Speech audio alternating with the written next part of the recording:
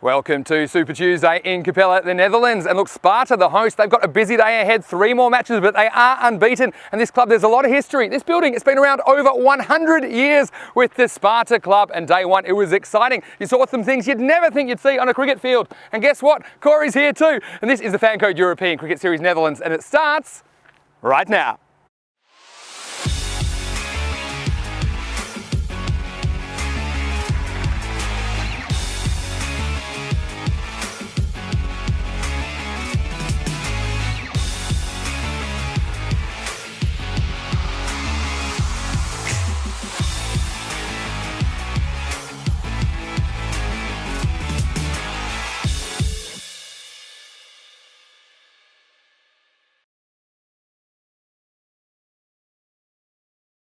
Good morning to you, wherever you're watching around the world, and welcome to another big day in European cricket. Well, welcome to sunny Capelle in the Netherlands. And after a very exciting 5 games on day one, it's time for the second day of action. 5 more big T10 games coming your way. And once again, the host Sparta, they will have a very busy day. It's a Super Tuesday for them as they play 3 more of their matches in the group stage. And it's starting with match 6. It's Sparta, the hosts, against Capelle. Now look, both these teams had very contrasting days on day one. I'm sure they'd both like to pinch a win in the first match of Tuesday. Let's get over to the match referee, Sir Robert Kemming, who's with the 2 captains, and get ready for the coin toss for match 6. It's tails, your call. It's tails is called. It is tails. What would you like to do, Bella? Really bad first. It is Capelle that have won the toss, elected to bat first. Look, much like yesterday when they elected to do the same in the tournament opener, they'll be hoping to put the runs on the board. But look, it's not going to be easy against a Sparta cricket attack that are 3-0. They've swept all before them, although they did have a big scare against Kampong last night. And look, Capelle, I do like some of their players. Minita Singh, he looks dangerous at the top of the order, but I do think he needs to bat for longer if they're going to be able to put a competitive score on the board against Sparta. Look, I also like the bowling of Bala Gurumurthy, the captain. I like the way he bowled in the power play yesterday. And look, he's definitely one to watch, as well as Jiwa. Well, I do like Jiwa as well for Capelle. But what can you say about Sparta cricket? They have a very powerful opening pair. They've got the Gartar attack, Garnet Tar, where he's leading the side again in the absence of regular captain Madassa Bakari. He'll open with the Musa Ahmed. Look, if those two get going in the second half of this game, you wonder how many runs Capelle will need if they're going to be competitive in this game. Also, I've liked the bowling of Shrees Ahmed, very clever youngster, and I like the way that he's able to put the brakes on in the middle overs. Let's talk about the weather today in Capelle, just outside Rotterdam in the Netherlands. Well, a beautiful sunny day, as you can see, not a cloud in the sky, and that's what we like. It's been a while since we've had so much blue sky on a morning of European cricket, and I can tell you we're expecting a maximum temperature of 21 degrees, currently about 16 to get this one going. And look, this pitch, I've liked it. I think it's been pretty batting friendly. You can see a bit of morning dew though. You wonder if it might just skid through a little bit. Also might slow the outfield down a little bit, but these boundaries, they're not too far over the 50-metre minimum. So I do think we're going to see quite a few high scores. And look, if Sparta get going, anything is possible based on what we saw yesterday. So this man, Corey Rutgers, he's the former Belgian coach and also ECL winning player with VOC Rotterdam, and he's an all-round nice guy. We had a great time yesterday. Corey, let's get over to you in the commentary box now and get ready for the first ball of day 2. Yeah, thank you very much, Vinny, and welcome to all our beautiful viewers around the world. You're in Capelle today, Sparta Cricket Club 1888, and we're here for another bit of T10 action, match 6 of this 20-match week. And look at these 2 teams here, as Vinny just clearly said to us, Garnet Tar and Musa Ahmed, the dangerous batsman at the top for Sparta. Minita Singh, well, he looked good yesterday. He'll be looking to get a few more. He really batted well, but he probably wants to convert some of those 20s and 30s into 50s and 60s if he can. And looking at that, Arnav Mishra down the order there, bowled some tiny little off spin, maybe with a bit of top spin in there. So, should be a good game. Capelle 0-3, Sparta 3-0. Maybe a bit of David versus Goliath this morning, but cricket's a funny game and T10's even funnier. So you never know. And a couple of partnerships on the board, and Capelle will be looking to put Sparta under the pump later. It'll be Privty with the new ball mail model. Yep, good looking man, that is for sure, as he limbers up in the nice black bonsai gear. And it should be a good match, this one. So welcome to all our viewers around the world. As Vinny said just before, it's beautiful weather today. bit more sunny than yesterday, no cloud cover, so expecting a good day of cricket. Hopefully some high scores, hopefully some lots of wickets. So let's get underway any moment now for the first ball of match 6.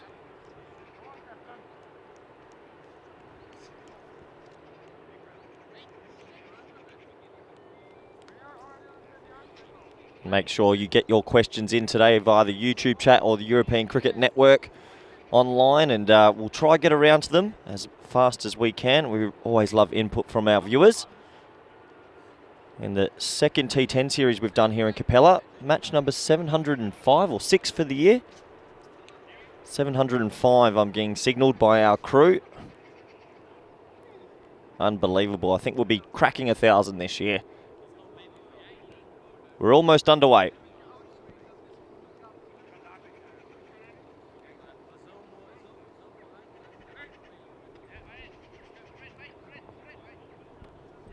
Looks like they're operating with a long on and a deep square leg.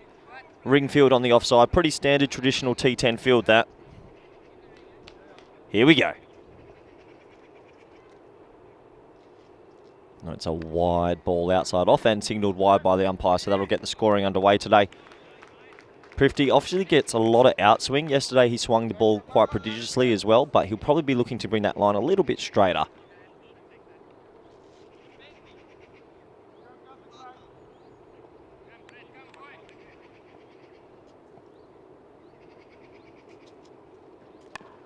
That is a little bit straighter. It's cut to backward point. That'll be the first run off the bat for Tiramulai. Hope I've pronounced that correctly. I'm sure he's got lots of friends and family tuning in here today. Sparta, probably the team to beat in this competition. They won it last year and they haven't dropped a game yet. They'll be looking for a good start here. Garnet Tar, the captain, with the keeping gloves as well, and opening the batsman, obviously their danger man.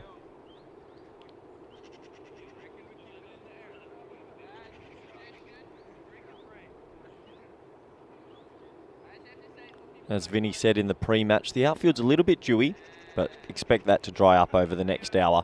Might be hard for the bowlers to control. That ball will be a little bit slippery, a little bit wet.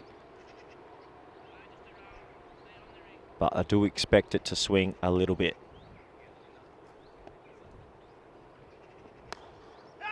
So that's pushed into the offside for a quick single, and the Dutch international, Arjen Dutt, will pick that up and hit the gloves hard.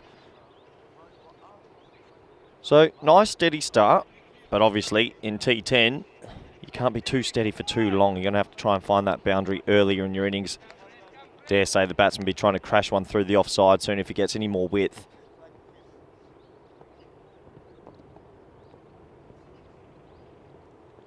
Oh, that's a nice shot. Picked up off the hip, and that's going to be the first boundary of the day. Prifty getting a little bit too straight there, and the batsman just swivelling on his back foot and getting enough bat on that to beat the short, fine leg. You see here, yeah, just going with the ball. Nice shot, nice way to start the scoring really today. Nice side-on view, just going with it, riding with it. Maybe a little bit nervous it was going to collect him as well, but he got enough bat on that and that'll trickle away for 4. So nice start by Kaviv. I know they'll want a bit more of a stronger showing than yesterday.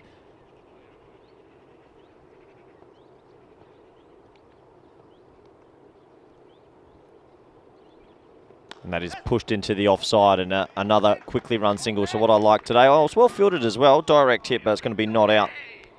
I'll have a little look over here. He's just pushed that into the offside. Good running.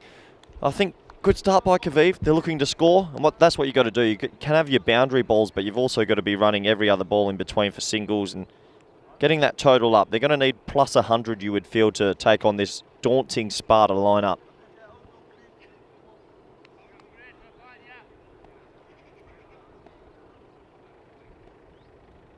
Oh, that's a wide full toss. Should be called a wide and will be called a wide by the umpire. The old slow turn.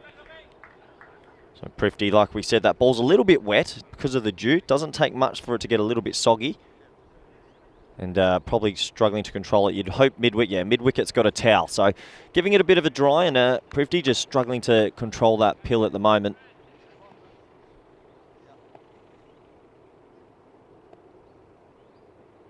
Oh, and that's high, long. I could catch that. I can't catch that because I'm in the comms, and that's going to be a big 6. It's been put down in the crowd, but what a great start by Kaviv. Tell you what, that's a proper cricket shot. bit over pitch, and he's just spread the front leg and bang. Huge fan. Well, I'll tell you what, I wouldn't mind a bit of an underdog story here today. And Capelle, they've started real well here. Last ball of the first. Oh, that's a lovely drive straight to cover. He's attacked it pretty well, but a fumble will go through his legs, the old nutmeg, and that'll end proceedings of the first. None for 16. Prifty would be disappointed with that. But I'll tell you what, Capelle, they won the toss earlier. They elected to bat, and it's been vindicated after the first. You can see there the beautiful weather conditions in the background. It is a glorious day for cricket. It's been a pretty wet summer here in the Netherlands. We had a lot of cancelled games in the top cluster and domestic fixtures. But thankfully, this week, we've got the sunshine. I think the ECN crews brought it with them. Game number 705. As the ball has been passed to Martijn Snoep de Loop, one of my favourite cricketers. One of my favourite men, actually. Does a lot for the Sparta Cricket Club. I believe he's the chairman. And, yeah, has done really well to help organise this tournament again, as he's at the top of his mark. Tall man, the Dutch, the tallest race in the world. Here he comes. Oh, and he's beaten the inside edge there, and it's well collected by Garnet Taylor, the keeper, so that'll be a dot ball to start his day. Didn't have the best day yesterday with his first over, so he'll be looking to track that back today. Bit of a heave-ho from the batsman there. Probably needs to set his base a little bit more, lifting that head. I'd like to see these players today keep that head still when you're looking to power hit.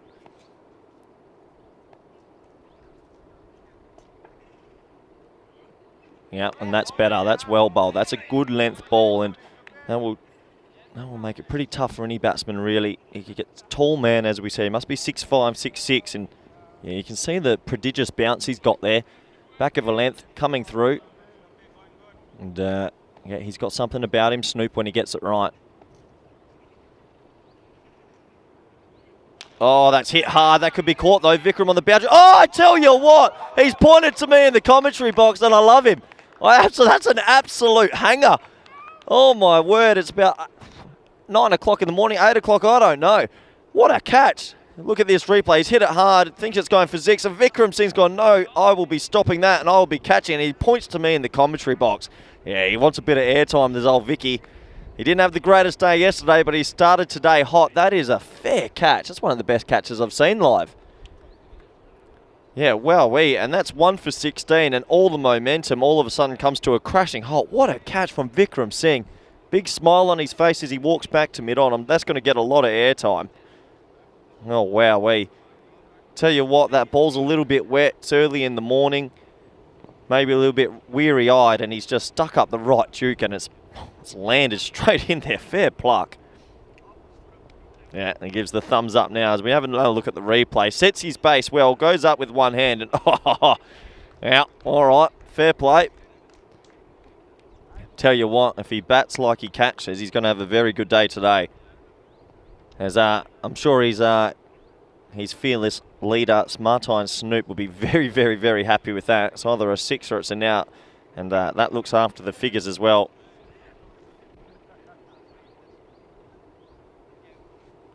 Good captaincy by Garnet Taylor to have the man down there. And he comes again. Aurora at the crease. Yeah, well bowled and well played, and just be an easy single, so that'll start Aurora scoring. But yeah, what a catch. What have we just witnessed? So Kaviv, are off to a bit of a flyer, and that catch has really just brought a little bit of a halt to proceedings. You look at his base there, kept his eye on the ball the whole way, and it just hit the right duke and, yeah, stuck in it beautifully. Might be using some super glue. I'm not too sure I'm catching that. In comes Snoop again. Yeah, and that's a good length, and he's done that sort of little swivel pull again, but that's well fielded by Umar. It's short, fine. He's done well there, the young man there at fine leg, and yeah, Snoop, really good over this. He's bowling a pretty hard length. You can see the ball's carrying through pretty nicely, but yeah, not too easy to score on if you hit a good length, and I think that's with any format of cricket, T20s, 50s, Test. Just hit that hard length. It's always more difficult for the batsman. Oh, that's wide and well kept by Garnet Taylor. He's the captain of this Sparta lineup. Had a great day with the bat yesterday. Look at his movement here. Ball pitches, keeps going, but good little feet and bang, straight in the left mitt. Yeah, really good keeping. Saves 4 wides. And Sparta, they look up, they look alive in the field, I tell you what. That's well bowled again, that sort of hard length. And Snoop's going to finish his first over today with 1 for 3. Brilliant over. He'll be absolutely wrapped with that. And he owes Vikram Singh a big hug after the game because he's protected his figures and got him a wicket.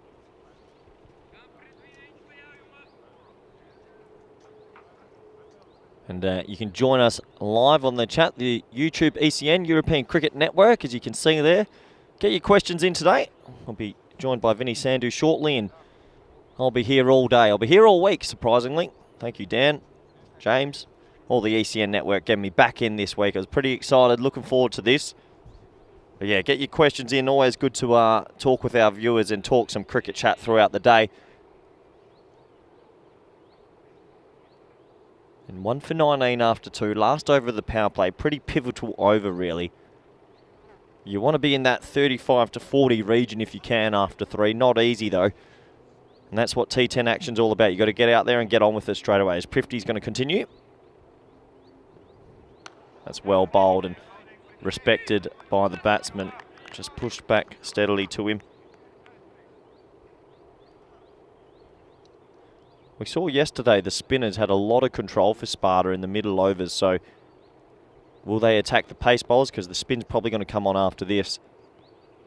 And that is off the leg. Slight appeal, but that's probably going to be signalled leg byes, 1 into the leg side. So Prifty just making sure he's not giving any width, and that's probably the right bowling. You have a look here, it's just no width, not letting the batsman free his arms. It's hitting pretty hard on the pad. He looks a little bit late on that. But I guess when you've got deep mid on and deep square leg, you can't offer that width outside off stumps. You don't want to get crashed through the offside, so he's got to keep his lines pretty straight.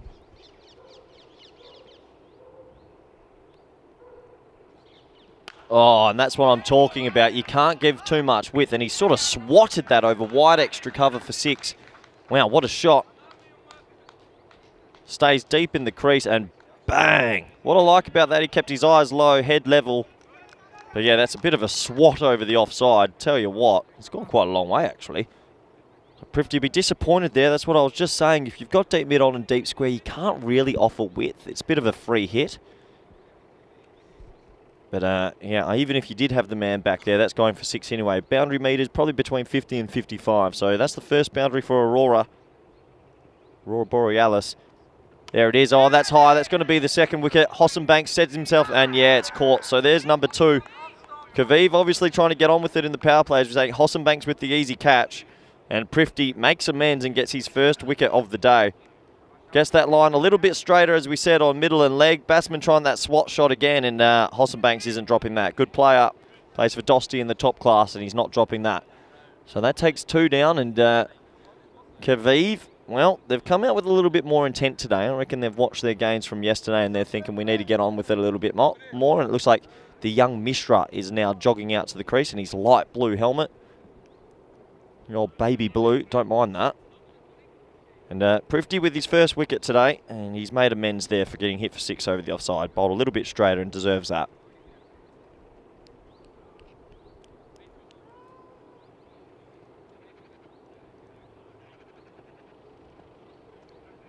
Well bowled, young man. Nice and straight. So Sparta showing what they do.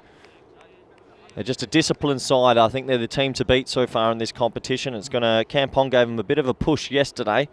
Kaviv will be trying to do that now, but yeah, Sparta do look a really, really good side in this T10 format. That's wide outside off. That's a nice cut shot. Hossenbanks gets a finger on it, but it's not going to stop him. That's going to roll away for another 4. So we're going to be 2 for 30 at the end of the power play. Striking at 10s. That's a lovely cricket shot. Any width today's been hit pretty hard.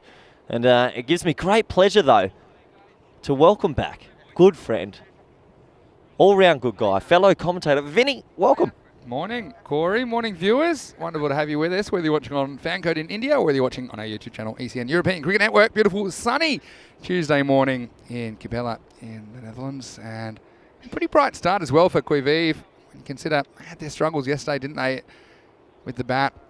And I think they'll be better for the run. How about that catch from Vikram Singh? Oh. How about that? I think I overheard you saying that You wouldn't have caught it. Well, you wouldn't have, because it would have been about a foot over your head, Corey. Yep. That was an outstanding catch.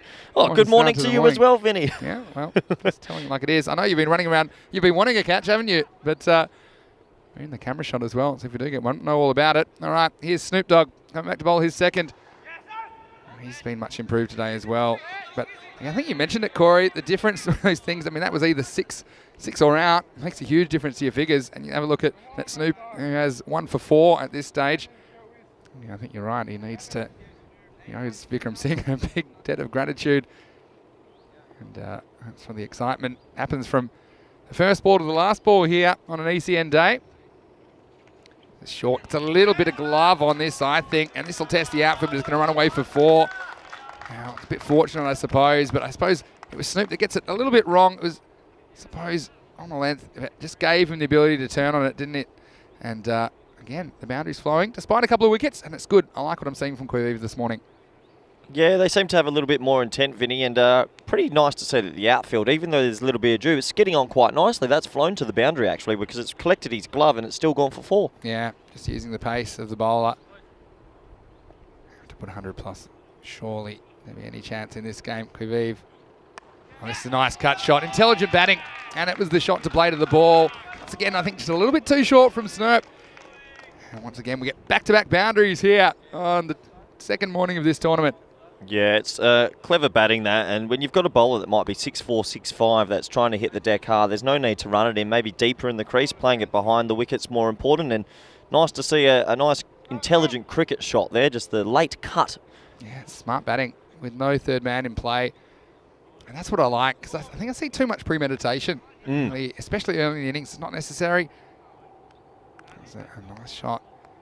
Thirumalai is up to 19, not out. They just need someone to play a decent length innings, I think. Quiviv, at the moment, he's set himself a good base to go on with it. 19 off 10 balls. What's Snoop's reply?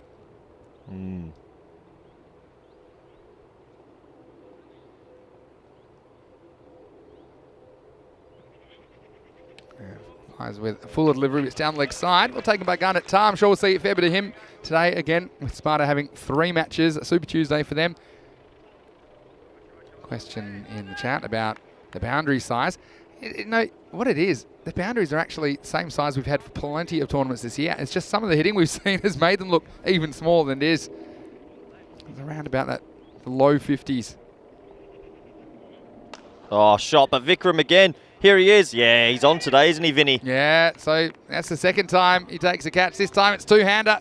And it's so important. You talked about it, Corey. You've got to have your best fielders in the key positions. And Vikram Singh certainly is in that calibre. He takes this one with ease. This wasn't an easy catch in slippery conditions. No, it wasn't, and you're exactly right as well. You've got sort of hot spots in T10, deep mid on, deep mid wicket, and you'd probably say deep mid off are your 3 most lively fielders. And Vikram Singh, obviously, he's got a good pair of hands, and they've got him in the hot spot, and he's been in the action early. Yeah, it's been very, very solid. So that's just a wicket that they didn't want to lose. Quiviv, Thirumalai put the mocker on him, got to 19 off 10, went the very next delivery, and Snoop gets another wicket. And I do think that he owes Vikram a couple of favours, because it's been his good fielding which has led to it. Yeah, Vikram Singh plays for VRA, usually in the top classer, but representing Sparta this week. And and Ryan Campbell, the Netherlands national coach, in his plans as well, been in the setup for a while. He's a bit of a prodigy over here and really well known. Went and played a season in Perth, actually, not long ago. Went and played down in Bunbury for a year. Yeah. Bit of country cricket. That's good. Glad he survived that. I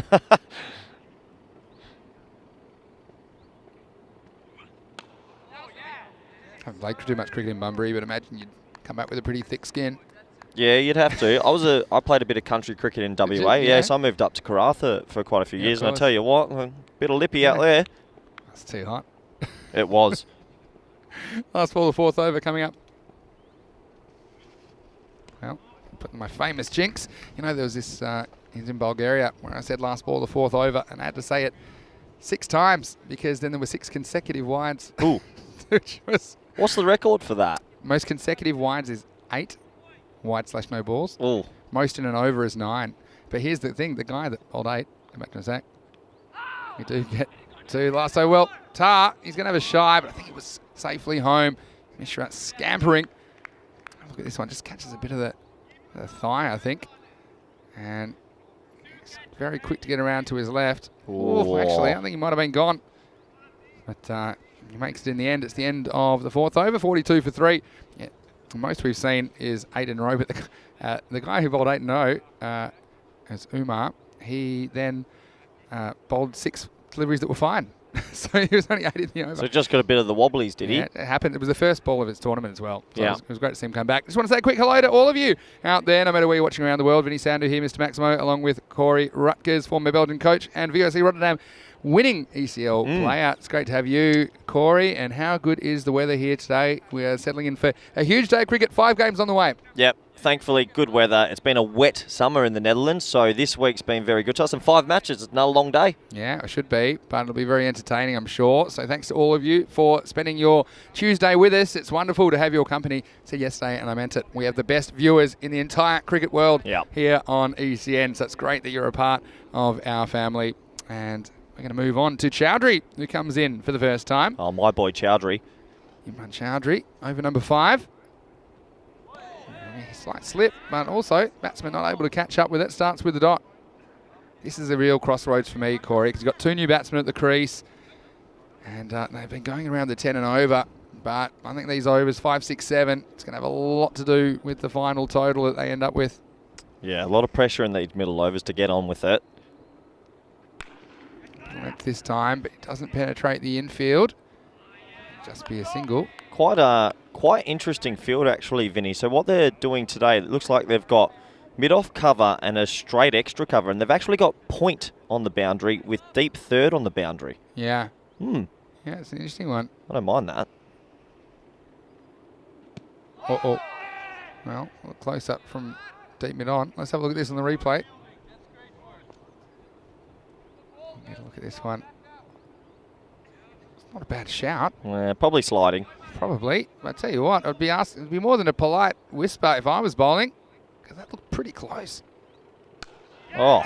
Just over the top. Will it go all the way? Well, not quite. It's going to be 1 bounce, 4 runs. And there's Big Merv. In fact, he's signalled it all the way. We'll wait to see this on the replay. It might have gone all the way. Well, Big Merv, he'd have the best view. And he sees around that big handlebar Basnash. Have a look at this. And did you get a fair piece of it? I thought there's no way it's going all the way.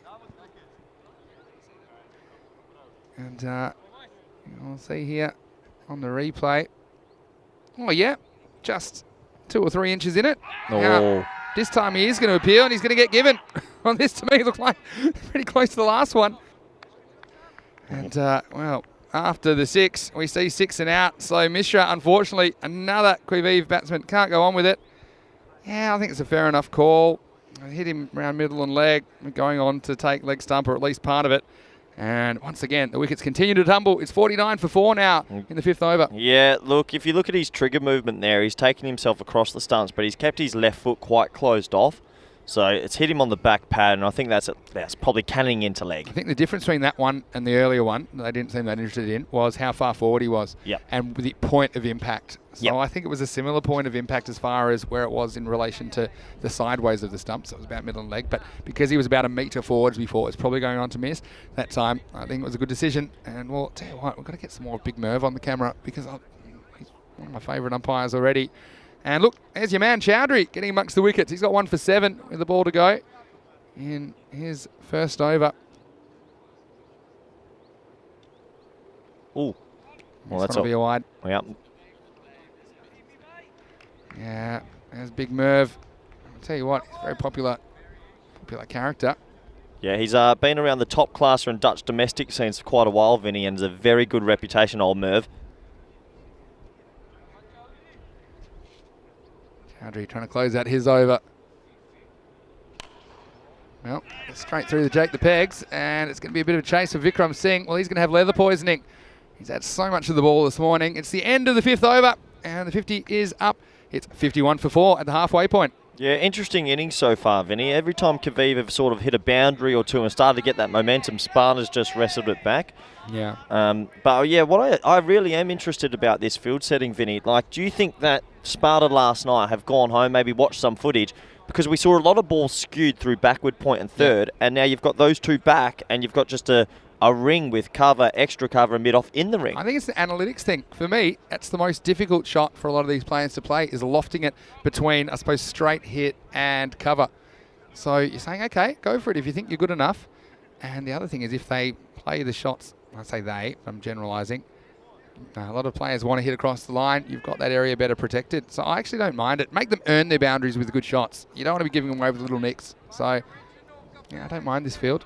Oh, I tell you what, the bowler's got the old bandana going. There's Merv Hughes on. Is that Merv Hughes? There he is. Yeah, Merv's great. Or is it more David Boone, or is he more Merv? Oh, I'll tell you Put it what, in the chat. Mixture of both. Yeah, he's from Suriname as well. I had a good chat to him last night. Lovely guy. All right, here's Tom Hornbeck, who comes in. Little edge, and this is what we said they were trying to avoid, and that does the job. Yeah, Snoop does the fielding. And that's the sort of ball that we saw going to the boundary yesterday when they had the third man in the circle. What are your thoughts on the old bandana on him? There's a bit of the Karate Kid about it, isn't there? Yeah, a bit of kung fu fighting. Yeah, the Kung Fu Kid, Tom Hornbeck. And that's a bit of a loose nut. And he's certainly got the long levers, doesn't he? This one a little bit short again, but that field's working out nicely for them. And I think especially, you look at the bowlers bowling to the plan and trying to keep it outside the off stump, giving a bit of length. So it's, if you look at where the gaps are, and if I'm batting at this point, I'm looking for something I can hit over cover. But they're just not really being fed that kind of delivery very often. Yeah, well, if you're going to bowl back of length like the old Karate Kid's doing right now, then it's really hard to get it over that extra cover region. So I actually don't mind this field. It's different. Not seen this one before. Maybe something that will be used around the world a little bit more. It goes full this time. That's the kind of delivery which the leg side can protect. Vikram does the fielding again. So at the moment, just losing a bit of momentum in this innings to fairly new batsmen. And this is, I suppose it's a part of the innings where you want to be accelerating, but it's quite the opposite at the moment for Quivive. Yeah, difficult in this middle stages with everyone on the boundary to get it away, but they need to keep accelerating if they can. Edged and taken. And it's the Gartar show behind the stumps now. And well, there's the Kung Fu Kid. Well, he's shining his own shoes. Hey, what if he keeps taking wickets? He might have someone to do it for him. And Garnet Tart takes the catch. And another wicket goes down, just trying to force it off the back foot. A regulation outside edge. And that's number one for number one. The score now is 54 for 5. Oh, I'm a huge fan of that celebration, Vinny. I didn't even look at his wheels because I was looking upstairs. A little outswinger that's been well caught by Garnet Tar. But look at this little celebration. The batsman walks. No need to give it up. He gets the little bandana off and polish me shoes, sir. Thank you very much. There's one for the day. Well, I think Garnet enjoyed it as well behind the stumps. It's the kind of entertainment that you're going to get here. You won't see it anywhere else but on the European Cricket Network. Mate. Now, well, they really need a partnership of some description, and Kumar chews up 6 balls, only delivers 2 runs, and yeah, this innings has hit the skids. Maybe there could be a prize for each tournament with best celebration at the end of the week. Oh, you give them one of your jackets. Careful. I better put in another order then, because we've had some good ones. We've had some good kind of hip movements. Bit lately. of jiggy-jig. Yeah, bit of jiggy-jiggy. Bit of the boogie-oogie, as Rico would say. It looks like a lefty's come to the crease, so they're just a little bit slow with changing the field. Someone's got to run across here, and yeah, there goes Prifty should be coming across. You want 5 on the offside, 4 on the leg side. It's more the traditional field. And no, that's Aryan Dutt who's going to come jogging across your screen now. So good captaincy by Garnet Tar, adjusting the field for the lefty-righty combo. And how annoying is a lefty-righty combo when you're in the field, Vinny? Yeah, and as a bowler, because you have to adjust. And so if he bowls that kind of a delivery to a left-hander, he's got fine leg in the circle. There's a fair chance that'll be worked away to the boundary. So we're going to see how well the Kung Fu Kid, Tom Hornbeck, can adjust to the new batsman. It's Vasan who's on strike for Quivive. He does well. And also well played by Vasan, who gets off the mark immediately. Look, it's got to be a big thrill for these guys to get out there and ply their trade in front of millions of television viewers. You can just see that Hornbeck's enjoying it, and we're enjoying watching him, and that's what it's all about, isn't it, Corey? Yeah, I know Hornbeck quite well, actually. He's always a bit of got a lot of spice in his personality, so I'm not surprised to see the bandana and the pretty bright wheels he's got on, and wheels mean shoes. So, yeah, I think he's enjoying the limelight and taking every opportunity he can in front of the camera. His shoes are getting their own close-ups now. Yeah. Here's Hornbeck, last ball of the over. worked away. It's not bad batting as well. I mean, these batsmen, it's not an easy situation for them to come in, of course. Some quality bowling as well. It's a really good over from Hornveg. 1 for 5 off it. And after 6 overs, it's 56 for 5. If we're going to 6 over check-in time from here, I mean, my best case scenario I'm seeing at the moment is about 10 and over, which takes them to 96. If they go 11 and over, gets them to the 100. I do think that 100 is an absolute minimum that they're going to need against this very strong Sparta side. But one thing, we've seen a few extras this morning, 6 wides. Sometimes talk about the avoidables, Corey. For me, that's wides, no balls, byes, and penalty runs. I don't think you can do too much about leg byes. And we'll be keeping track, actually, later in the series about how many of these avoidables teams are giving away per 10 overs. Right now, let's go back to Imran Chowdhury, who's back to bowl his second over. Chowdhury's funny. He seems to slip every time he bowls it, but their end result's okay. This is Vikram again. He tries to injure Chowdhury, but in the end, it's just a single. Well, Vikram looks on today at deep mid-on. I reckon he would have gone to bed last night. A couple of failures with the bat, but we know how talented he is. I'm expecting 3 failures to be exact. Yeah, I'm expecting a big day from Vikram. I really am. But yeah, Chowdhury looks a slippery customer. No one's really got a hold of him in this tournament so far. Yeah. And now, well, they need to counter-attack here. It's easier said than done, but they need to risk losing a couple of wickets to get some boundaries. I think it's that time. Go hard or go home. He's just happy to push.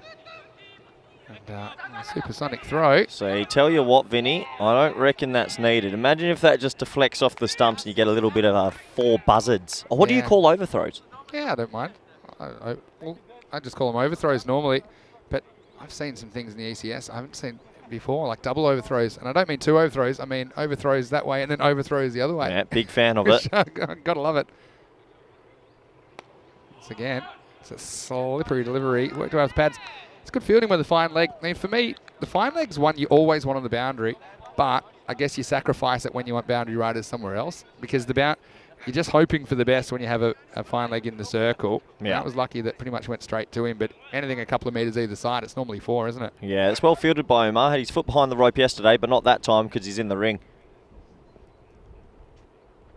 Oh, good delivery, change of angle as Chowdhury goes round the wicket. This is pretty clinical stuff at the moment from Sparta, isn't it? The defending champions. Yep, they won it last year, mate. They were a dominant team. You have a look here. That's just coming in and then slightly leaves the batsman as he pushes forward to work into the offside. But yeah, Kaviv just need to wrestle some momentum back in this innings if they can. Full toss. Once again, it wasn't really an attacking shot, was it? It was just working it. Look, it's one thing. It's good to be looking to score off every ball, but it's that moment of the innings with only a third left where you think they need to take a few calculated risks. Hello to Phil G in the chat. They're talking about celebrations. Keanu and Nolan, and Phil's telling us he used to be a bit of a break dancer. Have you done any break dancing, Corey? Yep, I was 2007 third runner-up in the West Australian regionals. Sensational for your age group. Nice ball the over. Now done it again. This will not be a wide. Well, it fooled me. It fooled the batsman, fooled everybody. This must have come back a long way. Look at this one, the replay. It was a slower ball. Yeah. Tell you what, That's Merv fine. Hughes is absolutely spot on. Did Merv, that almost bounce? So you told me yesterday if it bounces twice, it's a no ball, right? Twice before the crease, before the popping crease. So does square leg call that? Yep, normally. Well, either umpire can. You know what we'll be calling? ECC, European Cricket Championships, less than 2 weeks away, 13 days away. This is the last day of August today. Unbelievable stuff. And it's going to be a huge 4 weeks of action. And that's how I'm getting around. That's my bus, Corey. That's the Mateus bus, who are our official bus partner of the European Cricket Championship. I'm going to have all sorts of things in there. I'm going to have a jacuzzi. I'm going to have some exotic animals in there as well. Got a little cage for Rico. As we start another over. Again, it's one of those ones I think that batsman was hoping for a wide, but didn't look to be that wide. And it's the karate kid, or the kung fu kid, Hornveg, who's continuing. Yep. That's well bowled inside the tram line. But yeah, nice bus, Vinny. Enough room for all your jackets? Or? Yeah, we'll have a little extend. I'll have a trailer. Yeah, good call. I need a helicopter pad on the top as well. Well, you'd be thinking they'd start getting a helicopter for us commentators, eh? I think so. It's clever bowling. I think if I'm batting now, I'm sneaking outside off stump. Try and get to those ones. Again, this one's going to be called a wide. This is touch and go, but might have got a little bit of the line. And he's pleading, saying, please. I think this one, as it goes past the crease. Oh, I mean, touch and go. Umpire's call. Yeah, 50-50. 50-50, maybe not, but look, you can see the Karate Kid's absolutely disgruntled. He wears his heart on his sleeve, does old Hornweg. He loves the cricket. He's a good man. It's going to be in his eyes in a sec. Nice looking shot this time, but again, the field's well placed. They'll only get one. Things really have slowed down. There was a really good second over from Snope that only went for 3, but that had that one-handed catch in it. But the over by overs, 16-3, 11-12. And after that, nothing in double digits, just 9, 5 and 4. And so far this over, it's only gone for 2 off 2 deliveries. So just when you want to be accelerating, it's quite the opposite. And that's all to do with the wickets. Yeah. That have been taken and the batsmen have got at the crease. Yeah, wickets will always slow the rate, but also I think the mindset of the batsman has just been a little bit on the wrong side in the middle. You have to take it on a little bit more, Vinny. He tries, and look, this is it. You can't really blame him for trying something. The fine legs up in the circle, but again, it's just the execution. It looks easy on TV, the ramp, doesn't it? Yeah, it does. To survive. Look at that. I'll tell you what, he's missed that by a foot. But it's a brave shot without a lid on as well, because you get a little piece of that that's straight into the old chops. But he's just moved too much for my liking there, Vinny. If you're going to ramp, you've got to still have a stable base. But the Karate Kid's bowling pretty well. Yeah, that was just shaving the off stump, wasn't he? What's Jaiswal going to do next? Well, regulation heave. Swing and a miss, strike 2. Yeah, it's... Regulation heave? Well... for the ECS, it is straight over middle stump. Oh, coat of varnish, they say. A good leave. Well, he's trying. He's trying, and that, you can't blame really the middle order. And in this situation, they've tried pushing it around. They know it's time to go. Yeah. But yeah, it's good execution by Hornweg as well. All right, well, third time be the charm. He goes for it, but he's found Vikram, and he never drops them, and he drops this one. Well, that's unbelievable. 2 out of 3 ain't bad, but that's not what Vikram's thinking. And he's looking for a hole in his hands. What happened here? He took the hard one, and he dropped the easy one. Well, he's not pointing to me in the commentary box now, that's for sure, because that's an absolute dolly. It's funny, cricket's a weird game. You take an absolute screamer, then you take a pretty decent one as well, tracking forward, and then you get the dolly, and it hits the hands right in the middle of the palm, and she spills out. Yeah, and he's thinking, I know exactly what he's thinking. He's thinking, I couldn't possibly drop this. That's what he's thinking when the ball's coming towards him. Do you think he was already thinking about pointing to me in the commentary box again? He was already planning a celebration. Yeah. Well, Hornweg, not particularly impressed with that. Here's the last ball of his spell. Oh, it won't be. That one will be a wide down the leg side. Yeah, Vikram. Yeah, he's not turning around now, is he? No, he's not. I don't think the Karate Kid wasn't impressed. Might be a bit of kung fu fighting after this game, mate. This one, again, good ball to a right-hander. Oh, running down the middle of the track there. Yeah, I've seen some of that this year. Oh. Yeah. He's gutted. He's very expressive, isn't he? He's absolutely gutted at the moment. Here comes the last ball, the 8th. So he has to be safe. It'll be a couple of hops. He'll have to settle for one. Well fielded out there. It's the end of the 8th over, and it's 65 for 5, Quivive. Yeah, good little spell there from Hornweg. He'll be happy with that. 1 for 10 off his 2. First time we've seen him bowl today. Oh, sorry, in this competition so far. But yeah, Quivive stalling 5 for 65. They're going to want to get 10 and 10 at least and get that total up to 85 because we know how dangerous this batting lineup is. And it looks like Hossenbanks, the first time we'll see spin today. Left arm around. Bowls these little arm ball changers with a little bit of flight as the variation. Yeah, I haven't really had to go to a spin option because the medium paces have been working pretty well, haven't they? But that's the end of a very good spell from Hornweg. What did you bowl, Vinny? What was your go-to? Well, you know, from when I was 18, I kept it exclusively, but growing up through high school, I bowled outswingers, kind of into the wind. Swung the ball. Yeah, of course it was into the wind. Yeah, you know, kind of shapers. This is well done by Tard. Block this one. I used to bowl, yeah, just medium fast, I suppose. I'd say fast medium, more medium fast, but I used to swing the ball. Then I stopped being able to swing the ball, and I said, well, that's enough of that. I don't fancy standing in the field all day if I'm not getting the ball enough, so I took up wicket keeping. In the air, and will this have enough? Well, it does. It's going to go all the way. Maximo! Put him up, Merv. Manos arriba! Well, Tom's looking up. And this is going to go all the way. We'll see this off the fingertips. I thought he misjudged it slightly originally.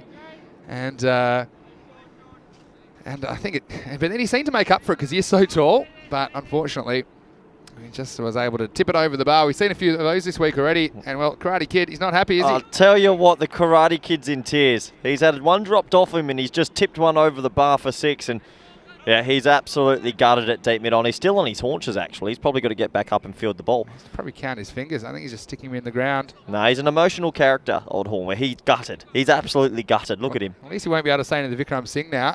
He dropped one off him. This one was a bit more difficult, though. This one just might have got him in the end of the fingers.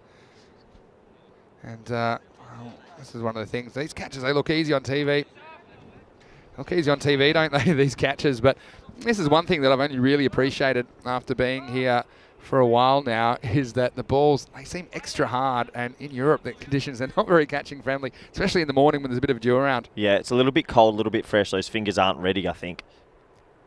Continuing now, and this is probably going to be a no ball. Yeah, it's definitely going to be 6. Should have been. This is huge.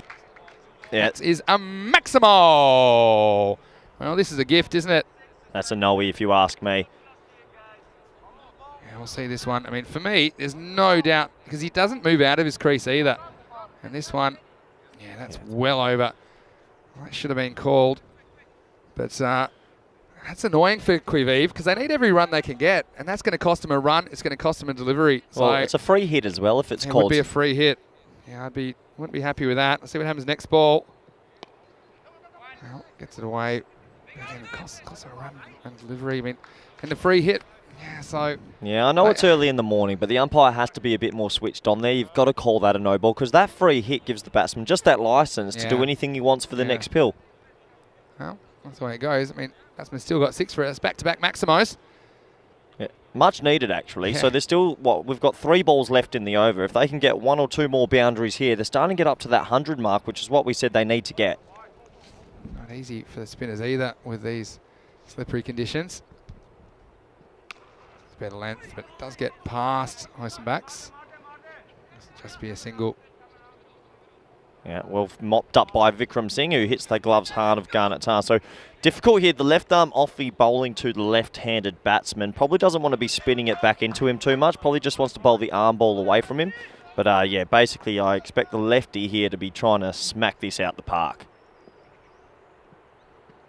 Well, he does, and he's come good at the right time. Vasani moves into the 20s. Oh, he's just the tonic that Quivive needed to get this innings moving again. And that's a nice shot once again, but not the best bowling. No. Back's just getting on his pads. Poor bowling, gone too straight there. What I like the batsman did, he's come out the crease and made him change the length, so he's turned it into the half volley and worked it well through the leg side. Tell you what, this was a David versus Goliath game, mate, and I think David, they're putting up a show. Well, we like to see. Last ball of the over. He's going to be stumped, and he goes to well once too often, but Vasan, you can't blame him either, but it was a bit of an adjustment, wasn't it? And it seemed to just kind of move away from the batsman off the pitch. And once again, very tidy work from Tar behind the stumps. And he'll become the 6th wicket to fall. See that one just kind of goes away, if anything, off the pitch. It's the arm ball. And at the end of 9 overs, it's 84 for 6. Nice little knock there from Jayapal Vasan, though. I think he batted pretty well for his 22. Yeah, massively. He's kept them in the hunt, actually. We were just saying that the momentum had stalled, but with those lofty boundaries, he's got Quivive back into this game. So, yeah, cameo or class innings, actually. It's probably a class little T10 innings, that, Vinny. Yeah, well, it's a good contribution, isn't it? I'm sure he'll get a good ovation from his teammates. Well, here's the young fella, young Ahmed Shiraz. Yeah. Little finger flickers out the front to bowl the last. Yeah, he'll only get one over as well. So that surprises me. And I think maybe it's to do with the time of the day. Remember, they've got 3 games today. And I don't think it'll be particularly easy for the spinners, like I said, in the first game with a bit of dew around. And he'll be bowling to Jai as well. Last overtime, so strap yourselves in. Let's dance. Yeah, brave to bowl the small leggy in the last, I reckon. Could get a piece of this. Well, a piece of this. It was Garnet Tar that got 2 stumps right up where the painter got hit yesterday almost, because this one was straight. And look, you can't blame Jai as well. He's going for absolutely everything. Look, credit to the spinner, though. He just bowls these toppies, doesn't he? And he's right on target. It's a difficult skill. That was an excellent delivery first up. Yeah, it's a weird one, isn't it? Because he's bowling these toppies that are just skidding on and going straight. Are the batsmen playing for turn there, or how are you missing a half volley that's not doing anything? Yeah, well, it wasn't really a half volley. I think it's probably a little bit shorter than that. I think he just loses his shape. I think he's got it on his mind that he's going to absolutely try and smoke it across the line. And you know that comes with risks. If you get the timing slightly wrong, then, well, that's the result. Carnage. I'll make a promise to you, Vinny. I'm taking a catch today, and I reckon we'll see a hat-trick today. They're my 2-day promises. It's a big call early. He's on it again. Cool. It's in the air. It's back. It's back. Vikram. He's going all the way back, and he catches it. Well, 3 out of 4 shut the door. And, well, this one, he got a fair piece of it. Unfortunately, it was Bindlish. He comes out. Well, he needed 48-metre boundaries. It would have been fine. But it's 2 out of 2. And, well, just like you said, we have an hat-trick opportunity. Will this be the hat-trick that you've called, Corey Rutgers? Well, tell you what, they call me Nostradamus in some circles. I've said there'll be a hat-trick today, and I've called it early. And now we're on a hat-trick ball. So, yep, prepare yourself. It's probably a hat-trick. Katnala will face the hat-trick ball. And we did see 4 in 4 about a month ago in Malmo. And that was 9.1, 9.2, 9.3, and 9.4. Like it. Run out off 9.5. So here we go. Are we going to have our first hat trick of the Dutch series? It's Shariz Ahmed on a hat trick. Oh, no. Oh, hit him. Have a wicket Team anyway. hat-trick. Tar's going to ping him, and he's going to be run out here. Oh, well, we'll wait for the call. The umpire's frozen in time, so we'll have to see on the replay. I feel like he's still got him here. I think he's given the Steve Buckner nod, and he's given him, mate. Yeah, I think the batsman's walking off. We're going to have a team hat-trick at least. You see there, he's just standing watching the ball, and he's not really moving forwards, and he's gone comfortably. Oh, no. Oh, well, that's the hat-trick I've called. I'll take it. I don't mind if it's a teammate. Look at he's running. Look at this, and he's going to get a sore neck looking over his shoulder. He's on the treadmill, mate. Well, he stared danger in the face, and he lost. What? Unfortunately, Katnala goes for a golden duck. Oh. And now that's 3 wickets in 3 balls. Run out doesn't get credit to the bowler. It's 84 for 9. They're down to their last batsman now as the captain, Bala Gurumurthy, the guru, comes out to bat at number 11. Yeah, that's a bit of a coach killer, that, Vinny. He hits the pad and then you're just watching the ball and, oh, I've got to get in the crease and you don't get there in time. Be doing a few laps in Yep. high school if it works out that way. All right, could it be 4 and 4? It won't be unless we have a run out here. It's just going to be 1. So, yeah, it just shows you 10 overs is a long time. And in this innings, once again, we've seen some innings from not particularly Sparta, but some of the other teams just go off the rails after a good start. And that's been the case here in match 6 of this FanCode European Cricket Series. Yeah, Sparta have been very disciplined and I think they'll be pretty happy with their efforts in the field so far. And that'll be 1 more. Oh, I thought it was. Oh. Have a look at that. It was very quick work from Tar. He's deep in his crease. I thought this bowled him. Oh, that one's in my way. Oh, no. It was a good take, though. Yeah, lovely. They're the hardest ones when they're full and they're between the stumps and the batsman. So they will bat it out in the end.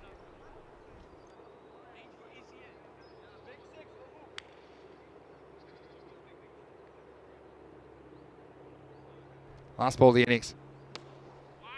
And down the ground. I'll probably go for 2. Well, it's hard because they've slipped over. And I think they've said enough's enough. So we'll bat out the 10 overs. And after 10, well, slight improvement on match 1 yesterday when they put 80 on the board. They put 86 for 9. And look, they certainly had some bright spots, Quivive. And a bit of a David versus Goliath. You called it. But I think as David got a few little paper cuts on Goliath before Goliath put the fist down and really stopped this innings in its tracks. But still, nonetheless, a very entertaining start to day 2. And well, Corey, we wanted some highlights, and we certainly got plenty yesterday. And there were some excellent pieces of cricket. But this is the one for me. This one was smashed out of the ground, and that was dropped. But I tell you what, there'd be another catching opportunity in that part of the ground. And this one is an all-time hanger from Vikramjit Singh. Yeah, moment of the innings, actually. That was an important catch, and it got the Mominder Singh out, and he was probably their key batsman. Vikram Singh happy with his work there. So, Kaviv, they came out all guns blazing, as you see, a bit of a swat over the offside for 6 there. And at this stage, we thought, well, maybe it's going to be their day, as Hossenbanks took the 2nd wicket, and that was probably the way proceedings went. Every time Kaviv sort of felt that they'd get a boundary and take the momentum, Sparta sort of wrestled it back. They played the ball pretty well early on, but in the middle overs, it's always a little bit tricky as we see a couple of more boundaries being worked behind the wicket from the middle order batsman, and a lovely cut shot there. One of the shots of the innings trickled away for 4. Snoop DeLoop, though, got his second wicket. Well caught by Vikram Singh that time. 2 for him, 2 out of 2. Before the clanger that comes up in a couple of overs. And this is where Sparta sort of wrestled back that control in the middle overs. It's hard to get away. Mishra lofted a nice one over the offside, just for 6, just got off.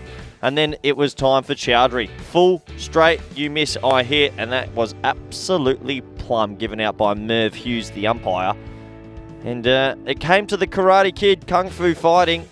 He had the bandana on, he's putting some shine on that pill. And Garnet Tar, little snickers through, and check out this.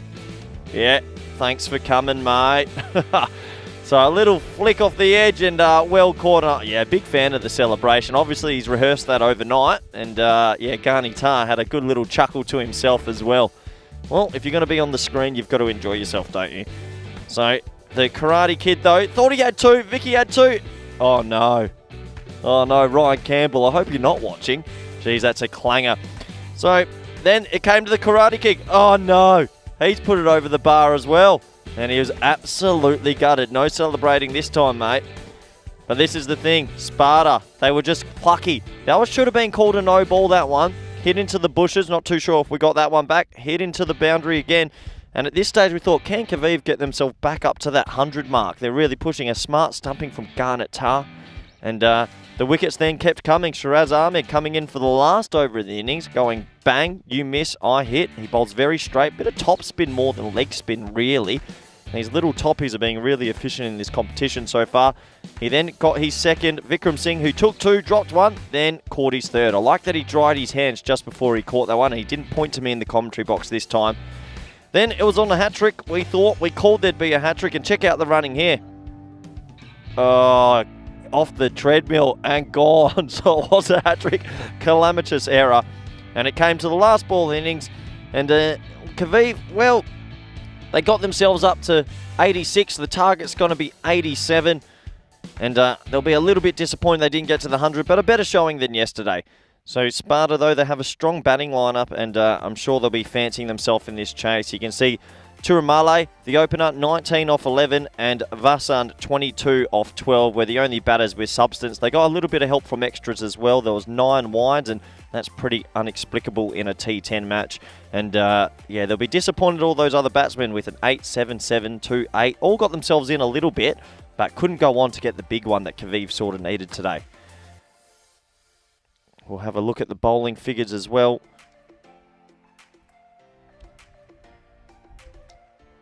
As you can see, everyone sort of chipping in there. Prifty with a wicket, Snoop with 2, Chowdhury with 1, Hornweg with 1, Hossam Banks with 1. But Shiraz Ahmed, well, 2 for 2. The 10th over, a pivotal over, and you can see at the bottom there, wickets 7, 8 and 9. Sorry, 6, 7, 8 and 9, all falling on 84. So a huge collapse at the end when they wanted to try explode. But we'll be back in a couple of minutes with the chase, and we'll see you then. Thank you.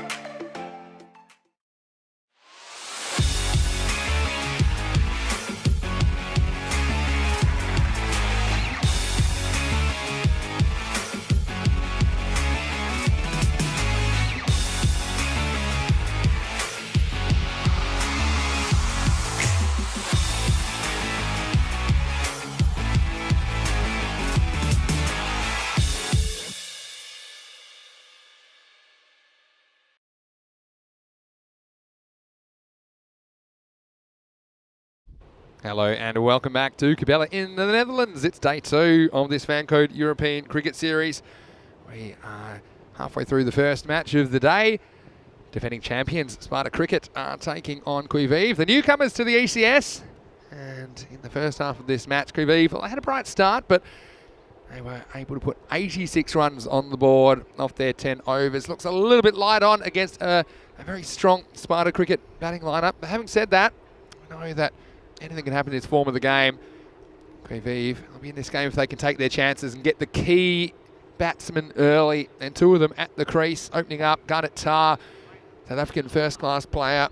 Very, very talented keeper batsman. And Musa Ahmed, who turned it on yesterday in the second match that Sparta played. And looking forward to seeing what transpires in this second innings. Balagurumurthy, the captain of Qui Vive, will open the bowling. Again, the key for me here is you got to take your chances. You're not going to get too many against this strong opening pair, but if you can and get into that middle order, perhaps just keep them quiet a little bit, save the boundaries. And this score of 86 starts to play a bit like a 100-plus score, but it will be very difficult when you consider the talent and I suppose the maturity of these 2 players. They're fairly experienced in the short forms of the game. So the field for Tar, who's on strike. There's a deep square leg and a long on. He's occasionally popped one up to the onside boundary riders. All set. Thanks for joining us this morning on ECN. Feel free to join in the YouTube live chat as well. I see Phil G's in there, Keanu as well. If you have any questions for myself, Mr. Maximo, Vinny Sandu or Corey, please put them in there. Here's the first ball, second innings. And it's a wide. And well, here's a man that isn't very wide. Corey Rutgers, welcome back. And Corey, tell me if you've got any hope for Qui Vive. What do they need to do to at least get into this game with that score of 86 on the board? Take 10 wickets, Vinny. 10? That'll do it. That'd probably win them the game. Well, trying to get the first one now. Oh. Well, this isn't going to help because I know that's gone straight to the driving range. Well, normally the balls are coming this way, but this one's gone the other way. And this had some serious distance on it. It's Maximo time. Target's off the mark with the 6. Well, tell you what, when you're seeing the ball like a watermelon, you're not going to miss it. And I feel like Garnet Tar, he must be in a rich vein of form because he's hit that about 90 metres over cover. It's absolutely huge. Well, you don't want to give him that kind of a length. This time we can't reach it. It'll be called wide. And I think I'm trying to work out how I'd attack Tar. You need a plan, So I mean, my plan, perhaps, is you've got that leg side field. I don't want to get. He's so strong on the offside, lofting the ball. So I don't think you want to bowl too wide to him. It's hard because he's strong everywhere. But yeah. We have seen him a couple of times pop catches to the onside. So maybe that's what I'd be working off. Might cost you a few before you get him though. This kind of a delivery, just across the line, gets a fair bit of bat on it. In fact, it's going to go all the way for 4. So cuatro carreras más. And already we're seeing the difficulty of keeping this opening pair quiet for Sparta Cricket. Yeah, maybe the best way to go about bowling to Tar is not to ask for the ball and just stand in the field and admire, because at the moment, Vinny, he is just showing that he's a class above. We might be on to witness something pretty special here. He's already 10 off 2, striking at 500. Yeah, it's a pretty good start, to say the least. Here's the Guru with the comeback ball. Oh, no. This hasn't missed by much. Well, I was going to ask in a second, how do you get him out? That's why I think occasionally hitting across the line, he just makes more mistakes than when he hits through the line. That one didn't get up as much as he thought. Well, you're a coach. I'll ask you after this ball how you bowled a Tar and how you get him out, because that's what you get the big bucks for. Yeah, once again, not right off the middle of the bat. The problem with the ones that are not off the middle of the bat, they still go for 4, so he gets another boundary, and already 16 off this over. You've got to feel for the Guru a little bit, because it actually hasn't been a very bad over. They're just a couple just skewing off the inside half of the bat, but still, I don't know what that bat's made of, but it's flown to the boundary for 4 more. Yeah, it's made of wood, Vinny. I reckon I'd probably come around the wicket and maybe bowl into, I don't know, leg stump Yorkers if I can, but geez, that's hard to execute. Yeah. See, that's also quite a defensive tactic. Yeah, you almost it have is. to attack to get him out. I don't know, mate. Sometimes you just got to class batting, and he is class. Now back foot. It's a cut shot, and this is going to be 4 more. So the first over goes magical, and it's the Tar show. The Gartar attack is in full swing. He moves to 18. Yeah, it's a great name, Garnet Tar, GT, and he's just cut that away for 4. So already he's shown us boundaries all over the wicket. Now, does he work on one to keep the strike? Yeah, let's see how selfish he is. Smart. Well, I've batted with a few people that know exactly how many. They're better than the umpires at counting the balls. Yeah. Some of the people I've batted with. Oh, Max O'Dowd would be working a one absolutely at the moment. Loves hogging And the then strike. and you try and just goes, oh, it's pretty well bowled. Yeah, Take yeah, the one yeah. there. All right, here we go. Last ball of the over from the Guru. Oh, what a shot, Vinny Sandu. That is huge. Well, it wasn't one. Add 5 to that. Maximo, 26 off the first over. You got a feel for the Guru. It's back to the drawing board. And Sparta off to a flyer. 26 for no loss after 1. Yeah, yeah. There's not much you can really say here. Just class batting. I hope our viewers are enjoying this because you don't get to witness this too often. This is proper elite batting, and he's striking at plus 500, Vinny. And what was the record for the quickest 50? Because it's on. We're on for it. It's 12 balls. But I'll tell you what, you can ask us on the WhatsApp or the Telegram group, and someone will give you an answer. Keanu's normally pretty good as well with these things, but you can join us just by using that phone number +49 170 954 1799, or you can use the QR codes on your screen. Join the WhatsApp and Telegram groups, the official groups of European cricket, and our own dedicated Telegram channel as well. So get involved. You can also go to our website europeancricket.com for all the information about this and all the upcoming cricket that we'll have on the European Cricket Network. It's a good question. I think it's 12 balls. We see he's slightly behind. He's 24 off 6. He's 48. Easier said than done. But he's still behind. Well, because if he doubles the score here, that's 48 off 12. It's not quick enough. It's pretty fast. That is quick. It's very fast. What, someone hit like 7 6s and 2 4s and a dot or something? 12 balls. Well, 12 balls is over for a ball. Yeah. All right, anyway, next over, Varun Kumar is going to bowl. Now, this is in the air. Now, is anyone going to get near this? Well, it's put down. Oh, look, it's a tough catch, to be fair, because he's looking straight into the sun there. Just look at the shadows. And, you know, I know you like to see the fielders set their feet, but he didn't really get the opportunity to do this because he has to catch it on the run. Again, that's what makes it hard. The head was moving. Everything was moving. Unfortunately, it goes down, and Musa gets the life very first ball. Yeah, that's a big life because Musa is as dangerous as Garnet Tar, as we know. 100 off 34 balls last year in the T10 here in Capelle. But more importantly, getting back to this brings the man of the hour back on strike. And, yeah, I think he'll want a piece of this. Just on the power play. And this is hooked away. And how far is this one gone? Well, it's going to go all the way. Maximal. 6 more. And again, this one's not really off the middle of the bat, is it?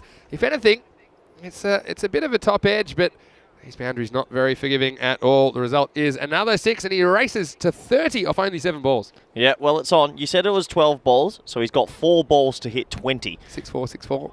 4 better. Yeah, well done. Yeah. Or 4-4-6-6. Yeah, or any combination of. Will we see it? I reckon we're in with the sniff. We're in with the sniff. This ball goes for 6, it's right on. I like your wide-eyed optimism, but I'm just a bit too jaded to think it's going to happen. It's like your 150 yesterday. Here's the next one. Oh. Well, there's 6 more, so that'll do. Maximo! Well, it's the Guitar, and I tell you what, he's strumming a dangerous tune at the moment as he hits another one out of the park. And this is the difficulty. He's faced 8 balls, and he's hit 4 6s and 3 4s in that time. So that just shows you. It was 1 dot ball. I don't remember that. So Yeah, either do I, actually. He's been very, very good. Here's the next one. Oh, no. Vinny? Yeah, it's not easy as it looks, is it? And it'll only be a single, so that'll make it pretty much impossible to get the record in his own right. But he might still tie it if he can get hold of the next 3 balls. It's 40, just like that, only in the second over. This is very, very destructive stuff. And you start to wonder who or what can stop this opening pair in this tournament. Musa has been a spectator so far. Well bowled. Yeah, gets a pretty good one. Yeah, that's well bowled by Kumar. That's all you can do at this stage is try and ask questions of the batsman. And yeah, there's a bit extra on that one. Trying to get up in the block hole. And you could see just Ahmed not seeing it quite as well as Tar. He was a little bit rushed into that shot, whereas Tar just seems to have so much time when he's batting at the moment, doesn't he? Yeah, he's got an E on, some would say. Oh, that's big, Vinny. That's going to hit the club, well, not the clubhouse, the training facility almost. That is huge. That is absolutely massive. Another Maximo. Well, he challenged him with the short ball, and he's just hoping he mishits it. But bang, he doesn't. That was right off the bullseye of the bat. He could not get anything hit as hard as that. Bang. And look at that. It's almost like front foot kind of pull / hook shot. And the result is 6 more. And there were 21 off that. So magical over after magical over. It's 47 for no loss after 2. Yeah, and I guess people that are tuning in today, if they don't know anything about Gante, he's played 12 first-class games, hasn't he? So, I mean... 2 half-centuries. He's South African born, and was it 2 half-centuries, he said? Yeah, he does have 2 half-centuries in first-class cricket. Well, there you go. I mean, class above, and he's showing it again today. I don't think he's failed in this tournament yet. He just looks very organised at the crease. But how would you ask me what would you do? Yeah, I think I'd just keep...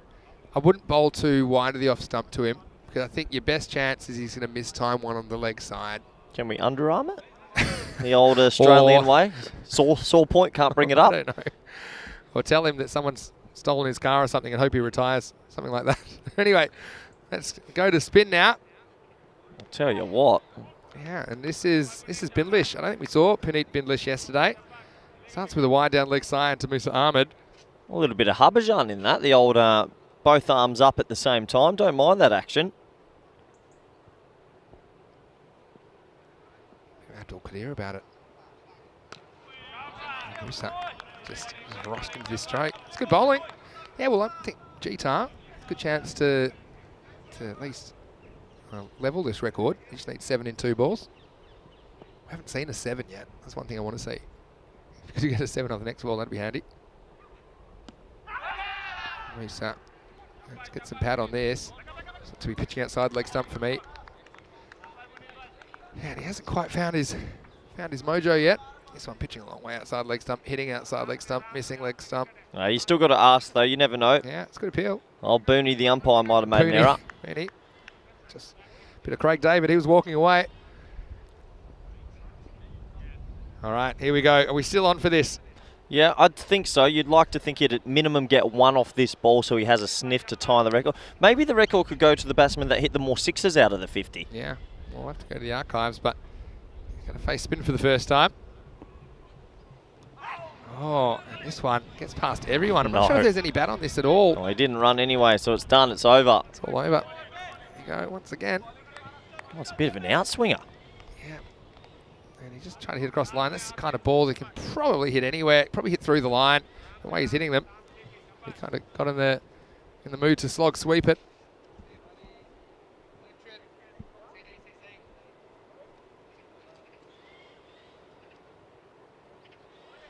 Wow, this is pounded onto the offside. It was a full toss.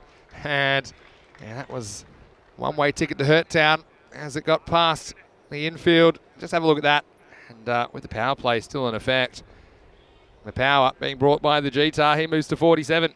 Yeah, just you can't be bowling full tosses to this man. To be honest, you can't be bowling anywhere to this man at the moment. It looks unbelievable. That bonsai bat he's using, it's pinging off that as well. Sounds like a beautiful piece of willow. And yeah, he's 3 away now from the 50. Another 50 in this tournament, Vinny. Here he goes now on 47. And he won't quite get it here. It's good fielding. Look, I like what I've seen from Bindlish for the most part. And that's the other thing I'd probably do to him is keep changing the pace. So don't give him 2 bowlers that are the same in a row.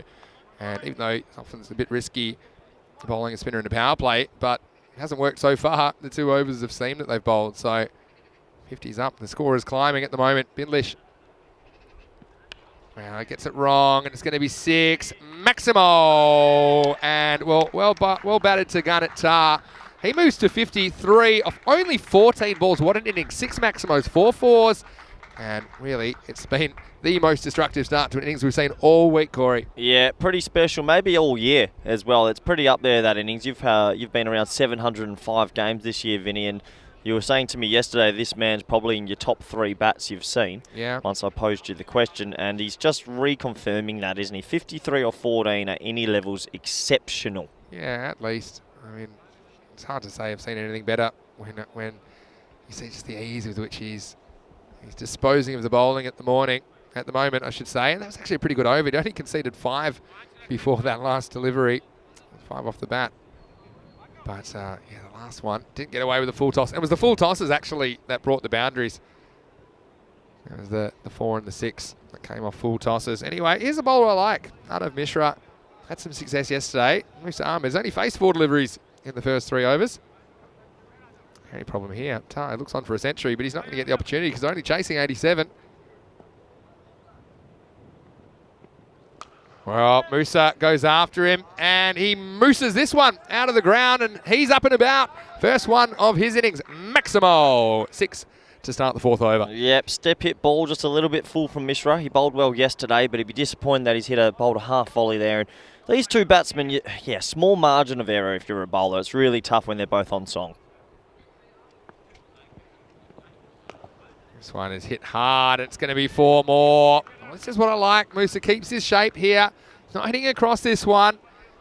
Well, the youngster getting a bit of the treatment out of Mishra. I like it. He's not afraid to toss it up and challenge the batsman. But at the moment, the batsmen are equal to the challenge. No, I'm sort of the fan of that. He's thinking, well, we're probably going to lose anyway. Wouldn't mind a wicket in the wickets column. So thinks I'm going to give it a little bit of flight. But what Musa does well there, he shuffles across and smokes that through the offside. He's exceptional on the offside, Vinny.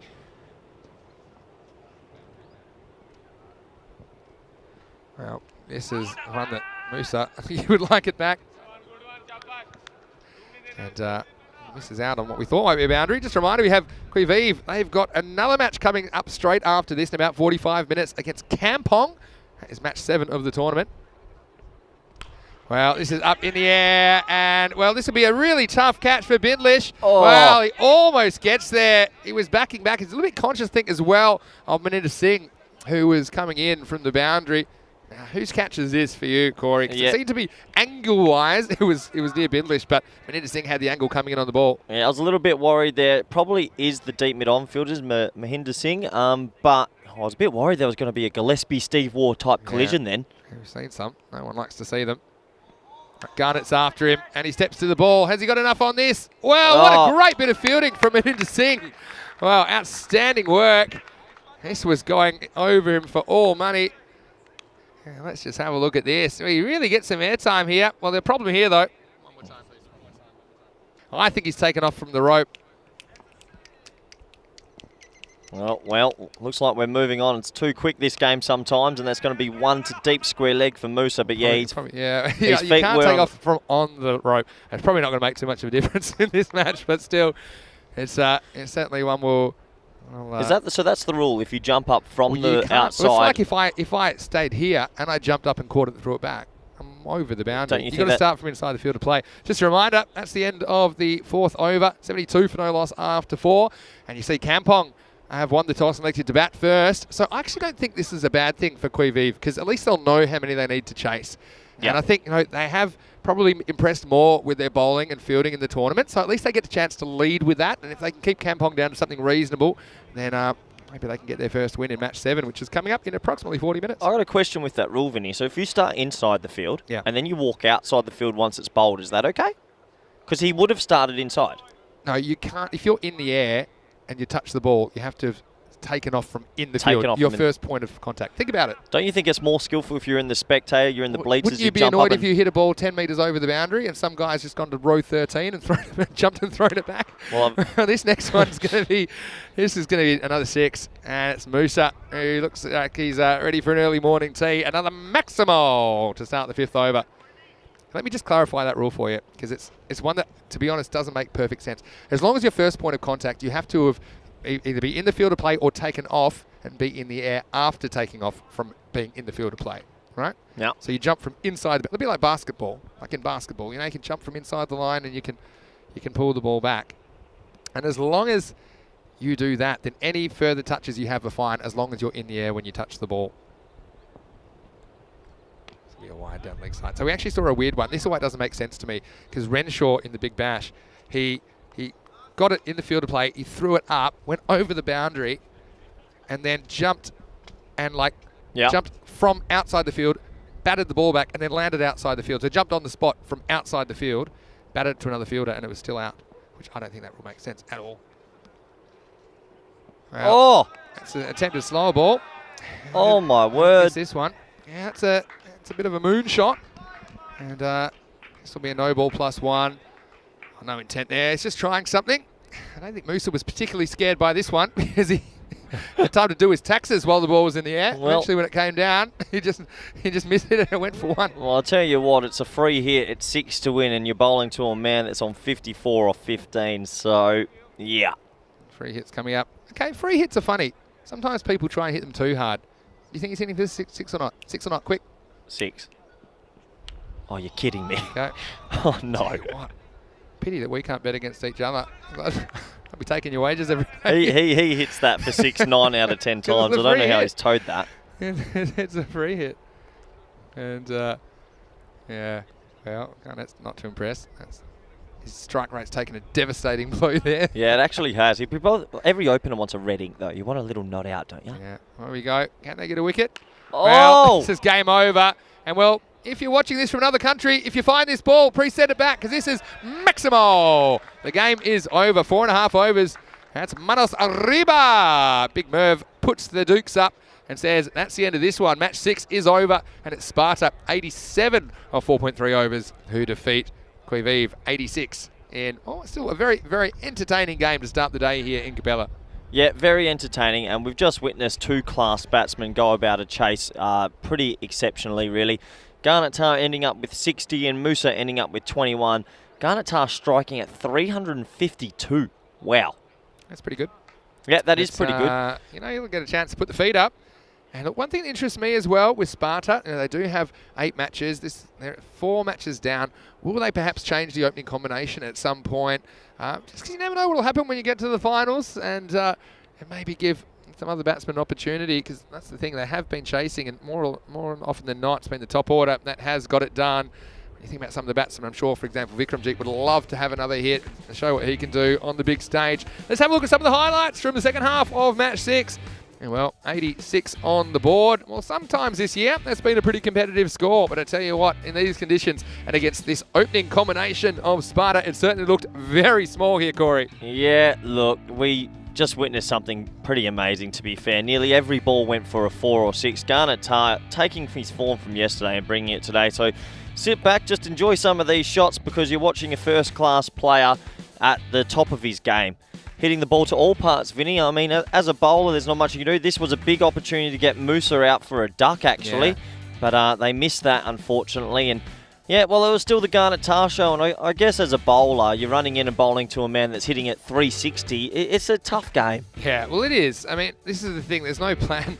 There's no clear weakness. And this is why, I mean, you've done a lot of high-level coaching, Corey. I mean, I haven't so much, but definitely I like to think about the game and I like to have a plan, and sometimes just working on the best way you think that he'll eventually make a mistake. And for me, yeah, sometimes when he's hitting across the line, he does make more mistakes than when he's hitting through the line, where I haven't really seen him hit one at all. But the thing is, even you can have that plan, you can still go for plenty, yeah. as we saw there. And then Musa, he got in on the action as well. But what a half century it was from Tar, who dominated this chase, 60 off 17 balls. We saw 9 Maximos in 4.5 overs. And that is pretty good going, isn't it? It's basically 1 every 3 balls.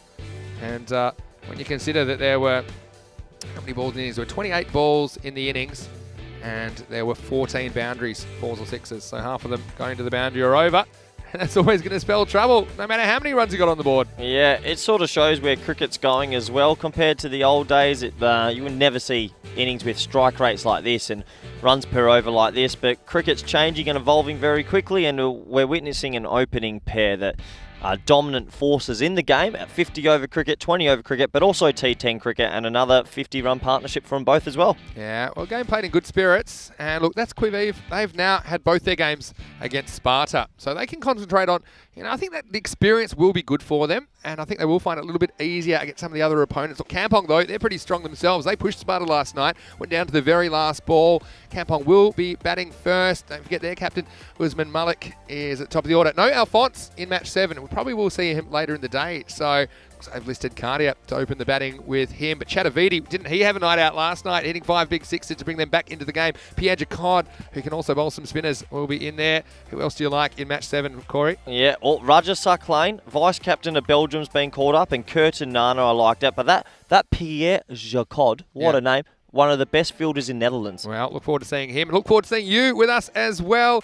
I don't mind Kampong batting first. I think Quivive is the best for both teams, and we're going to see that game slightly extra break because of the early finish, so 35 minutes away from a start in match 2 of 5 today. Let's have a look at the rate. They were scoring at 19.33. The scorecard you see on your screen, 87 for no loss, an unbroken opening partnership, 60 off 17. Tar dominating with 7 Maximos, 4 boundaries.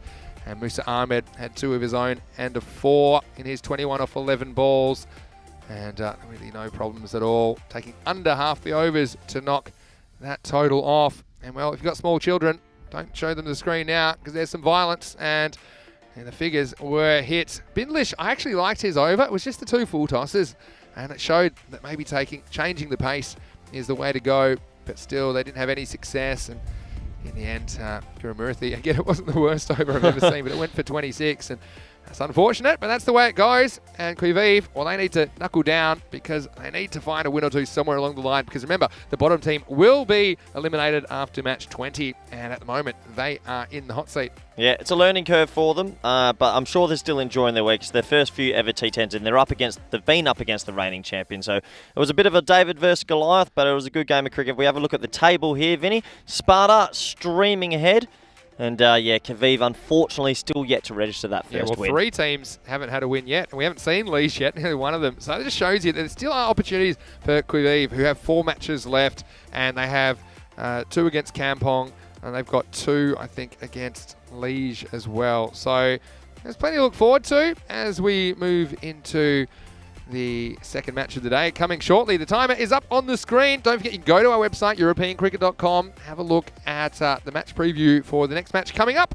Also, thanks to our official partners, Strath, as well as Bizaway Travel and Kookaburra. But for now, it's Vinny Sandu, Mr. Maximo, along with Corey Ruckers. Hope you're having a wonderful Tuesday wherever you're watching around the world. We'll see you shortly on ECN for more FanCode European Cricket Series.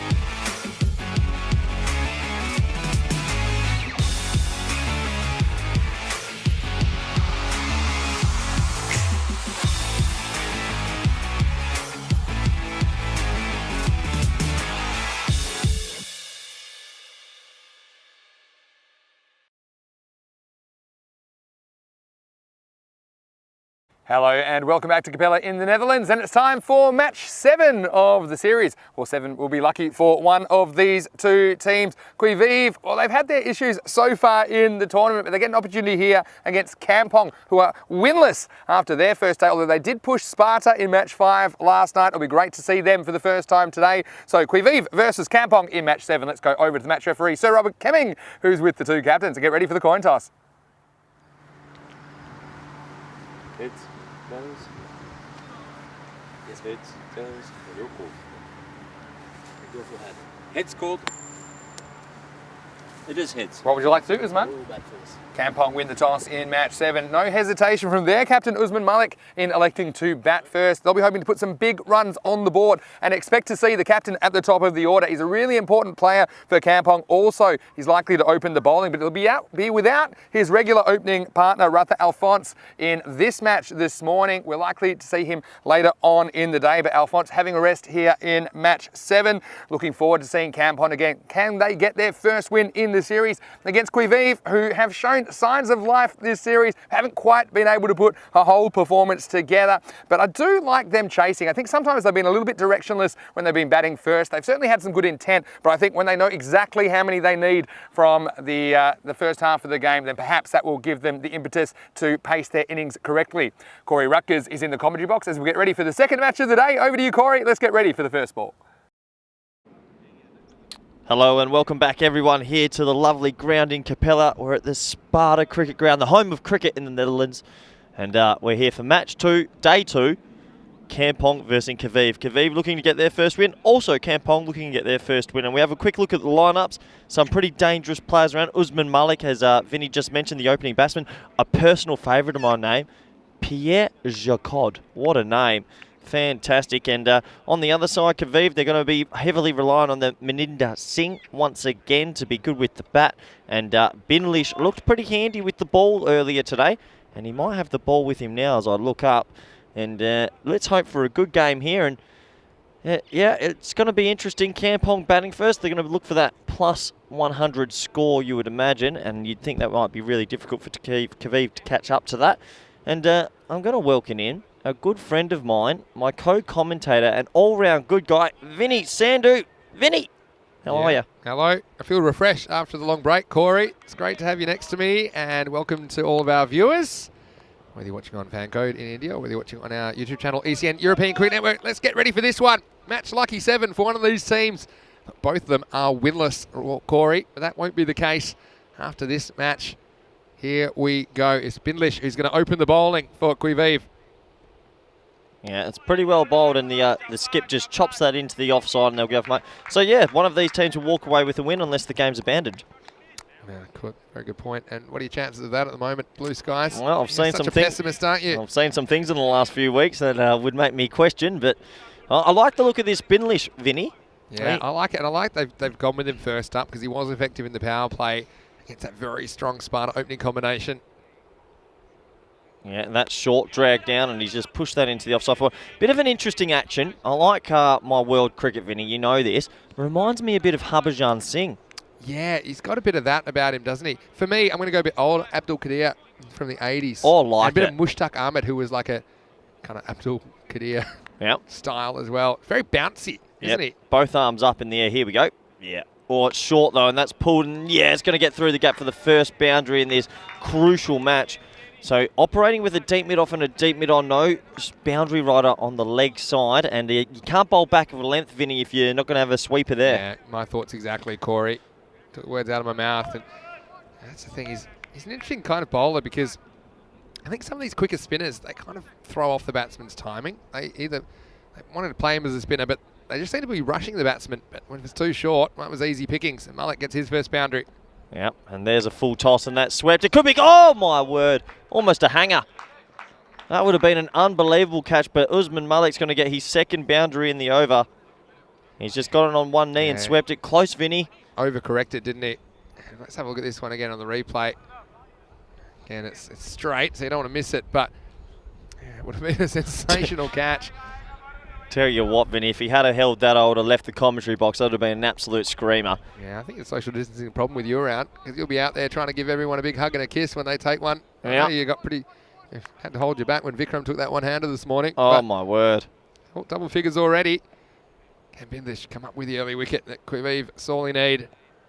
Well, that's short as well, and he's a bit of a straight pull and just the single. But all our viewers around the world, it'd be good to get some questions in during this game. If a little bit of cricket knowledge, or you want to know a bit about Dutch cricket or the T10 format, get your questions in to myself and Vinny, and we'll answer them throughout the innings. We're here all day. We're here all week in sunny Netherlands. Yeah, beautiful day as well. That's a nice way to finish the over as the ball's cleverly worked into the offside. And Kampong, they'll be happy with that. None for 12, and I think Kaviv, they'll be happy with that as well. Yeah, I think that's pretty much a stalemate for me.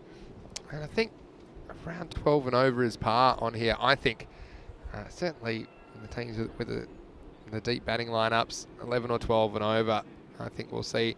Probably from tomorrow, we'll get an idea of what the average run rates have been over the first couple of days. It's been a bit of a mixed bag, I suppose, but yeah, I think that 100 plus will test Quivive, but they do have some players that can clear the boundaries. They just haven't batted long enough. I think that's the reason that they haven't really had success through a 10 over innings, and they've just found a way to lose wickets in the middle overs, and a lot of batsmen getting out in that kind of 15 to 20 kind of range, haven't they? Yeah. Absolutely, you're right. They've got a couple of players, but they have to play a collective game together instead of just individual performances, and then they might get their first win. As it looks like Kumar is going to have the new ball as well in his hand, and he trods, and that's high in the air. That could be the first wicket. Vinny coming. No, the old parachute. Do you think he should have gone for that? Yeah. Yes. Because the thing is, if you go full bore, I mean, it's never going to go for 4 past you because it's going to plug. Yeah. 2-3 metres, look, maybe he wouldn't have got there, but I'd like to see him diving and maybe just falling centimetres short. I reckon that floppy hat's a bit of wind resistance held him back. He's pulled up the parachute, hasn't he? Those bibs are heavy. Oh, and Usman Malik goes for a bit of a heave home. We had a little question incoming, why are they in bibs? And the reason is that the numbers on the back makes it a bit easier for everyone involved. Yeah, I think it's just really important that everyone, a lot of people are playing fantasy cricket, for example, on this. They want to be able to identify the players a bit easier. So I think it's a good initiative. Oh, he's hit that hard straight over the bowler's head, and that will skip on for a 4. So nice shot by the captain, Usman Malik. And yeah, you said fantasy teams. Do you play fantasy, Vinny? I don't. That's I'm pretty busy. Got my hands full here, but I know a lot of people love it, and a lot of interest as well because if you're following the series, it's just a great way to get involved. And if you're following the series closely, it can give you a bit of an advantage. So that's why we know that so many people love to tune in to the FanCode European Cricket Series for so many different reasons, though. Well, it's a slower ball, big off cutter. He's got it underneath it. Oh no, it's a missed field, and that might cost 2 or might go for 4. Mishra doing the mop out. It's going to be 4. Yeah, I was just about to say, I think the ground fielding's actually been really good this week, but even thinking about it sometimes can put the curse. That one, it's got all around it, hasn't he? And this one has just crept over the boundary, so not helping himself so far. Yeah, that's a bit of a coach killer, that, and also a bowler killer. You want your fielders to back you up 100%, and unfortunately, yeah, he slipped over the old ice skates, Vinny. And didn't he? Well, thanks to Helix for the question. He's saying thanks for the answer as well. Well, Helix, it's great to have you with us. So many people in the chat today. Oh, that's a nice shot. Oh, no. Oh, no. Oh, we saw it a bit yesterday, the old juggler. And I'll tell you what, that's hit him harder than he knew. And it's he was still in shock. It was a tracer bullet. But it was a juggle opportunity. Because where it pops out, they've been lucky with the juggles. We just couldn't find it. He couldn't locate it with his eyes, could he? Down it went. Yeah, it's a couple of mistakes in a row by Kaviv. And if they're going to win this game, they need to be a little bit more switched on. That's the end of the over. It's 23 for no loss after 2. Look, I think you're exactly right. I mean, it's a hard thing to do, isn't it, to put things out of your mind, but this is what they need to do because they have 8 preliminary matches. You can see that we have 5 teams this week. We'll actually get to see Liège from Belgium in the very next game. They'll be here for match 8, their first game of their 8, but the top 4 teams will make it through to finals Friday. The bottom team will be eliminated, and Quivive, well, they're in the hot seat at the moment. They're winless after 4 matches, and this, for me, is one they really want to get on because they're equal with Kampong, but Kampong have a couple of games in hand, having only played twice yesterday. And I see that Julie Rutgers is in the chat. Oh, no. Your mum, hello, said Well, Julie's saying one day is brought in colours, 2020's reduced music. T10s, do they need something? Golden ball. Oh, geez, Jules, that's actually a good Way question. ahead of you.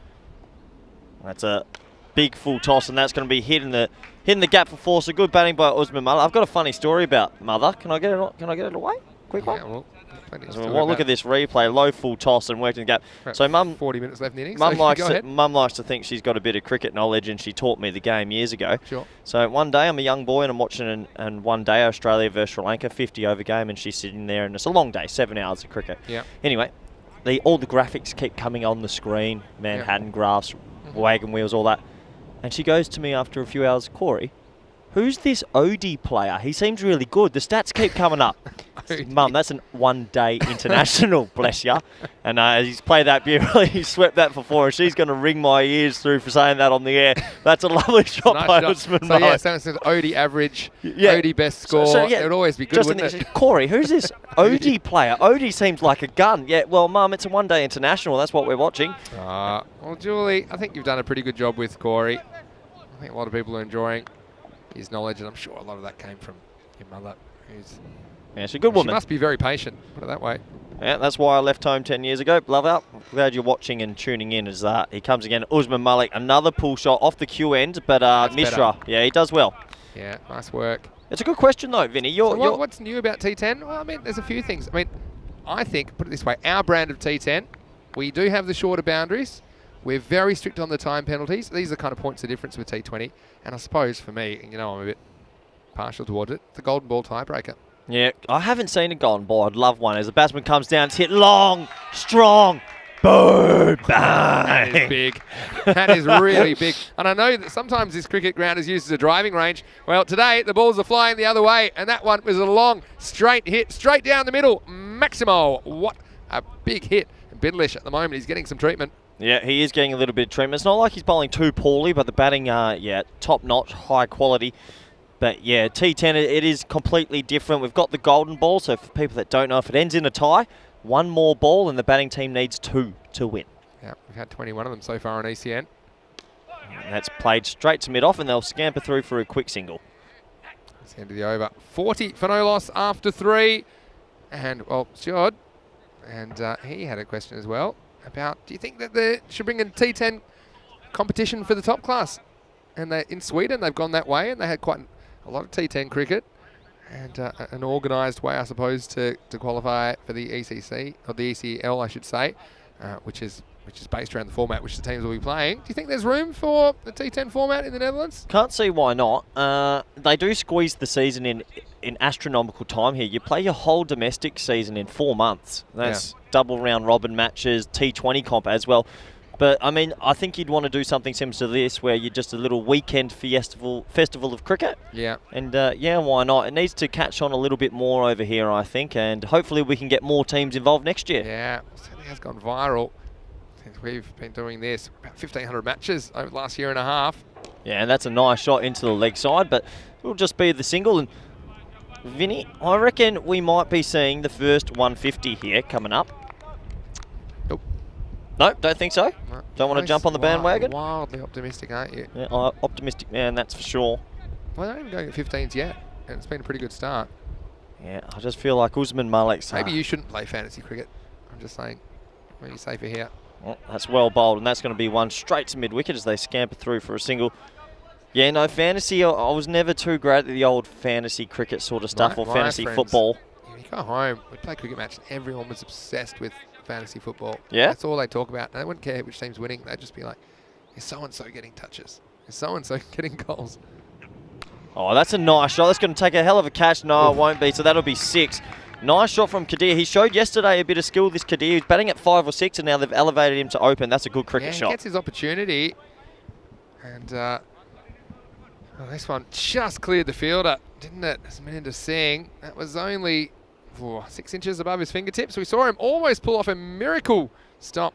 Well, he'd actually got away with it in the last game. Yep. That long off position, but this one just clearing. And aren't we seeing some entertainment so far on day 2 in Capelle? Yep, absolutely we are. But nice batting. And yeah, you said gets his opportunity. Obviously, in T10, you want to be an opening batsman, don't you? With that power play, with the hard new ball coming off the bat, probably the best spot to bat in any format, maybe. Yeah, give you some extended thoughts on that in a second. Here's Kumar. It's a big, slower ball, but it's an even better. No, oh, Vinny, 2-run penalty. I know that you don't like the foot fielding. I had a bit of a think about it. I thought, well, this is a great example. We've been waiting for an example. yeah, but Look at this. That should be a effective. 2-run penalty. Oh, maybe some people like it. I I think some people like the foot fielding. I think it's a matter of personal taste. It's disgusting taste, And look, if you he's ask got me. those orange kicks. He's got to get him some airtime. Another slower ball. That's cut hard. Use your foot. Oh, that's a kneecap, I That's what are reckon. you going to do? 3-run penalty for the knee? Yeah, the higher the ball strikes, the higher the penalty on the body. That brings up the 50. So if you get hit in the throat, if you 14. get hit in the middle stump, then what is that? You should get 5 runs or something. Anyway, the 50's up in the fourth over. Here, the last ball, the fourth over. Swing and a miss. Now they're going to take a run, but I think this is quite sportsmanlike from the batsman. He says, no, that's hit my bat, so we're not going to run here. That's a good hypothetical for you. That does take us to the end of the fourth over, and the score after that is 50 for no loss, 51. And let's talk about, I like some of these rules. Now, what do you think? This is one for you, Corey. Talk to me.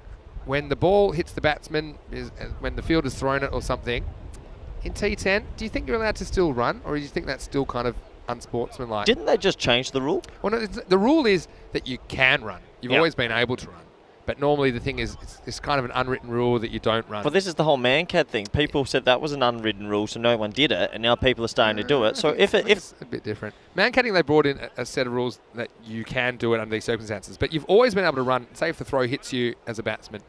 yeah, But in T10, I feel they're kind of running for everything anyway, so it's kind of field to beware. It's not like the batsman intentionally got in the way. And half the time they'd run overthrows if the ball didn't hit the batsman anyway. yeah, I don't know. I think that's a bit of hard sportsmanship. But I tell you what, if the match was on the line, a throw came and it hit you, and it This is deflects, the would thing. you go? Early in the innings like that, you're not known to. But if it was the 9th, 10th over, I think they're probably just going for everything.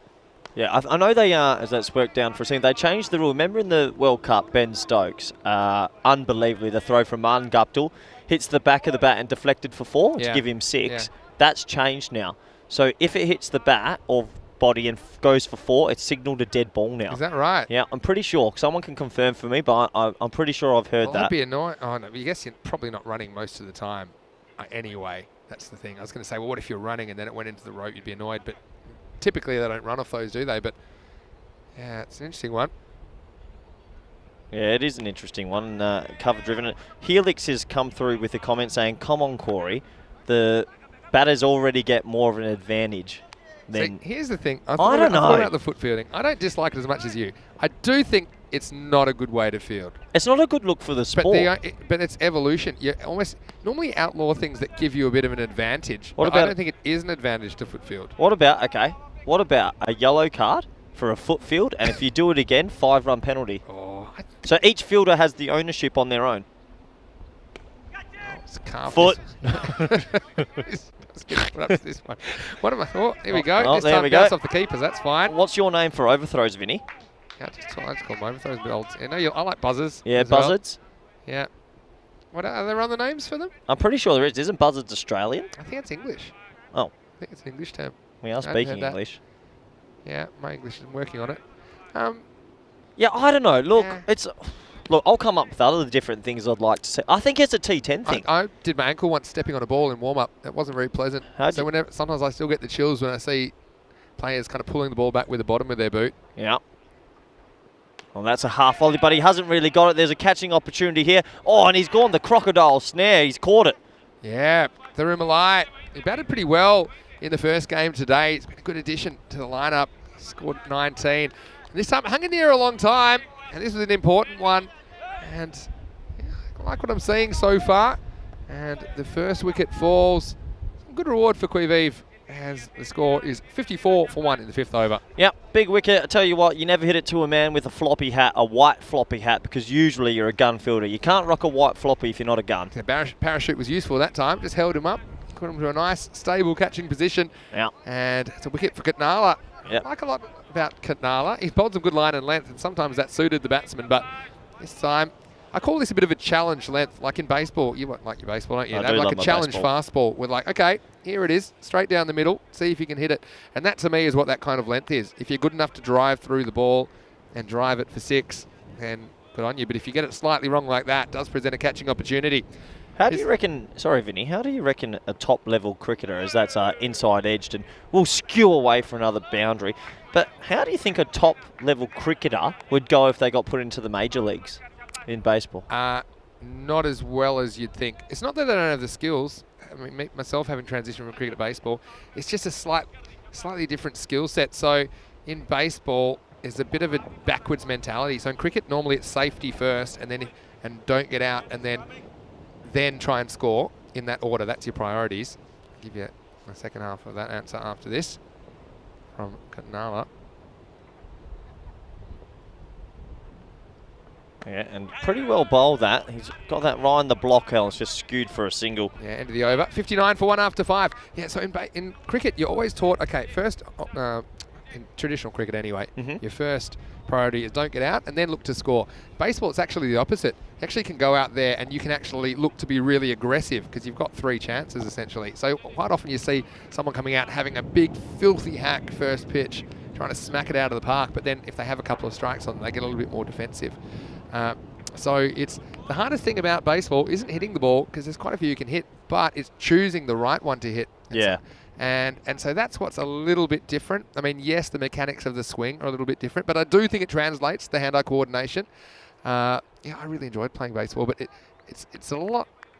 It's a bit more different than you think. Yeah. So I don't think there's this idea. And same goes for baseball as going into cricket. These guys can smack the ball a long way. And, geez, they've got some rocket arms, baseballers. They make fun of cricketers, even when they're warming up. Oh, that's the biggest difference. The throwing's unbelievable. It's a joke how hard they can throw. When they're warming up, it's still about the fastest thing I've ever seen. But, it's just a slightly different skill set. As Jaswal comes in, and that's an interesting action. Big appeal. I think that was sliding down from the naked eye. We'll have a look at the replay here. And, interesting action. And, that's going down by pretty comfortably. So good umpire, good umpiring, and excellent umpiring. Yeah, good to get your thoughts on that. I've always been pretty curious about the baseball and cricket combination. That's shorter and hit. I'm not sure if it's in the gap. It's not. It'll just be a single. Yeah, the oldest. So go back to what you were saying, Corey. Just to finish my point there, is that I don't think that they couldn't play baseball, because they could, but to play at the top level, I mean, imagine. Yeah. Imagine the top level. Think of the players that play Test cricket. That's equivalent to Major League Baseball. They're playing their whole lives. So kids and baseballers that would probably make it to, maybe first grade cricket or grade cricket and be all right. But again, that's very, very different to playing at the elite level of a sport. Very true. I know the old Australian team in the golden era had Mike Young. Yeah. Was the fielding coach. Mike Young, Perth Heat. Was he Perth Heat? Was he? Perth Heat coach. No way. He was before he did that. And that's bowled and it's high. It could be another catch to the old floppy hat. Oh, it is. Vinny Sandor, I tell you, when you're wearing a floppy hat, you can't drop them. That's an incredible catch. Well, stop and take a picture. He was airborne when he took this one. And Tiramalai, he is turning it on. And this innings turning around very quickly. It's all about taking your chances, and have a look at that. Well, both feet off the ground. Corey, sensational fielding. Quivive working their way back into this innings. And the score now is 60 for 2 in the 6th over. I have a small feeling that the floppy hats kept him elevated for at least an extra second. That was almost a little helicopter. Do you think that it's stopped him coming down as quickly? I'd like to get the scientists on there, because I reckon the gravity's kept him up in the air a slight bit. Oh, mate, could we test that? The physicists. Well, next you'll be telling me there'll be little propellers on the side of his head. Well, I was impressed with that, though. Oh, this is my boy. He stuck the landing. This is Pierre, isn't it? Pierre Jacquot. No, you got it. Pierre Jacquot. That's what I said. French? Pierre. I believe I can't. Look, I don't want to get this wrong, but I believe French parents, but raised in the Netherlands. Well, it's great to see. And gets his opportunity here as he faces Jaiswal's successful bowler. Oh, big appeal. That could be gone first ball. Oh, geez, he shuffled across from here. I think he got a long way outside the line. He must have. We'll have a look at this on the replay. Well, just about 3 or 4 stumps. But I guess it's clever to get outside the line, but certainly favouring the onside there. One thing you'll notice about Pierre in the field later, best fielder in the Netherlands. For a kid, he's a gun. Yeah. Absolute gun. Looking forward to it. Jaiswal, it's been pretty good over from him, just sliding him through. Hasn't been damaged yet. Reminds me of Hubbajan as well. That's hit down to the old floppy, and he doesn't need it. Oh, he does call him out. He's on. The thing is, when you're a fielder and you take 1 or 2 catches, your confidence skyrockets, and then you want the ball more. 100%. There's no problem about that. Went straight over the 700 as well, which is still there. Of course, we reached our 700th match in the FanCode European Cricket Series yesterday. And that was an excellent milestone. And thanks to all of the crew, all the officials, players that have made it possible. And thanks to you, Vinny, as that's all. I'm a pretty big fan of the Pierre Jacquard, as he just works out into 45. One of the great names. Sacre bleu. How is your French? Not great. Je m'appelle Cody. 6 months in. Je m'appelle. Comment t'appelles? Oh, tout de suite. Très bien. At the end of 6 overs, it's 63 for 2 after 6. 6 over check-in time. Well, they are going at 10s. I still think that's the bare minimum what they want from here. Get them up to 103. I think something around the 110 is still very, very possible. But have a look at that over from Jai as well. 1 for 3 off his. They've just put the brakes on. They had 4 double-figure overs.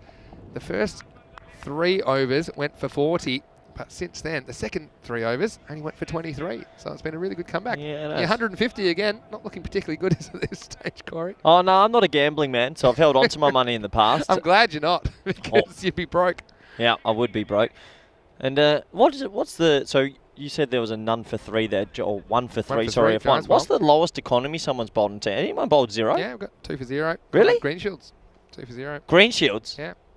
I think it's happened more than once, I think, as well. Well, so that's worked to 45 for a single, and Pierre just It's getting... going to be a hard one to beat, isn't it? 0 economy rate. Well, actually, can you beat it? Well, I don't think you can get minus. Can you? Can you? I don't think so. Penalty. There can be penalty runs, but they Where go does that... for your team. They don't go like off the other team's score. Oh, that's a little inside edge for a while. Where do penalty runs go on the scoreboard? They don't go to any bowler. Oh, a bit of controversy. Well, looking for 2, but definitely not there. No, well, penalty runs just go in the extras column. They're a fairly recent addition to the game, penalty runs. Yeah. They came in around the 2000 mark, from memory. It used to be like, for example, if they hit the helmet, it'd go down as 5 byes or wides or whatever it was. I haven't got that comment out of my mind that one of our viewers just made, and I'll get to that in a sec, as that's hit to deep mid-wicket. They might push for 2, but no, they'll settle for 1. Where he said, look, oh, come on, Corey, the game's already in favour of the batters. Do you feel that it's in favour of the batters? Not as much as you think. No, I reckon it's pretty even. Maybe a bit, but the thing is, also the bowlers get wickets from batters being overly aggressive. Yeah. There's always a balance in the game. Well, if you had to, well bowl, good Yorker, if you had to bring the balance back a little bit, say give the bowlers an inch, what would you give them an inch with? That's a really good question. Well, here's a random idea for you. Talk to me. Let them bowl from closer. Sorry? Give him an inch. We'll give him a small... I've got one for you, actually. I've got a good story. That's hit to deep mid-off, and Mahinda will just take that on the 1 bounce. VOC 2s the Zami level, I think, we're playing a game 3 weeks ago, and they're on the second field at VOC, and someone's gone to mark the artificial pitch, which is on an artificial outfield, and they've got the measurements wrong, and they've made the pitch 2 metres longer. Oh, right. So people were facing bowlers from like 25 yards. They come off at the tee break, they're like, it just didn't feel right. Whoops. That's hit pretty nicely out to deep mid-wicket. It might be tracking. Yeah, it is going to go for shot by Pierre Jacquard. Oh, he loves leg side, doesn't he? And this one, just a dismissive flick away, wasn't it? But and once again, occasionally we've seen the Guru struggle with his length, and this is a full toss. Well put away. It was all about the placement, that shot, wasn't it, Corey? Yeah. And takes us to the end of the 7th over. It's 71 for 2 after 7. Just a reminder that we have this series, which goes until this Friday. We'll have finals Friday. We'll have the weekend off. We'll be back in Cartaxena, just outside Lisbon in Portugal. And Corey, I know you'll be there with me. I'm coming. For a 6-day series. Yeah, we're taking Corey in the suitcase. Doesn't weigh too much, so it's going to be in my luggage. And that's going to be a sensational series. We're going to see some of the players we saw earlier this year. In April, we had the FanCode Portugal T10. So I'm sure we'll see a few familiar faces, probably including Conrad Greenshields, who holds that record, 2 for 0 for the best figures and most economical figures. And following that, of course, the ECC starts on the 13th of September. Yeah, how exciting as we get back to some live action. That's driven nicely to cover, but alone being single. Kaveh fielding pretty tidily here. Yeah, I think so. And it's been a good comeback. I mean, look, if they can hold Kampong to about 100 here, Cardi's batted well through this innings. It's going at 150 at the moment, strike rate. But look, if they can hold him to 100, when you consider they've been making 80s against Sparta, and I think they're getting better as we go. Kaveh. Oh, the ramp shot, and that's how you play it. Oh, Pierre Jacquard. Oh, my word. You can tell. Okay, look, Pierre and I have a couple of things in common. We're both small men. So you've got to get cute with your batting. And I love what he's done there. He's just watched it come the whole way, fine legs in the ring, and Pierre Jacquot. Oh, gets it just right, doesn't he? bleu. Okay, for me, for Pierre, the long off's coming up, the fine leg's going back, because Pierre hasn't looked like hitting a shot on the offside yet. 100% Vinny. And I'd say, look, Pierre, and then I would say, if I was keeping it, also, hey, Pierre, mid-off's come up. Suggest you try and show me you can play an offside shot. But whatever that is in French. Yeah, well bowled there. He's come down the wicket to try and manipulate the length, but pretty good bowling. One thing I'd like to see actually go back to the bowlers, Vinny, that the bouncer, I think they should be given 2 in and over. Same, Right. I don't think that 1 in and over is fair, because if you're a batsman, you get your 1, you know every other ball's at least full. True. So why not give the bowlers 2 bounces? And I don't think That's one thing you could do. I don't see enough bounces in T10 cricket. I Yeah. still don't. How many Still bounces? a risky delivery, though, because You if you think get so? top edges that go over for 4. You tell me one club cricketer that doesn't want a ball at their throat. Yeah, true. It's Canala. Oh, it's high in the air. I tell you what, this will be an absolute hanger. Oh, yeah, Oh. what a catch. I tell you what, is that our boy out there? That's a really good catch. That's, Yeah, I think that's Bindlish who opened the Yeah. bowling. tell you what, he's been a bit of a star light for them today, because that went miles in the air. He's come trucking around from 45, and at this stage, were your money on the ball or money on Bidlish? Oh, I have to say, especially when the ball came down with a bit of cumulus on it, I thought that it was going to be a hard one to hold on to, but he did very well to judge it. It's one thing to get there, one thing to hold on. So, great bit of fielding. Creates another wicket. And that's the end of Cardia, who was the set batsman. He goes for 31. It's 77 for 3 in the 8th over. Yeah, not a bad innings from Cardia. He'll take that. 31, add to the stats book, and anything over 30 in a T10 is pretty special, really. Not too much time, but they crossed in the air. Another rule we're not too happy about, so Pierre's back. Oh, I love it. Oh, he didn't get it, but I'm a huge fan of the reverse Malachi. Yeah. So he's got, like we said before, he's got third, backward point, and fine in. So he's thought, you know what, watch this. I'll give you one then. If you want to bring something back to the bowlers, I'll tell you one I like. 4th stump. Make the target bigger. Sorry? There you go. Tell me the bad. They've done experiments with the 4th stump before, do you know that? What are you talking about? Make the stumps wider? Make 4 stumps at each end. Bigger target. Like a picket fence? Or like 3 stumps, but with a 4th. Like 4, the number 4. Give me a moment. Let me digest that as that's hit to cover Because for a the thing single. is, in T10, the batsman, just make the target zone bigger, essentially, that the bowler's allowed to aim at. Sorry, Vinny. I'm just checking the sun, seeing if it's getting to you already, because I've never heard that before. 78 for 3 after 8. Well, you asked. I mean, I don't mind the balance personally. Four if you, stumps. But you asked me, how would I maybe bring it back to the bowler? 4 stumps. You know that in some leagues in India and stuff, they'll play 4 stumps, no LBW, because when there's LBWs, it just ends up in fights because they're umpiring themselves. So they have 4 stumps and no LBW. Okay, now I've got a better one. Okay, hold on. I've got a better one. Stick me with that one. What's wrong with that? Making a bigger target area. If you miss the ball, you deserve to be out. You T10. You know, come on. Oh, full toss, and he's hit that to deep mid on for a single. Oh, look. If you could make the stumps wider and still have 3 so it didn't look so silly, that's one thing. But then the ball would start going through the stumps. Okay, I've got a better one. I can't go with you on that one because I'm still a traditionalist at the end of it. I love Test cricket. Except for your foot fielding 2 runs. Yeah, Okay. that's different. Okay, the LBW rule. What I would do, doesn't matter where it pitches, doesn't matter where, I would just be aiming. And if it's going to hit the stumps, it's out. Take out all the extra little bit, like pitching out of line and all that. I've heard of that. Thoughts? I'll give you my thoughts. I've thought about that before. Oh, shot. This is going to go one bounce. It's going to rocket to the boundary. Well, this is a pretty good shot from the new batsman facing his first ball. It's Salim who comes out and absolutely smashes this one. Bilal Salim. That's the way to start an innings, Corey. Yeah, what a shot that is to start your day. He's obviously gotten out the right side of the bed, cup of coffee in the morning, and thought, I'm going to smoke my first ball over cover. Great shape. I love the way that he was very composed as he knocked that one away. This is the guru, the captain, Malaguru Murthy, trying to hunt for his first wicket. Oh, a little tickle around the corner, that should be single. Here's the issue with the here we go. with the LBWs. Okay, I feel it could result in some Negative bowling from around the wicket, and so maybe I would keep the pitching outside leg stump, and that's it. Yeah, okay. Yeah, I can get around that as well. I'll meet you halfway. As Pierre goes, Whippington, big fan, and we'll get another single. The other thing is, I imagine like one day when Hawkeye, in 10 years when it's cheap and everyone's got it, I would just love to see everything hitting the stumps. You're out. Do you I know think it'll shorten the games, but I mean, like, that's the game. You're meant to hit it with your bat. Do you think umpires will become obsolete when the Hawkeye goes too far? Yeah, too far is probably the word. So that's hit out to deep cover, and that'll be single. Well picked up, no feet there. And yeah, so will that happen when Hawkeye and technology in 20 years? I think in baseball at the moment with the strike zone, they've got the virtual strike zone. And yeah, to me, I don't think it's about umpires being obsolete. It's just they get the help so that they get things right. They're having to rely less on their own human judgment. Some people would say that's a part of the game, but I think you just want to get things right more often than not. Yeah, that's a low full toss, and Pierre Jacquard will be disappointed he didn't get there. And they're going to turn for two, suicidal, but they've decided against it. Old floppy hat Great here. pick up by the Guru, and it came back. It was whistling back to him from Tiramalai, and that's the end of the ninth over. And they're doing well here. Quivive in this match at Kampong. Still, they've got a decent score on the board at the moment. It's 89 for 3 after 9. Yeah, they're going to end up with 102, Vinny.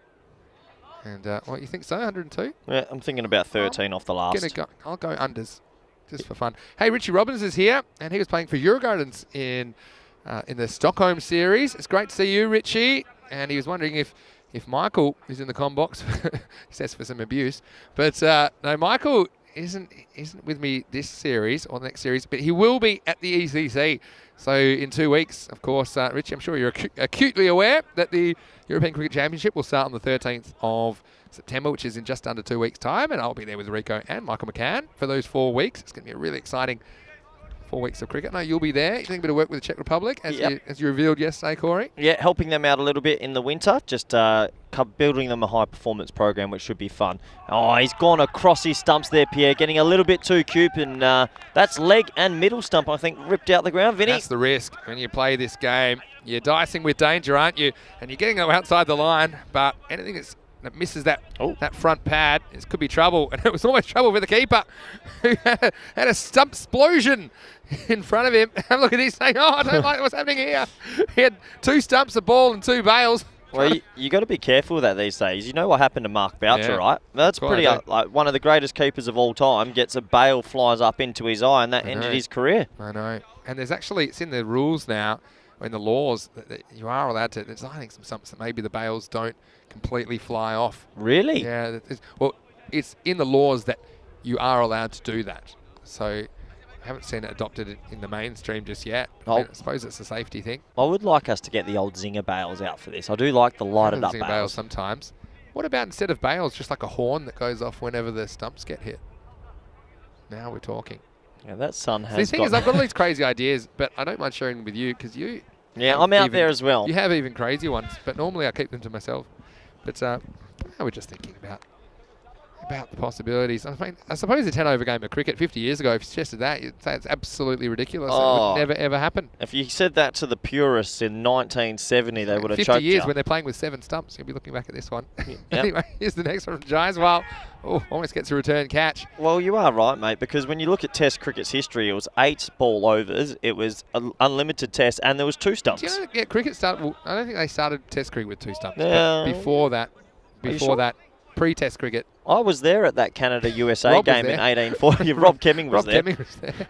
No, they start with 2, 3. They've trialled 4 stumps before. And like I said, in some leagues they do have it. That's full, straight, and miscue. They're screaming for 2, but I highly doubt it.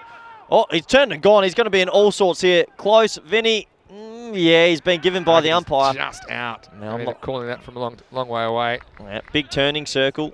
And, yeah, we're going to have a look here. Touch and go, not looking at his partner. Will he get back in time? Well, hard to tell from that angle. Gone. There we go.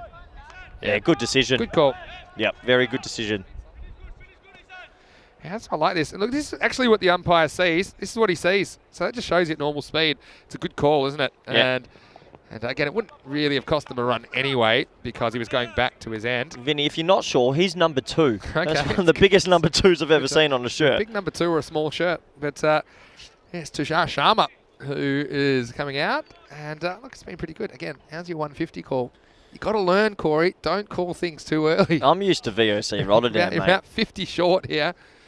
Having said that, I don't think anyone picked the 222 in the final of the ECL the first time. Yeah, 4 balls left here. They'll be wanting to get themselves over the 100 mark, that's for sure. Well, Chaswell, I've liked what he's delivered in this over. They've kind of found a home with these kind of slidey spinners. Well, that's quick. That's up. Never going to carry to you, Corey. Sit down. That's a couple of bounces. We'll see this on the replay.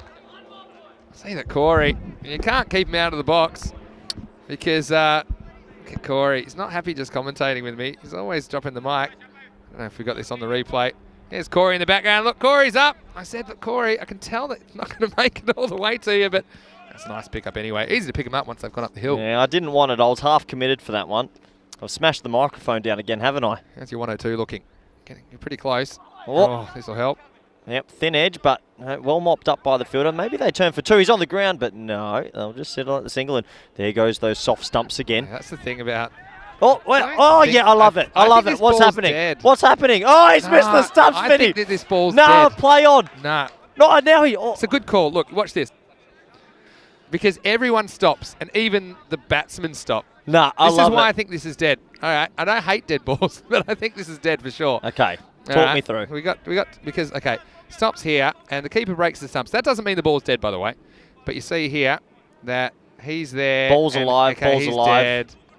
Oh, and then see when he backs off, and that's to me what makes it dead. And then he's saying, well, is this a dead ball?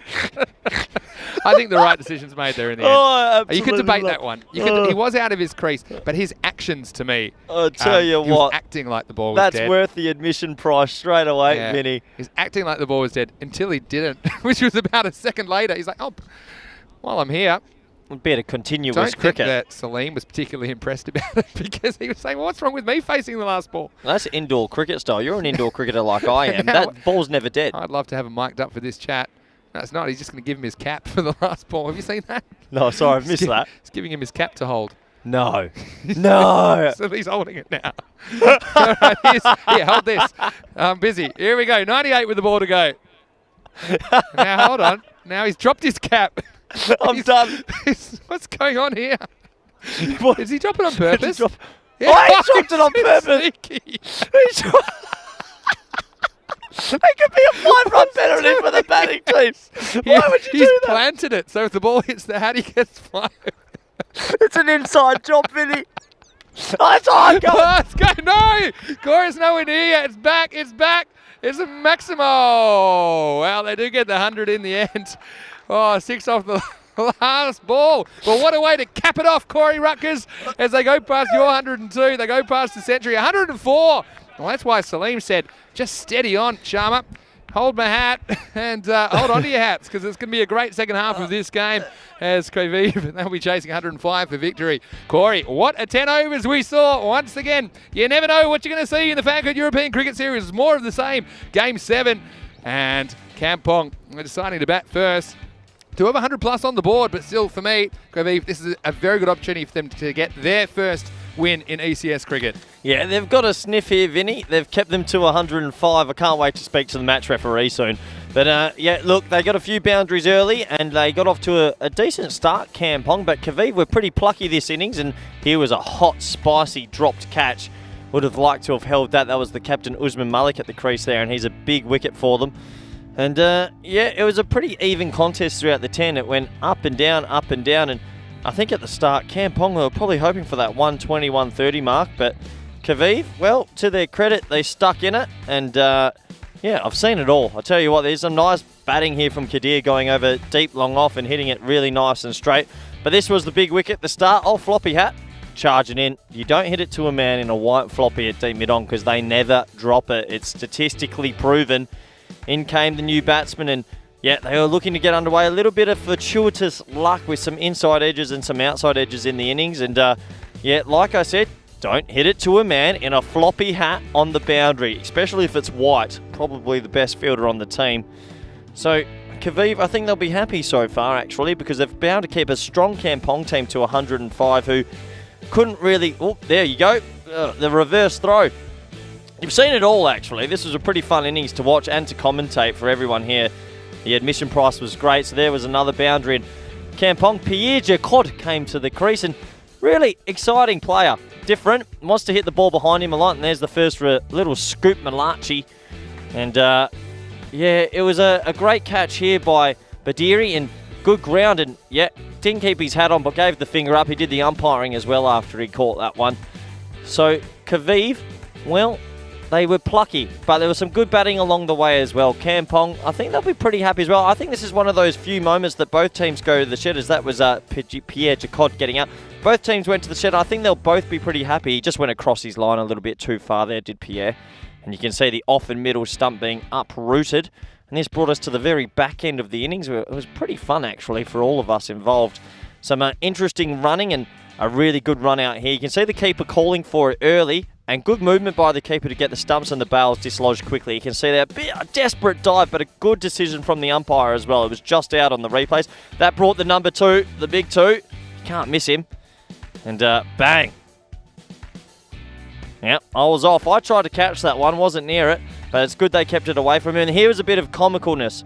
We're not too sure what was going on. But this was signalled a dead ball. This is where the humour started, but umpires pulled it. And then we get this last ball. If you watch the non-striker here, oh, it's just not there on the screen. Unfortunately, they got hit for 6, but there was a bit of hat play. A little bit of match fixing, maybe, we don't know. Tried to drop her on the field. There was another 6 to end the innings, which helped them get over the 100 mark. And yet they come off, and unfortunately, we'll have to get that on your screens after what happened with the hat. But it was a bit of fun for all of us involved. I lost it in the commentary box again. I've got to stop laughing so much. I need to focus on the job a little bit more. But we'll have a look at the batting scorecard here. Obviously, opening the batting in T10 is the key position. Usman Malik, 33 off 16, having a good tournament. Depesh Kadir, 31 off 22. And then the middle order, chiming in, couple little cameos there. Bilal Salim, 15 off 5, striking at 300. And Tushar Sharma, 7 off 2. So some good cameos to get the score up to 104 off 5 after 10. And very disciplined, only 1 leg by for the extras. So really, really disciplined, which is good. And we have a look at the bowling figures. Obviously, T10's not the easiest format to bowl in. Binlish, yeah, attacked 14.5 off him. But the standout bowler for us, Kot Nala, 2 for 16 off 2. Really good economy rate of 8 and 2 big wickets in the middle. But really impressive from Kaviv, as I mentioned before. No extras with winds and no balls. That's really important to do. You don't want to give the batting team any extra runs, that is for sure. So we'll be back in a couple of moments with the run chase. It'll be 105 to win. Thank you.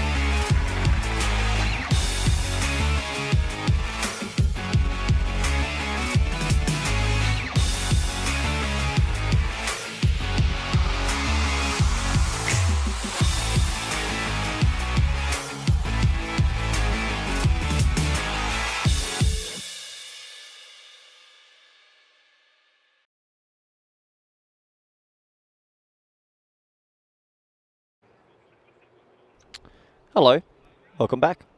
We're playing some cricket in Capelle, Rotterdam. Here today, we're at the halfway stage. Kaviv versus Kampong. I'm Corey Rutgers. I'll be commentating this second innings with you. My co-commentator's just headed off for a pecan shandy. He'll be back in a few moments. And yeah, it's been pretty entertaining, I must admit. Kampong batting first, scoring 104, and here come the two openers. And they'll be looking to get Kaviv's first win away, Maninder Singh and, I want to pronounce this one correct, Turamale. I hope I've gotten that right, Turamale. And they'll be facing Usman Malik, the captain. He bowls these right-arm little in-swingers that are very, very awkward. His economy rate's always quite low. So those two overs are going to be pretty important in that chase. And we welcome all our viewers back from around the world. And welcome on FanCode in India and live on YouTube. I know we've got some viewers in Australia, in the UK, South Africa, Netherlands, Bangladesh, everywhere. Great to bring you some live coverage from beautiful Rotterdam. Yep, lived here for a few years. Glorious country. And yeah, very exciting to bring you the second series hosted here in Capelle. We did this last year as well, so really excited to get more T10 cricket here in the Netherlands. Usman Malik, he's operating with a deep mid-on and deep square. Yeah, pretty standard field that, and a ring on the offside, and he bowls these really big in-swingers. So be looking for a bowled or an LBW, I'm sure of it. We're almost underway. Can Kaviv get their first win?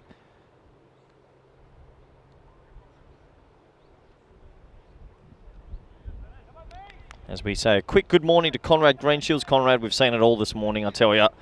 Lots of chuckles in the commentary box.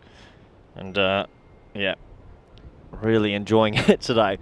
I've got to stop laughing so much. I've got to focus on the game a little bit more, but there's been some comical moments that hopefully we'll be able to bring you back in a moment. But this should be a close contest. And can Kaviv get over the line? And getting behind him in this one. In comes Malik now. Yeah, and that is that prodigious swing which I spoke about, and they'll scamper through for a leg by. But the thing is, Usman's obviously an old fox. He knows what he's doing. He's got the deep square and the deep mid-on, and that is the correct field. If you're going to be bringing in the ball this much, then, yeah, that is the right field to have. Pretty standard T10 field, if you ask me. No need for a slip, no need for catches. Everyone on the offside on the ring. And, yeah. Well, Kaviv, they'll be reliant on Maninder Singh, who's now on strike. He's, so far from what I've seen in the few games, their best batsman. And they're going to need to get him early, Kampong, but I hope Maninder gets himself in and can get them off to a little bit of a flyer, because if he does, we might be in for a really tight game here. And you can see it's a beautiful ground here out in Sparta, Rotterdam. This should be a good contest. Maybe even a golden ball. Wouldn't mind it. And there you go. Called it. That big in-swing. And I tell you what, he hasn't moved his front foot at all. Stuck on the crease. And that middle stump's been completely uprooted. It's poor batting, really. Didn't even move. Let's have a look at the replay. Yeah, well, I don't know if anyone's put super glue on his shoes in between the innings break. He didn't move at all. I don't know if he was even ready for it. I've watched him bat earlier in this tournament. He's a little bit better than that. He should know that the ball's being swung in and getting forward to that. But yeah, his feet are rooted to those creases. Looks like possibly there's some new ASICS shoes and maybe the grip on them's too good, because he hasn't moved a bit. And yeah, well, Malik, a lot of experience, knows what he's doing with the pill. And yeah, tell you what, that is a big, big wicket in this chase. So 1 for 1. And Mr. Malik, last year he had a good tournament with the ball. He's doing it again. Awkward customer, wily customer. He bowls stump to stump. You miss, I hit sort of stuff. And there's the first wicket in the chase. And yeah, Maninder Singh will be disappointed with that, because yeah, he really didn't move. It was like he saw a ghost. You got to get forward, kids. You got to move. You got to be into the contest, and you got to be switched on when you get out there. It's a quick, action-packed game, T10. You look on the side-on view. Yeah, well, maybe just a twinkle in the toes. And that was about it. I mean, he looked a little bit in disbelief, and there goes the head down. Yeah, disappointment. Yeah, I'm sure he would have wanted a few, and he wanted to get his team across the line. But they're still in this contest. Long way to go. There's Aurora for his first ball. Oh, I tell you what, almost a feather. And once again, if you look at the footwork here, stuck on the crease, you've got to get yourself forward. You've got to get moving a little bit. You watch this front foot, hasn't even moved. It's moved after the ball's been in the bat. So you've got to get moving as a batsman. You've got to get activated early and get out there to the ball. Yeah, once again, play from crease. This could be a tight run out. So a little bit of a fumble in the field. Would have been nice, but Andrew File just with a little bit of a fumble. Be disappointed with that. Could have been 2 early wickets. As you can see, not much footwork, but he's watched it closely onto the bat and scampered through for 1. Bit of tip and run there. And Turumale now taking on Malik. Oh, well bowled. And oh, it could be a run-out chance. If he hits, he's gone. Oh, he's just missed. Oh, Tusha Sharma with the quick throw, the big number 2. Have a look here. Running, watching the ball. Don't watch the ball. Don't block the... Yeah, he's out by a mile if that hits. So Kampong, they're one of the better fielding teams that I've seen in T10 cricket here in the Netherlands. They're recently promoted from the Hoofdklasse to the top Klasse. So they should be confident. And that will be a dot ball. So Mr. Malik does what he does best. 1 for 2 off first. His economy rate is always low. I honestly don't think I've ever seen him get hit for more than 10 in and over. And now Kaviv, well, they're on the back foot again. They haven't been able to get a win in this tournament just yet. But this is their best chance to.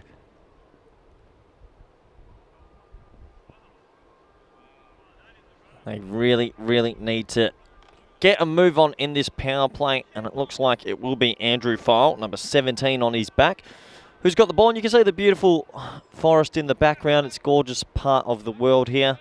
And the sun is shining here today, probably about 20, 21 degrees. Shorts and shirt weather. And yeah, plenty of T10 action. This is only game 2 on the second day. We've still got 3 live games coming in the afternoon. So stay with us throughout the day, and please feel free to get your questions in on the European Cricket Network or via YouTube. Always good to have a bit of a chat with our fans and see how it's all going. As Conrad asked, who got relegated, Conrad, in the top class of this year? There was no relegation. So what's happening with the top classer is 2 teams are being promoted from the Hoofda, and there'll be a 12-team competition next year, 2 groups of 6 in 50 over cricket in the Netherlands. First time they'll be doing that. It's also finals time as well. So a few changes in the format, mate. And I'm sure you'll be tuning in from wherever you are in Portugal. That's down the leg side and should be called a wide, and is called a wide by our Merv Hughes lookalike umpire. But it gives me great pleasure. Oh, this man, VS, a.k.a. Vinny Sandhu. Welcome back, buddy. I'm here. Yeah, I'm enjoying it. And just said hello to some of the Liege guys who are up from Belgium. Belgie. 2.5 hour trip. Yep, well bowled, well played into the offside, and just single. You missed an early wicket, a big early wicket. You did? I think I saw it better than Meninda. Oh, yeah. His feet were a bit glued, Vinny. Yeah, well, yeah. Well, we said this footwork's not as important. Somewhat important. Oh, pretty important. He's not out there to defend, though, was he? No, unfortunately, that his day done, as that's worked into the leg side for a quick single. And this is the boy. Oh, mate, well fielded. Very, very well fielded. Do you know who that was fielding that ball? Oh, let me guess. Would that be your man, Pierre Jacquot? Yeah, Pierre Jacquot. I tell you, just watch his movement, Vinny. So you know. I like the way he threw it slightly off balance. Look at this. If this hits, gone. Yeah, would have been 2. Absolutely, that was absolutely out. Wasn't it? Well, that's the thing. Pierre, for me, creates run-outs. He's one of those types of fielders. So just watch his movement in the field. He's a really, really live wire.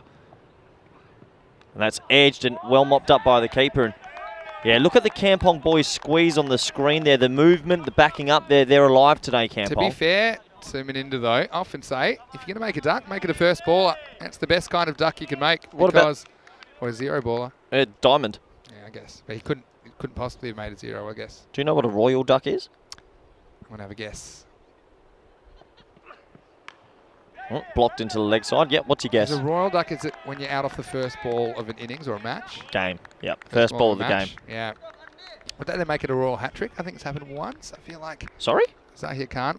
If you, as a bowler, take 3 wickets off the first 3 balls of a match. No, never happened in Test cricket. I think no, Zahir Khan. You almost. Irfan Pathan took 3 wickets against Pakistan, first over of a test, but it was ball 4, 5, 6 as Andrew File comes in, and that's worked behind point for a single. First 3 balls of a one-day innings has happened, and it was a left armer, maybe so you're close. Yeah. Who? Oh. First 3 balls. Muhammad Amir? No. Give me a country. Sri Lanka. Oh, Chmidavas. That a boy.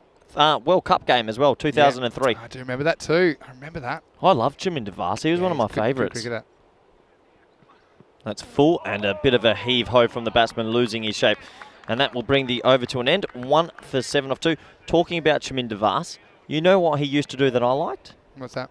The full face sink. Oh, yeah. He, wasn't He much had the about, was he? whole Full beam. white face. Yeah, full on. Hold on. Got to talk about this. WhatsApp and Telegram group. If you want to get involved, why don't you join the conversation? +49 170 954 1799. You can also join our Telegram channel. You can just use the QR codes you see there on your screen and get involved. So many people talking about European cricket. No matter where you're watching around the world, you don't have to be in Europe. Wherever you're watching from, we appreciate your company. And so much happening next couple of weeks as we head towards the ECC. Absolutely, as Usman Malik continues. And oh, there goes the stumps again, middle and leg stump. God, this guy doesn't miss, Vinny. Yeah, and that one keeps a bit low, but this is the risk you take when you have the cross bat shot on the stumps and a bit of foot celebrations. That one didn't get up, did it? But having said that, yeah, it wasn't played with a straight bat. And look at the batsman, he's just saying, well, that didn't bounce as much as I thought at all. And well, the evidence, just look behind you. You probably don't want to look. So, Tirama Malai, he's not able to do too much. And, well, 2 key players dismissed already. And some big trouble in this second innings. It's 7 for 2. Yeah, going to be tough to get there from now, but you never know. Usman Malik doesn't miss the stumps, and he's a hell of a bowler. He reminds me of a bowler from New Zealand, actually, and I want you to get it. There's just a few little knacks about him, the height, the way he bowls. If you get it, because the guy from New Zealand wasn't an out-and-out quick or anything like that. He was a part-timer. They had so many military mediums. Yeah, they did. Who? Bald head. Well, not Chris Harris. Yeah, he reminds reminds me. me. Not quite as whippy as Chris Harris. I tell you what, the hairline's a little bit like it. The action's a little bit like it. There's a lot faster than Chris Harris. He's faster than Chris Harris, but I tell you what, there's a lot of Chris Harris about Usman Malik. There's a bit too much kind of... The hairline's the same. It's too much of a heave for me. Chris Harris is all like a bit of a windmill. No, but wasn't Chris Harris both arms up and a little bit of a leg cutter but sort of it was roller? more flowing than this. This has got a bit of a load up, like a slight pause in the action. Anyway, I do like your esoteric cricket knowledge. You do? Yeah, I like it. As he comes Some in people in again. chat enjoyed as well. Oh, well bowled. Well bowled. It's going to be a run out if he hits. Oh, I tell you what, it would have been close, and they'll turn for a single now as the overthrow will come. Worth a go though. This, I know you're always talking about, saving runs is the most important thing in T10, but it's worth giving away a run to try and get a third wicket here, especially one of the top order, because it can save you more than that down the stretch. Yeah, possibly. Tell you what, there's a few technical errors with the non-striker running there as well. He's got the bat in the wrong hand. You always carry it in your left hand at the non-striker's end. Yeah, that's true. That's fundamentals. fundamentals. These are things that, as a coach, must be something you try and impart on some of the players in Europe, which you don't even have to be a good player to do the fundamentals right, like having the bat in your correct hand when you're backing up. Yeah, 100%. It's the little things that count, and he's gone off again. Tell you what. Turning blind, there's another one. Yep. Turning blind is the one that annoys me. Interesting to see that he's batting out of his crease, Vinny. Maybe trying to negate the swing, but he's still batting out of his crease, and they're not really taking a stride forward. So, Usman Malik, though, he's a wily professional, old Chris Harris. And, yeah, Kaviv, well, they haven't got off to the start they needed. Gotta go now. Trouble. Oof. I think he's gone. Oh, he's kind of dropped his bat. Let's have a look at this. And I think he drops his bat after the line, so once he's in, it should be fine. But does he get there? That's the question. He was right on top of this. Let's have a look. Well, I think he's just out. Well, talking fundamentals again, he's not sliding his bat. I think that's a great call from Booney at square leg. Yeah, I think it is, because this is really tight. Bang, that's out. Good umpiring. Work. This is really good, and this is why, put yourself in the umpire's shoes here. Okay. This is what the umpire sees. I know we've already seen it, but that's a really bang call. Great work as well by Hoffman behind the stumps didn't whip the bails off. He absolutely destroyed the castle, and so a run out, and that was all created by the pressure from Malik as well. The score now in the third over. Big trouble in the power play. It's 8 for 3, Quiviv. Yeah, big trouble, Vinny, and I don't want to say that's all she wrote already, because I'm going to give this little man a chance. Ash, let me just get the name right, because he's been very good this tournament. But Arnav Mishra, he's bowled well and he's batted well. He's going to have to come out and play a bit of a doozy. But yeah, look, we just talked about the running, and then the run-outs come. Running between the wickets is so important in cricket around the world, and unfortunately, yeah, the running so far hasn't been too impressive from Kaviv. Yeah, but it's all created because they weren't getting the boundary, so they had to look for runs when they weren't quite there. Oh! Well, what a power play that is. 3 wickets, but also only 8 runs. 8 for 3 after 3. And, well, after that kind of a start, they need something special to happen in the middle overs, Quivive, if they're going to have any chance of getting back into this match. Yep, absolutely. And a couple of comments in saying, not Chris Harris. Well, I apologise. But yeah, it's always good to bring up some old cricketers and talk about them. I think one of my favourite old cricketers, I always loved Adam Gilchrist. I was a Perth boy, loved Gilly back in the day. Have a quick look at, this is the old Manhattan graph, I believe. And as you can see, the differences in power plays, massive. And you need a good power play in T10 to get the ball rolling, that is for sure. So Andrew File will continue. And that's a steppy ball. Oh, I can't go. Vinny's not here. Could be caught and be an amazing catch. No, it won't be. It's 6. Nice shot. Well, that's probably the first true half volley that we've seen. And if you look here, batsman keeps his head down through the swing. And I'm a big advocate of people hitting straight. You can nearly hit almost any ball to the sight screen if it's outside middle and off stump. So keep going at the sight screen, keep hitting straight, and that's better batting from Quivive. Oh, gives himself some room, hits it straight to backward point, but they'll scamper through for a single. So, can Quivive get themselves in this chase? We've got one commentator, Conrad Greenshield, saying Herschel Gibbs, one of his favourites. He dominated Australia a few times, old Hershey Gibbs. Old green back grip. Hit it amazingly through the offside. Garnet Tarbat's a bit like him. He's playing in this tournament. As Andrew Falt. Well played by Mishra. I like that. A little bit of touch game's always good. What I like that Kampong are doing, they're actually keeping their point and cover really tight. So it's almost like the pyramid play on the offside. If you keep your cover and point ridiculously tight to squeeze a dot and then have your sweeper in between them, dot balls can still be very efficient. Not everyone has to be on the ring. So I like the tactics here from Usman Malik and Kampong. Newly promoted to the top class. And yeah, they know what they're doing, that is for sure. As that's a high full toss. Is it going to be called a noe? Well, he looks at the square leg. It's close. Real close. I'll have a look on the replay. My first initial reaction that it was. Hard these ones. Yeah, that's a... I'm going to sit on the fence. I'm not sure. I'm sure that's a no ball. All right, interesting. Tough to call that. As that's well bowled outside off. And yeah, they're squeezing on the offside now. They've got 4 men in on the offside. But yeah, those are really hard to call for umpires live, I always feel like. That no ball call because the batsman's in a shot. He's batting out his crease. Very, very difficult to spot if it's above the waist or not. But good bowling by Andrew Fowle. He's going to finish off the last ball of his spell here. And that's short, and Mishra hooks pretty well, and that's going to go away for 4, I'd imagine, and it will. So, important boundary for Quivive, Vinny. Yeah, it sure is. And they needed something to go their way, didn't they?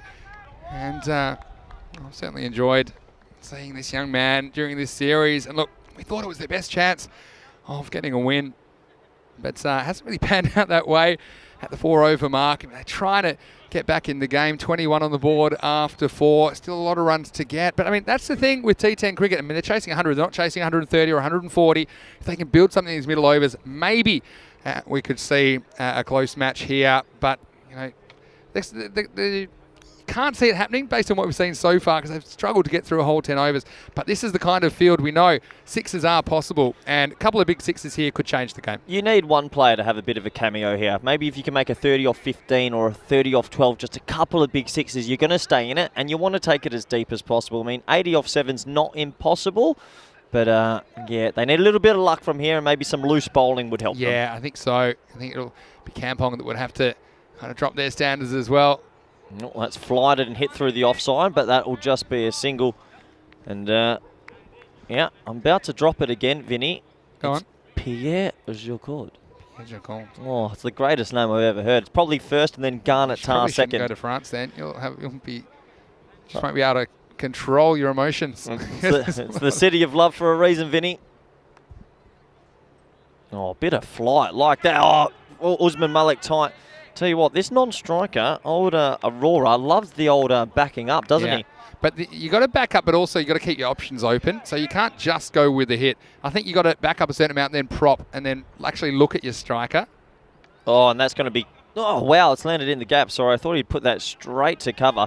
Yeah, so let me just tell you what I'm thinking there. So this this is what I'd be doing as a non-striker. I'd be backing up a set amount, maybe it's 2 or 3 metres, but then I would kind of prop. And the reason is then I'm actually just looking at my striker. I'm not looking at the ball. And if the ball's hit in front of the wicket, I'm using his body language to determine if I'm going or not. Oh, that is huge. Sorry to interrupt you. That is, that's the biggest one of the week, I reckon. Oh, that's on the clubhouse. That's on the warning track, isn't it? That's a big hit. That one knocked on the door of the clubhouse. And it was asking questions of the staff here at Sparta. That is a huge Maximo. And just the tonic for Quivive. Yeah, Aurora's the key here. They've got to get him out if they want to confirm this win, Kampong. But Aurora can obviously hit a big pill. That's huge. Pierre Jahod giving it too much fly, and that's cut behind point and well filled for Singer. Interesting you're talking about running. You ever heard about turning circles? Well, yeah, I know of them. Dean Jones, the late Dean Jones, he was one of my mentors, always one of the greatest runners, actually started the whole... He's a trailblazer. Was the trailblazer. If you ever watched Dean Jones running between the wickets, as that swept, nice from Mishra, deep square coming around, and it'll just be a single, 7 in the over. Score 3 for 31. But yeah, Dean Jones used to go out, and he's told me this, that on the side of the wicket, he would take a metre or two out, and he would make a mark with his spike, so he would know at each end when his turning circle was going, and he would watch the mark on the ground and not where the crease was. Just a little thing. So, I mean, he was a pioneer of running between the wickets, and if you ever want to watch some good running between, go YouTube, Dean Jones running. Unbelievable. Reading his book, One Day Magic. Did you read that book in the early 90s? You probably weren't born. But, but there are a couple of things. Again, see, I disagree. For example, Dean Jones sometimes would say that he would turn blind because he thought it was a bit quicker if he was made up his mind he's going for 2. But I don't think you should be quicker on any particular side, because in life you can turn left or right. Well, so maybe I was just an ambidextrous turner. But, I do have to say I agree with you. And he actually not just changed running, he changed batting in one-day cricket as well. Yeah, I don't think he's given enough credit for how much he reinvigorated sort of one-day cricket, and well, not reinvigorated, but sort of kick-started the attacking mindset, the strike rates, the running like a madman between the wickets. He was born before his era. He would have been an unbelievable T20 player. Imagine. Dino, miss him. Good man. Yeah. Rest in peace, buddy, as that's edged for 4. And Mishra, no third man. Interesting. Ooh, where's the extra fielder there? Yeah, Mishra's shown he likes to hit in that quarter, doesn't he? Between kind of 9 o'clock and 12 o'clock. Well, there's a few little technical flaws with Mishra. He's got probably he's too bottom-handed, but that tells you that he's got to always score square of the wicket. He can't really play a straight drive. Look, I'm a little bit like that myself. I can't straight drive to save my life. No, I really can't. I'm all square of the wicket. But if you notice that as a captain, you're going to have to adjust your fields to accommodate, you know? Yeah. I think they have pushed the third man back now. Deep in wicket comes up. Let's see if it changes the game of Mishra, trying to work their way back into this match. Oh, and there it is. It's a splice, and it's going to be caught at deep cover point, and it is caught. So there's that technical flaw again. Yeah. It's almost like it hits the bat, and the bottom-handed wrist just... He's got a slice, basically. A proper splice. He Look slices this. Look at this. Splice. It's interesting. It's an inside-out kind of a swing, and it was just a push, really. It was the kind of shot that got him 6 yesterday. If you remember, it was a very similar shot that we couldn't believe went for 6. But, well, there we go. Big number 2. It's so big. It's struggling to stay on the back of Tushar Sharma. But I tell you what, there was no problems. Nice bit of catching. And the 4th wicket goes down. 35 for 4 now in the 6th over. Yep, absolutely. What do you think about Quivive? I mean, they've certainly been very competitive at times during matches, but they haven't quite put a whole innings together, never mind a match at the moment. Yeah, struggling to get 11 men to play the collective sort of game. And once they do that, they'll probably get a win. I asked in the questions before about favourite cricketers, as I was talking about mine, Gilly, and then someone's gone, Darren Berry. He was a hell of a keeper. Yeah, he was. I worked with him at Islamabad United, actually, and if you ever want to see a proper stumping, type in Paul, Chuck Berry, type in Paul Rifle, stumped Berry in the State Shield. Yeah. Trust me, I've seen every good stumping. You took it on YouTube. Yeah, you're pretty good. Yeah, no. Excellent keeper. Oh, Aurora, though, is the key. Will it get over him? It will get over him, Vinny. This game is on while he's at the crease. Another 6. Wow, sure is. I tell you what. Oh, I don't know. If he's right back, maybe has a shot. He looks like he's had to back, maybe not, actually. That's pretty comfortably over his head. Well, you've got to keep swinging. And certainly Aurora, it's going to be a bit of a one-man effort, you feel, at this stage. Yeah, Aurora Borealis, I tell you what, he is the key here. He's got the orange cap, which means he's made the most runs in the IPL. So it's up to him to try and get him over the line here. Isn't that how it works? Yeah, that's how it works. Do we do that, actually? No, Why don't COVID we can't be sharing caps around. Okay, but why don't we create... Well, then you need 17 caps every time it changes. Yeah, that's how they do it in the IPL. Yeah. We're all at the same ground. Right. Well, who wants to sponsor the orange caps? Let us know. European Cricket Network, YouTube channel. What do the bowlers get? They get purple cap. Yeah, I reckon that should be Purple something cap. we bring in. I reckon a little different coloured caps for the leading wicket That'd taker. be nice. Leading Yeah, that'd be nice. best fielder, best commentator could get a cap. Oh, my head would get sore. Yeah. there's a run out to... Hold on. Yeah, what would be the prize for the best commentator? A golden microphone. Oh, the golden mic. It's team effort here. Is it? No individuals in this team. Absolute individuals left and right. End of the over, 6 down, and the score is 43 for 4. What do they need here? They need, well, a lot. But again, one of those magical overs could change the game. Just wonder where it's going to come from. Looks like they are going back to Jaconde. Well, Jaconde I like, but the only thing I'd just a little bit of criteria, a little bit too flighted maybe in the first. He's a Maximo risk. Oh, absolutely. Jaconde. Yeah, absolutely. But what a great name. When you run a name like that, you can do what you want in this world. Yeah. Can't not be successful. Stuart Verman's come through and said keeper Ryan Campbell was his favourite. I think. Yeah, Ryan's a very good keeper, no doubt about that. Yeah, good stumping off Shane Warne in his few one-dayers. Yeah. Pretty nice to have on. Played 2 one-days for Australia. 2 one-days for Australia. Played some Australia A cricket as well, didn't he? Pretty unlucky, really. You had Gilly, you had Haddon, sorry. And then, yeah, he's just born in the wrong era, maybe. Yeah, that's right. Well, he's kind of pre-Haddon, actually. Oh, slog Schweppers. And, just the single. But that's a good single, I think. Aurora, if he takes the rest of this over, Vinny, for at least 15, game on. Yeah, well, that's the thing. And I think he'll want to camp himself at that striker's end. And the fielders are all going back on the leg side. I'm going to catch one here. Let's see if they're back. Sure. If you catch one, will you promise you'll just sit down for the rest of the day? Done. Oh, well bowled. Okay, good bowling. The kid thinks on his feet, Pierre Jaconde. And, smart bowling. That's out the front of the hand. That's a lot quicker. And Aurora, looks like he was stunned by a bit of a ghost there. Just stuck on the crease. Well, there's the flighted one, and whoop, that's done him in. So interesting, one quicker ball, just plays with the batsman's mind. Did him in the flight there, and he doesn't want ones here. And you can see what Aurora's thinking. He's saying, look, if we're going to get close to his total, I'm going to stay down here. I've got to hit boundaries. And you see that he just wasn't in the right spot. Didn't cover that one outside the off stump. Bit of commotion. Oh, that's big. Oh, it's going to hit someone in Liege. Oh, what a catch. Oh, I'll tell you what. Tell you what. Quickly, get me on Liege for the next game. That was great catching, wasn't it? I don't know who number 5 is on Liege. Can we get the list up? Because that was safe as houses. That was an excellent catch. I have a feeling I might know who caught that, actually. Oh, if I had a guess, I'd probably say Munib Mohammed. Mate, okay. Unbelievable. He's a gun fielder. Yeah. Gun fielder. How's that? He's one of the... he's been here for 5 minutes and he's got more catches than you, and you've been here for almost 2 days. He's one of the best fielders in Belgium, Munib Mohammed. I'm looking forward. He'll open the batting after and bowl tidy leg spin. So Lee's coming up from Belgium. The 50's up now. Game on. 20 balls left. Well bowled, Pierre. Big appeal. And here's the thing for me, though, and this is where, for me, Aurora's getting slightly wrong. He seems to be backing away to leg. I think he wants to hit on the leg side. So he should be, if anything, coming across outside the off stump to make that easier. And he's reaching for those. It's clever bowling, though, by Jaconde. Yeah, it's clever. You are right. That's good analytics from you, Vinny. The leading run scorer in the IPL should be standing still and not moving to the leg side. That is for sure. I have to go straight to the IPL if he keeps hitting him this well. Imagine if he was batting with a mongoose. Okay, why hasn't that been... Why did that come around? I reckon Pierce Fletcher's listening. Pierce, if you're listening... I think I know what happened. I want to know what happened, because Hayden used it, and he dominated. Yeah, but he dominated with it, didn't he? But it's harder to play the horizontal bat strokes, and people wanted more bat. But yeah, when you hit it, it went further because of the physics of it. If you hit in the middle, but... Oh, my word. Oh, I'm sorry. Go on. Pierce Fletcher was listening, and he's come through with a player.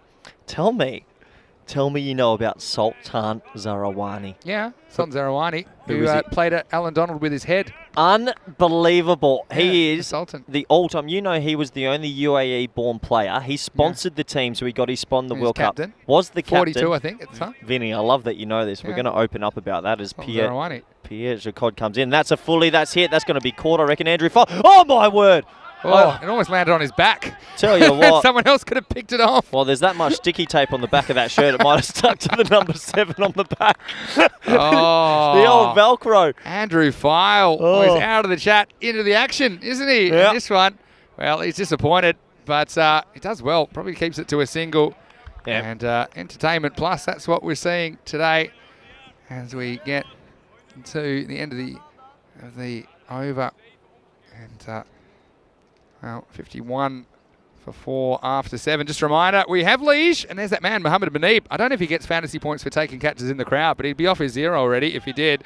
And they've got a tough task, Liege. They have their first 2 matches against Sparta, who are undefeated. They're 4-0, and they've won the toss. They've sent in Sparta, so they're basically saying, right, over to you, Gata and Musa. Do your worst, and we'll try and chase it down. What do you think about that? I know a couple of names. You've got Ali Raza Mohammed Manib, lefty-righty combo, very attacking. Umar Butt's the chairman of Belgium cricket. So you've got the chairman at 4, no pressure. And then you've got Wakas Raja, and Burhan is 17-year-old made his international debut, quality. Yeah, looks a good player to me, Burhan. All right, 8th overtime. Oh! Starts big. Manib. It's big. Oh! Another Maximo. Wow, this is just what they need. They need 3 a ball. Look, they need a magical over. Aurora, well, he's not hitting everything, but when he does, they're certainly disappearing out of this small ground. Oh, it's Aurora Borealis, Vinny. Aurora Borealis has come and all ends up the leading run scorer in the IPL's playing here, and he's, tell you what, it's a one-man show. Aurora Borealis. What does that mean? At this time of year, it localised to this particular cricket ground. The Simpsons episode, Sure well is. played from you. Here we go. Here's Nana. Oh, pull away, yeah, that's what I'd be doing. But, tell you go what, on.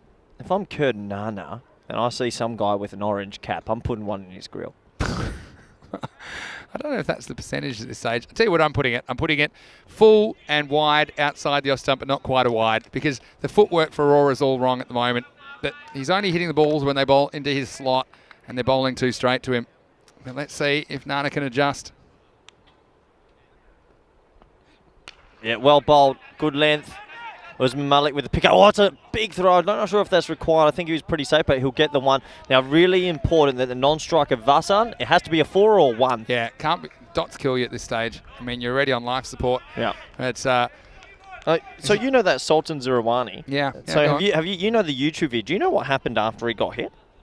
He's fine, wasn't he? He walks over and just picks up his floppy hat and puts it back on. What a legend. And that's the day Alan Donald, he worried that he killed somebody. Yeah. Because he did it on purpose. Yeah, absolutely. Donald Bowen said, what are you doing coming out here? So you're worried about me in a jockey lid, but that guy's wearing a floppy. You never brought that up, did you, Vinny? Worried if you faced Alan Donald in a jockey lid. We need to get that photo back Even if up. Alan Donald, what is he, probably 55 now?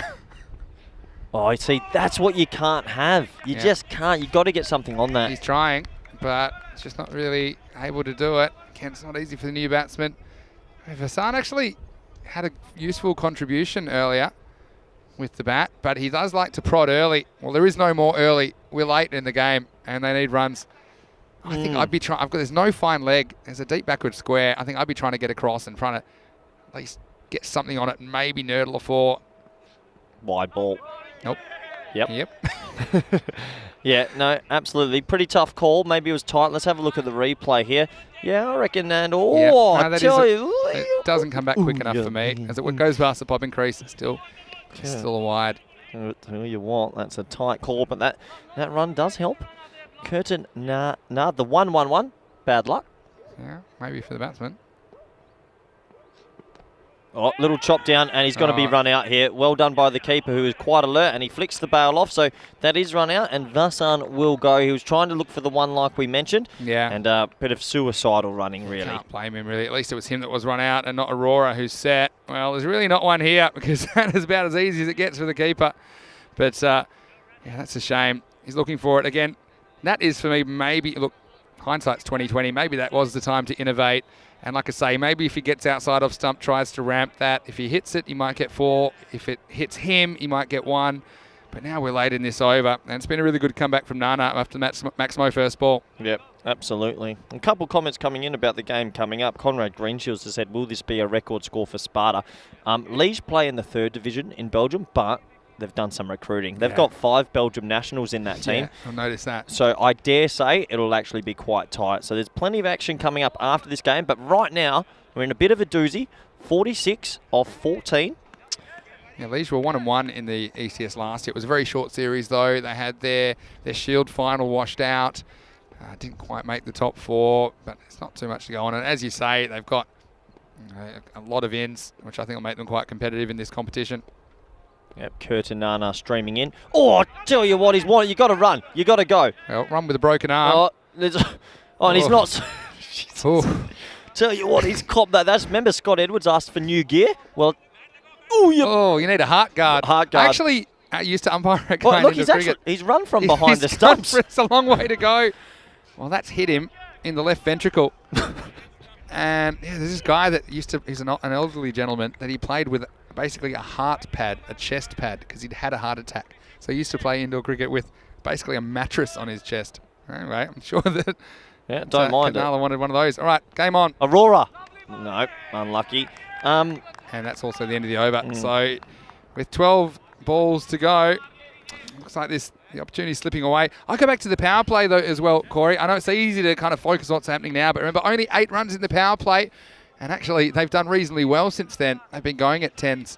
But it's those first couple of overs. Just have a look at this worm. Took a while to get out of bed, didn't it?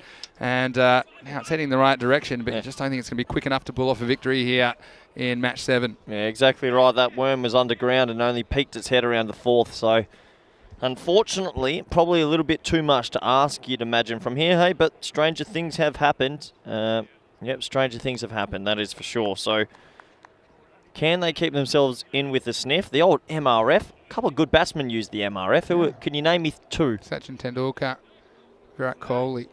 Okay, and from different countries. Steve Waugh did. Well done. Yeah, I'll take that. There was a big one I wanted Not really to say. plugging back One of companies. my favourite players, Brian Charles Lara. On BC Lara. Oh my word, he played spin on He his used to flute. have the single scoop that he used to use as well. Yeah. The grey nickels. Interesting to turn to spin here because that's flighted and that's going to be swatted down the ground for 1. Looks like T. Sharma.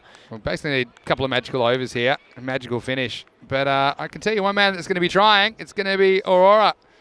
And, What is an Aurora Borealis? it's a type of, it's like the northern lights. It's like an illusion where the sky glows because of the refraction of the sun's light. Good knowledge from you, Vinny. Try my best. That's flighted, and that's going to be possibly stumped the umpire. Yeah, Booney's giving it out at square leg. So let's have a look at this replay, Vinny, because that looked tight. Yeah, this is...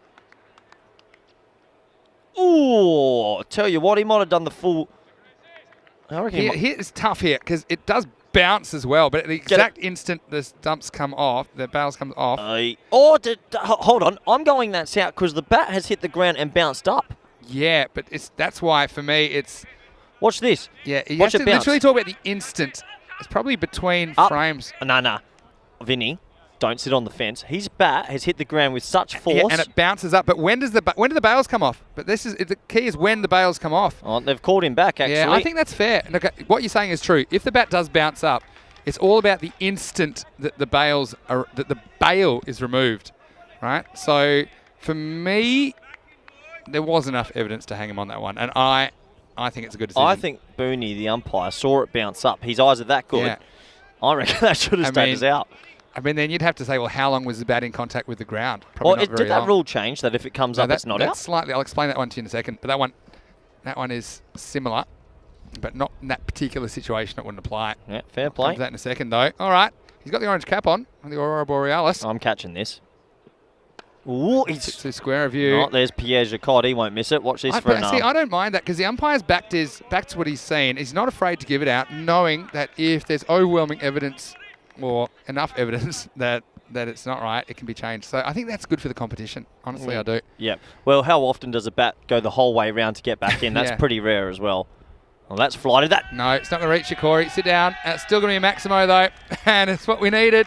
And Canala, that's going to be a nice little confidence boost for him. Might be too little too late, but it's a good shot through the line. He gets 6. Now, just going back to the bouncing bat, that's more to do with run-outs or stumpings. If you're diving for your crease or stretching for your crease and the bat bounces up after, but that wasn't a case where he was diving. That's why I don't think it counts in that situation. Yeah, as that swept out hard to Pierre Jacquot, and look at that for an arm. Beautiful, straight to the keeper. So in that one, you're literally looking at the instant that the bails are removed. Where is the bat? Yeah, okay. That was, yeah. So it doesn't apply to, for example, unless you are kind of diving for your crease. Oh, well bowled, but well played as well. He's done him in flight a little bit, but he's stood still and swatted it. And I tell you what, well, it's 30 off 6. You're in with the sniff. It'll have to be a supersonic finish if they're going to do it again. I can't help but go back to the power play. We've seen sometimes the opposite of this. We've seen a strong start from Quivive and it dropping off in the second half of the innings or towards the end of the innings. What we're seeing is the exact opposite this time. They only scored 8 runs in the first 3 overs. And when you see how close they're getting in this game, there's 75. They require 30 off the last 6. Even if they could have scraped their way to, say, something like 20, those extra 12 runs would make a big difference at this stage. But, well, one thing we're going to see is some big swings, and it's not really like you can even take a single now if you're Katnala. You're just going to swing for the fences and hope for the best. You're going to need basically 3 6s, 3 4s as a minimum, unless you get some help from the bowler. Here is Nana to bowl the 10th over. Yeah, well bowled. Tied him up with the length, followed him a little bit, and I think Katnala, after copping one in the heart, didn't fancy that because that's almost hit the heart again. Yeah, we said yesterday the bibs don't offer a lot of protection. They're using the ECN symbol as a bit of a target, I think, on Katnala. Yeah. But now, well, still possible. We need to see 5 Maximos, or maybe you could have 4 6s and a 4 for a golden ball. Oh, huge. Give me a golden ball already. Come on, the lucky orange cap. What can he deliver? Well bowled. It's an inside edge, but it's really, really well bowled. Straight to short fine, and that will more than likely do proceedings unless there's a bit of craziness in this game, Vinny. Once again, they're going to score something in this kind of 80 to 85 region where they have been. And it's all about the fact they haven't been able to put a whole innings together. There's always been a period in all of their matches where they've just fallen off the pace a bit. And yeah, they're only going to go down this one by 20 to 25 runs. Could have made all the difference. Yeah, nice shot that. That's over wide extra cover, and that'll scoot away for 4. One thing that Kampong have done, they've actually used Curtin Nana in the 8th and the 10th. They did this yesterday as well. Yeah, so they're using him as a pure death bowler. Now, that's a nice cricket shot, but I do like that tactic as well. Have one of your best bowlers bowling 2 at the end with the experience. Yeah. Then the only problem is, let's say they bowl the 8th and it goes terribly. What do you do? That can You back him as in. well. No, you back him in. You also, back him Aurora, he's stuck at the other end on 47 now. Will he get a chance for his 50? Yeah. Nope. Yeah, I think he will. Yep. Well, interesting. I'd like to see him get it because I think he's batted pretty well. Remember, he was unlucky yesterday, got run out off the fingertips of the bowler in game 1 yesterday. Remember that? Didn't get an opportunity. So, look, I think it'd be a nice little personal milestone. He's on 47, and well, this is where, if he knew he's on 47, he's definitely running 2. Yeah, 100. Because he's got to get back for a chance at I'm sure he's 50. He's got a lot of family and friends watching, so it's a big opportunity for him, and he gives himself room and swats it. You got to turn and go. You got to touch and go. He doesn't know. No, doesn't want it. He's unselfish. I'll tell you that much. Oh, he's got the scoreboard up there, so he should know when he's on. Yeah, but he's also pretty wise. A red ink. You know what red ink is, yeah? Oh, would you rather have a 49 not out or a 50 out? Honest answer, 49 not. Yes, so that's terrible. 100%. Take the not out when you can get it. That says a lot about you. Absolutely. Here's the last ball of the match. No, still can't believe that. So would you rather get a 99 not out or a 100 out? All right, that's the end of the game. Corey will come back with the answer. That's why you want to stay tuned. Oh, I'll tell you what, it's been an entertaining game regardless. Look, unfortunately for Quivive, they couldn't get their first win of this series. And look, let's hand it over to Kampong. They do get their first win of the series. They're 1-2 now after going down to Sparta twice yesterday. The final score is 104 to 84, 20 runs to the margin. And well, when it came to the crunch, it was just a little bit more experience and performance at key moments of the match that led to this victory for Kampong. They're first in this FanCode European Cricket Series. Yeah, pretty exciting, Vinny Sandhu, but it was the Usman Malik show at the start. A little bit of Chris Harris, I reckon, in that hair doing that bowling action. Yeah, his feet were glued there. Oh, Mahinder Singh, he was very disappointed, I'm sure. He just didn't get moving, or maybe a little bit not ready for the big Inchanger first rock. But that brought Aurora to the crease, and yeah, he ended up batting through, just couldn't get the team across line. There's Usman Malik doing what he does best, hitting the poles, Vinny. He does, doesn't he? I tell you what, made a mess of the stumps, and why me was the look from Thirumalai. Again, look how close they got. They got 20 runs away. They got nothing out of Mahinder Singh, not too much out of Thirumalai, who batted well earlier. And yeah, it was just Usman Malik, the old stager. I don't know if he looks as much like Chris Harris as you think, but when it came down to it, just a couple of these key moments. That was another one they lost. Varun Kumar was run out. Nice bit of fielding. And Quivive, they're no easy beats by any means. They just haven't quite put together a complete performance so far, and they slipped to 0-5 in this series. Yeah, exactly right, Vinny. We've seen moments from them, but not a team performance just yet. It was the Aurora show, and he just needed a little bit more support. Unfortunately, that power play of only 8 runs off it, they were playing catch-up, and Nick Mishra came in and played some nice shots through the offside with that soft bottom hand that you have, but this one, not far enough as it was caught on the rope there, and that meant the end of the young man's innings in the baby blue helmet, and there you go, the number 2 shirt getting ripped off out of the excitement. But yeah, like, as we mentioned, Aurora just needed a little bit more support, and unfortunately he couldn't get it because he was playing some nice shots through the middle.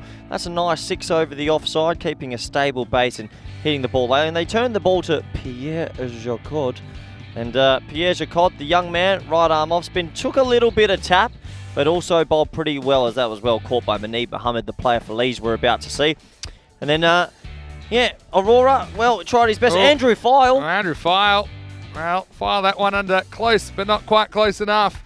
And before we get to the end of the highlights, I've got to tell you that Plague Dr. Johnson has talked us through Aurora Borealis. It's charged particles from the sun reacting with the Earth's magnetic field. So there you go. Pretty much exactly what I said. Anyway, so how about this at the end? It was Hoffman. He was able to just fluke a bail off, and that was the end of Hassan, who couldn't do too much. And Katnala, well, he tried his best as well. And just a little bit of a last-minute coaching. Said, try and do this. And this was the one where he was gone but not forgotten, because he came back. It was a very close one to call. I think the officials got it right in the end, if I'm honest. But then we weren't done quite yet. Matt Maximo down the ground, but still, despite the heroics in the 9th, and it was all happening in the 9th, there's a lot of runs to get in the 10th over. 30 were required, despite some good late hitting. Look, it was just a case of Quivive, who didn't get enough runs early in the innings, only 8 in the power play. It was always going to be really tough. I think they did well to get as close as they did, going down by 20 runs here in match 7. Yep. They did. They absolutely did. And Kaviva are enjoying themselves. Even though they haven't got their first win in the tournament, they're really going. We look at this next game. We've got Sparta Cricket, 1888 versus Liege, who are from Belgium, as we mentioned.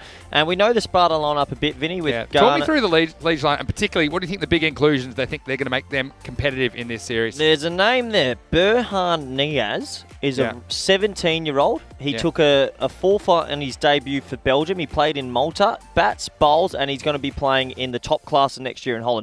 Another name there, Mohammed Manib, young left-handed opening bat, best fielder in Belgium. Yeah, and he already has a catch today after catching one in the crowd. So that's a good boost for him. And Liege there. On the toss elected to Bowlfest, what do you think about that as a decision? That's a big gamble, isn't it? Because you've seen how strong Sparta have been. But having said that, they have often done it chasing without too much pressure. They've got ahead of the game. So how do you think it'll be with Sparta batting first in this game? I actually like that decision from Liege. The reason is they're coming into the tournament late and they probably want to find their feet. And what Sparta don't know about Liege, this will be actually one of the harder bowling attacks that they've come up against, I think. So it might be a bit of a shock to the system. But look, I'm a little bit excited to watch the G train. Garnet Tar open the batting with Musa batting first, because they haven't batted first much, Sparta. Yeah, well, that's it. And sometimes, it's a long time to bat. 10 overs, longer than you think. So we're going to see it all here. Match 8, it's going to start in around about 15 minutes right here on the European Cricket Network. Hopefully you're having a great time so far. We are here. We are going to take a little bit of a break. We'll be back with more cricket action and excitement. Vinny Sandhu here, Mr. Maximo, along with Corey Rutgers. See you shortly for the third match of 5 today. We're not even at the halfway point yet on day 2 of this FanCode European Cricket Series. Enjoy what you're doing. See you back here shortly for more European Cricket Network action. You're watching the FanCode European Cricket Series.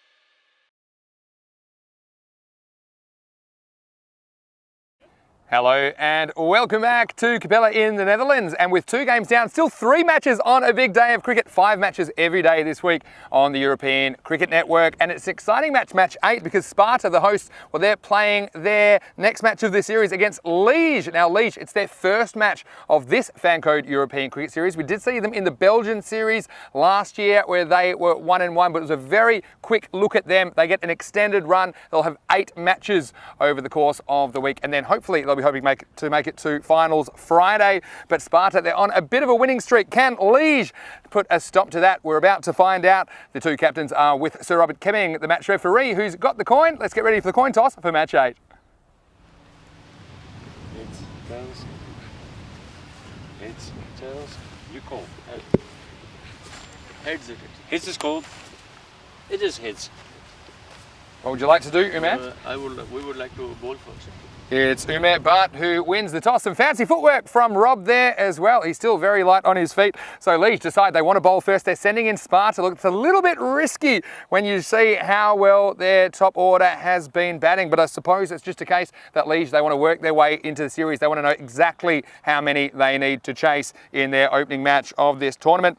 Look out for Muneeb Mohammed at the top of the order, as well as probably Rahman will open as well for Liege. But the player I'm really looking forward to seeing, Burhan Niaz. He's a 17-year-old. He's a decent batsman also. He's a bowler that can swing the ball around a little bit. So I think it'd be really good to get a look at him and some of the other youngsters who are turning out for Liege. But Sparta, can anyone stop the GT train? It's been Garnet Tar and Musa Ahmed who have been very, very destructive at the top of the order. And for Liege to have any chance whatsoever, they're going to have to get rid of those players fairly early in the innings, you'd have to think.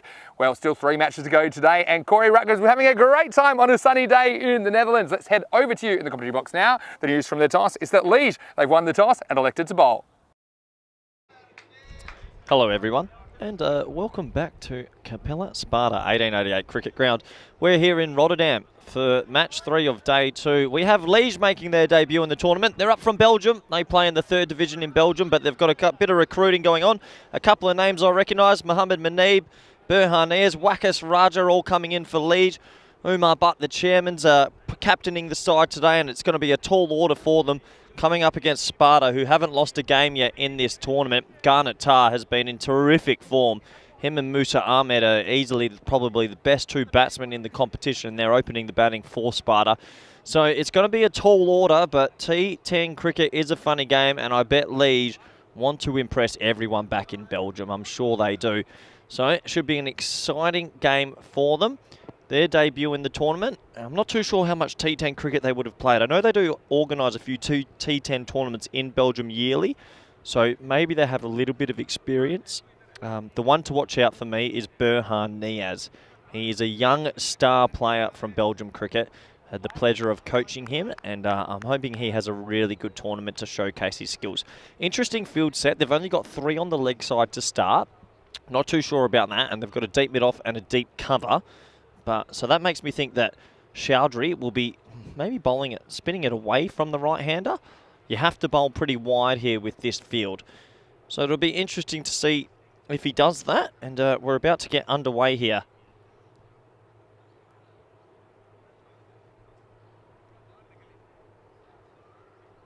So we wait for the all clear from the umpires, and welcome back to all our viewers on YouTube and FanCode in India. Please get your questions in, always fun when we're interacting with you guys. And if you've got any questions about T10 cricket or the ECN network or anything going on, we're happy to answer. Here we go.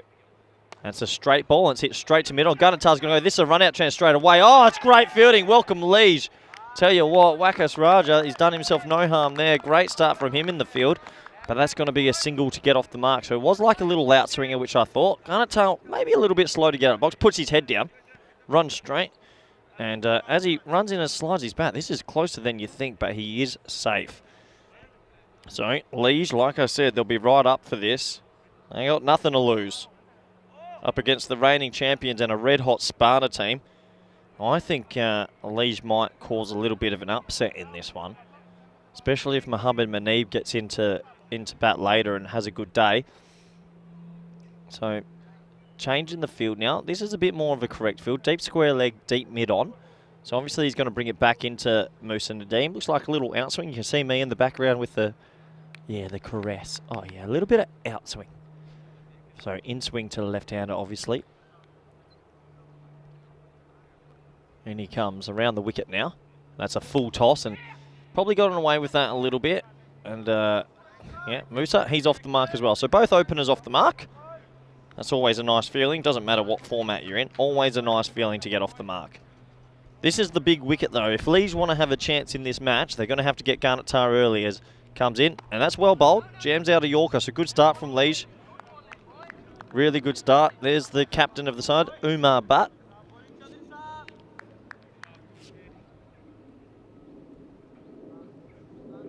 Well bowled again. It's a low full toss and Wackers Raja, well, they're not going to take that arm on again. Hit the stumps, and what a great start this in the power play. Usually by this stage, Garnet Tar or Musa Ahmed have hit 1 or 2 boundaries, so a really, really positive start from Liege.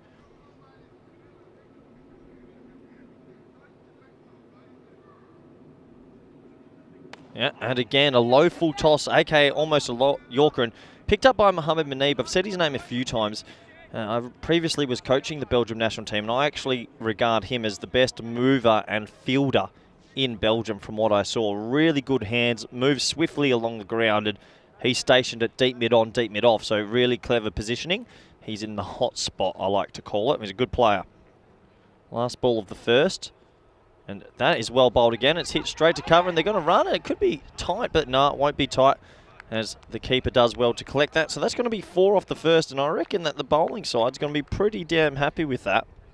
Really good start against a batting lineup that's been capable of hitting 15 to 25 runs and over. So we're underway. Game 3 of match day 2.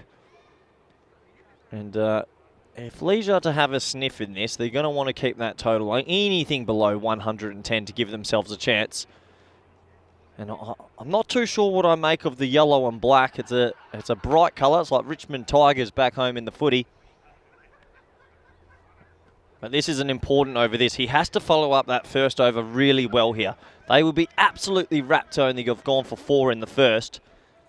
And yeah, like I said, I reckon they will surprise a few teams here at Liege. They've definitely done a little bit of recruiting and they've got more depth than you'd imagine. Not too many fast bowlers bowl with the specs on. That's new. As we're almost underway for the start of the second. Sarab Zahid with the new ball in his hand. Well, that's a full toss and it's down leg, and that's going to be given a wide as the keeper tries a cheeky little run out. Not too much of a fan of that, but Sarab Zahid needs to get this right early because the first over was exceptional. And if he does, maybe they can transfer some pressure onto this Sparta batting lineup. A very good batting lineup, as we mentioned. In he comes again. Well, that's not going to help. And those 2 wides all of a sudden make the first over 6 runs off, not 4 runs off.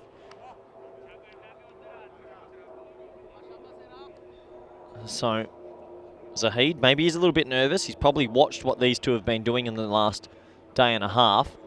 He needs to get it right. He's got to get this right as they move deep square back, move cover into the ring. So deep long on, deep square. He's bringing it back to the left-hander. It's a good field setting. Well, that's another fully, and that's going to go for 4. So really disappointing that. All that pressure is released. And there's the bar. And the painter's not there, thank God. And that went up his tush yesterday. But good shot, and he hasn't been able to calm himself down just yet. Probably a no-y. Really, really close. Really close. But nice shot. First boundary of this game. He's gone for 6 off 1 now. So all the pressure on the bowler now. He's decided to come around the wicket. Maybe not the worst option. Wants to tie him up. But needs to get his rhythm going. There's another fully, and you just can't be bowling that wide, 4-6. And Musa Ahmed is away now. So that's 12 off 2 balls. And that's all of a sudden taken that pressure off that first over away. I think I would have gone to maybe Berhan Niaz with the new ball if it was me. He has good control, the young fella, and swings it.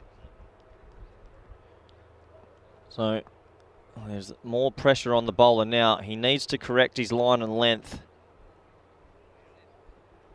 There we go. Hits the Yorker. Well played. And well run. So another single. That brings on the dangerous Garnet Tar, who's striking at 50. Nice, easy start for him. No pressure at all.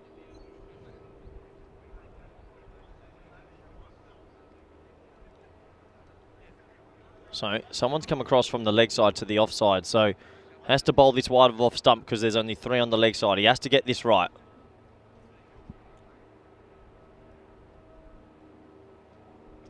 Yeah, and that's cut. And Burhan Niaz, great attempt in the field, but that's going to be cut for 4, so that's going to start Garnet Tar's account. A little bit wide and easily back cut. If you see here, just too much width. And it's a nice cricket shot. Comes down on it late. Well attacked from Burhan, but he couldn't get his hand down on it in time. And yeah, this over, unfortunately, has taken the pressure off the first over because they're already now on 21. So Liege, their debut in this tournament. It's about a 2.5 hour drive to get here. So good commitment from them. All the pressure on Zahid, the bowler here. Has to get it right. Oh, it's high. This has to be caught. This is a huge opportunity in the game. Wackers Raja, and it is caught. That's the big wicket of Garnet Tar. Well, the bowlers come back massively, and I tell you what, I told you at the start of this game, I think they'll underestimate Liege a little bit. That's a huge wicket. It was a half volley, but it wasn't in the middle of the bat. He's been caught at deep mid-on by Wackers Raja. Well, it's a game of inches, another metre or 2. And that's a 6. I think he was trying to go square with that. And unfortunately, he's hit it a lot straighter than I'll welcome my co-commentator, Vinny. Vinny, big wicket. Huge wicket. So I said occasionally, I think he's more likely to make a mistake on that side of the field. And yeah, he gets gone for just 6. And that's huge. I think my favourite quote that you just said was, it's a game of inches. Just 1 or 2 more metres. Yep. That's a lot of inches. Yeah, 2 metres. Yeah, just saying. I'll give you the number if you want. It's a game of metres. It's been a long day, Vinny. We're only not even halfway through. That's what I love about this FanCode European Cricket Series. Yes, hello, Corey. It's great to be back with you. Hello to all our viewers, whether you're watching on FanCode in India or whether you're watching on our YouTube channel, ECN European Cricket Network. And tell you what, there's a lot of love in the chat for Big Merv as well. For Big Merv, the umpire. This is our 3rd umpiring this game, I think. So this is an opportunity for Ariane Dutt, the youngster. Also got some Dutch team national experience. 2 very exciting cricketers still out there. And look, it might be a blessing in disguise. I mean, Tar has dominated the batting for Sparta. But again, it's not necessarily ideal if you're not exposing more players to the atmosphere. Because again, when we get down to the finals, anything can happen. But that's a big wicket for Sarab Zahid, who comes in again. This is a confident start from Dutt, who pushes away. Good running again. And this will finish the second over. 22 for 1. And that was a reasonably expensive over, but it does finish with the big wicket of Tar. Just to let you know what's happening this week in the Netherlands. We have a Monday to Friday series, so a 5-day series. 5 teams are here, and now in match 8 we're seeing Liege for the first time. The top 4 teams will go through to the finals on Friday, and the bottom team will be eliminated on Thursday evening after match 20. But the other thing to play for is the top 2 spot, because the top 2, they do get a double chance on Friday. So it's not just the top 4 you're playing for. I think it's a lot easier to win from the top 2 because you can afford to have a loss and still go on and win the trophy. Yep, you're absolutely correct. So great start by Liege. Yeah, is the start of the 3rd over in the air. And, well, it could be out. It is. It's another Juggletown. And can you believe it? Unbelievable. This is Chowdhury who comes off. But then the very next over, you see he comes back on. Wackers Raja, 2 catches to start. Unbelievable. I mean, this one was really motoring, wasn't it, Corey? Yep. And how many times have we seen this? I don't think I've ever seen in 1 week how many drop catches, if you want to call them drop catches, they get knocked up and they're caught on the 2nd or 3rd or 4th or 5th attempt. But now it's 2 wickets down, 22 for 2 in the 3rd over. Yeah, old juggles this week. There's been quite a few already. They've just hit the hand and gone straight up, and that's another example of it. That's going to bring Vikram Singh to the crease. I said on air at the start, I have a feeling Sparta might underestimate Liege, but I know a lot of the players on Liege, they've done some recruiting. Dare say it's more dangerous than it looks. So they're going to have to hit a good score here to win this game, trust me. Yeah, no doubt about it. And one thing, it's all about taking your chances as well. You know, these good players are not going to give you too many. So if they do, you do have to hold them. That was just good composure from Wakas Raja to take it on the second attempt. So Chowdhury would love a third wicket. Look, if they can get rid of Musa now and expose the middle order that haven't had too many opportunities. And when they have, it hasn't necessarily clicked for them. Here comes Singh's one of those players who is out there now facing up his first ball. He needs some runs. Yeah, and that's a bit lazy there. There's a full toss. You've got to at least hit for one down the ground. You want to get off strike and an easy run. You don't want to miss out on things like that. Yeah, could have gone either side of the bowler, but just hit it straight back at him. Here's Chowdhury. There's another full toss. Well, small practice. This time he does get one. It's just a sign for me that Vikram, he's just a little bit out of form at the moment. Just needs a bit more batting. He's certainly a player if it clicks. He can also be a very effective player in this format of the game, I think. Yeah, well, a lot of pressure's now on Musa Ahmed to go big today. That's smart batting as it's worked down to long on.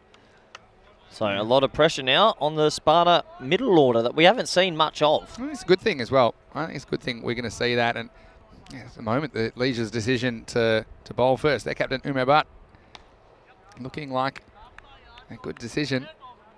Again, I think they felt pretty comfortable with the targets they've chased so far, Sparta. So we've seen a big first couple of overs, them just kind of cruising with no pressure. There'll be a bit more pressure in this innings. That's good fielding. You like to see this, don't you? Don't you, Corey? When the fielder gets down, gets dirty, he's not afraid to put his body on the line. It's the end of the over. 26 for 2 after the power play. Yep, they'll be happy with that old Liege. Plucky side as they're going to go to Wakas Raja, who's taken 2 catches. So I dare say his confidence will be up and he'll be looking to take a wicket here. What I want you to look at, Vinny, is also look at the deep mid-on fieldsman and watch what he does while he's fielding. Watch his start. Deep mid-on, yeah. Oh, you just watch this ball. Watching him. Yep. At the moment, not much is going on. Not much but I can tell you, have a look at that second over. I saw that all the damage was done, isn't it? But, I mean, let's certainly take that start. I mean, any sort of a start. If you get rid of Tara in the power play, you've got time to recover, but no doubt that Musa Ahmed, especially it was the middle game yesterday from memory where he really turned it on, the third match of the day. So he likes this time of the day.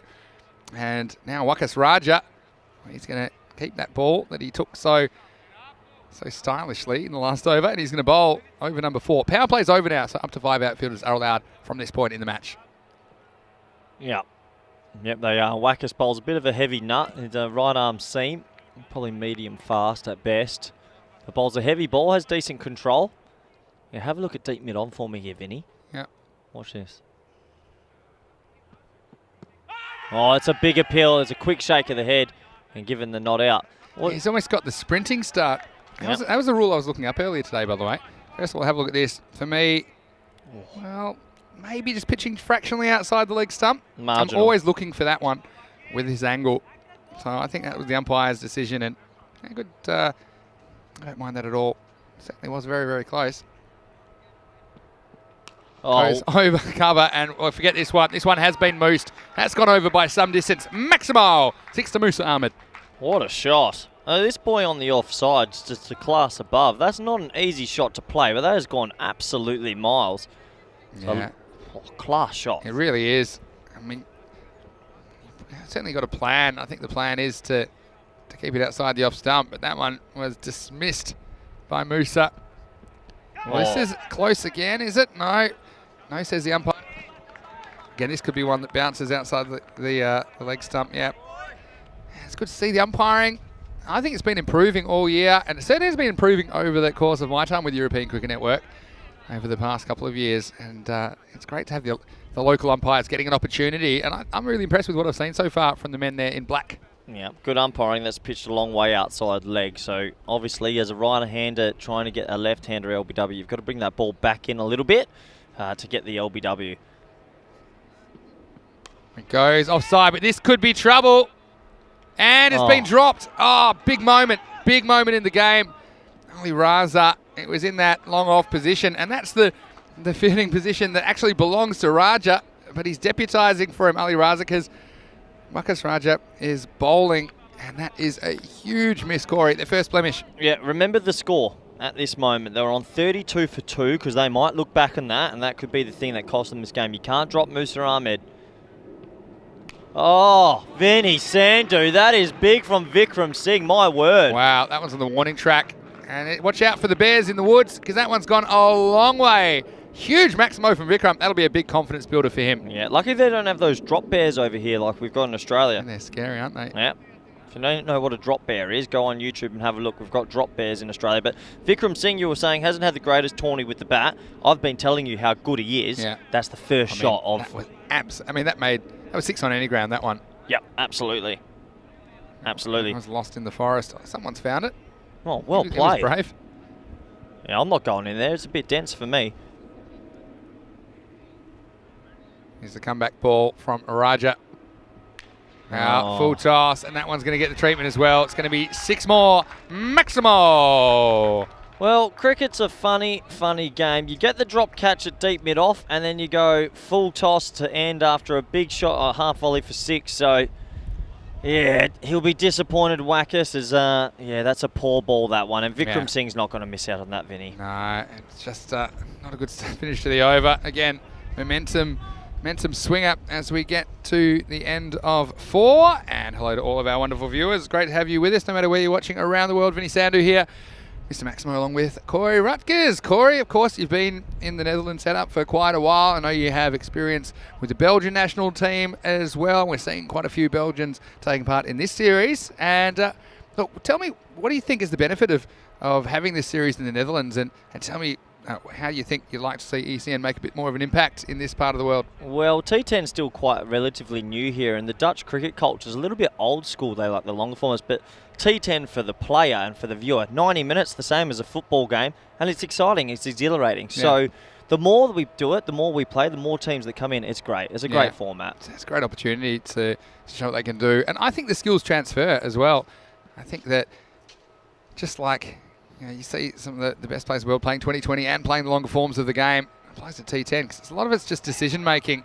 And it really puts your decision-making to the test. You're put under the pressure cooker, aren't you, to make decisions quickly and then to reflect and maybe look back on your decisions. And that's the way you improve in this form of the game. So when these situations come up again and again. So I really like to see the players in this form. Here's Umar Butt, the captain.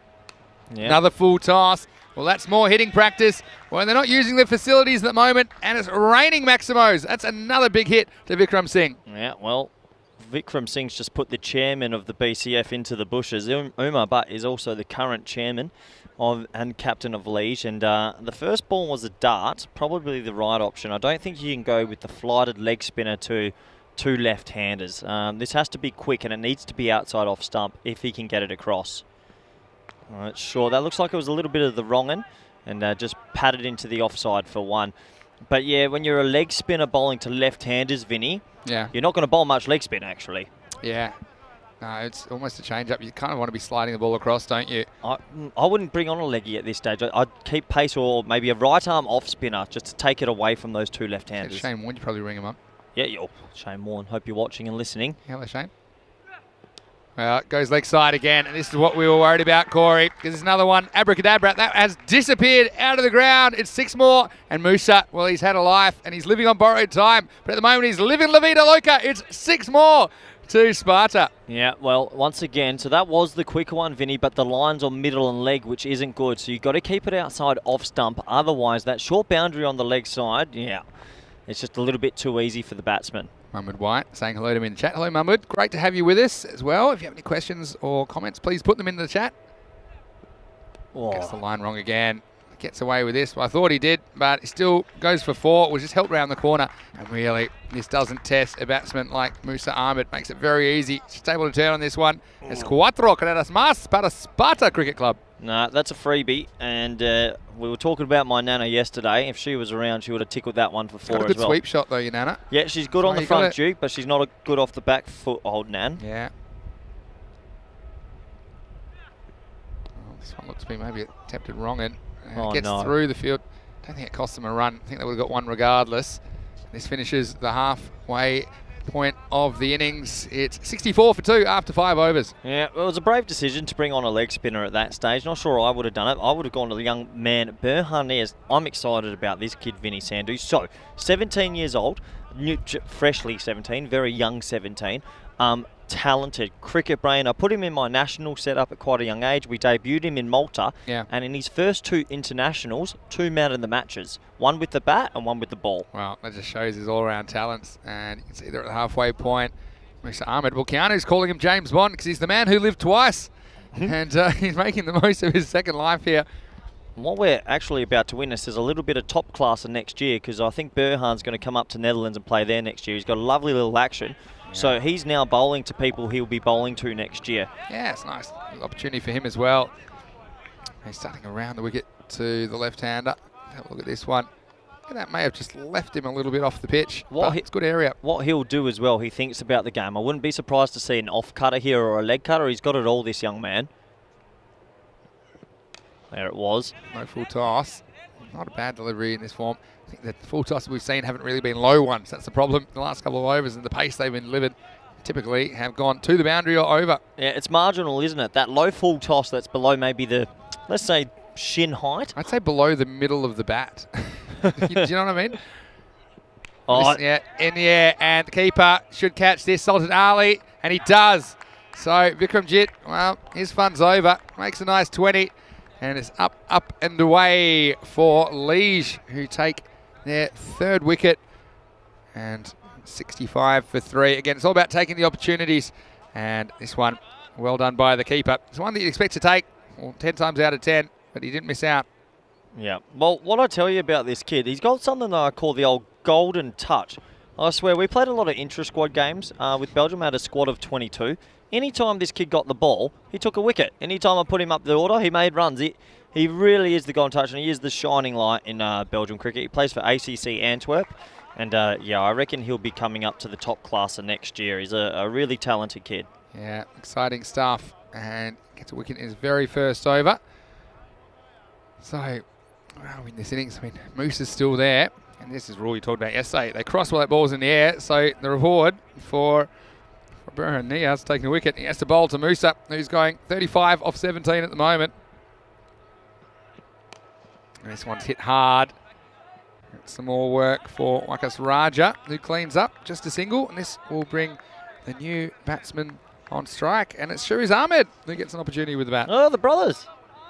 Yeah. Oh, this is Yeah, always a chance for a run out when you've got brothers batting together, isn't it? I haven't seen the younger brother, so I'm a little bit excited because I know he's in the Dutch under-19, so excited. That gives us a good opportunity to talk about brothers in cricket. Yeah, go on. All right, well, give us a sec. As he comes in, Burhan. Oh, he's done him. I told you, mate. We're not going to be able to. This kid is good. Well, he's showing it, and not once but twice. And it's twice as nice as the man Niaz gets his 2nd wicket. And this is just a good ball to a new batsman who doesn't get it quite right, does he? He just tries to play across it.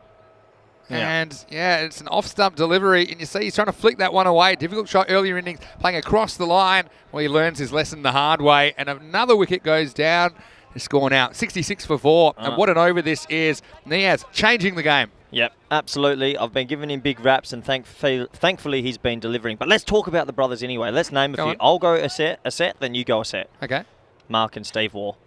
Okay. How about Jeff and Martin Crowe? Let's go Andy Flower and Grant Flower. Okay. I'll say Shane Lee and Brett Lee. Ooh, that was my next one. To be honest, it could be the rest of this match. The way we go. On then. Tony Suji and Martin Suji Oh, from so Kenya. obscure. 2004 World Cup. That is so good. Okay. I've got plenty more where that came from, so don't worry. Maybe our viewers want to give us some brothers' names as well. I've got some obvious ones. The Chappells. Times 3. No, well, I want to go 2 of them, and you can do 2. No, come on. Quick game's a good game. Here we go. Next one. Niaz finishes his memorable opening over of this FanCode European Cricket Series. Okay. And it's 2 for 2 for him. That's a really, really good over. After 6 overs, it is 66 for 4. And if you want to stay tuned for the next 30 seconds, you get more of the brothers game. All right, is it go my ahead. turn? The Kirstens. Yeah, got to name them though. Gary and Peter. Gary and Peter. Yep. All right. I feel like eventually you're going to get me because I'm just not really thinking. So you take a lot of English brothers, do you? Or do you?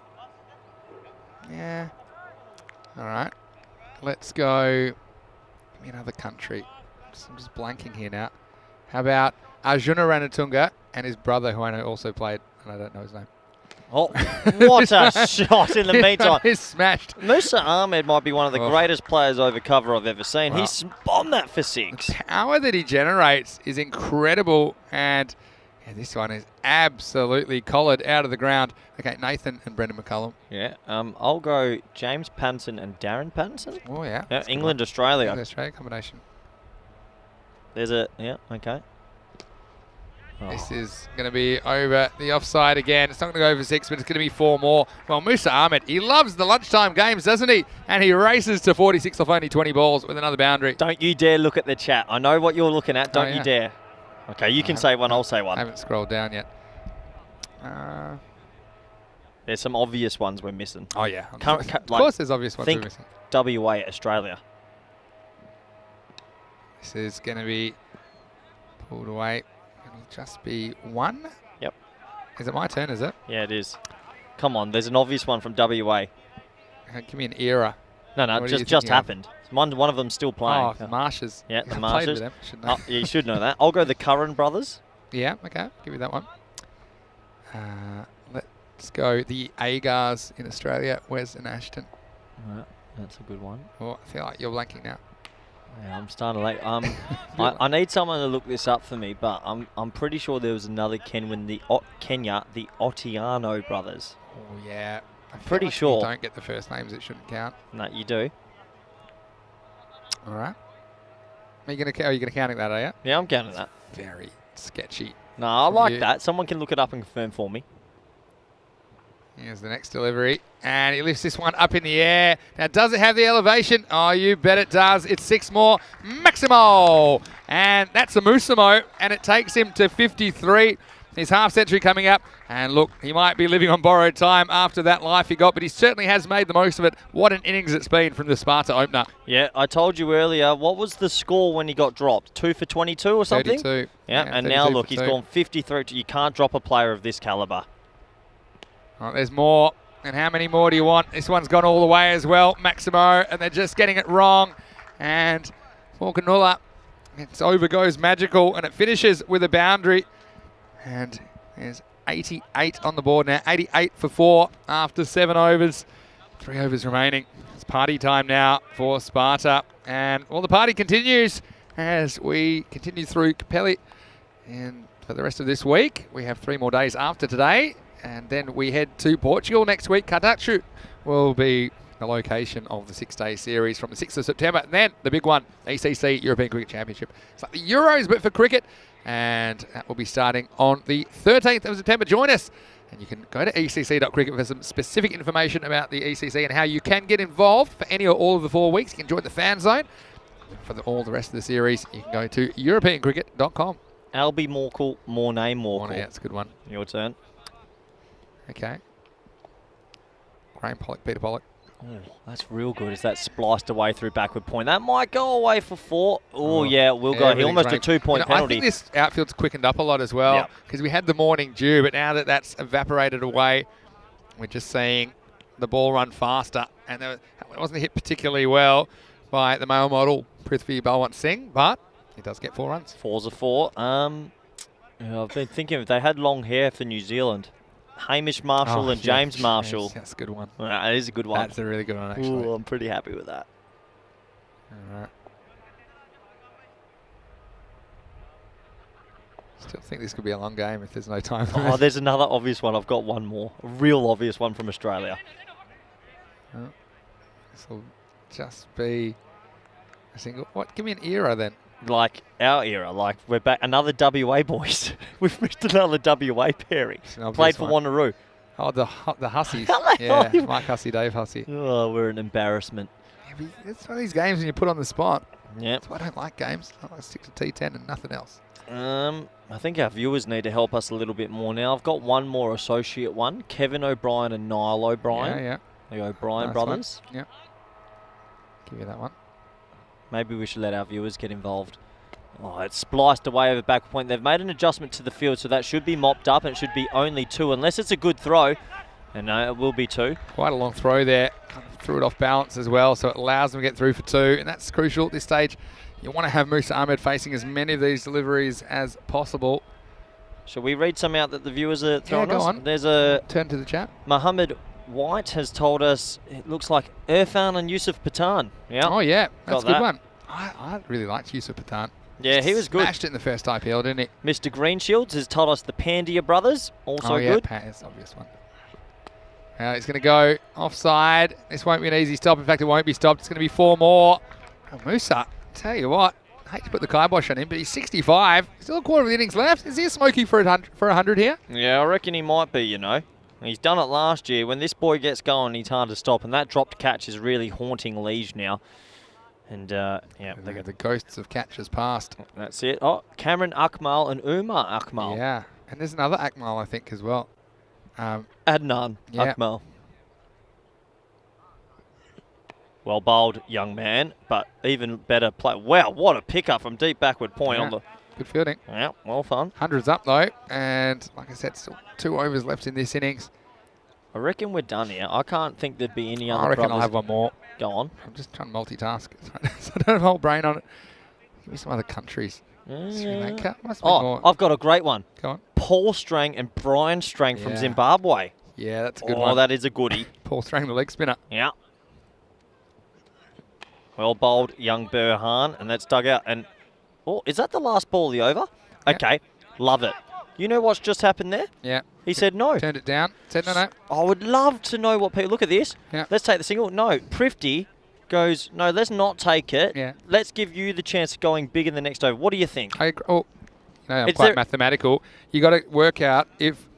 It's almost like if you go to the shops, would you pay 1 run to have Musa on strike? And I think you would. I actually think you would. That's I'm pretty impressed from young Prifty. If you had your runs, you know, here's you got your runs, you get out your wallet, and here, how would you like Musa on strike for the next over? Yeah, I think it's worth 1 run. Well, I think the thing is, Probably if worth a couple. Moose's on strike, he could get a 25 off the over compared Yeah. to Prifty, so that's actually good game knowledge. Yeah, because, well, that's it. Also, it depends on a few factors, how well Musa's batting, how well partner's batting, how capable they are.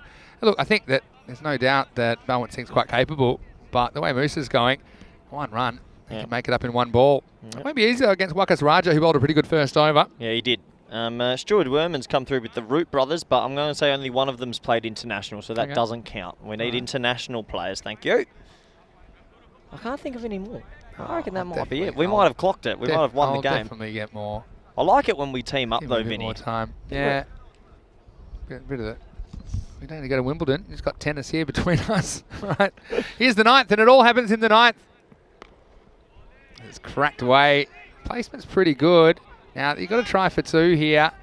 And they were able to do it because the fielder just had to dive. He knocked it away, and it allowed a second run. And that's important as well because it does keep Musa Ahmed on strike. Well, it's an interesting field. They've got 3 on the offside sweeping because he hits it so well through cover. So basically means Wakas Raja has to bowl wide here. He can't bowl 2 straight. Otherwise, he'll get picked up on the leg. So you've got Burhan and Manib deep mid off, 2 of their better fielders. So he has to bowl wide of off stump here. But I was saying Musa might walk across. He does walk across, and that's going to be a wide down the leg side. Lucky you got away with just a wide. Very there. lucky. Quite easily could have been a lot more. The Zulfikar brothers. Oh, Hayes Crozen, yep. Yeah. Thank you. The Cooper brothers, Ben Cooper, Tom Cooper. Yeah, So we're getting our Dutch viewers I are guess saving you'll pay us. that. Yeah, of course you have to pay that. Yep. Tom and Ben Cooper. Well, this is in the air, and it's just out of the reach of the fielder. Oh, in fact, it's going to go all the way for 4. So just everything going right for Sparta. And this is probably why they're such a dangerous team, because you better not miss. They got Tar, where they still had to get rid of Musa, had the opportunity, they couldn't do it, and now they're paying the penalty. I'd love to know what they dropped him on. I know the team score was around there, but they've cost themselves 50 runs here, Liege. They'll be kicking themselves in the foot after the game because he's still there. He's on 72. There's 10 balls left in this innings, and he's a smoky of a chance to get himself to another 3-figure score in T10. 10 balls remain, like you say. Here's the next one, and this is going to be 4 more. Well, this one is an absolute blast. Square of the wicket. That takes him to his 3/4 century. Moves up to 76. His score is climbing. I got one for you. Have you ever seen a Capelle player hit it harder through the offside? He wellies it through the offside. Yeah, he just I think it's all in his setup and his upper arms. The way he's able to transfer that energy onto the ball. You know what the problem is? Because they've got everyone deep on the offside, they're televising where the ball's going to go. So now he's just staying still and whacking it through there, which is good batting. The Tamim brothers. I don't know who that is. Bangladesh. Yeah. Yeah. Okay. We've got a lot of Bangladeshi viewers. I feel like there must be another obvious one I'm missing. The Windies, have we named a Will you Windies? pay me Mark and Peter Taylor? Yeah. Here's the next one. It's down the ground. It'll just be one. What was is there a West Indies? Oh, Dwayne Barvo and Darren Barvo. Oh yeah. How do we- come how no do we one miss said Well, that? that's the thing with these games. You always miss these quite obvious ones. It's good to get the viewers involved in Yeah, that. I think so. Yeah, we had the Currans. We had, who else we had? Yeah, we had the McCullums, which was in the chat as well. How many have we named? 30 or 40? Yeah. We've done And then pretty well. some. It probably feels like 400 to the viewers. They probably just want to sit and watch the cricket. But Oh, we've got one. Adam and Ben Hollyoak. of course. How did we miss How that did we one? miss that as well? Yeah, thanks, viewers. Yeah. Doing a great job. Thanks, Chris Ward. Well bowled, Whackhouse. And will they take the one? I wonder if he's any relation to Ian Ward. Does a lot of presenting now in England. I played with Ian Ward for a season. Did you? He was playing in Australia. Yeah, very good. Very good player. Yeah. Does a good job there in England as well. Mum on that says the coverage. Pandia brothers. We've already said that. Thanks, Mum. Khan been there. The Brad Hogg brothers. I don't think. Huh? I think you're thinking maybe like Rodney Hogg and Brad Hogg, but they're not related. They're not related. What Rod- about Rodney. father-son? You had Chris Broad Oh, and don't, Stuart even, Broad. don't even start that one. That'll take a whole innings. Right, here's the last ball of the ninth. Oh, look at this. And we're talking about it again. The power. Well, stand back and applaud because this one is just blunt force trauma. It was full. It wasn't the worst delivery, but he just opens the blade and smashes this one. And he moves into the 80s in style. It's the end of the ninth over. 119 for 4. Well, I'll tell you what, Vinny. If Prifty can get a one off the first, I'm banking in 100 here. I reckon he's going to get that, but he has to be a single off the first. Yeah, well, this is where you'd love a sneaky, like wide that you sneak through for one. Also something like handy. that. It's yeah, thanks so much. Yeah, the Iqbals mentioned those. Now we're getting a few repeaters. Yeah, we've 'Cause got people repeat- might have just tuned in. Yeah, If- the Agars, I got them. If anyone on the chat gives us one more brother pairing that we don't know, you are the winner. We'll give them the Oh, winner's they're tie, the- they're and the winner. Vinny Sandhu will send you one of his jackets. I'll send you a picture. Here's the last over from Umar Butt. He's got to get a single here, Prifty. Oh, no, Well, he wants here's more. your single. Yeah, that is worthy. So interesting, Umar. Butt's brought himself on. There's no way he's going to fly to leg spinner here. He has to bowl a dart.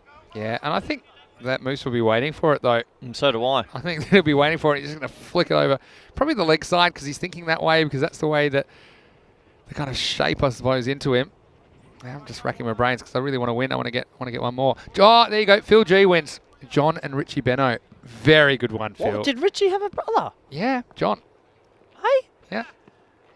Yeah, well, this one. Are they going to go for 2 here? Nah, Clean pickup is probably no chance. Oh, watch the fumble here, though. Oh, now they'll get yeah, it. But you've got to go. Now they'll get it. Oh, Oh, it's sacrilege. tell you what, Musa, head down to the local 7-Eleven and buy yourself a lottery ticket because I tell you what, he This- gets 2 here. And sometimes the fielding can be too good, Corey. This is going to sound harsh on young Burhan, but I don't know, maybe the keeper's got to take it in front because, look, they've stopped.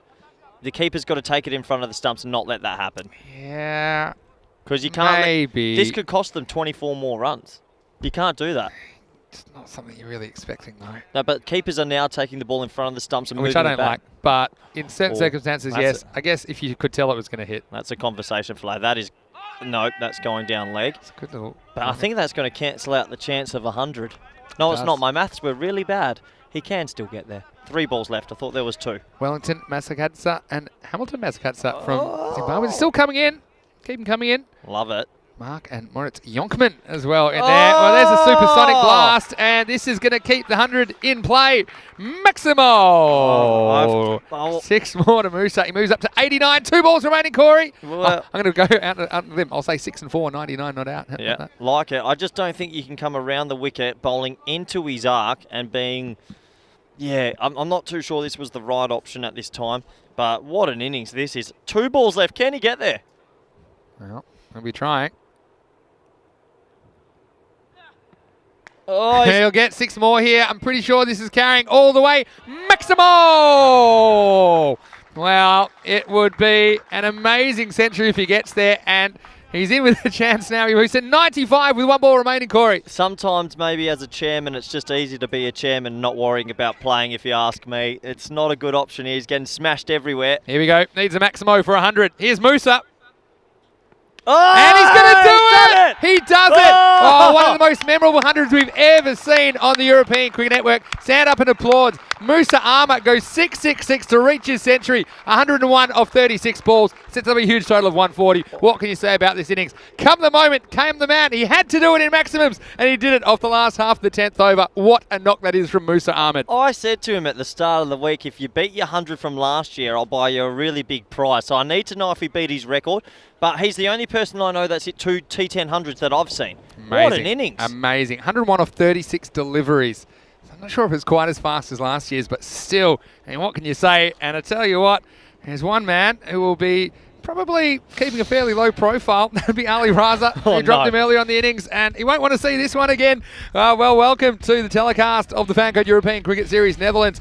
And it's match 8, the first time we got to see Liege. Look, they sent in Sparta. And look, some good fielding early. And Tar had a very close call on that occasion. Tar's been in the runs all the way, hasn't he? Musa Ahmed at the other end. Well, you can't bowl full tosses and expect to get away with it. And the left-hander was looking good. But Garnet Tar, he was the one that's been doing all the damage for the host Sparta so far in this series. But eventually, his luck ran out on 6. But then, as that catch was taken by Raja, you wondered, could they get the other key wickets they needed to stay in this innings, Liege? Well, we spoke at this stage that I thought Liege were going to be underestimated and look out for them. And this was the second big wicket when Wakas Raja took a juggling attempt to get Uri and Dud out. And at this stage, we thought, wow, game on. Are we going to be fancying a bit of an upset? And we're about to see the big moment, aren't we? Vikram Singh came to the crease, Vinny, and he played some good shots. He made a quick fire 21. But the big moment is coming up where Musa Ahmed was dropped. I think Conrad Greenshield told me he's dropped on 19, Vinny. 19. And as a team, you can't... Here's the moment, Vinny. He's on 19. Yeah. Yeah, and Yeah. in T10 cricket, in any type of cricket, yeah, unfortunately... it's going to hurt you. And he went on to score another 82 off his own bat. Think about all the things that went right to get his 100 there. The drop catch, when he got the 2, when the ball bounced off the stumps to get in the strike back, and then having to hit 3 consecutive sixes. But I mean, what's this amazing batting from Musa? But I also say he got quite a few freebies. I think they didn't quite get their lines right to him for most of this innings. Yeah, absolutely. And one of the things that needs to be talked about as we see Vikram Singh's dismissal is young Prifty actually not taking that single to keep Musa on strike turned out to be a very intelligent play. We saw the young Ahmed brother coming out, but young Burhan Niaz bowled really good first over there and swung it back in and took the wicket. And at this stage, the game was still pretty even. You had Liege competing well, but this then, after the last 4 overs, it became the Musa Ahmed show. So just sit back and watch some of these shots. He was deep in his crease. He hit it really hard through the offside. I'd like to see his wagon wheel and see the amount of bowling that landed outside off and the amount of shots that he hit through that offside, especially along the ground. You saw a couple of hoiks across the line as well, but the thing is with Musa, he keeps that head still, and that is his second T10 100, probably only about 10 games altogether, so a phenomenal talent. It wasn't just him, though. Young Prifty here with a splice through back, but these shots over the offside, they're not easy to play, and they had 3 men back here, especially off this over. Just bang, look at that. That is so much power. This kid, he debuted for the Dutch this year, and yeah, I'm not surprised Ryan Campbell has big raps on him. He's got a long future ahead of himself. Another one there, bang. That is hard through the offside. 1 bounce 4 even. And then it became the race against the clock. Can he get to 100? And I wasn't too sure if he'd get there. And it got to this last over where the last 3 balls of the innings, he actually had to hit 3 sixes to get there. It's in the slot, and well, that's all she wrote. Pretty unbelievable innings, and to go bang, bang, bang to bring up 100 is something you'll never forget. So there he was, walking off, smiles, friendly applause, good spirits from the Liege faithful. They've witnessed a pretty fantastic innings, and we're going to look at the scorecard here. Musa Ahmed, it sticks out like a sore thumb. 101 not off 36. He's done it again. I witnessed it last year. pretty phenomenal. I need to find out how many balls he faced last year for his 100. He's looking at me now, actually, because I owe him a prize. And Vikram Singh, 21 off 8. Well supported. And Prifty really smart not by running the 2 there. So really impressive. So only 3 wides. Liege apply themselves well. And they're not out of this game. It is small boundaries. They've got a good batting lineup. And yeah, a really impressive innings there from Musa. He's looking at me still. He knows I owe him something now, so I'm a little bit worried. And we look at the bowling figures. Sahel Chowdhury, really good. 2 overs, 1 for 8. And the rest, well, a little bit tricky. Berhania is also good. 2 for 14 off his 2 overs. But unfortunately, the rest, you look at the economy rates there. 18, 18, 20 and 24. That isn't going to win you a game too often. But like I said, we're at the halfway stage. There's a long way to go here. And, yeah, you can't discount Liege just yet. I know they've got Mohamed Manib, a young left-handed batsman who's going to come out that I rate really highly. So hopefully he can get looking good. And he's got Abdul Rahman, who looks like he'll open the batting with him. So we'll be back in 5 minutes, straight after the break. And I hope you enjoy all the live coverage. Thank you.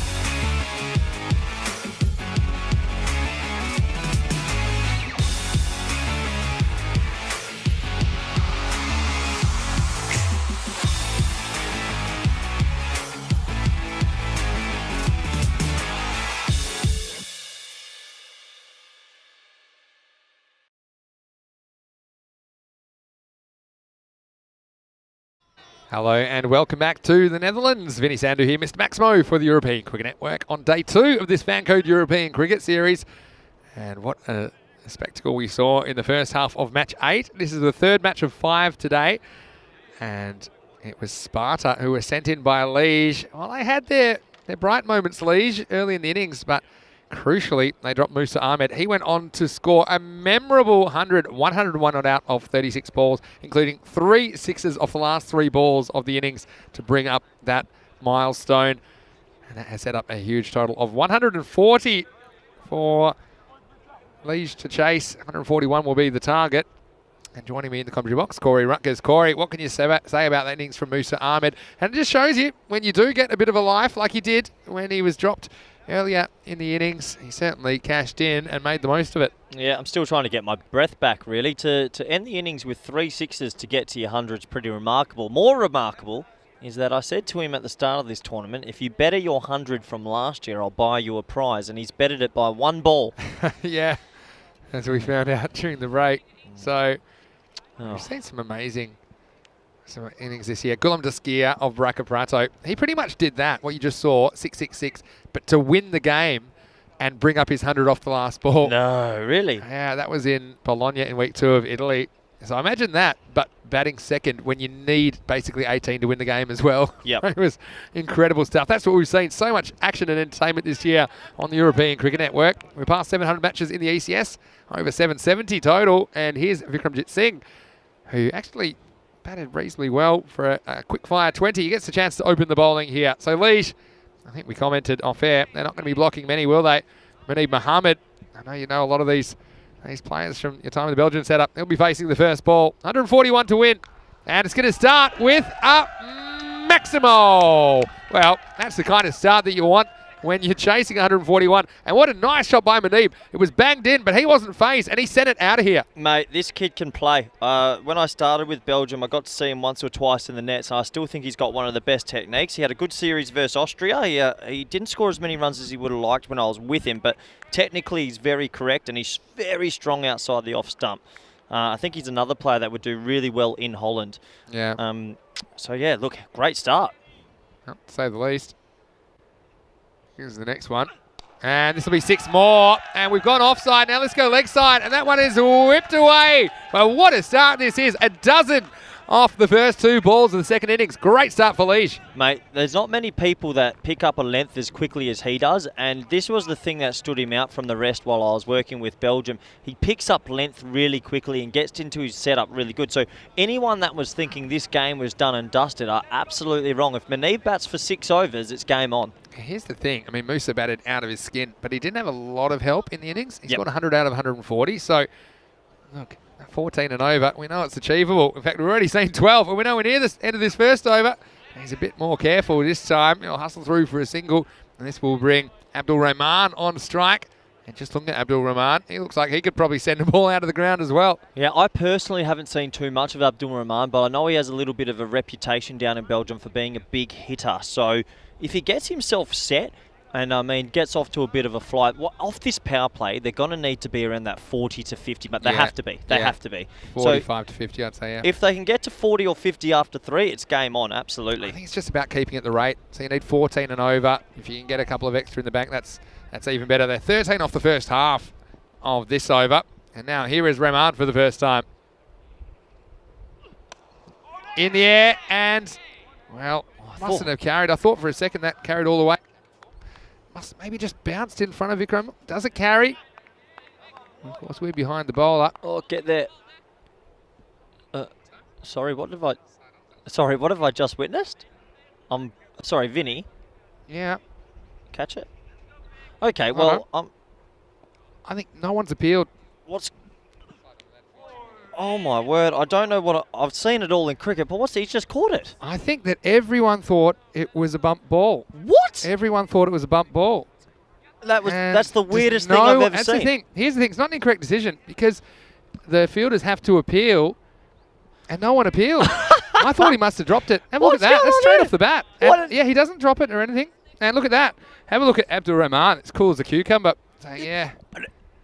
Yeah.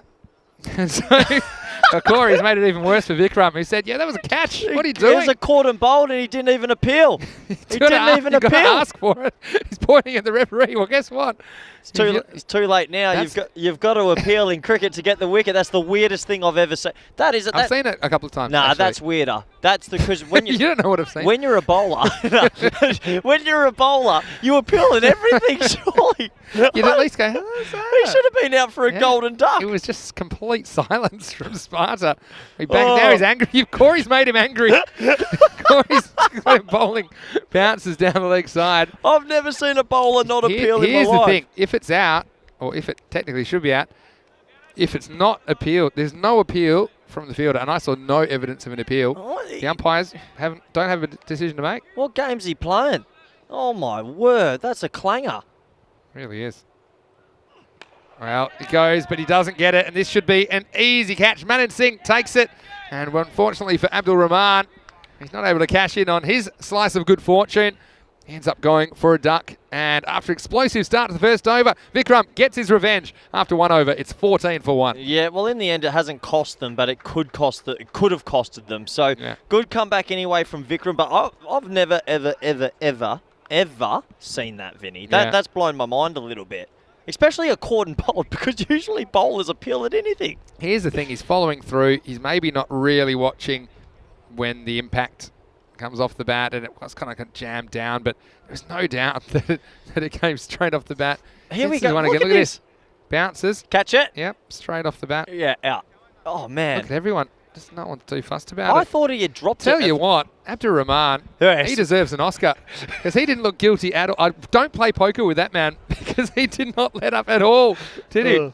Anyway, so look, here's the thing though, Corey. They got that 14 off that over. That's what I'll be tracking during this innings. So I want to be around 28 after 2 overs, and it looks like it will be Hoisenbachs who is going to bowl the second over with his spin. Hoisenbachs is going to bowl arm balls here. There's no way he's going to spin it in. He's just going to bowl with one finger, and he's going to take it right across Muneeb. So Muneeb should target over here, probably deep mid off deep cover, because Hoisenbachs isn't bowling off spin here. It's left arm away swing. Yeah. Then if I'm batting then, with nobody back on the offside, I'm trying to hit straight through the line and maybe hit over cover. Yeah, watch Depending this. on where it is. Let's have a look. This will go away from the left-hander. Oh, this is bold, I think. I think it's just flicked the stumps. Yep. Well, Muneeb Mohammed didn't want to have a look at him, did he? And he tries to go across the line. Once again, we see the effectiveness of this kind of spin bowling. Just flicks the outside of the off stump. And now both openers gone, and trouble for Lige after a bright start. They're 14 for 2. Yeah, it just flicked it, and he's probably a little bit guilty of going across the line there. I hope he wasn't trying to play it through square leg. He should have been going a little bit straighter with that, and that's the danger man out. He had to have a big day. Yeah, he sure did, didn't he?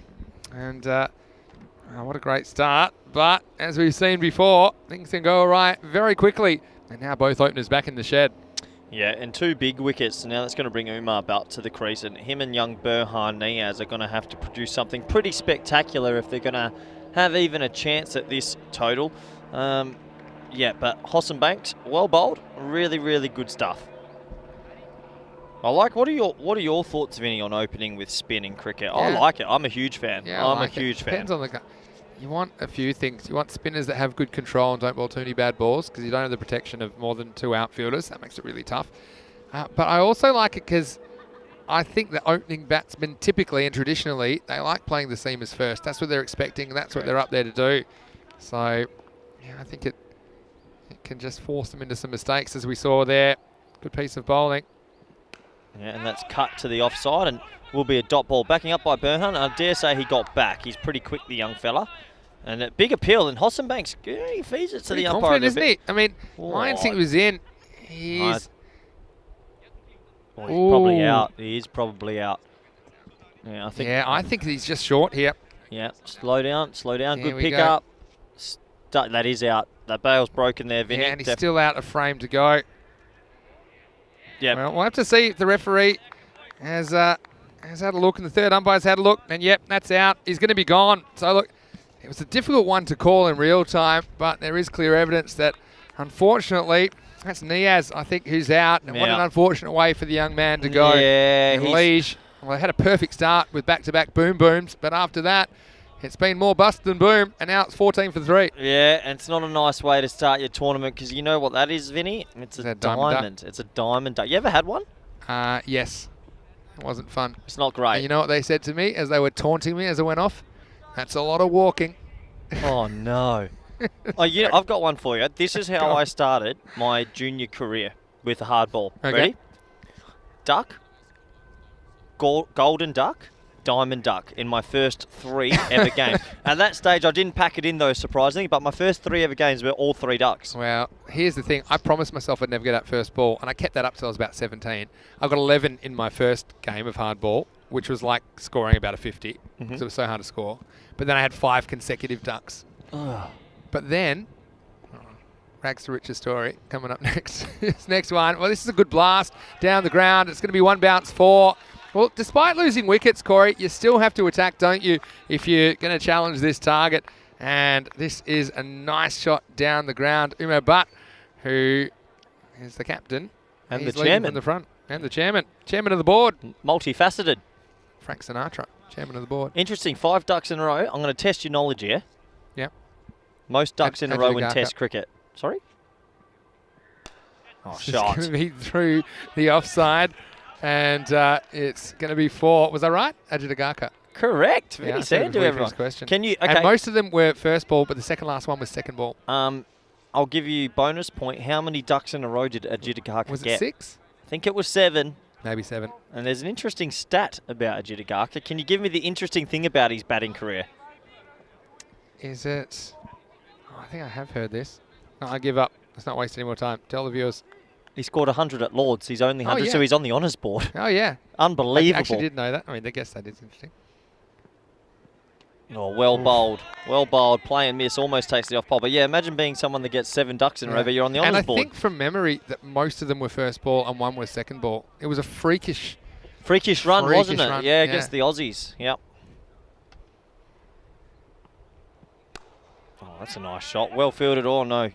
Which did well. That's what I'm talking about. The non-striker there didn't overcommit, back up, but then was able to respond to the no call of the striker. It's the end of the second over, 22 for 3 after 2. We talked about what you can do to get involved in the world of European cricket. You can join our WhatsApp and Telegram groups, +49 170 954 1799. You can also have a look at our dedicated Telegram channel. You can also look at the QR codes there. Just use your phone if you're watching on your TV. Otherwise, you can snap it with your phone and get those QR codes. QR codes are really handy, actually. And there's a lot of handy information in those groups. Get involved. You can also go to our website, europeancricket.com. Plenty of cricket left in the 2021 season on the European Cricket Network. Here is Aryan Dutt, who's going to bowl. Yeah, sorry, going back to my 5 ducks in a row, came back with a 33. And you know that when you're 11, 33 is like 100. Oh, it's magnificent. What's your? you Sorry to interrupt you, but what's your highest score? 124. Batting at number 9. Huh? Grade cricket. Do you want to ask me? No. I think you want to ask. Okay, go on. Yeah, 202 not out. Okay, what was that against? Your grandma? And No, that was a Yeah. country WA tournament representing West Pilbara versus Northam. Okay. Batted the 60 overs. It took my time. 60 over. Okay. 202 is pretty good. I Not many people got a double century. Yeah, I edged the second ball a day between first and second for a duck, and they just watched it go through for 4 and got a bit lucky after that as well. 202. That's pretty good going. I can't imagine batting 60 overs. It would bore me to death. Bore me to tears. Oh, I'm a boring player. No one wants to get around me. Anyway, here we go. 22 for 3 after 2 overs. Sorry, he's called for the hat off. I thought he was calling for a helmet. He's actually just said, take my hat. It's a tan his head. What? Anyway, guess we're in. Here's Dutt. He's going to bowl over number 3. Oh, Swing and a miss. oh, Well, it's geez. probably better than giving your hat to the non-striker who then drops it as the bowler walks in. Well, it makes me wonder why you'd walk out with a hat if then you want the hat off. Yeah, that's true. Maybe it's a bit more windy than he realised, and it was blowing around. Did Bit you- of a breeze here? Did you always bat with a helmet, or did you ever take it off, or? Yeah, at high levels, I always batted in a helmet. Yeah, yeah. At high levels. Yep. Oh, This is in the air, and this is miles high. Who's catching this? Munnin. Well, he takes it. Well, 13 on his back. Unlucky for some, but not for Munnin. It takes another good catch. And Falconulla, he is another member of the Duck Club. We're going to have to build a pond here and have to put him in because they are growing by the innings. And now serious wicket trouble for Leach. They are 22 for 4. And look, when you consider that they scored 12 off the first 2 balls of their innings, the last 2 overs, there's only been 10 runs and 4 wickets have fallen. Yep. This will be Wakas Raja who comes out to bat. They crossed while that ball was in the air, so a bit the non-strikers end. That was miles in the air, wasn't it? But yeah, credit to Sparta. For the most part, they've held their catches during this series. They look like the team to beat. What do you think? Do you see any team challenging them this week? Let us know on the live chat, ECN European Cricket Network. The hosts, they certainly know this ground well. I've got something for you here, Vinny, which you're going to enjoy as Arian Duck comes in and that's skewed away to the leg side. Go on then. Apparently, I mean, we're seeing some ducks and we're on the duck chat and they're not getting put in the barn, which we thought. There's 4 common types of duck. The normal duck, the golden duck. You say common. They're not common. They're very obscure. Well, and some people use them. Hold on. And then they make fun of other people that don't know what they are. Hold on. But anyway, Duck. I'll have a go at what you're talking This about. 4th one's massive. I've never heard of this, which is, I know everything I like to think in cricket. You've got duck, golden duck and diamond duck. Yeah. Now, have you ever heard of the platinum duck? So I have not heard of a platinum duck.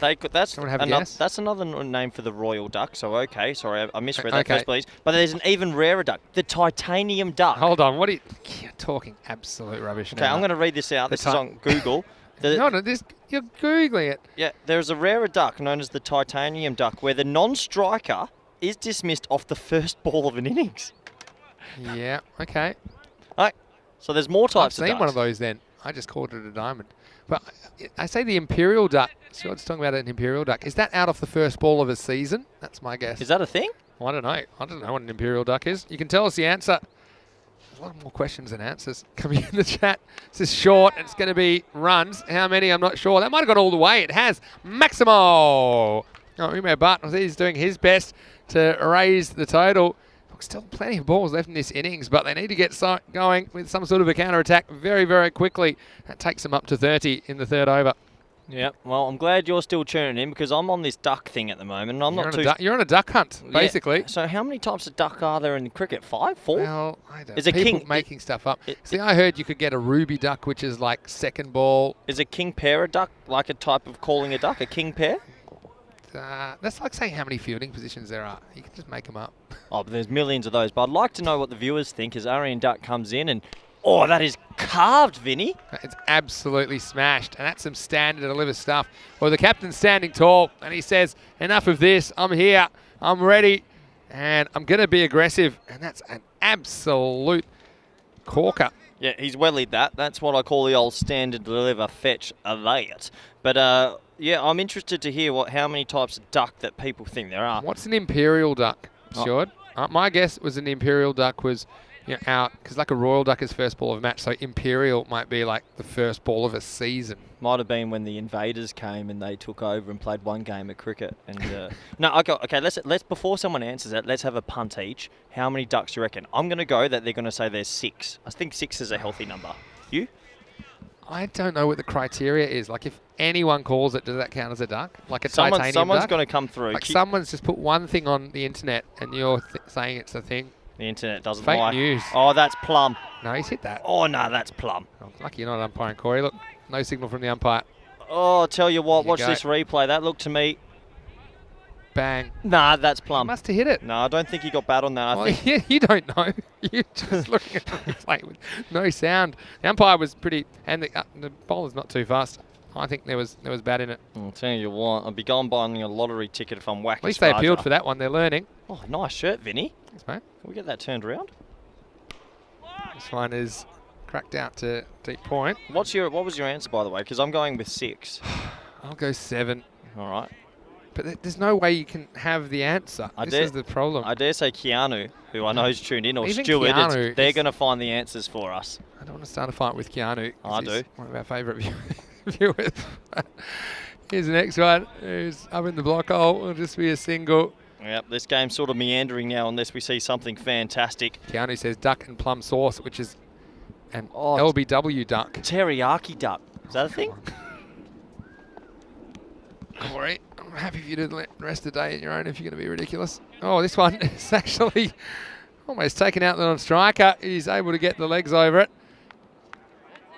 And this is one way to get your reactions if you just come to the crease. This one's just endangering him, but does well to get around it. It's just a single. Yep. Well, they're still going hard here, Legion. They have to, as that's swatted through the leg side, and that will be a 4 to Whackers. Yeah, that's good placement there. Look, they need these runs to stay in the game. And look, remember, at the 4 over mark, they'd want to be about 56. And it looks like they'll be a bit shorter than that, but they are creeping up. Yeah, they're going to need something special from here, that is for sure, but they're not out of it just yet. Down the leg side. And it'll just be a dot to finish the 4th over. It's 42 for 4 after 4, so about 14 runs. Basically an over behind where they'd want to be because they want to be going at 14 over. Finny Sandu here, Mr. Maximo, along with Corey Rutgers. Well, we've talked about lots of things today, haven't we? You like my shirt? I'm going to get a bit close to the camera. People have seen this shirt a few times this year. You see it's all cricket bats and balls. There you go. Get a good view over there. My word. You like this one, Corey? Yeah, I do. Actually, I got this in Italy. It's an Italian shirt. Really? Yeah, it's a Claudio Peruggi. What do you think of the old visor hat that I'm rocking today? What do you think about Corey's fast food hat? Because I was about to order a cheeseburger off you. I thought that's nice that I've got they've sent me a little assistant here today or something. Yeah, it did work at McDonald's at one stage in my life. What do you think? Yeah, I like it. No comment. Here's the next one, and it goes over cover Maximo. Well, this is a big butt, and it goes all the way over cover. Yep, nice shot by Umar. He didn't have the greatest day with the ball, so he needs to make up for it with the bat, but he's kept a steady base there, and that's a nice cricket shot. Good hit off Shariz Ahmed, who's bowled really well in this series so far, but I think Umar Butt knew what was coming. He was expecting the pace on the ball. He does slide a lot through, doesn't he? What's the comeback from Ahmed? Well bowled, young fella. He's got it right in that block hole. It strikes me how mature he is as a bowler, Shariz Ahmed. Yeah, very. He's got immense potential. Absolutely. Absolutely. Here we go. Keanu has said golden duck, silver duck, bronze duck, diamond duck, royal duck, laughing duck, pear, and king pear. I'm pretty keen That's to know 8. what a laughing duck I win. is. Yeah, what's a laughing duck? Well, this one, he's picked out the field. It won't be an easy one. Oh, and he holds on once again. It's one of these little jugglers. And this one was spicy. And Manad Singh, well, he has golden hands because this one was not easy, I'm telling you. That was hit right out of the middle. It was flat, though. Brought him into the game, but he stood tall. And although he didn't gather it on the first attempt, he got it the second time around. And that's a big wicket falling at this stage because Leeds now have lost 5 wickets, 49 for 5 in the 5th over. What's going on with the old juggle catch? I've not seen this many juggle catches. I've seen potential juggle catches. I just haven't seen this many taken. Yeah, they're all being held, which is quite phenomenal. So, yeah, unfortunate there for Wackus Raja. And Leeds, well, long way to go now. They're going to need a minor miracle if they're going to win this, but I'm sure they'll be fighting to the very end. Well, Stuart's saying that when the batsman is stumped off a wide delivery, what is that? Is that a laughing duck? I might be laughing if I was keeping. Or is that an imperial duck? I'm getting so confused. Yeah, Stewart would know that because that's how we won the championship on the weekend. Scotty Edwards got the last wicket stumped off a wide to win the T20 Cup. Sally Rose says, does wood duck count? A description that she uses for some commentators. She's in Albany in WA, by the way. Oh, hello. Corey Bully WA country cricket a second ago. Yeah, what a beautiful part of the world, actually, Albany. My grandparents were down in Bridgetown and Capel and all those areas. Yeah. Bunbury's Southwest Australia's beautiful. Mandurah, yeah, and the wineries and the vineyards. That does make me miss home when we talk about places like that. Gorgeous part of the world. Yeah, of course. They're not really coming in or out of Western Australia at the moment, but it's such a big state. A lot of people are holidaying within the state. And I'm sure there's a few people up in Karratha. Yep, another beautiful part of the world. Oh, this will be 4. And, well, maybe not. I called it way too early. He came from nowhere. That's Hossenbachs. Well, this is the things when you got Leeds trying to work their way back into the game. This is an outstanding bit of fielding, Corey. Oh my word. He's done the old scorpion. That's unbelievable fielding, I tell you what. Unbelievable fielding. I mean, pretty much tastes the grass, doesn't he? Have a little feed. Yeah. Look at this. Bang. And that's fine. That's still fine. And here we go, scorpion. Still fine. Still fine. If it hasn't touched the rope, which it looks like it hasn't, no way he's gathered it. I'll take his word on that. And so, what a way to finish the 5th over. 51 for 5 at the halfway point. Oh, it's the Karate Kid. It's the Karate Kid's been handed the ball here, Vinny. Oh, here we go. Here we go. A laughing duck, says Keanu. When you end the team's innings, when the batsman gets out for a duck, it's known as a laughing duck. Oh, that's a bit cruel. Not the spirit of the game, is it? Corey's too busy. I'm reading it. Googling Yeah, I'm sorry. While ending the team's innings, when batsmen get out for a duck, is known as a laughing duck. So if you take the 10th wicket, that's a bit rough. He's batting 11. Well, who's got the most ducks in Test cricket? Was it Courtney Walsh or Murali? Oh, yeah. Murali beat him. I think Murali Was beat Courtney him. Walsh for a long time. Murali played a lot of Tests. Yeah. Didn't bat that many times. Did Chris Martin take over him with the most ducks? Oh, you know, the funniest thing I saw was Chris Martin, when he reached 100 career runs, they did a montage, like when someone gets 100. No way. And it was his whole career. Really? Yep. Oh, watch out. This is a flying kung fu kick that is not endangering the batsman. That was more a bit of Kung Fu Panda than Yeah, so they, it's in New Zealand. They do great coverage. Well, that one's almost hit his big toe. Big Tom. So when he reached his 100 career runs, and it was like a montage of like it was 100, but it was literally mostly edges, mostly edges through the sleeves. Oh, no. Yeah, Chris Martin. Yeah. Good singer, though. What a player. Oh, this is smashed. We can forget this one. This is cut like a knife. That's a Maximo. Well, Umair Butt continues, and he still has the total in his sights. This is a sensational shot as the required rate approaches 3 a ball. Well, there's 6 of them. Yep, absolutely. He's going to need some more support, though. He's not going to be able to make all these runs on his own, so the rest of the Liege batsmen need to step up and go with him just to take the game deep, and then anything can happen if you can get it to the last over. Phil G, Courtney Walsh, 43 ducks, still has the record. Really? Yep. There you go. I never get tired of being right. You didn't get that right. I said I think it's Courtney Walsh. And you said, really? And I was like, maybe. Yeah, I'm talking about one-day cricket as well. Talking about one-day cricket. Who's got the most ducks? Okay, one-day cricket. Let's go. Who's your guess? I don't know, because No, down the bottom, they don't bat as much. So who's your guess? Oh, that's tough, one-day cricket. Because they hardly bat. I'm going to go. You're going to just make something up. Oh, yeah, of course. Just Google it. Right, this one is outside the off stump. Umpire says no. Well, the batsman can't believe this, and he has moved towards the ball. But that's, no, that's not even close to what. That's miles inside. For my entry, I will say Glenn McGrath with the most ducks in one-day cricket. No, I don't think so. I do. I think he would have gone out. He came to my mind, strangely enough. I'm going to quickly enter one before the viewers tell us. Who played a lot of games? England wouldn't be a bad shout, an England bowler. They never play enough games. They always drop it. It's in the air, and this will just be a one bouncer. Now, can I come back for 2? That's good running, and also keeps Butt on strike. And I like that. That was good by Sultan Ali, who noticed that the fielder hadn't really gathered it quickly, and he came back for a double. That's smart cricket. Yep, absolutely. Yep, yeah, quickly. I need your entry, Vinny. I'm going to think Australian again. Of Bruce Reid. No, that's a ridiculous shout. That's a shocking Bruce shout. Reid. Okay. Every time he played, he did get a touch. Okay, he didn't play that many games. All right. So you've seen the one where Bruce Reid, I've played against Bruce Reid as well, and he's a great guy, and actually could bat reasonably well. It's good indoor cricketer, wasn't he? Yeah, at the end of his career. But back when he was playing for Australia, they needed basically 2 to win off the last over, and he missed 6 in a row. Yeah, I remember that. They lost by a run. Oh, the big bird. No. So you're entering Bruce Reid, I'm Glenn McGrath. I need to enter something. I like Glenn McGrath as an answer, actually. Someone tell me. Thanks, Keanu. You don't even need Google when you've got Keanu. Keanu Reeves. Yeah, Keanu Nolan. Well, he'll tell us. Here we go. Phil G, ODI Ducks 34, but who? In fact, Phil was doing all the heavy lifting here. Thanks, Phil. Who has the most one-day international ducks? We're asking our project manager, Sam Williams. Someone you don't think. Oh, that's a good. Do you know? 62 for 5 after 6. I'll tell you what. Yeah, I would have thought maybe it's a batsman. Oh, let's go a batsman then. Let's go a Smokey. Someone that played a lot of innings. I'll go someone like a J.R. Saria, played like 500 one-dayers. Yeah, maybe. Nah, but he's not going to get 40. There you go. There's J.R. Saria. 34 ducks in one-day internationals. Are you kidding me? Wow, that was a great get. I'll tell you what, this will be a good get too. It's going to be another wicket. And this time Ali goes for just 2. 62 for 6 in the 7th over.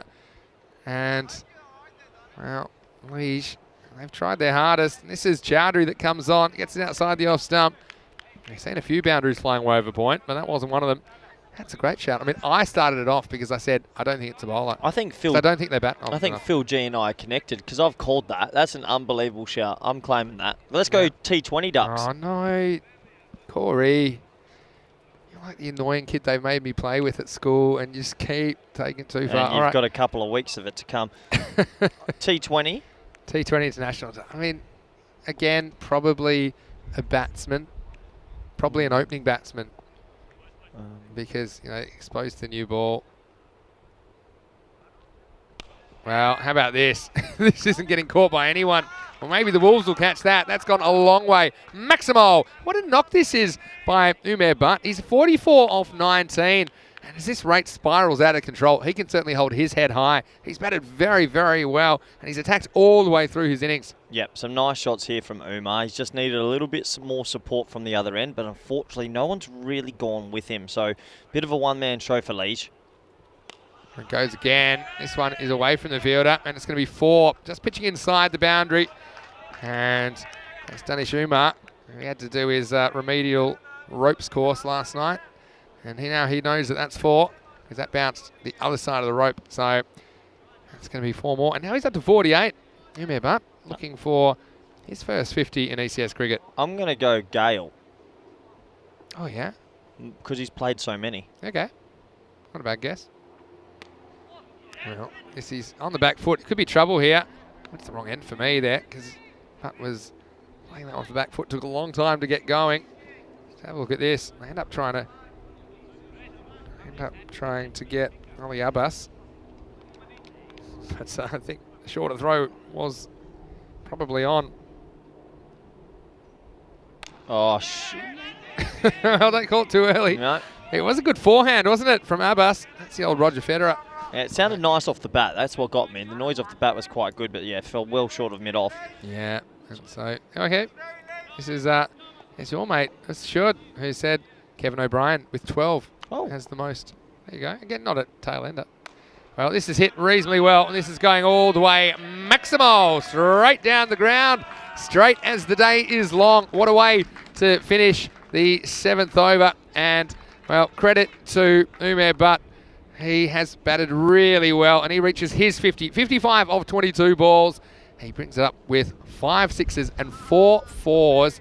That's 46 runs in boundaries, and he scored at 250 strike rate. What can you say? It's been an excellent innings from the captain. Yeah, he'll be happy with that because he didn't have the greatest day with the ball, so he needed to respond with the bat, and he's done it really, really well. So good innings from Umar, and yeah, long way to go still, so they're probably going to fall short, but not a bad contest this from Liege. Yeah, that's right. And coming up next, we have a rematch of match 7 between Quivive and the Kampong team. Now, these two teams, there was only 20 runs between them, and Quivive, I think that they can actually bat a lot better than what we've seen. They've shown glimpses, haven't they? The news from the toss. Kampong, they won the toss. They'll be batting first. Again, I don't think Quivive will mind that.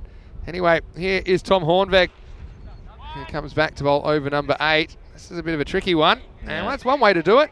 And it didn't work because it's going to be 4. Vikram, he tried the spectacular. He was just running out of real estate, wasn't he, here, Corey? Yeah, no real estate left. And good there, but the backspin on the ball's cost him. Maybe bounced off his body as well, just knocked it back towards the rope. So, yeah, that next match, it's the 4th match of 5 today. Remember, we have 5 matches every day. It starts in around about half an hour right here on the European Cricket Network. Yeah, so they need a little bit of a miracle here, but they're not out of it just yet. Yeah, I mean, 20 and over. I mean, I often call, on this ground, I think the point of no return, the PONR, as I call it, is about 18 and over, which means once you hit that rate, I don't see it coming back at the moment. Oh, really? It's 20 plus. The other thing I basically developed is what's called the POGI, P-O-G-I. It's in a low run chase. Say they need like 75 or even 70. It's the point of getting interesting. It's the point where I think if the run rate required goes up, the game's actually interesting. It's not a foregone conclusion. We haven't had many POGI games because we've had the targets knocked off pretty comprehensively so far by the home team. Yep. Oh. Full toss, gets a fair bit of bat on it, but is it enough? It's not, and it's Bhawant Singh that takes the catch. Well, he was running backwards, and watch out, there is the Karate Kid. And a Kung Fu fighting. It will continue. And he's off. You're going to have some sort of a weird celebration. Well, luckily we're showing the replay, so you don't have to watch it. You got to stop. That's Oh, tell you what, one more meter in his hand, and I think the bowler just panicked a little bit, thinking, oh, no, oh, he's gone the aeroplane. Yeah, he's out by a long way, but I think they were just a little bit worried about heart. Look at this, caught, and it's out, and let go of the ball. It's out. So, don't you? What are you talking about? Oh, he's gone over the line. We had one of these a couple of weeks ago. I don't think you can throw it up and then. I guess you have to say. Did he? No. But I mean, normally if you throw it up and then come over the boundary, then that's not a catch. You know what I mean? The difference is that he didn't need to go over the boundary, but did he? Okay, I reckon I'm going out a limb. I don't reckon that's out. No, I see what you're saying, actually. So we had one a couple of weeks ago where the bowler was kind of falling. He throws it away and then used his hand to hit the ground, and the officials said nah, because he's not in control of the ball and his movements. But what I guess that's the relevant thing. He's got is he in control of his movements? I don't reckon he is. I reckon he didn't realise he was so close to the boundary. I don't think he realised he was close to the boundary. But I'd like to. That's not your call. I mean, it's an interpretation thing. I think he's got control of the ball. Yeah, but is he in control of his movements? No. He wasn't controlling. Yeah, both those elements need to be satisfied. So, is he in control of the ball and his movements? No, he is. It's just the celebration, and the celebration's taking him over the rope. So he's actually got control because he's not yet. He's celebrated over the rope. All right, then next time I take it to the boundary and I'm falling over the line, I'll just throw it up and celebrate and land the other side of the line. Yeah, you could do a little phantom, but I reckon he had it in his hands long enough. Come back to that in a second. I get where you're going. This is going to be a one hop up. Manan Singh's been outstanding fieldsman. Yeah, but you can have control of the ball for long enough and dispose of it under control. But then if you step over the line, you know, it's not a completed catch. I get what you mean. You know what I'm saying? It wasn't like it was a split second. I don't even think he knew he was that close to the line. He had no idea. He had no idea. Absolutely no idea. But what I'm saying is he's caught it. He's taken a couple of seconds. He celebrated. And then the end of his celebration, the little skip is over the line. Yeah. Well, I think you're stiff as a fielder. I'm on the fence with that one. This will be 4. This is Raza who gets a boundary away. If it was more an immediate action, which you spoke about, where he's caught it, just celebrated and then fall, and then I completely agree. But it wasn't that. It was a catch. So I guess maybe one of the factors is that the act of taking the catch was never going to take him over the boundary. Correct. But having said that, he's almost caught it in the ring. Yeah, no, obviously not. That's 8 overs down. It's 90 for 7 after 8. I don't know. To be honest, compared to the one that was pulled back 2 weeks ago in the Malmo final, where basically it was a caught and bowled, and the bowler just threw it away because he didn't throw it up. He just kind of went like this, like dismissively, just kind of like flicked it away, and then used his hands to hit the ground. Look, here we go again. So he's got it. And yeah, so look, that he's even had one more stride of the celebration in the ground. So I see what you're saying. I think I know, here's the thing. He could have stopped. That's the difference. I mean, he could have stopped, but he didn't. I'm not saying he couldn't have stopped, but he didn't have here's one of the other factors that's critical for me. He didn't have the awareness how close he was to the boundary either. So he's thrown it away like it's no problem. Yeah. It's a really interesting one because we're getting everyone around, get your opinion. It probably won't make too much of a difference in the context of this game. What I want you to look at is his very last stride, Vinny, during the celebration. Yeah, so but still, look, he catches it, throws it up, he steps over the boundary. But no, that's the last bit. You've got to see the whole action. But I saw it. I just watched the whole action. I'm not even saying it's conclusively out or not, but I mean, normally if you catch the ball, throw it away and step over the boundary, normally you're throwing it away because you know you're going to step over the boundary. The difference here isn't why he threw the ball away. It's intent. Get the lawyers in. All right, next one. It's going to be down to long off. And it's a weird one. I think you're fishing up controversy where it's not needed. I was surprised by it. Yeah, I reckon that's out. What does Sam think? Yeah, fair enough. Well, he pays the bills. We pay Sam's bills. Here's the next one. And this will be one out to deep square leg. What do we think? I mean, it's strange. And this is what I mean. This is what I love about the European Cricket Series. You're just going to see stuff you'll never see before. That's why I bring back the fence, and then you'll know when you hit the fence. That would have been good if you had the fence. It would have ended up the other side of it. Yeah, that is a real interesting one. Isn't though. it? I get what you mean. Isn't it? I get I'm not you. even saying I'm definitely on the side of this. I mean, it's a point for debate. I just think there's... Are you in control of the ball? Yes. Are you in yes, control of your yes, own movement? Yes, look, he's even looked Are down. you in control of your Yeah, own movements? 100%. Are you in control? 100%. He is in control with his movement. Can we get... Yeah. No, okay, not that. You need to see the whole thing. Okay, so watch this. Let me count this out. Catch. 1, control, control, control. Celebrate. My feet are still in. Oh, I'm just going over now. It's too long. It's too long. If it's a smaller time frame, okay, I'm going with you. You know I love controversy. Last over. Let's keep arguing about this for another over. This is going to be one bounce. A couple of bounces in the end. Here we go. Sam's piping in. Go on, Sam. Well, he came with an unrelated dig at me. Yeah, I wish the viewers heard that. So I'm a huge fan. Here's the next one. 5 to come. Yeah, that looks plumb, and he's been given the slow finger of death, Vinny. Marbas, unfortunately, trying to get him over the 100 line. Well, it gives us more time to debate this one. Yeah, well, let's just check the LBW first. It's pitched just outside. Giving this one out from here. Oh, my Lord, it is plumb. Yeah, absolutely plumb. Back pad. I mean, it's climbing, but not enough, I think. That's crashing into the top of the stumps. Okay, keep talking about it. Yeah, so, I mean, I had a game where a guy took a catch, rolled the ball back into the umpire, and his hat went over the other side of the line. And then when he went to go and get his hat, no, sorry, he didn't roll the ball in. He went to get his hat because it blew off as the guys were walking off. And admittedly, they still gave it out. Oh, but they asked the question, is he allowed to do that? As if it's like some sacrosanct line, right? I wish I saw that.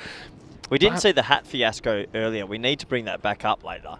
Yeah. The inside job. Well, here's Chowdhury. He's got 2 for 19. He's doing well. This one will probably just be a single. Yeah, look, I'm not saying it's out. I'm not saying it's not out. I'm saying it's an interesting one because, okay, he went over the line. The difference is he didn't know that he was going over the line. Oh, the hat constantly dropped the hat. That's hat gate. That's hat gate. And he's like, hold on a second. He's like, oh, yeah, sorry. Did I do that? This is going to be in the air. And what a good catch. Well, that's the first Musa. What a game he's had. Look, let's spend a moment of time to focus on Musa. What a game he's had. He's the reason, basically, they've got enough runs to play with here because wickets were falling around him. And that's not an easy catch. That was drilled low down. And he comfortably stays inside the line. And that will be another wicket. And the score now, it's 94 for 9. 2 balls remaining. Hatgate. Yeah, Hatgate. And even Dan Weston, our founders, piped in. He's sending me messages. Talking about the Hussies, Brett Lee, Shane Lee, Joe Root, Billy Root. We've got Dan, all these. you got to turn the volume up. Come on, Dan. Been through all of those. Dan, we nailed about 50. I know you're a busy guy. He's in meetings all the time. Is he? Yeah, he's busy. But he might have just thought he wants to get involved. Good Dan, on you. Dan, if you can give us one more brother set that we didn't name earlier, you're the winner. Because we named about 40 to 45. I reckon we're done now. I don't think you could get us another one. Anyway, let us know what you think in the chat. Because it seems I know all the laws. Not all the laws. I know all the laws that pertain to that particular dismissal. But I still don't know. Oh. Well, they're going to be bowled out here. And we haven't seen this before, I don't think. But we're going to see a team bowled out within their 10 overs. And, well, kudos to Chowdhury. He will finish with the figures. And, it's just a first baller. Yeah, he'll finish with 4 for 20. So he won't get the chance for a hat trick. In fact, he takes 3 and 4 balls, though. Because they've run out of batsmen, he won't get the chance to bowl his final delivery. But still, an excellent performance from Imran Chowdhury. But ultimately, the game was well won a few overs ago. His target of 141, just a bit out of reach for Liege. But look, credit to Liege. They did look competitive. They did have their moments in the game. They had a very bright start to the game, to the innings, didn't they? And look, I think they'll be ruining a couple of things there. And I think probably the dismissal of Muneeb Mohammed after he'd struck a couple of sixes. I think they'll be still missing Musa. They did get through one of the 2 openers of Sparta fairly cheaply. But as the players go off, they'll meet again, of course, in the last match of the day, Corey. Let's have a look at the highlights of match 8, the second innings. And well, we saw a very, very bright start from Muneeb. But after that, it was advantage Sparta as they made some inroads into the top order. Yeah, absolutely. Here was a bit of a controversial moment. Caught and bowled and no one appealed. This was unbelievable, Vin. I've never seen that before. 100%. But it didn't matter anyway. Abdul Rahman was dismissed 3 balls later. Vikram Singh still getting his man. And yeah, it was a little bit disappointing that Lige couldn't get going. Muneeb Mohammed, he hit 2 sixes off his first 2 balls, but Hossan Banks went through his defence and nipped that off stump to get him. That was the big wicket for me. Burhan Niaz came out with Umar Butt. They needed a bit of rebuilding, but unfortunately Burhan Niaz backed up a little bit too far here, and the young fella out for a diamond duck. Yeah. We started talking about ducks. Oh, yeah. That was a conversation that took us through the middle overs, wasn't it? But look, Umar Butt, for me, I like the way that he hit the ball, and he can hold his head high. He hit 5 sixes and 4 fours on the way to 55 off 23 deliveries. Yep. And the captain showed that he is a bit of a force. Batting at number 4, and who knows, we might even see him batting a little bit higher if he keeps up this kind of form. And this one almost brought rain on a sunny day, didn't it? But I also like the feeling of Manan Singh. And in fact, in total, I think the Sparta team, they caught really well. And they just were taking those half chances that were always going to make it tough for Lige to get over the line in this one. A lot of runs to get when you're chasing 140 plus. Yeah, absolutely. It was the Umar Butt show throughout the middle overs. He didn't get much support from the other end, and they kept getting Wakas Raja got 1 away here. But unfortunately, there was just too many wickets at the other end as Umar Butt continued to give it the long handle, and he batted beautifully for his 50 here today. Wakas Raja fell to deep mid-on, and another juggling catch that we've seen here in the last few days. And yeah, unfortunately, every batsman that sort of came in after that just couldn't get going. The asking rate was climbing a lot. Umar kept going on his way. Great fielding there by Hossan Banks. And the Karate Kid came into the action. A little bit of excitement. I love the Karate Kid. A fan favourite. He got dispatched once or twice, but he ended up getting 1 wicket under his figures. Yeah, he did. And then how about Chowdhury? Picks up 4 in the end. Yeah, this one just well positioned on the deep point boundary. It's not a long one out there, is it? Square wicket boundaries are reasonably short. And this one wasn't going to be caught. That was just a 1 bouncer. And well, this one as well. This one flew a long way over the point boundary. And Chowdhury, as this game was coming to its conclusion, he bowled pretty well in the back half of the innings. But it was a good innings, like I said, from the captain, Umar Butt. And there is the Kung Fu Kid, who just uses that headband for all sorts of things. This was a pretty well-struck ball, and it was almost a good bit of fielding from Vikramjit Singh. He's had a bit of the good, bad, and the ugly, hasn't he, in the field today, Vikramjit? And this is the one we're talking about. So yeah, take that. Or maybe it's the throwaway and I'm out of here. Oh, yeah, it was a little bit controversial. But well, Ali Raza, well, he'll remember this game for all the wrong reasons. But at the end, we saw a couple of nice boundaries, but then Chowdhury struck again, versed the LBW. And, well, they were running out of batsmen. They were running out of time. And this is a really good catch by Musa Ahmed, capping off a man of the match performance. What a memorable century he scored in the first half of this match 8. And then, with 9 wickets down, only needed 1 more. And Zahid, he went first ball, and they were bowled out with a ball remaining in the 10th over. They were all out for 94. So 140 to 94. It's Sparta that continued their winning run. It's 5 in a row in this series for them. They win by 46 runs. But still, Lige, they're just working their way into the tournament. They'll be hoping to maybe snare an upset. And we saw Sparta, they were actually pushed in the last game of yesterday, and it'll be Lige. They'll be trying to push them in the last game of today in match 10. But before that, we have match 9. It's a rematch of Quivive versus SV Kampong Cricket. And this will start in approximately 15 minutes right here on ECN. The news from the toss is that Kampong, they've won the toss, elected to bat first. And look, we see Alphonse back into the lineup. He's listed number 6, but I wouldn't be surprised if they threw him up to open again. They've got Cardia that batted pretty well. Perhaps they drop Cardia to 3. Usman Malik, for me, I would have him up there at the top of the order. But it's going to be very interesting to see what their batting order looks like. And Kampong, well, they were pushed by Quivive in the last game, but Kampong will hope to make it 2 out of 2 today on day 2 of the tournament. Yeah, absolutely. And Rajasak Lane's here now, and it's looking forward to watching him play as well. Here's the scorecard earlier. It was a one-man show from the captain, Umar Butt, striking 55 off 23. Unfortunately, he didn't get any support, really. Muneeb Mohammed got off to a flyer with 2 sixes off his first few balls. But more importantly, you look at the extras there, Sparta. Disciplined as always. That's why they're good in this format. They didn't concede too many extras, and you can't in this format, so you don't want to give away many extra balls. Yeah, that's been a real difference I think I've seen in this series compared to some other series this year. Not too many of the voidables given away. It's been a high level of stuff. Okay, before we go, we've got a few more siblings. And Sally Rose from Albany. I like this one. Alex and Kate Blackwell from Australia. That's a good one. Yeah. And, we're having a great time here. You can still put them in the chat because we've got 15 minutes in the channel. Corey's checking it in the chat as well. What do you got over there? And look, you can keep them coming in. We love your input. And actually, you guys are the reason that we have such a great time here on the European Cricket Network because we have the best viewers in world cricket.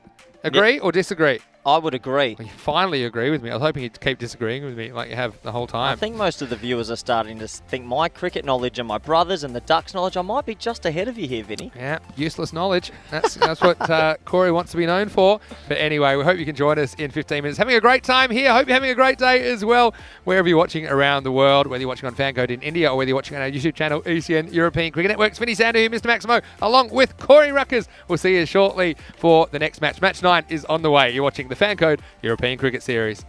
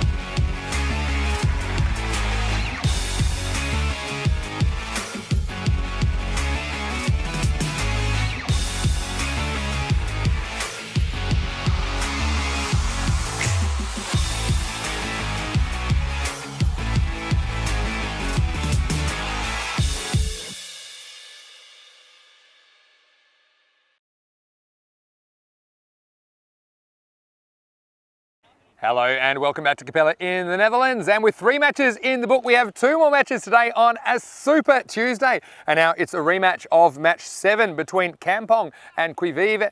And look, both these teams, they would love to get another win in the books. Remember, the bottom team will be eliminated after match 20. So all of these matches so important in shaping the standings. The captains are with the match referee, Rob Kemming. Let's get ready for the coin toss for match 9. Yes, it's tails, mate. It's tails. Your call. Heads. Tails is called? Heads is called. It's tails.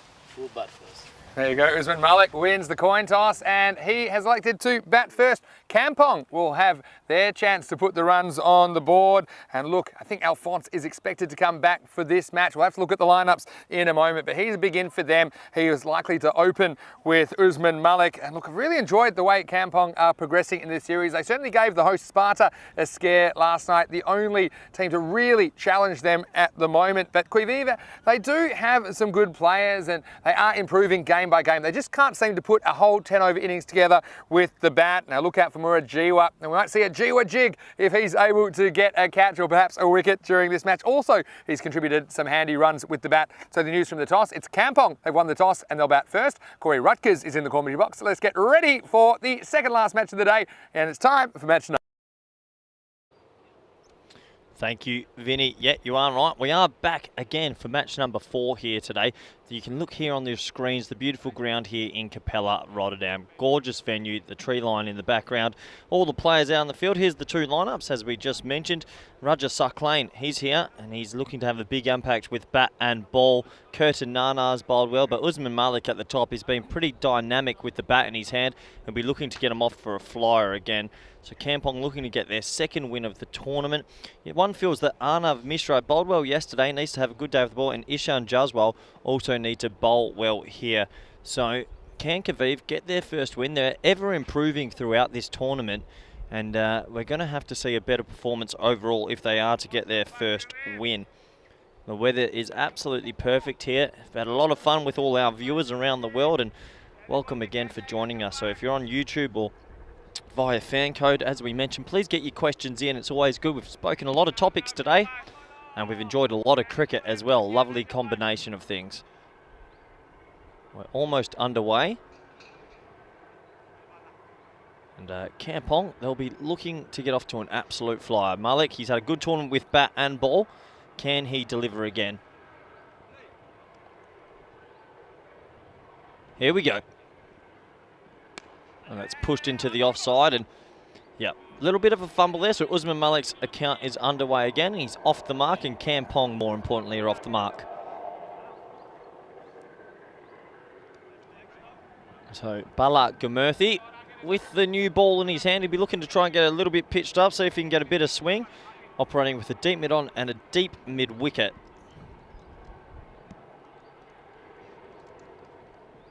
Oh, that's well bowled. It beats Cardia pretty easily outside the off stump. Put a lot of wrist into that drive. Probably should have played a little bit straighter, really. But nice start by Qui-Vive. They need to get off to a flyer. Can they get their first win in the tournament? That's the question everyone's asking. They're getting better and better as it goes on, that's for sure. That's full. Oh, and there's a little feather, and I reckon he's out. He is out. Well, there's the big wicket.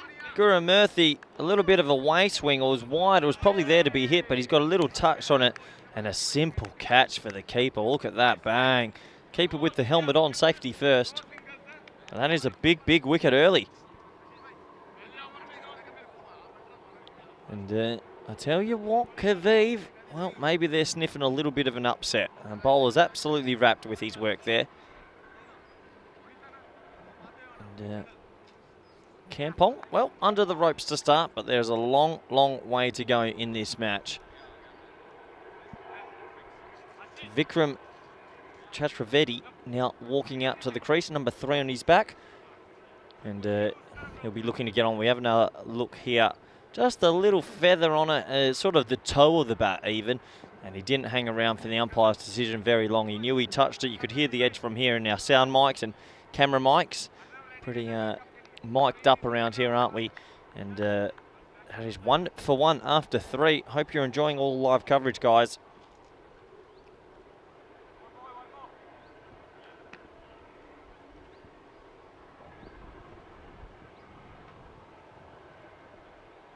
In comes Gurumurthy once again.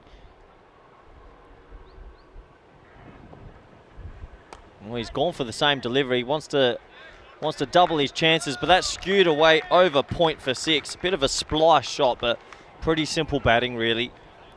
He just plants that front foot straight and then just lets his hand-eye take over. He keeps the face open on the bat and just lofts that over the offside. So clever batting.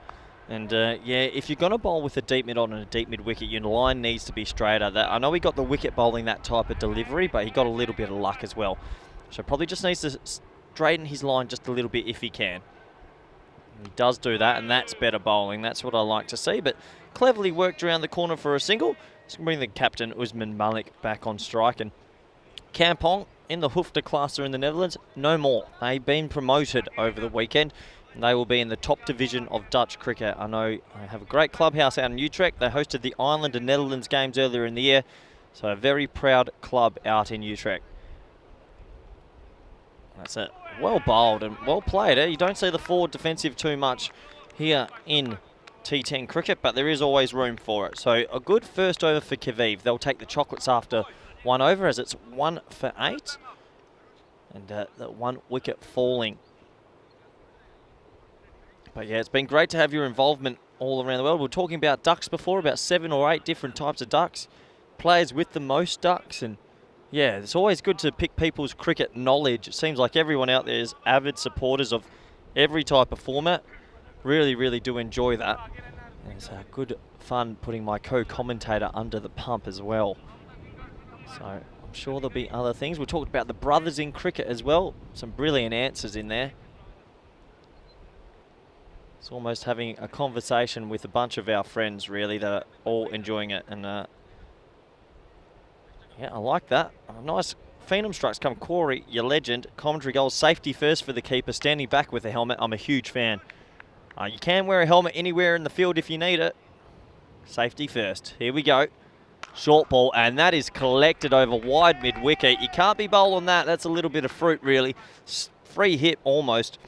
You've got to be really, really careful with your lengths, and that's just too short. And you can pull that off the front stool because the pace just isn't there behind the ball. So if you're going to be bowling it around this pace, you need to be fuller. You have to be fuller.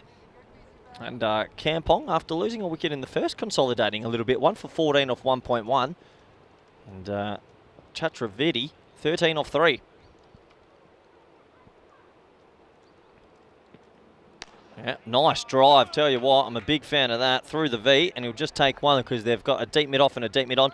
Yeah, we're talking about the keeper with the lid on. I don't know if you guys have recently watched the latest test cricket and that, but you will find a lot of times on pitches now that are low and slow, third slip, aka or second slip, will come quite close, and they'll actually put a helmet on. Joe Root was doing it in the last test against India, and he had a helmet on at second slip.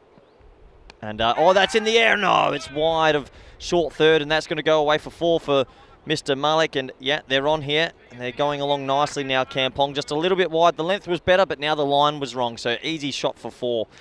But, yeah, it has happened. If you also want a bit of cricket interest, Marcus Trescothick used to field it second slip to spin and field on his knees. Yep, there you go. There you go. Yeah, I've done that as well, actually. At second slip, sometimes when it's being blocked down, you get on your knees and you get there and you get your teeth on the line for the team. We've all done it.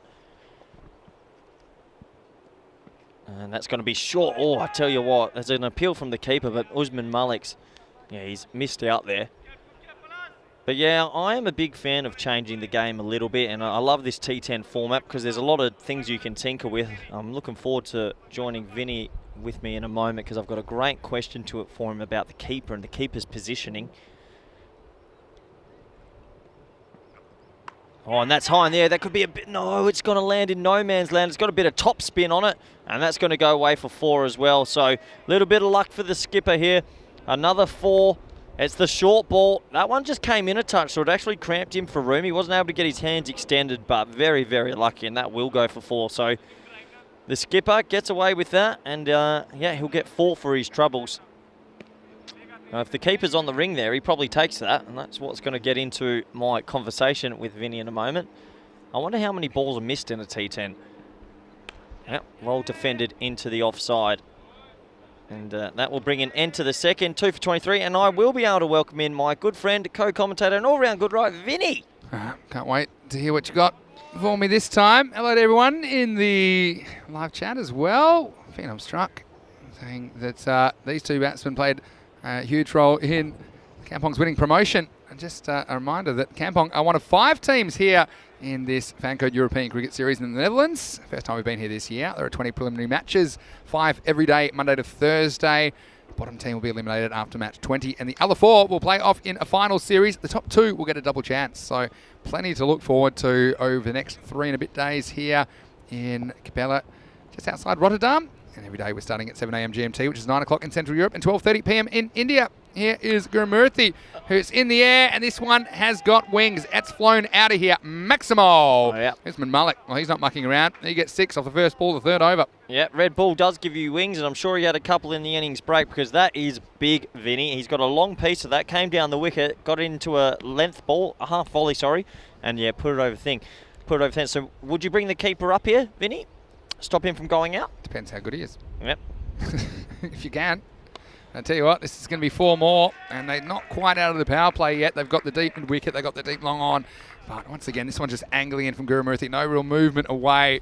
And, well, he gets enough bat on this. But, yeah, he is advancing every time.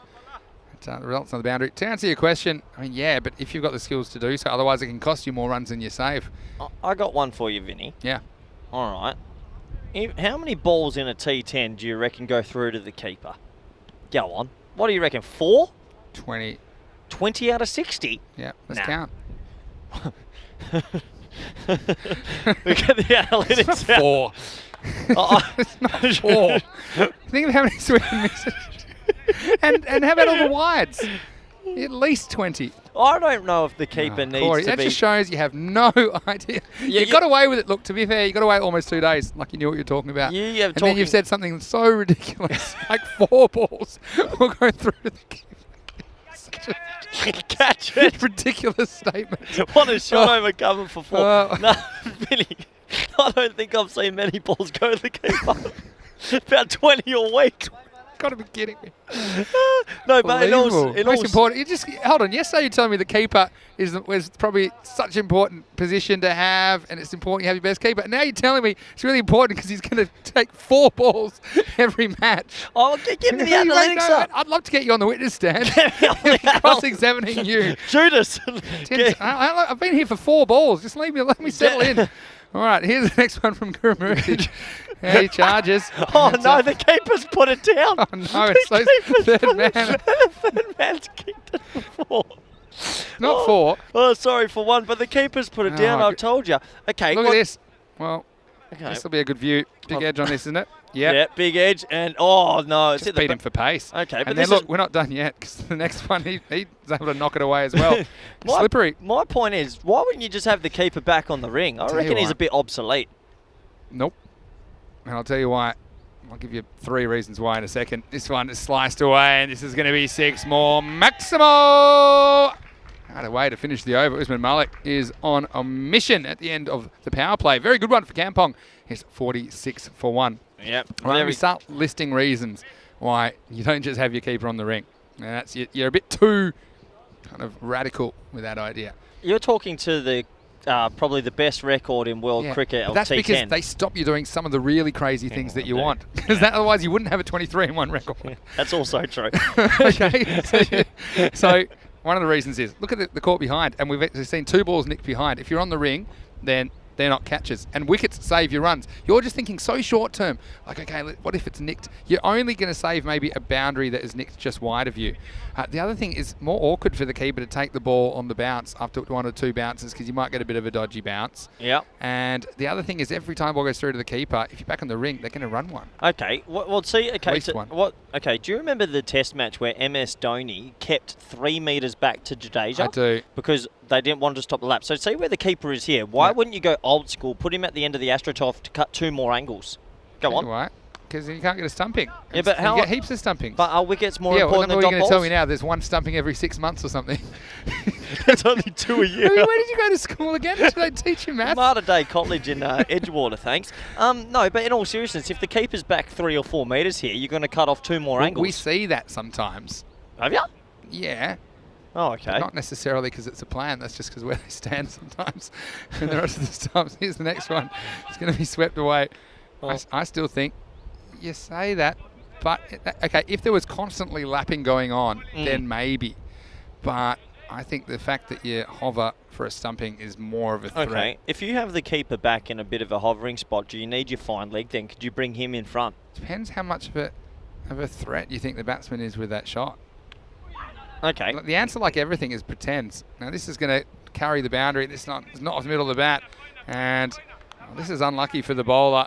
This is Bindlish, and I like his energy. This one could have easily taken out the stumps. Instead, it's a thick inside edge and runs away for 4. To answer your question with the laps, a good keeper can anticipate that as well. Yeah. And you can anticipate it while the ball's in the air. So if you see the batsman shaping to lap, and it's not, you don't have to go backwards. You can just cover that angle. And I've taken catches a bit like Sangakkara, you see on occasion, who would basically, the ball would hit him in the body. He's able to react and catch it. Now this one is launched. Oh. It's miles in the air, and it's coming down the wrong side of the line for Qui Vive. And that is a Maximo. Now, both these batsmen looking dangerous. And Chatavidi, well, he was so dynamic last night, wasn't he, in that run chase against the host Sparta Cricket. And that is a really excellent strike from the right-hander. Absolutely. And this is the first time I'm going to say it for the tournament. I think 150's on, Vinny. This might be the first time I'm going to get this right. Nope. Yeah, I didn't even look at the score. 150 is definitely on. And that's worked down the ground fine. Okay, I've got a radical field idea for you. This is radical. You know how you've got third and fine leg that are usually kept in the ring behind? How about we go opposites? Keeper goes onto the boundary. Those two now go in front of the wicket, which means then you have to bring more one. But he then covers the deep third and the deep fine. He doesn't cover anything, though. But if it's let's say the boundary isn't too short, you could. 4. You've got 2 more people in front. Well, now you're getting closer, but it's, again, you're missing out on those traditional wicket-keeper nicks. Yeah. And that's big. Yeah, I don't know. Put him in front of the wicket. Well, sometimes you just have too many cooks. Yeah, he's not adding a lot. All right, here we go. At the end of the 4th over, it's 60 for 1. Well, they are going at that 15 and over. And Corey's picked him to get 150. Let us know what you think in the live chat. Well, this man, one day, I bet in a cricket museum somewhere, his brain will be preserved. And so they'll be saying, look at this. We still don't actually understand all the things that are going on in there. And I certainly don't. It's just good to be with someone that makes me seem normal. I just think T10 cricket could still be exploited to its maximum with the retiring of batsmen when needed, the keeper's positioning, the type of bowling around the wicket more and getting a bouncer in. I haven't seen enough bouncers for my liking. But you've got to be able to have but you've got to have the pace to bowl a bouncer. You know what I mean? If it's not your game, you can't just be a medium pacer. I'll tell you, if the keeper was back then, he's probably stopping that 4 as well. How fast is he? Usain Bolt? Okay. And, well, this is a new bowler, and it's Arnav Mishra. I do like his bowling. He's not afraid to take the pace off. It's actually a pretty good sweep shot, though, from Usman Malik, and begins this over with the boundary. Yeah, it is a good shot, that. And he didn't get too low during that sweep shot, but, yeah, 150 is on at the moment. It's a 15.36 run rate. Nice. I'm still going to say not 150. Yeah, interesting. Do you know, I was talking about the helmet before, and someone chimed in and said Rohit Sharma was fielding second test with it on. Big appeal, but that's going to be sliding down the leg side, as indicated. We'll have a closer look at that LBW appeal. Pitch is in line, but is sliding down. Is there any other time that a fielder has been on the field with the helmet in a rogue position? Good question. Well, I know that they were talking about Steve Waugh fielding in a helmet. Remember when he broke his nose when he collided with Jason Gillespie and he came back, and his suggestion was that they wanted him to field in a helmet no matter where he was fielding, but he didn't actually do it. But apart from that, no, I can't think. Maybe apart out from the leg slip kind of positions, I can't think of another one. It's dragged away on the leg side. And it's in the gap. In fact, that's going to be 4. It's almost a 2-run penalty as well. So that's gone in the gap for 4. He's gone with the foot. See, my point is here, Vinny. Look, he split the gap really well with the shot. A little bit of luck as he's pulled across. If he gets his body down and goes chest first, he stops this. But because he goes with his foot, 2 runs. Have you seen how far his chest is to the ground, though? I'm not so sure. And what you're saying in theory makes sense. Can if that's not in your, if you haven't quite developed that ability, and a lot of these players don't grow up diving because of where they played their cricket. It's not really conducive to diving unless you want to, you know, if you live near a skin graft bank. How about this? If you use your foot and it hits your boot, you have to field without your shoe from then on. This is smashed. It's in the air. Corey, here you go. He's in. It's Corey. Oh, he's put it down. Oh, this will be a great replay. I hope we've just got this on camera 4. And Corey finally touches one, and he puts it down. Well, we won't have to listen to any of his fielding commentary anymore. And this is one that was absolutely blasted down the ground. Maximo. And then Corey came out of nowhere. Oh, geez. And you see him. I don't know if we got him there. He's off. Have a look at this. And he's just out of the picture. Oh, unlucky. Umpire had his hands up before he even touched it, Corey. Here's the next one. And it's driven down the ground. And, well, welcome back. And talk us through that one. I know you've been wanting to catch a hanger all week, and that's the closest you've got. I'm pretty upset with myself. I've made good ground. I've tracked Weren't you a fielding coach at one point? I am a fielding coach still. I'd like to think I am. Oh, well, looks like it's another job that you've lost. Anyway, at the end of 5 overs, it's 76 for 1. Look, what I would say about Quivive, they haven't given away any extras whatsoever, so clean innings from them. Haven't given away any extras. And, well, you're on target if you're 150, but I still just have an instinct that they're not quite going to get there, but I've been wrong before. Not too many times this week. Yeah, if these two bat another 3 overs, though, and yeah, if these two bat another 3 overs and get to the 8th over and they're still there, I think they will get to that 150. Phenom struck saying Corey was down on his chest there, though. So at least you did get down in your chest. I would have loved if you got there and just booted it, because I've actually seen people take it in the foot on the full. Imagine if I kicked it and took my shoe off. We haven't even tried to get this. Oh, no, sit down, Corey. This is a chance right on the line. And I think he's got him here. And, well, we'll have a look. Yeah. That's we'll really, really close. Yeah, I mean, saw it live. Yeah, I mean, where does he come from here? My instinct is fine. Does it touch? No, I think he's fine. I think that's good, Vinny. Yeah, I actually see there's daylight. There's a bit of grass. Even it's that left foot that I was worried about. It was that left foot when it came down, but I think it's inside the line, so I think he'll be sent on his way. And that's a really good catch. And he wasn't put off by you throwing your headphones down either, but that's Tira Malay, who's fielded very well today, I think. And comes the second wicket to fall. Score is 76 for 2. He's been a gun in the field. He's taken 3 or 4 there, and I reckon the floppy hatch just kept him elevated enough to that foot didn't touch the line. Yeah. So, yeah. Saying. Oh, 5 games a day is probably too many for you. Because I think we start to lose you around game 4. I do like the idea of, instead of a 2-run penalty, you're not allowed to field in your shoes. What happens if you stop one in your sock? Here's the next one. Oh, and this one, I thought this maybe knocked him over. He's tried to go leg side. And he tried to take this one from outside the off stump. This wasn't really the shot to play. It's completely across the line. It took the keeper by surprise. Nawal. Yeah, look, I'll get my composure here. It's pretty good bowling. So is that just the shoe that you tried to stop it with comes off? Yeah. Or is it both shoes? And then if you go the other shoe, that's off, and then it socks off next? It socks off so next. Essentially you're playing a game of strip fielding. That's your version. Well, it better be a night match. Here's the next one from Capelle, who gets cut away, and it's actually a really good bit of work. Yeah. And he's able to keep it to 1. Look, all I'm saying is I would like people to go with their hands a little bit more. Well, I think it's the carrot or the stick. I think you've got to reward good fielding, and you don't necessarily need penalties for the foot fielding. Just say, the foot fielding, we know you do it, but, I think we can coach people out of doing it. I'd like to think so, but yeah, it's just a fad that's come in a bit too much. Even international players doing it, it grates my gears. We all have those things, don't we? Yeah, that's wide outside off, and that should be called wide. Yeah, there's little things in the game of cricket that I think just... Give us some of the other things that grind your gears, Corey. Really? You don't seem very, very stressed in general. You're pretty relaxed, but I know there's a few things that you're just suppressing. Oh, there's a lot that I'm... here's the catch opportunity. I've made good ground. I've gone around the side screen, and I've gone down with... It's just out of screen. Admit, how disappointed were you at the moment that it spilled out of your hands? If they show that again, the umpire celebrates my catch. Well, this one actually bites back at the batsman. And Tala, big throw from downtown. They think about an overthrow. They turn it down. It'll just be a single. I've got one for you. Hold on. Yeah, sorry, just the replay here as it's dropped into the offside. Something that grinds my gears is walking in.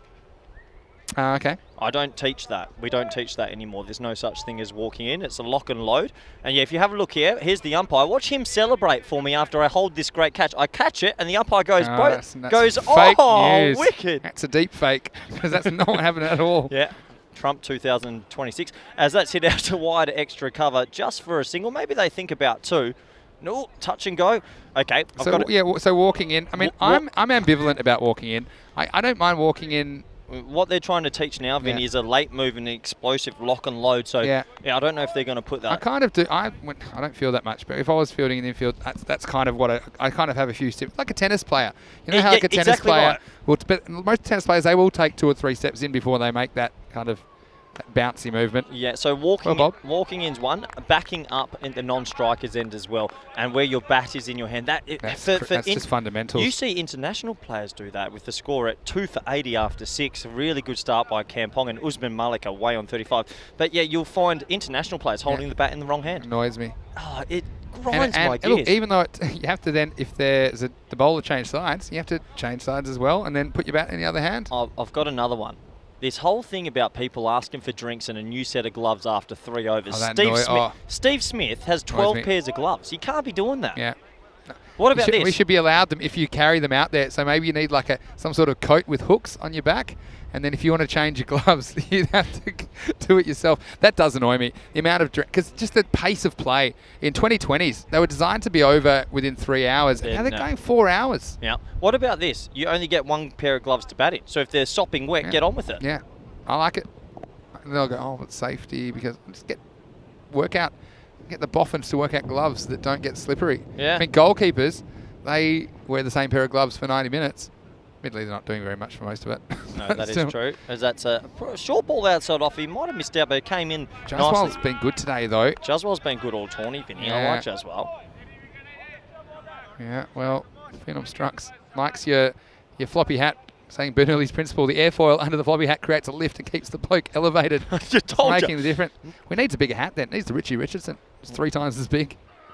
Oh, this is smashed. Yeah. Forget it. Yeah, this one's gone. Who wants to chase that one? Maximo Salim. Well, he can hit a big ball as well.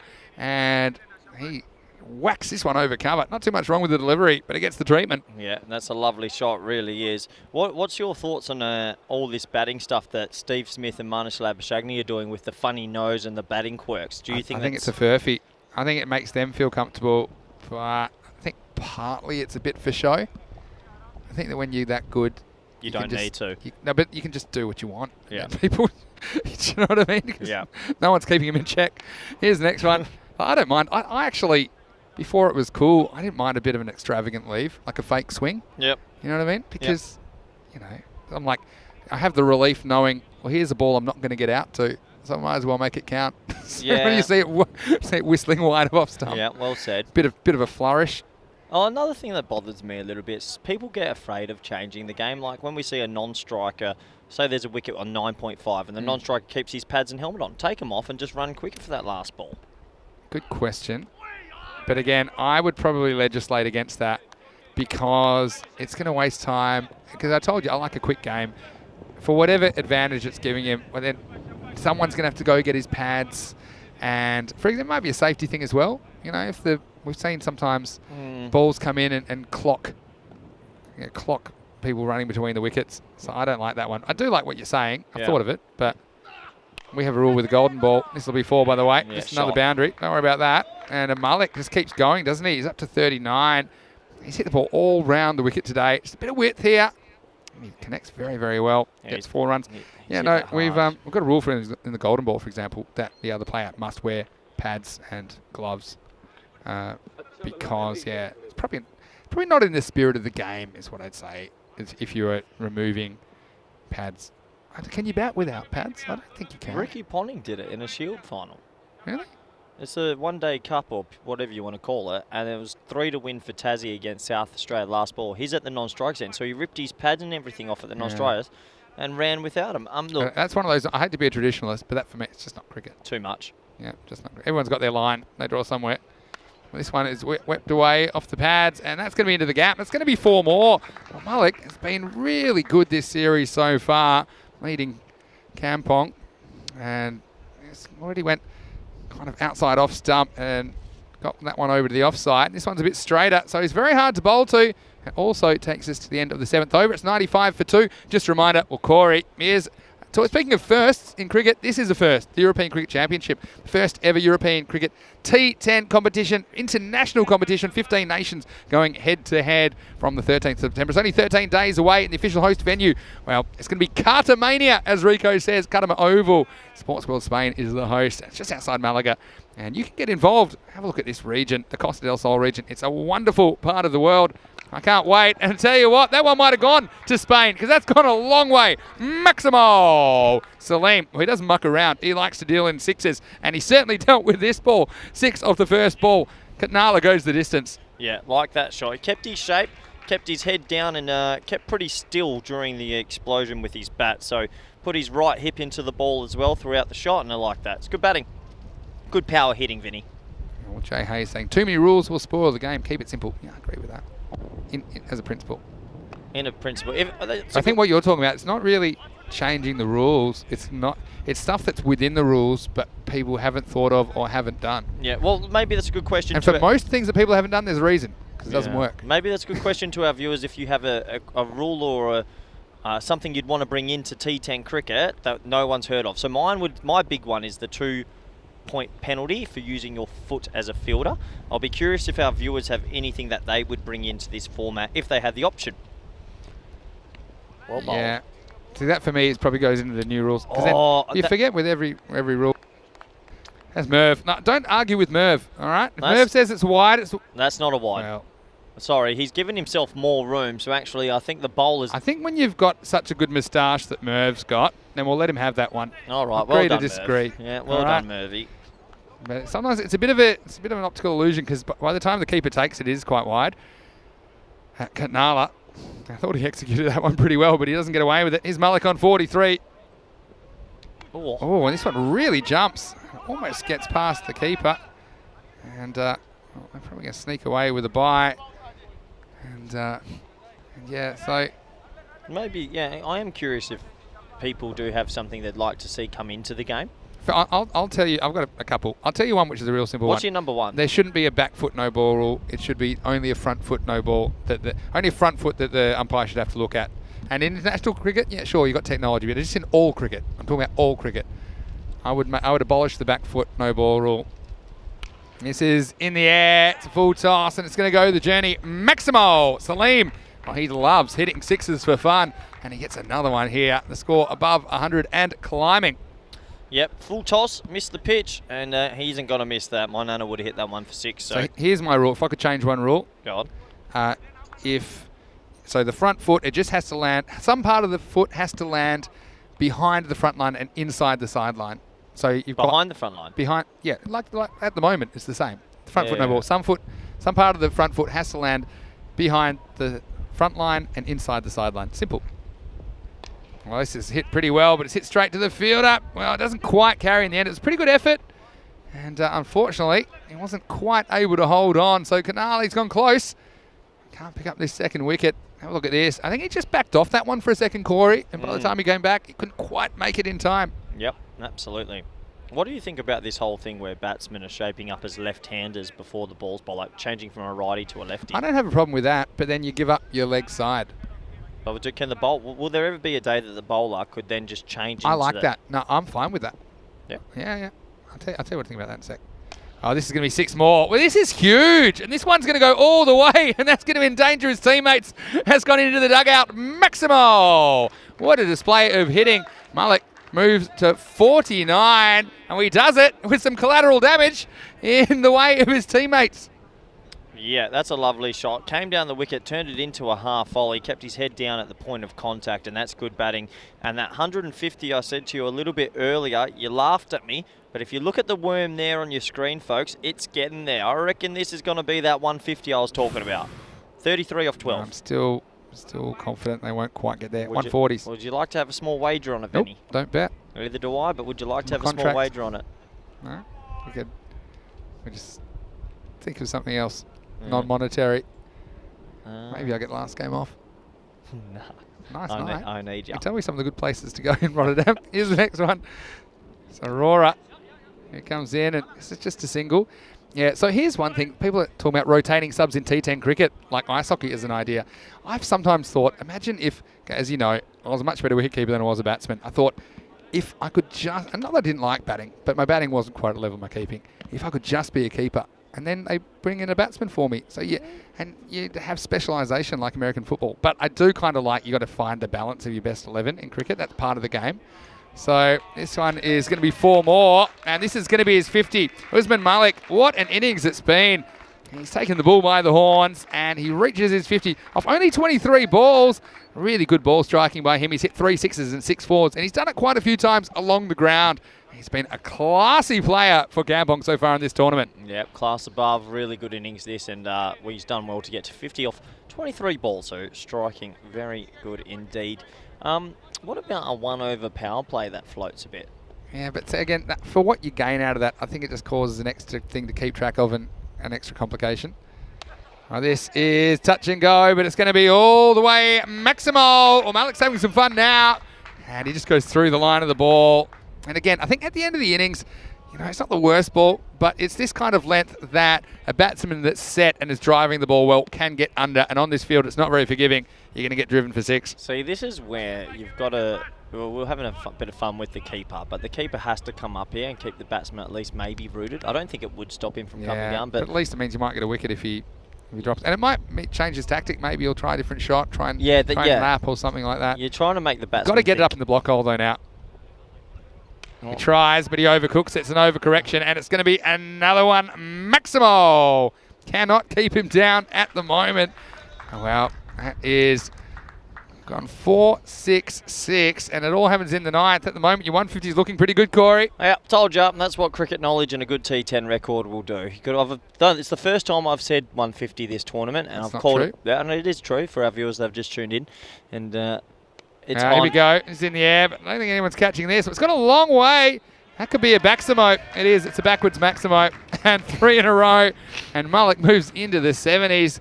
And, well, this pretty much sums it up for Quiviva. Not only in this game, but the whole tournament so far. I tell you what, Donald Bradman be turning in his grave. The edges on these bats these days. We hit how many 6s in his entire Test career? I thought he hit 2. He hit none. Not many. But I tell you what, Keanu, if you're watching, could you please find out how many balls have gone to the keeper in this innings for me? There's been more than 4. Here's the next one, and it's driven, and it's going to be 6 more. Well, this is an absolutely disastrous over, and it goes for 29. And once again, just gives him something that he can drive through. Couldn't quite execute that Yorker. And trouble on the old mill. After 9 overs, it's 146 for 2, Kampong. What did they say an aurora borealis is? It's the kind of lights, the optical illusion, the lights in the sky from the particles from the sun. Okay. Yeah. All right. That was it. Yeah, that was that. Well, certainly the ground was getting lit up then. Yeah, it was. Moves to 77. Yeah, Aurora just couldn't get it right that over in 29. I think that's the most expensive over we've seen of the tournament so far. Have we seen a supersonic over of 30? I don't think we have. Yeah, at least I think we might have seen an equal to that. I'm not sure, but I'll tell you, if they don't get to 150 from here, I'd be pretty upset. Yeah. Well, I think you're probably right. I think after that over, you might have your 150 on. It's all because Malik stayed there, and he's had some good support from Salim as well. When Salim's got there, he doesn't have to just take the one. Salim can smash them as well. How many times do you think the ball's gone to the keeper this innings then? Come up. Well, here's one coming now. Oh, it's hit, and it's hit to deep point. And you think maybe they'll just be happy with one here. Yeah. I think that's because Malik is just in such a rich vein of form. They want him down there, and they want him dealing. Well, can we have another one of these hundreds? I reckon he's a smoker here. Oh, we weren't really talking about, but he's gone 4 6s in a row. 23 or 5 he needs. Yeah, so I mean, if he keeps that up, he's going to do it with a ball to spare. Surely we're not going to see that sort of thing again. No, surely not, but you never count him out. Well, here's 6 of them. Down you go. Well, Corey, that's going to be a 1 bouncer. And another fumble from Rutgers. He hasn't really... He fumbles it twice, actually. If we can get this on the slow-mo, actually, Anders, you'll see here, Corey, fumbles it once. And then fumbles it a second time. There's the first fumble, and then when he picks it up again, he just fumbles it again. So Rutgers 0 for 3 today. Again, Well, I've got to take my shoe off, There you go. unfortunately, Look at because that. it's done me. Take your foot. Oh, it's another 6. Oh, he's done it again. Can you believe it? This is on. Not going to see it again, are we? That's another Maximo back-to-back. He rolls the dice and comes up double 6. He's on 89. Can you confirm for me, has he just hit 6 sixes in a row? Yeah, I can confirm. That is 6 sixes in a row. It Wow. is. So 6 sixes off consecutive balls. Has anyone done 7? I think it happened once. Anyway, He's could be got- 8 here, the way we're going. I'm not running a 1 Change if of I'm... angle. Oh, Oh, he's out, is he? Has this carried? Yeah, he's gone. Well, what a good catch that is. Well, how about that? It's a fielding position. It's not easy because it's very difficult to judge these off the bat. And this is Ishan Jaiswal. You see, he throws the kitchen sink at it. It's the 360 swing. I'll tell you what, he's at a fine third man, so you count yourself a little bit unlucky there if you're the batsman. But pretty steady catch. He's got his hands well under that. He did well. Yeah. That's always dropping on him. But wow, look, stand up and applaud. What an innings that is. 89 off only 30 balls. Pretty much going at 3 a ball. 9 6s 7 4s. I said he was doing it on the ground, but he certainly showed he can elevate the ball out of this small ground. And with 2 balls remaining, it's 159 for 3. Yeah, beautiful innings. We've seen earlier in the day Musa Ahmed and now Usman Malik with the second best innings of the tournament we've seen so far, Vinny. 89 off 30. Unbelievable, really. Some of the hitting these days, I mean, it's extraordinary, isn't it, what we can achieve these days? Yeah, no doubt about it. Well, he goes upstairs and, well, somehow Newell has missed the stumps. And so it's in a fail all round. Just want to quickly, before we get to the end of this innings, Phenom Struck saying, just letting me know, it's not an optical illusion. The Aurora Borealis, the charge particles are actually lit up. So I called it an illusion. But it's a phenomenon. I think I meant to say it's a phenomenon. So you know all about that because your name's Phenom Struck. Here's the last ball of the innings, 160, the highest score we've seen. And you might as well add half a dozen to that. And well, I don't think anyone wants to go after that. And that is a destructive end to the innings. Kampong, well, they're going to put 166 runs on the board. And Quiviva, they're going to have to go back and scratch their heads and wonder about how they're going to attack this. They pretty much need 33 runs every 2 overs. It's not going to be easy, but you got to hand it to Kampong. They were very, very good. And look, also the backup, not just Malik with his 89, which will get all the plaudits, but you have a look at Chatavidi, 42 off 14, scoring at 300, and then 31 not out off 13 from Salim, going at 240. And well, after that early wicket of Cardia, it was all one-way traffic here in the 4th match of the day. And Quiviva, they were hoping for their first win. They still are, but it's going to be tough with a lot of runs on the board. And it was Kampong, particularly their captain, Usman Malik, doing the damage. Yeah, pretty special innings here from Usman Malik, scoring 89 off 30. Really phenomenal. That sort of ball striking is exceptional. He got a little bit of luck there with the top edge over the keeper. I'm wondering about his positioning, but after that, I don't think one missed the middle of the bat until his dismissal. He even went on a procession of hitting 6 sixes in a row at some stage and really showed and really confirmed why he is the captain of this Kampong team. And while this was going on, Kaviv just couldn't steady themselves with the ball. They bowled a little bit all over the place. That was an opportunity and a double clanger. You don't see that too often. The keeper and the short third spilling the pill. That was a slap over the offside. And yeah, at this stage, we didn't think there was much of a chance about Usman Malik getting close to 100, but what you're about to witness is 6 sixes on a trot. So once that happened, yeah, it was all systems go. And unfortunately for Kaviv, it's going to be a steep chase of 166. That was a little slog sweepers underneath part of the bat that trickled away for 4.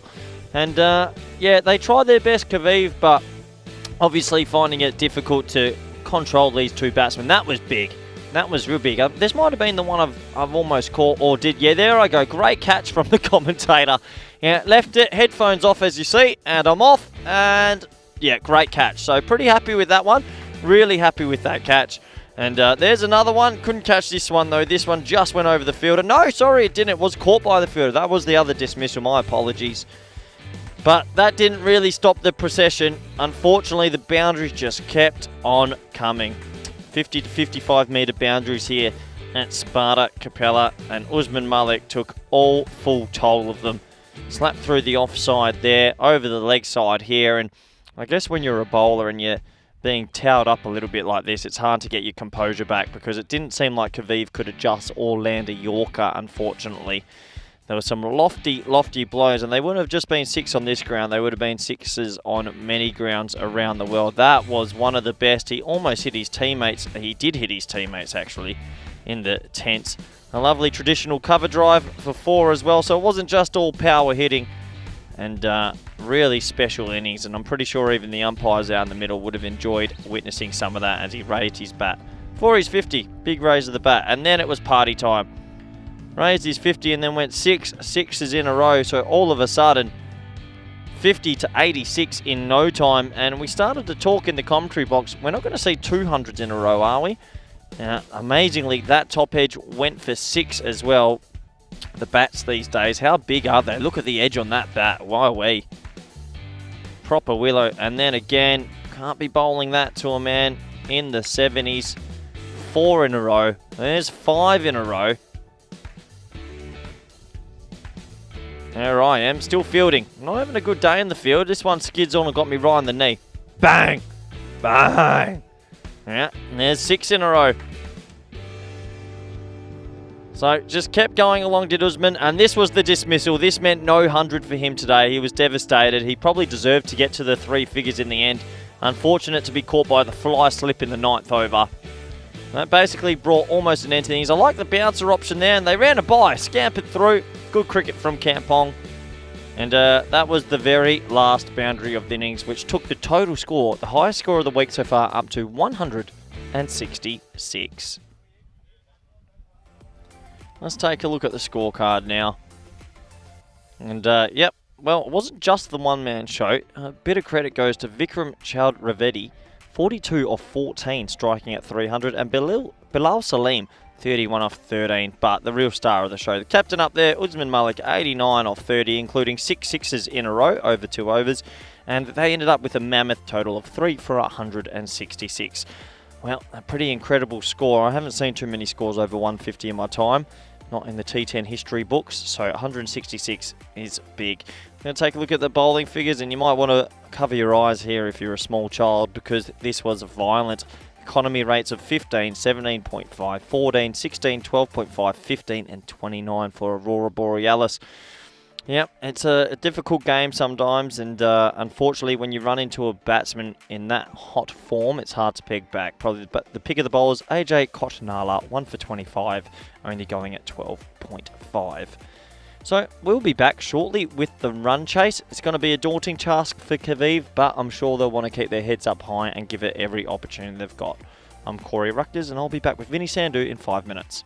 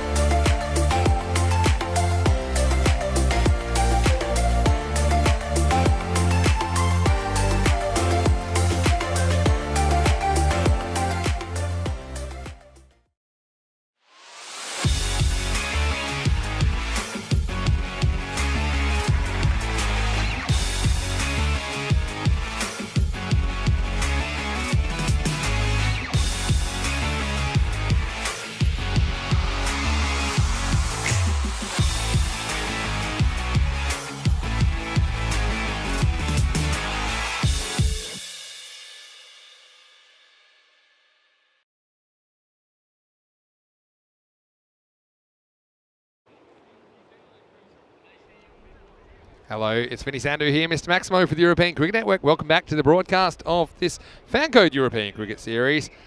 And the European Cricket Network, we have passed 700 matches. And we're on the way to 1,000 this year, hopefully, conditions allowing. And at the moment, we're looking at match 9 of this series between Qui Vive and Kampong.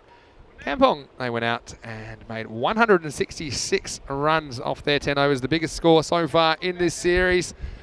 It seems to be an unlikely chase. It would be a record chase if they were to pull it off. 167 required for victory.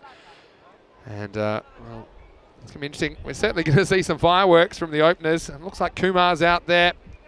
And he'll be hoping to get them off to a good start. And he's out there with Aurora, the leading scorer in the IPL, as he was called by Corey Rutgers on account of his orange cap. And I don't think it's going to be easy. And here's a man, you can excuse him for not necessarily wanting to open the bowling, because he did a lot of work in the first half of this game, scoring 89 before being out the last over. Usman Malik, the captain of SV Kampong Cricket. He's ready to open proceedings. 16.7 and over required.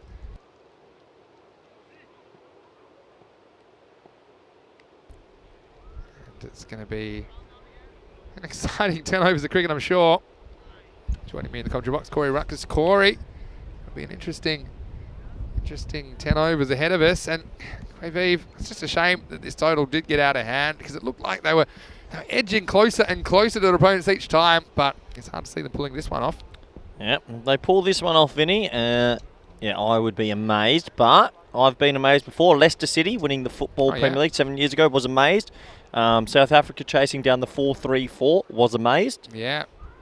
And look, the amount of times we've seen something remarkable, it just happens so frequently in the FanCode European Cricket Series. But look, it requires them to just hang in the game. So they're going to need a succession of magical or close to magical overs if they're going to do this.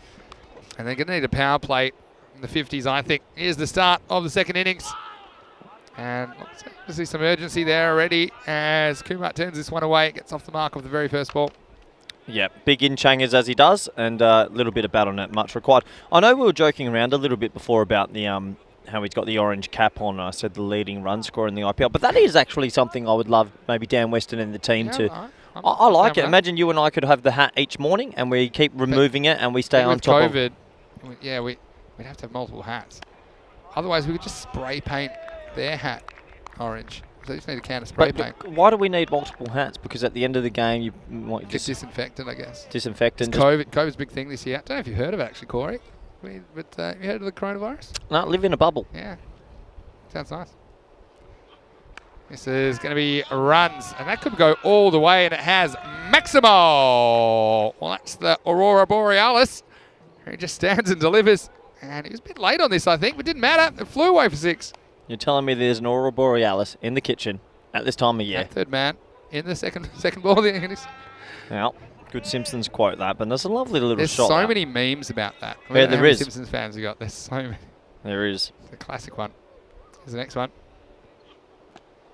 And wait after the 6. It's getting 1. So look, how do you attack this total? Well, I suppose it feels to me like it's like if you're on a bit of the roll at the casino. You've got to keep just kind of going all in and hoping that you can get 17 and over.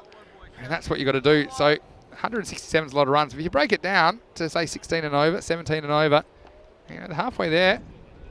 Yeah, well, closer after that one. You got to give yourself every opportunity. And I think over the years, batsmen have actually blown their own minds about how far they can take run chases. I know in ODI cricket, all of a sudden, any team that hit 350 plus, it was getting chased down because people never used to try a bat at that rate. So it can be done. They didn't know what they're capable of. But then other factors, I think, have played into that. Well, it goes after this, doesn't quite get it. It's a chance, and it's taken. And Andrew File, well, this time, it's not necessarily quite as spectacular as the other attempt that he made, but he does hold it, and it's a solid bit of fielding. He obviously has a good pair of hands if he's down there. And a bit of a disastrous start. Qui Vive, they lose their first wickets. It's 8 for 1 at the end of the first over. He gave the big love heart there. I don't know if his missus is at home watching, but he's real happy with that. What I like about that catch, Vinny, he steadied his feet just before he caught it. And also, that love heart seemed to be pointed straight at you. Well, I'm not going to Something you're not lie. telling us? I've got some deep, close friends here in the Netherlands, and it's been an enjoyable 5 years. And people, have obviously got an affinity to me these days, and it's a pleasure to have the love heart signal. Yeah, better than the old slitting the throat signal, isn't it? Yeah, it probably is. Do you know what footballer does the old love heart symbol? There's a few of them, aren't there? Nah, there's one main one. Are you a football fan? Soccer? I don't mind football. Gareth Bale. Oh, yeah. That was his. Yeah, that was his big one. Yeah. There's quite a few. I mean, I've seen it so many times. There's the other one, the rocking the baby. You know, it's just when you've had a baby or allegedly created one, you can rock the baby. Yeah, haven't created one in a while. Remember the one where a significant other or friend is in prison? What's that? The one with the handcuffs? That one as well? Seen that one? No, not off the top of my head. Slight delay here is a tying of the shoe. And Aurora, well, he's going to have to produce something pretty fantastic here. He's batted well throughout the day, and bit of wind at the moment. It probably hasn't been quite as windy as this so far in the series. Bit right to left on your screen at the moment. It's got a little bit of shakiness. Here's File. Wow, this is absolutely smashed. That's a no doubter, Corey. That one is out of here. Maximo! That one almost touched the sun. What a hit that is from Aurora. Yeah, well, he's got the orange cap for a reason. He's got a big piece of that. Opened up the front leg, and he's connected straight off the middle of the bat. And I guess we're going to have to see a lot of sixes, aren't we, Vinny, if they're going to be in with a chance. In the ECS, we call that getting your eye in.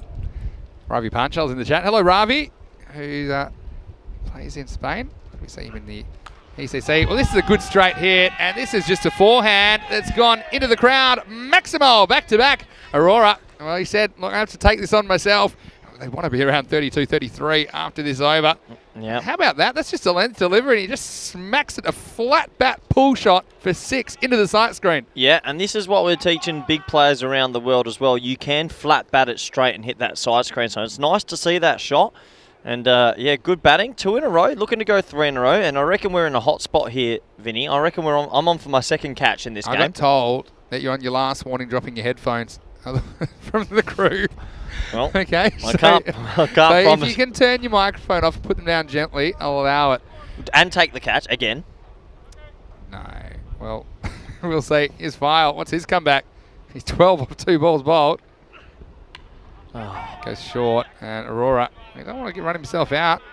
He certainly is one man who can get them plenty of boundaries. Yeah, Ravi was asking about the bibs, and it's all to do with, of course, making sure for television that the players are easily identifiable. Yep.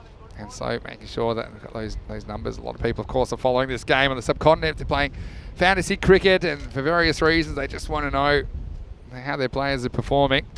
And that's the reason, Ravi. It's going to be great to see you at ECC, if indeed you've made that team. Of course, we saw him earlier in the Spanish Super Series, playing for La Manga Torrevieja Cricket Club. His File again. There he goes straight, but he's going to be out. And unfortunately for Aurora, he just doesn't quite get the elevation on this one. Saklan Raja takes the catch, and the second wicket goes down. Qui vive, they are 20 for 2 in the second over. Yeah, good comeback by Andrew File. He took a little tap earlier in the over, and a smart catch from Raja Saklan, the Belgian international player. Moved well and lost his feet a little bit maybe, but took a pretty simple catch. And 2 wickets, Vinny, and it's going to be a long haul from here. And hey, look, it's going to be tough, but you never know. In the meantime, yeah, we're going to get Maninder Singh. Well, he's coming out number 4. It just hasn't worked for him. Had his troubles with the new ball, or the one ball he saw in the last game. And so he's going to come out in the middle order. And look, he is another one, if he gets hold of them. But it's just the quantity of runs required and the quantity of big hits that would be required. I mean, how do you get 16 off and over? You pretty much need 2 sixes or maybe, a 6 and 2 fours. So you need kind of between 10 and 14 runs in boundaries every over. Yeah, there's not many teams around the world that would chase this down, but you never know. If you were to name, international cricket's about to hit T10, right? Like with what you guys are doing in the ECS. Let's say... Actually, is that the first international T10? It is the first international Anywhere in the world? Anywhere in the world. It is, isn't it? Yep, first official was ICC recognised. So I've got one for you. If you were to name your all-time T10 top 7, and this is a goodie. We'll go 1 for 1. You can start with your openers, then I'll go my openers. Who would you go? But we'll probably agree on most of them. I don't know. All time. All time, top 7. Okay. And then we'll do So the we're kind of bowlers talking after. last 50 years, right? Since Oh, limited yeah. over cricket's been a thing. So we're going to miss for Menendez Singh. He's already lasted longer than he did last game. Okay. Well, I've got to go Chris Gale, top of the order. Am I going first? You can go first, Chris Gale. Yeah, okay. What's yours? I'm going to go Gilly. Yeah, I would have gone Gilly. So Gilly's my keeper batsman opening. Yep. Who's your other opener with Gale? Oh, so you're going Gale and Gilly. Yeah. Why don't we build a team together? I don't want to be, because I think we'll agree on quite a few of them. So I I was going to say Gilly. I'm probably going Saywag with Gilly. Well, this is in the air, miles in the air. Well, this is going to come down, and it's going to come down into the hands of the fielder. So they've held their catch as well. And, well, poor Menendez Singh, he gets a pair. He goes his second duck, and the catch is taken. I think it's Salim that takes the catch. Look, File, what a great comeback for him. Just shows you they can turn around very quickly. He went for 6 and 6, and then after that, he's gone dot, wicket, and now this innings in some serious trouble. It's 20 for 3. Yeah, they're a long way away here, Kaviv, and unfortunately might be on track for their next loss. But look, they're going to keep going, and you can see our schedule here. We're in Capelle at the moment, but next week we're into Cartaxo, north of Lisbon. That's going to be amazing. Yeah, just northeast of Lisbon. Corey will be there with me. How much are you looking forward to going to Portugal? Have you been to Portugal before? I have been to Portugal on a holiday with some friends a few years ago. Good fun. Haven't been there for cricket reasons though, but I'm really excited to catch up with Conrad Greenshields, Paulo, all the fellas out there. And Conrad, I think, played for Melville in Perth. Did you know that? Yeah, he played over here for VCC, so I know a bit about him. And yeah, looking forward to seeing the guys. And I'm going to be commentating another week with you, Vinny. Yeah. Was that the most exciting bit, or is it going to Portugal the most exciting bit? Well, if I'm sitting next to you on the plane, it's definitely that. Oh, imagine the complaints. I'll be putting my headphones on. I'm not allowed to talk on Sundays. It's in my contract. Save my voice. Anyway, 20 for 3 after 2 overs. And we'll have the third over coming here. I think it's Alphonse. He's getting a bowl. He certainly got a bit of stick yesterday. Yep. I guess we'll have to see. We'll have the third over, and we'll also have your third batsman. Yep. Okay. What's actually, that's a pretty good one. Saywag. It's hard because you have so many openers. Only got 2 you can bat. Number 3. All time. We're just thinking ridiculous hitters, are we now? Well, you don't have to, because someone like I actually really like Ponting. At 3 in a T10? Have you seen him play T20? Yeah, but this is T10 we're talking. Yeah. I think you can't go... He scored 98 not out in his first ever T20 international against New Zealand. He just tore it up. But then he just didn't get an opportunity to play so much. Is that a ridiculous call by me? I think it's ridiculous. I don't think you can go past Virat or AB at 3. Yeah. Oh, yeah, okay. You got me. Yeah, Virat would be an obvious one. AB at 4. Yeah. Let's just build our team. So is that your 3 and 4? Yeah, 3 and 4. And we've got Gilly and who was your one? Gale. Probably Gale's ahead of Saywag. Yeah. But AB could keep if you dropped Gilly. I'm not dropping Gilly. AB's a good fielder. Yeah, well fielded on the offside there as well. As Kaviv. Oh, they're going to get some buzzards here. He's thrown that into the keeper's foot. Should be 2 more. And they're going to get... overthrows one, thrown to a teammate's foot. I love Andy Simons. Can we sneak him in there somewhere? You'd think that in T10, because he's an all-round package with his fielding, that's not a bad shout. It's one player live I always love watching, but I'm very Australian-centric, my team at the moment. How about Shahid Afridi? Yep, you'd get have him in there. Yeah, Lala, you'd have to get him. He'd be in your thoughts at least. Yep. I'd like to know what our viewers would have We've in there. built 6 so far. Who would the viewers have in their all-time top 7 batsmen for a T10 international? T10. So I think we've got to 6 then, haven't we? Yeah. We got Afridi at 6. Oh. Do we have a chance for like a Shakib Al Hassan or something in there? Not for T10. I think Maxwell. It sounds stupid, but with his strike rate and where he hits the ball, if you've got 4 balls left in an innings, I probably want him walking out there. But then what about the English? End of the over, 25 for 3 at the end of that power play. The English World Cup winners at the moment. Yeah. Oh, you haven't talked about like Butler. Butler. Owen Morgan's a freak. Yeah. Hales. Already we've got about 20 players. This is why it's hard when you're doing these best of the best of the best. And it's over multiple eras. So it's tough. But, yeah, okay. So how about we go Butler at 7? Would you go Butler at 7? Yeah. Well, who else? To close a game? Well, where else can about him? 11. Yeah, no, you're right. You are right. 7's. He's pretty good. Could bat anywhere in the top 7. Yeah, you've named some pretty good players there. Yeah. Oh, this one's just going to be 1 down the ground. It's Jaiswal who moves to 4. Tira Malike can give him a whack as well if he gets a chance. And he will be on strike now to Andrew File. He certainly has come back well. In fact, it's the first run he's conceded since his first 2 balls disappeared out of the ground. I'm going MS Dhoni at 7. Oh, yeah. So we've got about 5 keepers now as well. Yeah, we do. Uh-oh. Oh! Oh, File picks that up. That was, could have been trouble. But the batsmen able to get back to their respective ends. Have a look at this. He says, yeah, I think I've got that past him. Oh, maybe I don't. Watch him with the U-turn. Yeah, Phil G saying, Phil Tufnell, I reckon he's due. Tuffers? Yeah, wow, what a fielder he was. The old left arm off spin. Yeah, he's a shocker in the field. He's a guy I'd like to have a beer with, though. Yeah, Phil Tufnell, what's your top 7 to have a beer with? Well played. Well, I get through for one here. Okay, so we've got 7. We've got Butler at 7. Again, this isn't very well thought out. So Keanu's got a few here. Oh, you know who haven't we talked about? I can't believe we haven't got Karen Pollard in there. He is an absolute Brutus. And he's saying Paul Sterling, Gale, Poran, Bravo. Assume he means Dwayne Bravo in there. Pollard, Freedy, Butler. Yeah, so... Uh-oh. He's going to get funky. Yes, Vinny. That's a little Jaiswal jink. And he gets this one just away from the keeper. Oh, look, this is clever. And he shows him the bat, says, look, this is what I'm going to do to you. And then that was a good effort from the keeper. Hoffman, who went full length dive. He got nowhere near it.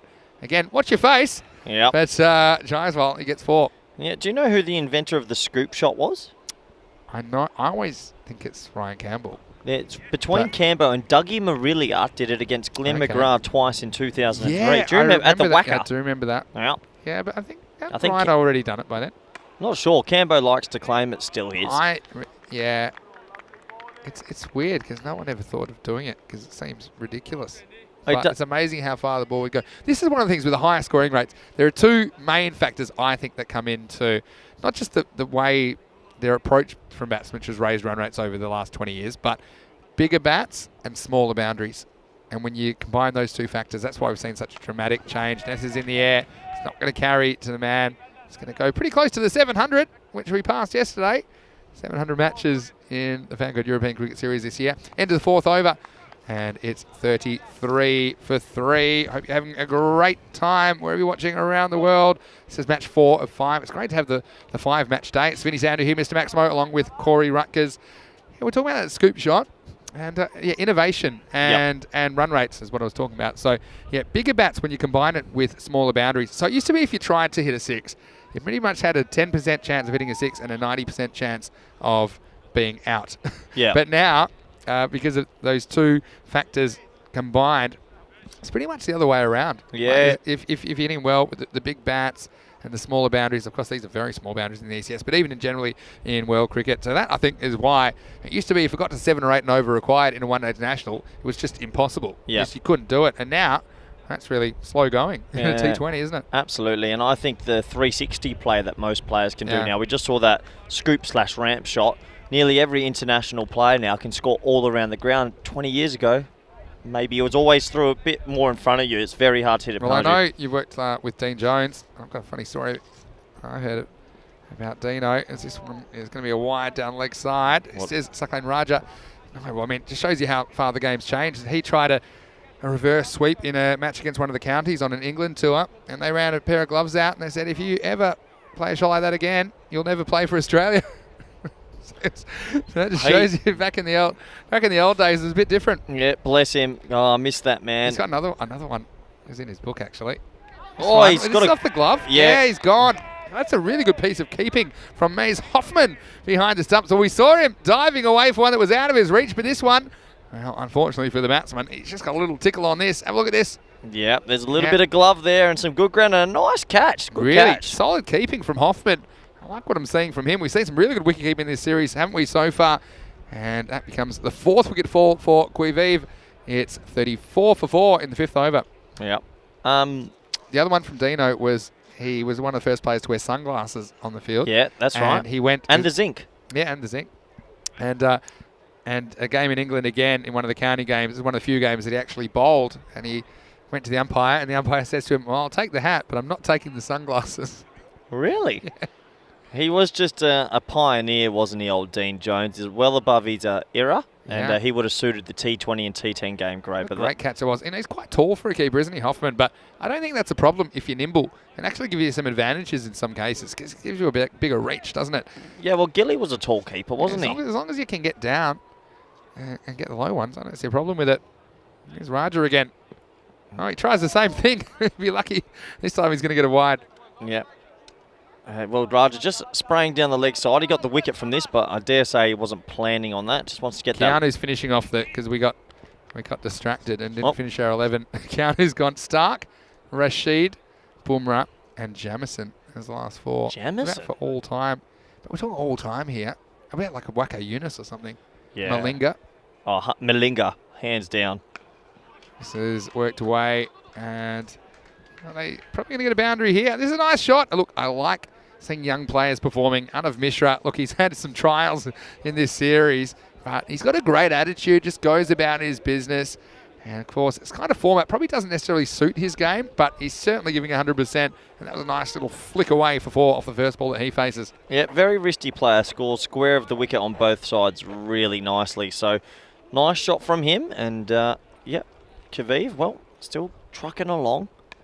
Yeah, it goes again, and it's a bit of a chase for the fine leg, and he gets there. That is okay. Here we go. I've been waiting for one of these. Corey thinks that you shouldn't stop the ball with your foot.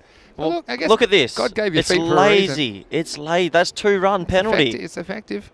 It's not effective. It's lazy. It's a blight on the game. But here's the thing. What if you hurt yourself when you fall over and dive? Well, you don't fall. He'll be suing you. Yeah, but you'll be broke. You're telling me that people spend their good money watching cricket to watch people use their shoe? Take his shoe off right now. He doesn't deserve to field with that shoe on. He should be out there with one shoe and a sock. And 2 runs. I want to know, do you get your shoe back if, like, say you take a catch or something?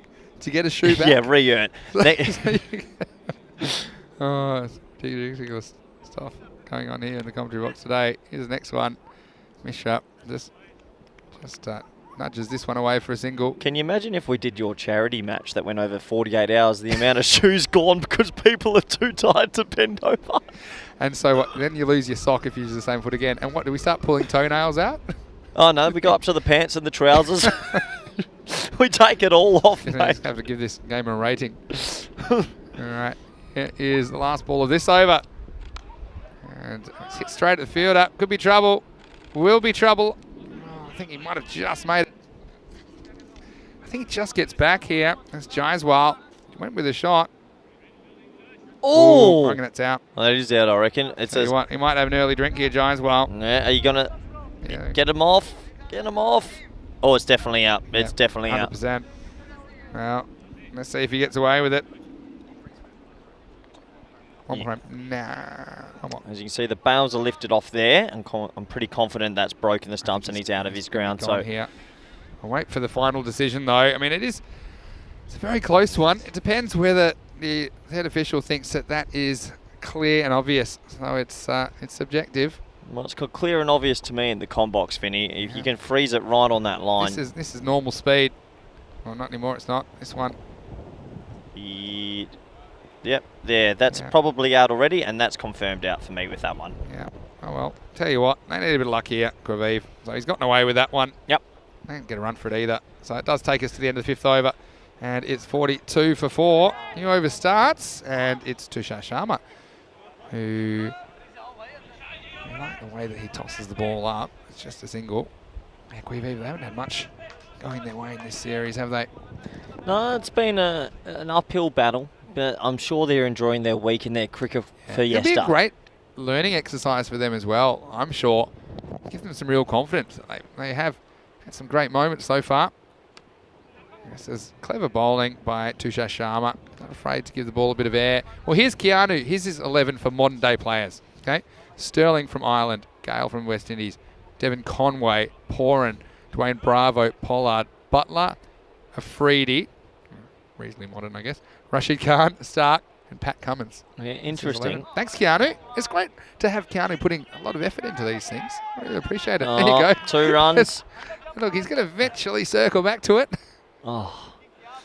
I'm going to have to ask you. You have to sign me. Okay, I'll let you mention the foot fielding 3 more times. Done. And then you let it go for the week. I can't let it go. It's just one of those things. It might be one of the ones we have to just write a letter to yourself about the foot fielding and bury it underground, because it's going to be a long 2 weeks if you're going to keep complaining about the foot fielding every time. Anyway, the next one is just 1. And Keanu's team's interesting. Devon Conway's an interesting player. I'm not new kid on the block. Very new. I think you've just joined the hype a little bit there. I don't know if he's in the all-time T10. Yeah, Keanu gets easily excited. That's good if you're watching ECN. Oh, this one. Was this a missed stumping chance? He's got a little inside edge, I think, on that, Benny. Yeah, he's got a little inside edge, meaning for the keeper he couldn't adjust his hands quick enough, so I'll give him benefit of the doubt. Yeah, I'll give you that one. That's actually taking the inside edge, then bounced. Yeah, have a look at this one. So you can't really blame Hoffman. He's moving one way. Yeah. And you can't get that. I'll tell you what, he was a couple of metres back, he might have. All right, this one's in the air, and it's a catching opportunity for Cardiac. And, well, that's a cardiac arrest. He takes it close to his chest, and unfortunately for Mishra, his innings ends on 11. Once again, he doesn't really go through with the shot. That's probably I'd like to see. Look, he's still got a long way to go, Mishra, in his career, but he needs to hold his shape and just kind of boss the ball a bit more. I think sometimes lets the ball get to him. That time he just pops it. 5 after 6 overs. Yeah, well, you can see there that bottom hand just overly dominant once again. He's good square of the wicket, but needs a lot of work going down the ground, and I'm sure the young man will improve that. Going on about Devon Conway, actually, coming South Africa player, then got qualifying for New Zealand. There's quite a lot of people now that have a dual international players. Yeah. It's pretty unbelievable, Luke actually. Ronke, person I know. Yeah, good friend, Ronks. Yeah. Ruler van der Merwe, South Africa, now South playing for the Dutch. Obviously, you got Capelle Vessels. Yeah, that's going back a bit. I mean, there's actually some cases all the way back to the late 1800s. Really? Players playing for, like Billy Murdoch. Playing for 2 countries. Australia and England. Australia and England. Depends where you live. At that time. Tell you what. Slightly different rules. Yeah. You wouldn't want to be doing that. I think there's a few that played for Australia and England around that period. And, dual national is interesting, isn't it? Yeah, there's quite a few. Oh, there's a lot doing the England-Ireland switch, aren't they? Oh, Morgan. Yeah. Boyd Rankin. Yeah, good one. Ed Joyce. Yeah, that's an obvious one. This one would have been out, I think. Yeah. Unfortunately, for the fielding side at least. Unfortunately, depending on who you are, Jaiswal's happy. He'll get through for a single. He moves to 12. Yeah, so we've got Liam Livingston that's Selva Murugasamy in the chat, suggesting Liam Livingston. And oh, shot. Great shot, Vinny. He's gone the ramp again. Just enough batted. No fine leg in play, so 4 runs. Yeah, it's a rampadam. Tell you what, it's innovative, isn't it? It's like playing Raja. Once again, he kind of shows it. And I like what I'm seeing. That's Jaiswal actually back on strike now. He moves to 15. And he does it in style again. Bareheaded ramp shot. Boneheaded ramp shot if you get it wrong. But I'll see if that... How do you counter a batsman that's ramping? This is what I think. Wide. Yeah, I guess so. Wide outside off That's stump. how good they are at getting it out there. Getting out there themselves. He stands and delivers this time. Pretty nice shot. That's a nice bit of work on the boundary. That's Andrew File. Oh, I tell you what, I want to see a replay here. He's thrown it to the keeper's end, and the batsman was loping back, and this could be tighter than you think. Oh, he's fine. That was a nice bit of fielding, wasn't it, from File on the boundary? Yeah, good fielding. It was a nice bit of work from File, because that was going quickly. Well, I reckon this one might be a bit shorter from Rajasuk Lane. Well, he tries it again. This time, doesn't quite get it. That would have been amazing. That would have been amazing from Hoffman. We did well to go this far. Again, this is partly anticipation from the keeper. And you know you can pretty much take off when you see this shot. As long as you can cover. You see, he's already looking to run that way. And, that's one of those ones where you just got to throw a hand at it and hope it sticks because he's running full pelt. Well, pretty interesting. Rajasuk Lane's gone the one arm there. Do you see his bowling runner? Was it? Yeah, I'd love a replay. Watch, he's not lifted his left arm and bowled it with one arm. Let's have a look at this one. He's done it again. Yeah, it is. That's the old one-arm bandit from Suck Lane Raja. He's lost his left arm. Like, can we get that up? Have a Yeah, look at this. look at Watch this. this. Where's that left arm going? It's not going nowhere. Hey, how about that? Well, tell you what, what's his name from England? Archer does that every now and then. Yeah, I mean, you can do it. If you can do it, watch. I know he's got a left arm. He plays for Belgium. I've seen it. Yeah, there you... Ooh, that's Now he's trying everything. This is a slower ball, and there's also a wider ball, so it'll be another run to the total. At Quivive. Basically, let's talk about where this leaves them in the tournament, because it looks like after this they will be 0-6, and their best bet, I think, is to win. Well, they'll have to play Liège twice. That's the thing. So they're going to play Liège twice, and they're going to have to win one or both those matches. And well, this is going to be curtains for the batsman. And Nual just played across that one, and he'll have to go. Becomes the 6th Quivive batsman to fall. 59 for 6. And we'll have a look at this one. Again, you see Nual just trying to play an attacking stroke, but the furniture is disturbed once again. Yep. End of the 7th over. Corey, 59 for 6. Just a reminder, we still have one more match today, the last match of the day, match 10.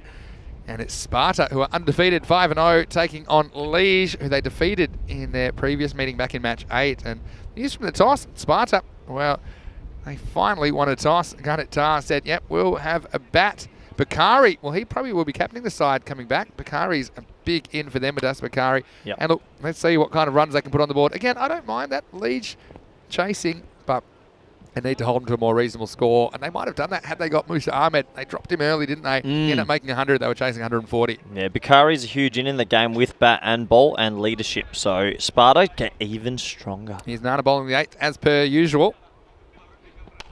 Yep, starts with full straight delivery. And it's a really good bit of fielding. That's Raja. No foot fielding about that. I'll tell you what, he's got a bit lucky there. He's actually plugged in the ground and the ball's taken him in the body. Bang. Yeah. See that? He still put his body in a position where it could block the ball. He's a bit fortunate perhaps, but he made his own luck there for me. Yeah. Oh, we sort of skimmed over it, Vinny, about the players that have played dual nationals. Yeah. You got any more for me? It's not an area I actually know too I've got much. a few more. It's harder now because of the amount of time you need to have, definitely between kind of the top level cricket countries. Yeah, Capelle Vessels was the big one. a couple that played South Africa and Zimbabwe, I think. Oh, Jonathan Trakos. Yeah, is he one? I think That so. played for both of them. Yeah. Yeah, I think he might have been one of the one I was thinking of. But yeah, I mean, Ryan Campbell. Oh, yeah, of course. He played for Australia and Hong Kong. Yeah, there you go. The national coach of Netherlands. Dirk played Nannis. Yeah, Netherlands as well, in Australia. Yeah, good from you. It's not an area I know too Dirk much. Nannis, actually. I'd like to meet him. Seems cool. He was wasn't he Olympic skier as well? Ski instructor, I think. Oh. I'm not sure he's Olympic, but yeah. Well, this one's gone into orbit, and they're going to take a run overthrow. Oh, no. Now we're going to have a run out. Well, Oh. this is a disaster. And now, well, luckily one of them's got to go because we might need security to pull them apart. It's not a friendly conversation. Oh. Have a look at this. And I tell you what, you make your own luck, don't you? This one's a terrible throw. Oh, It's no. gone miles over Hoffman. Watch this. And yeah, so look, Jaiswal, he's looking for it. Oh, that one step through him. All right. Watch Kernana miss the stumps Yeah, here. another one. He stumps a cagey. Cagey stumps. And well, Bindlish said, well, you've had your go, so I'm going to stay. And unfortunately, Jaiswal's got to go for a very well-made 20, though. I did like his innings. And Quivive, the wheels are falling off, and they're all over the road. It's 61 for 6 in the 8th over. The wheels are truly gone. It's the Flintstones at the moment. They're going with their feet, mate. So, Their feet? Yeah. Don't you start on shoes again. But, yeah, it's going to take a... Yeah, well, no, the game is over from here. It's just a more respect thing from now. And that's skewed over the offside. And they will maybe turn for 2, but probably don't want another run out. This is where Bindlish wants to stick around for a while so that his departed partner has a chance to cool down Jaiswal in the dugout. So you don't want to get out straight away. Yep. You're going to survive another over and a half, and maybe he'll be like, okay, I guess it doesn't matter so much. Stewie Werman's come through with another Dutch current international. Will probably be going to the World Cup. Roelof van der You Merwe. mentioned him already, but yeah. Did we? Roelof, yeah. Mentioned him early. Apparently he's a great guy to meet as well. Oh, I've been with Ruler before, nicknamed Bulldog. Yeah. He is one of the greats. We had a braai at his father's place in South Africa. Sensational. Yeah, well, they do their brines really well in South Africa. I've spent a bit of time over there, and it's sensational. But yeah, Rulif is a good one. I'm trying to think of some that are kind of test playing for both two nations. Test playing dual nation. There's not too many lately. There were some. I think Nawab Bataudi played for England and India, I think. Has anyone done the India-Pakistan combo? Surely not. I think they might have. I'll come tell you why in a second as we get to the end of the 8th over. 63 for 7. But remember, Pakistan really only became a nation in around 1950, give or take a couple of years. Yep. So before that, we might have had some people playing for India. Let me have a look. Yeah, get it. Oh, we've got 2 overs here. Bit of cricket knowledge with the viewers is always a bit of fun. International dual players for 2 nations in the Test arena. Yeah. Well, Boyd Rankin we mentioned here. We mentioned the Irish-English one. So That's here we easy. go. Nawab Bataudi played for India and England, who I just mentioned. There was Gul Muhammad, Abdul Hafiz Kardar, and Amir Elahi, both played for India and Pakistan. Wow. There you go. And I'll give you a bit of an idea about... You wouldn't see that happen too much these days, you'd imagine. Yeah, I mean, it says that there's 15 male players have played for 2 nations. And that's in 145 years of Test cricket. Well, watch out. That's going to be a no ball for sure. And there'll be some catching practice for Hoffman. Clever work because he looked to get the run out. I think he was acutely aware that it was above well, not just above the waist, probably above the chest, actually. So actually, this is one thing that would annoy me because you're the one that copped the full ball beam up, but you don't even get the free hit because it was a single. So it will be Vasant that will get a chance to free his arms. He tries. Big swing. Well, if he hits, that's out. Oh, it's a good bit of fielding, but he just misses. Yeah, those India-Pakistans, they were all kind of mid-20th century, like I said. And they would have played for India before Pakistan was established as a nation. Stuart Werman's come Luke Ronke. We said Luke, but Luke didn't play Test cricket for Australia. No, but he played. He played one-day international. That's good enough to make the list, I think. He played T20s, I think. He played some one-day international as well. Did he? I think Mike played 1. Okay. Yeah, in the West Indies from memory. No, we've said Boyd Rakenrod. Thanks for joining us. John Tracos, yeah, you got that one right. John Tracos, yeah. I think he was one of the originals to do it. But there's not so many recently. No. That's the reason. Well, not many Test nations, is there? Pretty small group of Test cricketers in country terms. Well, looking for but the one John Tracos, which is so amazing. He played for South Africa in 1970 and played for Zimbabwe in 1992-93. Really? So 22 years apart. So that tells me he played in the inaugural Test for Zim, because I'm pretty sure their first Test was in 92. Yeah, it was around then, wasn't it? Well, John, so what, he had a 22-year layoff? I played one as a 6-year-old. We'll have a look. Oh, no. Let's have a look. He played, because I guess he was born in 1947, so he would have played as a 23-year-old. And then came back at 45 for one more trundle. Yeah, why not? Fair play. That's a good Wikipedia page. Check that one out. 100 runs in 9 balls. Who's your money on here? Well, not allowed to gamble, but it's probably going to be Kaviv. You are very bad at it. That's why I'm not allowed to gamble. Well, this will help. That's 4 runs.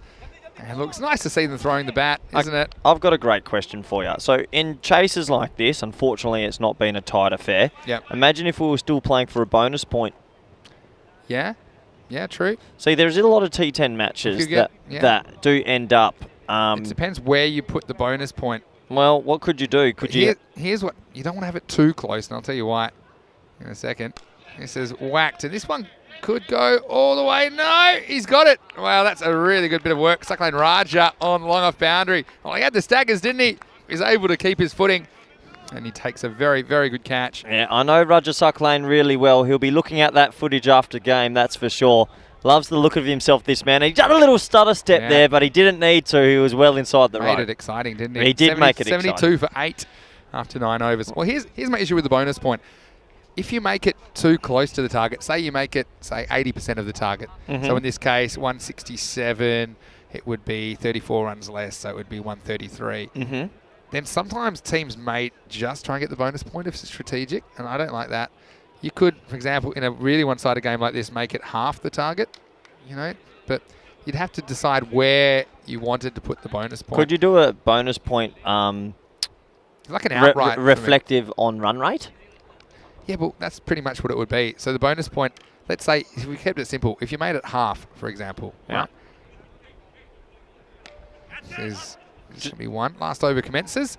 Then you could also mean if you chase down a score in 5 overs or less, then you would win. There must be some sort of... It's just for Bonus those point. games that meander Yeah. out, like this one, unfortunately. This is what happens on it. But here's the thing. At least they're over quickly. We'll have a new side. We'll have a new game out there. That's the nature of T10 cricket. Yep, that is true.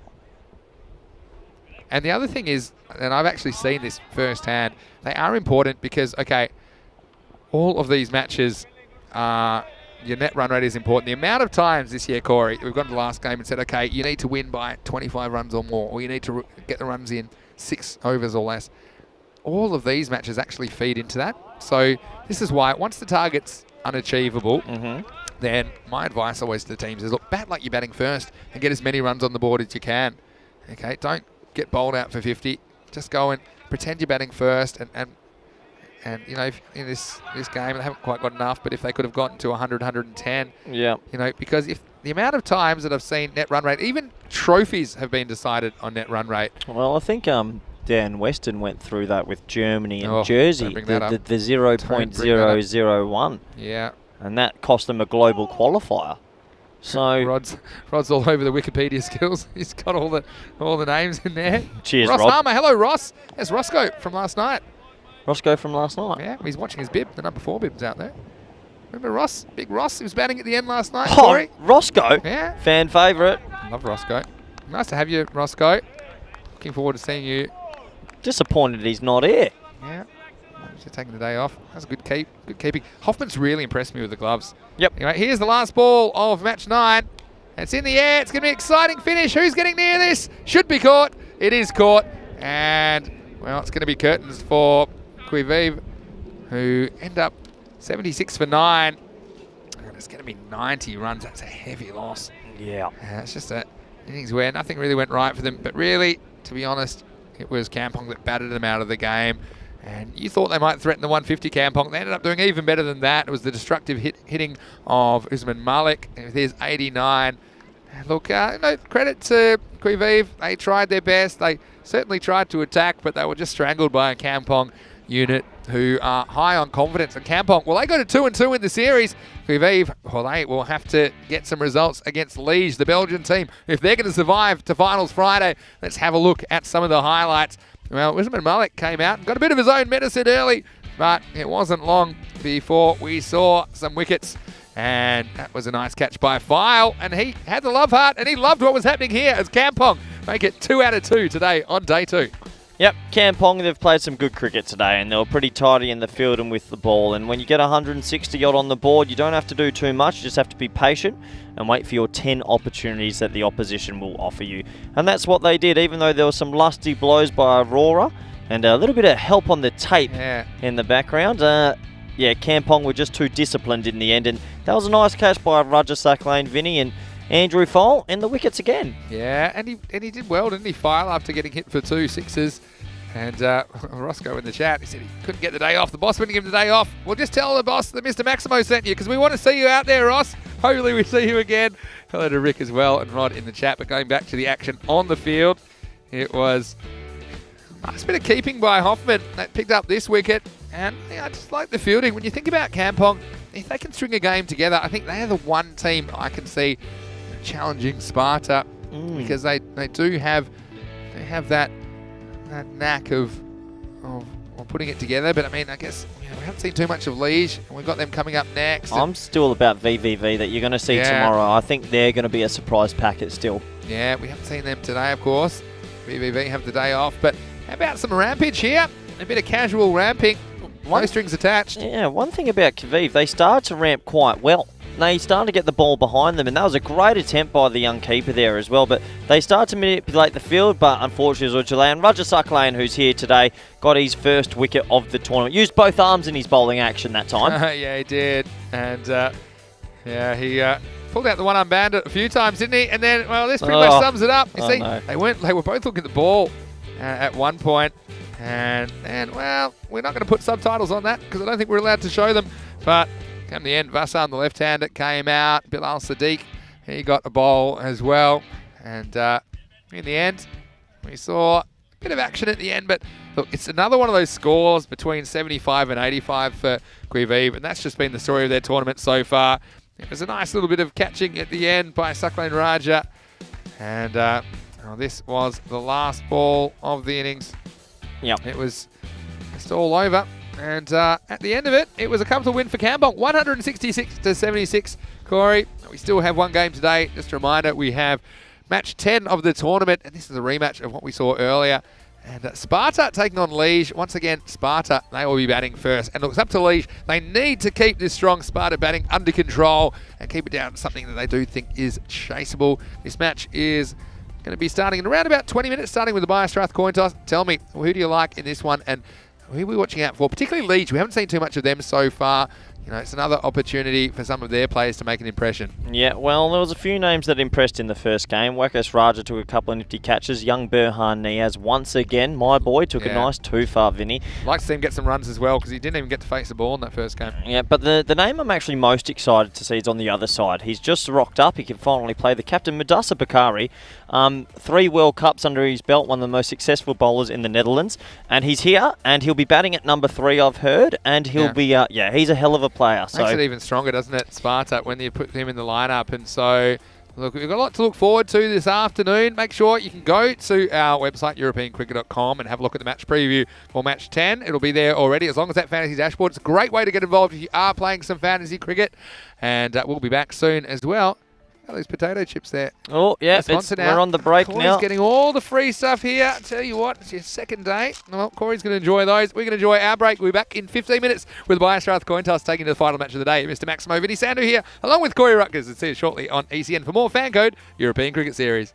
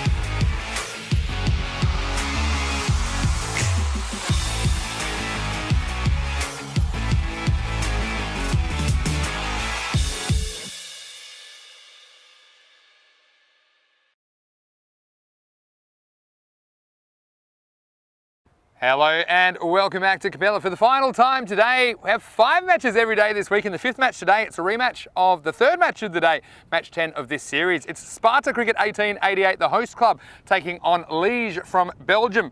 Well, both these teams, they tussled in match 8, and well, what a big 100 we saw from Musa Ahmed. But will it be the same story in the final match of the day? We'll soon find out. And this coin toss is brought to you by Biostrath.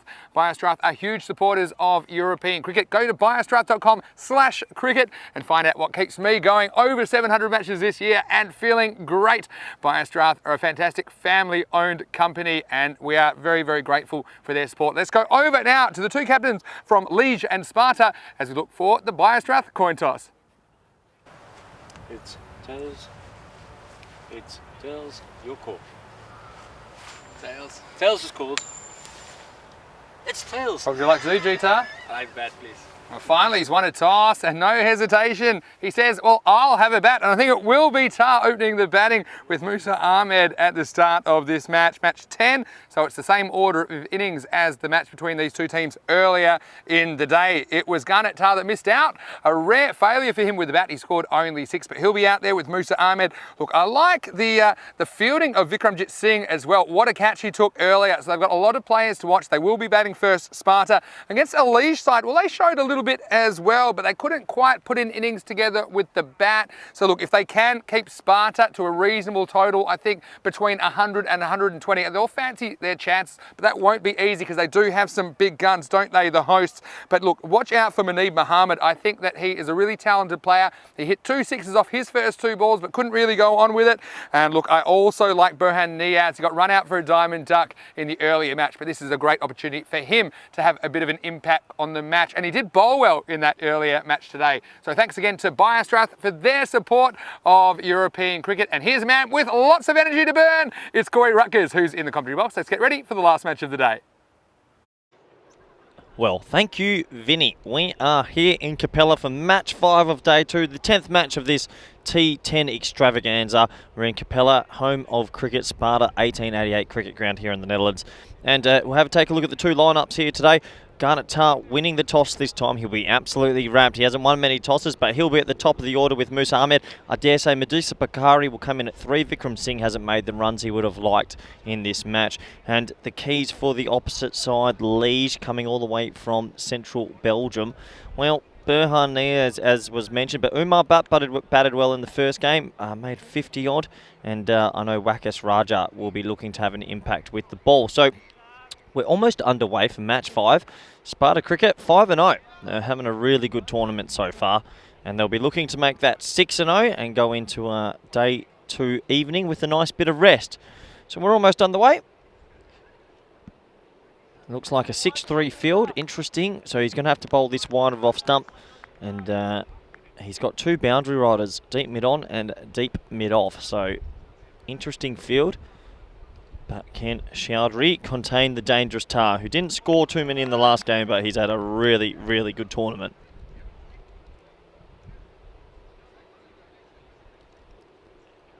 As we're almost underway here, and we welcome back all our viewers on FanCode on YouTube. If you want to get questions in during this last T10 match today, feel free to get them in and we will answer them as soon as we can. It's been good fun.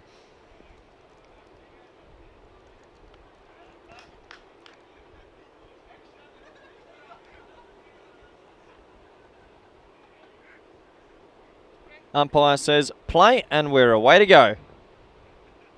Oh, it's a low full toss, and he's hit it straight to the field. It could be a run out, the 100 maker.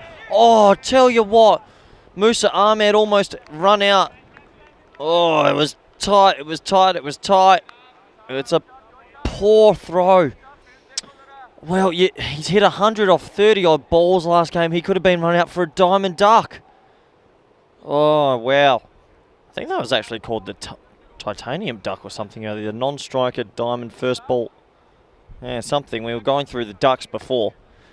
So we almost witnessed it, unbelievably, but he's survived. A direct hit would have had him. And he's back on strike after his heroics with a big 100. He'll be looking to go again, as he drives that through the gap on the covers, and they might touch and go and turn for 2. No, they'll settle on 1. So both batsmen off the mark. And, yeah, well, A bit of spice in this game early to start. Musa surviving a run-out chance early. The Centurion maker has made 200s in this format that I've seen. A really talented batsman in Ryan Campbell's setup and debuted in the Super League earlier in the year. Garnet targets a low full in. I tell you what, that's hit the moon. That might be one of the biggest sixes of the week. That's cleared the bank you can see on your screen, and that'll be rolling far away.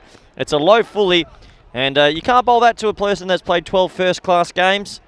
I think me great nan might have hit that one for 6, and yeah, got to be hitting the pitch, use the facilities. That's easy for a player like Garnet Tar. So Sparta keeping up their tradition of getting off to a flyer. The keeper tries to put his hat just behind the stumps. It's yeah, you can do that, but maybe it was a little bit too close for people's comfort. And he puts it in the back of his trousers, and we keep going here. It's a wide ball. He's almost got a little feather on there. He'd be disappointed not to get that through the gap either.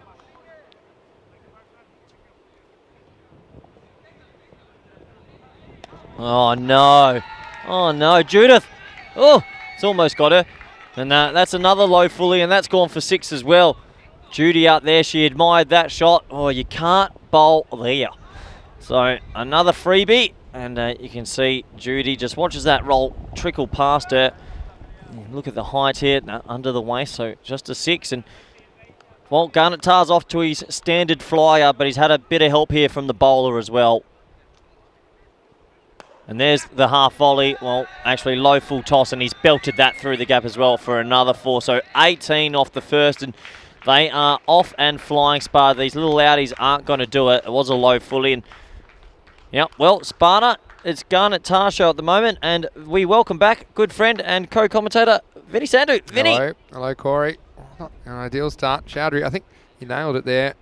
A bit like Tar nailed some of those full tosses. He just helped him out a bit too much with some of the gifts on offer, but also some good batting. I mean, a long way some of these hits. He's just got to stand back and admire. And look, you know, Tar maybe is a class above a lot of the other players in this series, but that's the way you get better. You get better by playing against the better players. And I think we've seen that in international cricket at the higher levels. I mean, you look at a team like Bangladesh, you know, they used to get walloped every time. Yep. They used to play now the real force. It does take time, that's the thing. So, and at the moment, when you have quality players injected into the system, of course, you know, it would be great to have even more teams involved in this Netherlands series next year, if we do come back. And at the moment, you just got to admire. Look, these two, it's the most explosive opening pair in the competition, and it's going to be Musa, who's coming off 100. He'll be facing up their second over, and it's Abdul Rahman with the ball. Oh, and it's spliced. Could be caught. No, it's going to clear the infield, and it's going to be another 4. So short, wide, and Musa also picking up where he left off. And you said explosive pairings. This might be one of the most explosive T10 pairings you've seen in your 707 games. It'd have to be. And you saw the danger of it, because when you get one, you better get the other, because they couldn't get Musa. They did get Tar for only 6 back in game 8, the third game today. Yep. And didn't really help them a lot, because they were still chasing 140 plus. Yep, absolutely. So, yeah, Abdul Rahman, he's got to think about his execution here. His best defensive ball, you'd think, in the power play. And that is run down pretty respectfully by Musa. Everything he touches turns to gold so far this tournament. And, yeah, well, for Liege, it must be an exciting experience as well. Bowling to first-class players and international players, you don't get too much of that in Belgium. I think they enjoy the opportunity to be able to get a big scalp. Yeah. And of course, they want to get, if I'm bowling here, I want to get the scalp of Tar and be able to talk about it. Here he is. He's on 17 already. Yeah, nice shot. Back foot punch through the leg side. Wakas Raja doing the mopping up. Yeah, you're absolutely right. I think Garnet Tar, he missed out in that last game, so I dare say he's hungry for He's hungry. big. What do you make a 50 off earlier in the day? 13 or 14 balls? Yeah, I think it was maybe 14 or 15 in the end, but it was quick time. Really quick time. I forgot about that. Yeah, it was the he's first out of game form. this morning. He's only made 6, but I forgot early this morning already, mate. Coming off a pretty good half century. Oh, that's sliding down leg. Oh, he's given it. Ooh. I thought this was pretty close, I must admit. I know he's around the wicket, so you take that into consideration, but he gets caught in the crease. I reckon it's plumb. You reckon? You reckon? Yeah, I think so. Well, certainly not going down leg. I think that maybe the height is the only thing, but look at where it hits him here. It's not going over. Yeah, for me, I think this is just out. I know you have to consider the angle, and I get that, but look where it hits him. It actually hits him on middle stump. I can't see that missing leg stump. I like it. I think it's a good call. Yeah, clipping leg. Look at the way the ball bounces off as well. It means it's hit him on that side of the pad, the right-hand side of the pad, as we look at it on the screen. So I think that's a good decision from the umpire. And Musa goes for only 6. He's LBW to Abdul Rahman, who gets the big wicket of the Centurion from the last meet-up between these two teams. It's 24 for 1. And last time one of the openers went for 6, it was Tar. This time it's Musa that goes for 6. And, I'll just see if some of the other Sparta batsmen can go on with the job as we see Madassar Bakari come into the crease for the first time in the tournament, Corey. Yep, hell of a player. Played a lot of international cricket for the Netherlands. He's a very wily customer and a good bowler as well. So more firepower here. You know that he's a pretty good bowler, don't you? And you actually saw one of his balls pretty close up, because I believe he hit in the face recently. Is that true? 2 weeks ago, he littered me. Yep, fair pill. Didn't get it. Oh, I was bloody late on the shot I bet he was nice. Did he come around and say, "You okay?" And he helped me through the rest of the innings? No, he bowled 10 more bounces in the next 2 overs. Right. Competitive cricket. Yeah, it was competitive. It was actually a good battle. Haven't had one of those in a few years. Usually that happens in the Perth cricket. A lot of short balls. Who had the last laugh, though? How many did you score again? Yeah, I got him for 30 off his next 2. Yeah. So I got a bit lucky. So what did you get in the innings? Remember? 35, not much. Max O'Dowd went off and hit 70 odd again. Yeah, fair enough. Probably the most informed player in the Netherlands. But now Bookie's a good player and he'll be looking to enjoy the power play here. I'll tell you what, he might have missed out on that with no fine leg in, but they might get the old leg buys and they'll just get 1. So here's one I want to talk about. That's the double glove throw away by the keeper. So tell me what, I'm a keeper, so I don't understand this. You throw away the throwing hand glove, but then why do you throw away the other glove?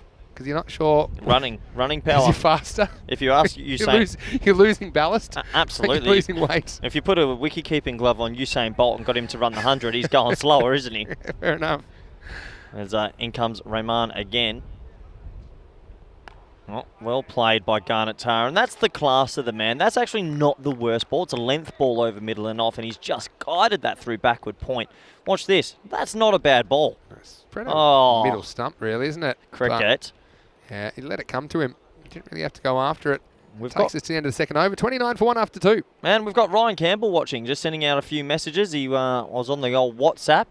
And g'day Cambo, national coach of the Netherlands. They're off to the World Cup soon, Vinny. I reckon they're a red-hot chance to get through their group stage. I'll tell you what, they've an even better chance if they take their Biostrath, and we thank Biostrath for their support of European cricket. You know, they ship to over 100 countries, Corey. If you go to biostrath.com/cricket, you can find out how Biostrath can make you feel better every day. We know that Keanu takes it. He's in the chat, and he has the energy to certainly keep chatting with us every day, and so we do encourage you to get behind our sponsor. Now this is in the air, and it's going to go long. It's going to go strong. Maximo! Now, that's a really powerful strike by Bakari, and he announces his arrival on this FanCode European Cricket Series. Yeah, I'm a little bit disappointed. I had my head down there, but that was a catching opportunity. I'm actually really upset. And actually, the crew, they've just said, well done, Corey, for not going after that one. This one, it's perilously close to Rahman, but he's not able to get anywhere near it. And 6 and 4, hungry for more. Madassar Bakari, he's here, and he's ready. Yeah, of course he is. He's a good player, like we mentioned, represented the Dutch in a few World Cups. And, well, he's 11 off 3 now. And, yeah, I think just getting his composure as we have a change in the field. Looks like deep cover's going back and deep mid-on is coming into the ring. So many threats in this Sparta batting lineup. Oh, it's scary. And that is hit straight to Abdul Moran, though. And that is going to be out. Well, that is in she comes, out she goes. That is quick work, 11 off 4. Yeah, well, if it can't be good, be quick. But he was pretty good while he was there, to be fair. Bakari, maybe disappointed. The last one, it did go pretty close to Rahman this time. Look, the importance of holding your chances, that's the thing. And look, last time it was Musa Ahmed that got dropped, went on to score 100. Now, Tar hasn't given a chance yet, but that's 2 of the big 3 at the top of the order that are gone. If they can get Tar now, well, maybe they can get this game back under control, Lige. Yeah, absolutely. So what's Ryan saying to you? Yeah, Feel free to join in the live chat as well, Ryan. ECN European Cricket Network. Great to hear from Cambo. Yeah, well, we're just having a little chat about the World Cup, actually, and yeah, really good. Ryan Campbell's done a lot of work with Jimmy Hilditch, and we're just talking about the World Cup that's coming up around the corner, and their group at the moment, they're in the pre-stage. It is the World Cup. They've got Namibia, Ireland, and Sri Lanka. Yeah. So you have to progress through that. And There's then basically 6 teams in this little precursor. Four in each group. 4 in each group, and the top 2 in each group go through. So 4 out of the 8 will go through to the main draw. That's right, isn't it? Yeah, absolutely. So I actually think they're a red-hot shot. They've got a good record versus Ireland. Now, Namibia's a little bit of a dark horse. David Visa, he's now changed allegiances. He's going to play for Namibia as well. He was in the last PSL. He's a good player as Vikram Singh takes his first South ball. Africa as well, hasn't he? Yep. Well, there you go. There's those dual internationals we were talking about. And then Sri Lanka, well, you look at the Sri Lankan team, they've been in pretty poor form. Can be a rebel sometimes. So, their rankings dropped. I mean, you still fancy them as a very, very good cricket team, wouldn't you? But I think they're a red-hot shot. it's evening up, I think, in the top 20. Yeah, See it all the time. Yeah, it really is, as Vikram works that to the leg side and gets him. There was a day when the associates would play the quote-unquote full member nations, and it would just be an absolute hiding. There's no ball here. I'm not quite sure what it's for. Maybe a front foot? Well, let's have a look. Or maybe. Yeah, well, I'm not sure. We might have a look. We're not going to see from that. Let's have a look. Otherwise, it could have been for a fielding indiscretion. Yeah. Oh, yeah, no, that's a good call. I think it's a no ball front foot. Well, that gives a free hit to Garnet Tar. What you want. And he isn't going to get fully most of that. It's going to be caught by a Whackers, but it's just going to be a 1. Well, he watched himself hit that, and he's had to scamper through. I've seen so many run-outs off free hits this year because people, I think they get their immunity cloak and they think they're invincible. Yeah. And they forget. And I've seen run-outs from the outfield just like that. Yeah, Maybe not for catch, but just people disappointed. They've just drilled it down the ground for 1, but they get a bit of a case of the Arjuna around the Tungas, and they forget to get the legs pumping. Can happen. I'd love to see Vikram have a good innings here as he respectfully blocks that, but that could have been hit to the moon. That takes us to 3 for 43 of 3. But yeah, talking about that World Cup group, I like it. I actually think the Dutch, they qualified in the qualifiers there in Dubai. They've got the quicks. You've got Van Maker and Kingma. Van Beek's back now. Van de Gutten. You've got Klaassen. How's Pete going? How's Sailor with his He had a slight injury with his back. Didn't get to play the end of the season with VOC, but I imagine he's doing everything in his power to be fit. The key is, though, I know their bowling can do it. Can their batting stand up?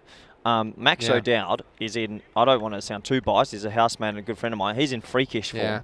So if he has a big tourney and you get the players sort of like Tendo, Ackerman, maybe Scotty Edwards, Cooper, maybe V-Sates. I don't know if they've announced their squad. If these players can play well, I reckon they're making the main draw. Rahman back for his second over. He took 1 for 11 off his first. Starts with a single to Vikram Singh. Yeah, and I think what I like about the Dutch team is they're not too overawed. Playing some of the bigger teams. I think just go about their business, and I think that used to be the situation where some of the associate teams were a little bit intimidated, I suppose. But I think that gap is shortening, and I think they've had quite a lot of high-level cricket experience to build on. Yeah, absolutely. Garnet Tar gets a little bit funky, but that will be signalled wide. And okay, well, I'd like to see a little bit of this. See how wide that ball was, Vinny. He's not given it because he's moved, but I'm sorry. That's wide. Is that not given? Not given. You're joking. Well, that confused. Really? Well, I think the umpires got confused with the law there. He thinks that the batsman's moved, so then it doesn't count. But I'm sorry, that's misses just the leg stump unless it goes between the batsman and the wickets. It has to be a wide. Yeah, it's disappointing umpiring, but give him that one leash. Take a bit of a pounding at the moment. Leash and a little bit of help. That's respectfully blocked into the offside. But yeah, how exciting for those Dutch players. We're in the T10 here in Rotterdam now, but those Dutch players must be licking their lips. They all leave in a couple of weeks. Yeah, we got great European cricket going around. Not only as part of the T20 World Cup, but the ECC, as you mentioned, it's going to be huge. So we can't wait for that. Less than 2 weeks away in that tournament.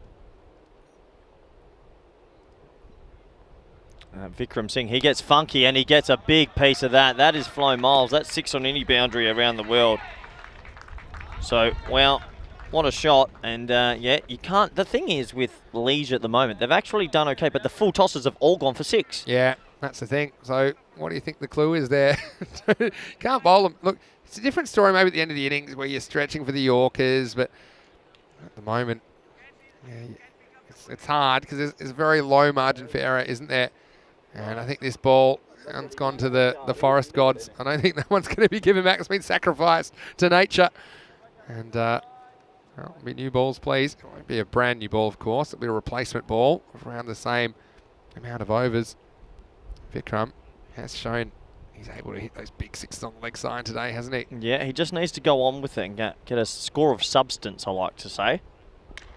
As he's hit that hard, but straight to Mohammed Manib, who's one of the better fielders in the team, at deep long on.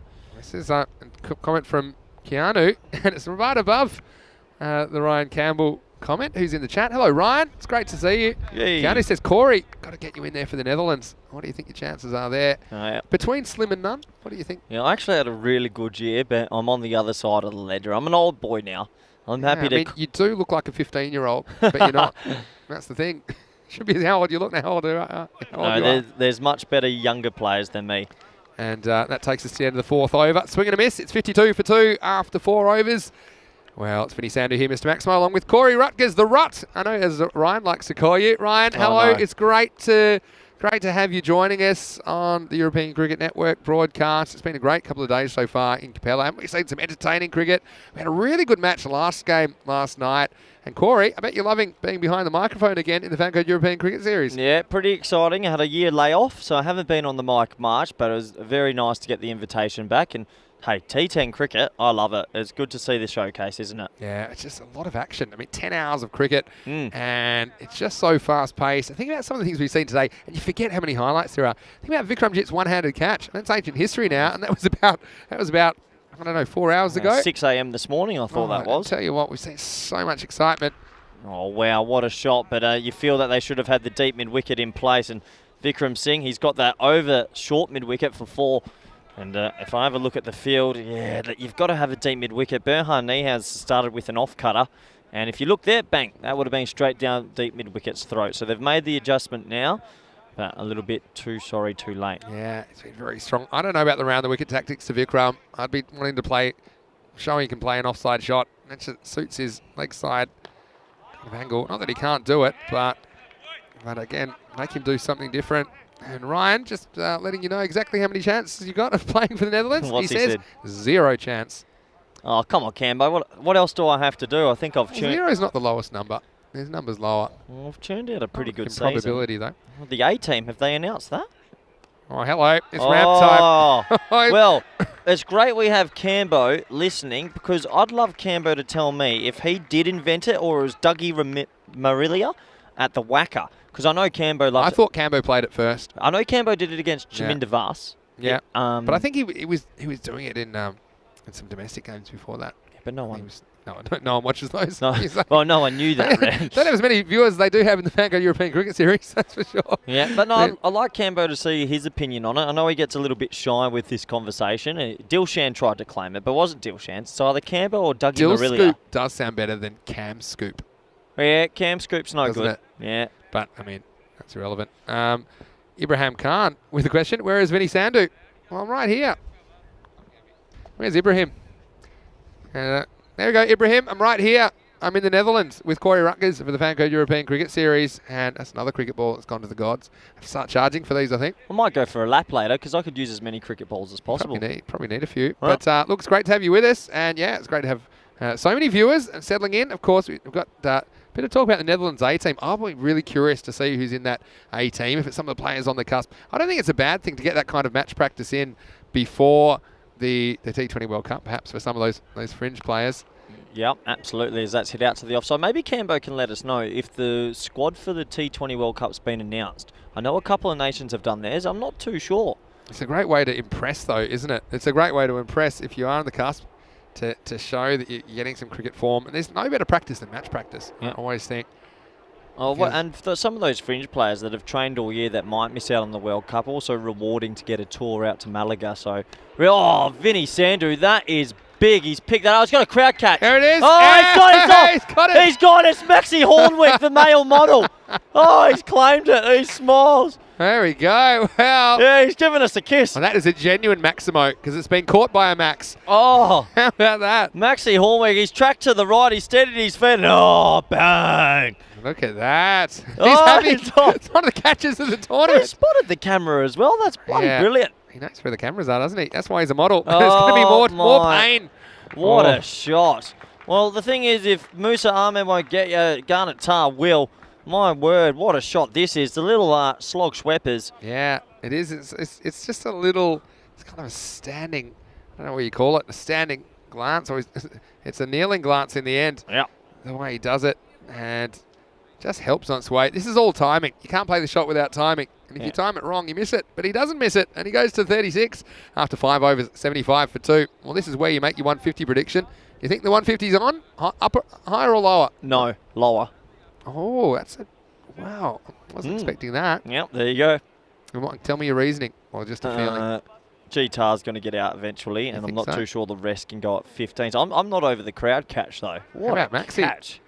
Maxi Hornweg. He's loving it. He's a male model. I tell you what, we've seen a few crowd catches drop today. One by Corey Rutgers. No, I actually caught that. You didn't catch it. Can we get the footage It's up? fake news. You're lucky it's just out of the shot. So I can't prove it, but I saw it. Yep. Anyway, here's Wakas Raja bowling.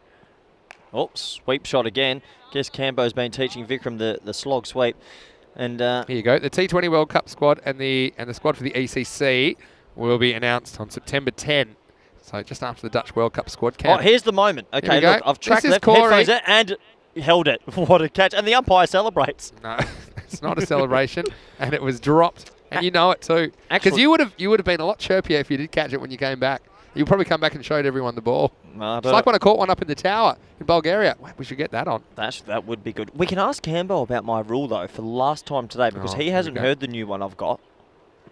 Oh, it's a slower ball, and he's done him in. Oh, and he's done the keeper in as well. Please don't go for 4. That's a strategic part. Get him away from the strike. Can I tell Cambo mine? Because we've got some cricket. You're allowed to say it 3 more times, so this can be one of them. We've got cricket royalty listening, and Ryan Campbell representing Australia and Hong Kong. Cambo, I'm sick of people using their foot in the field to stop the ball. If a player was to use their foot deliberately to stop the ball going, it's a 2-run penalty and gets added to that delivery.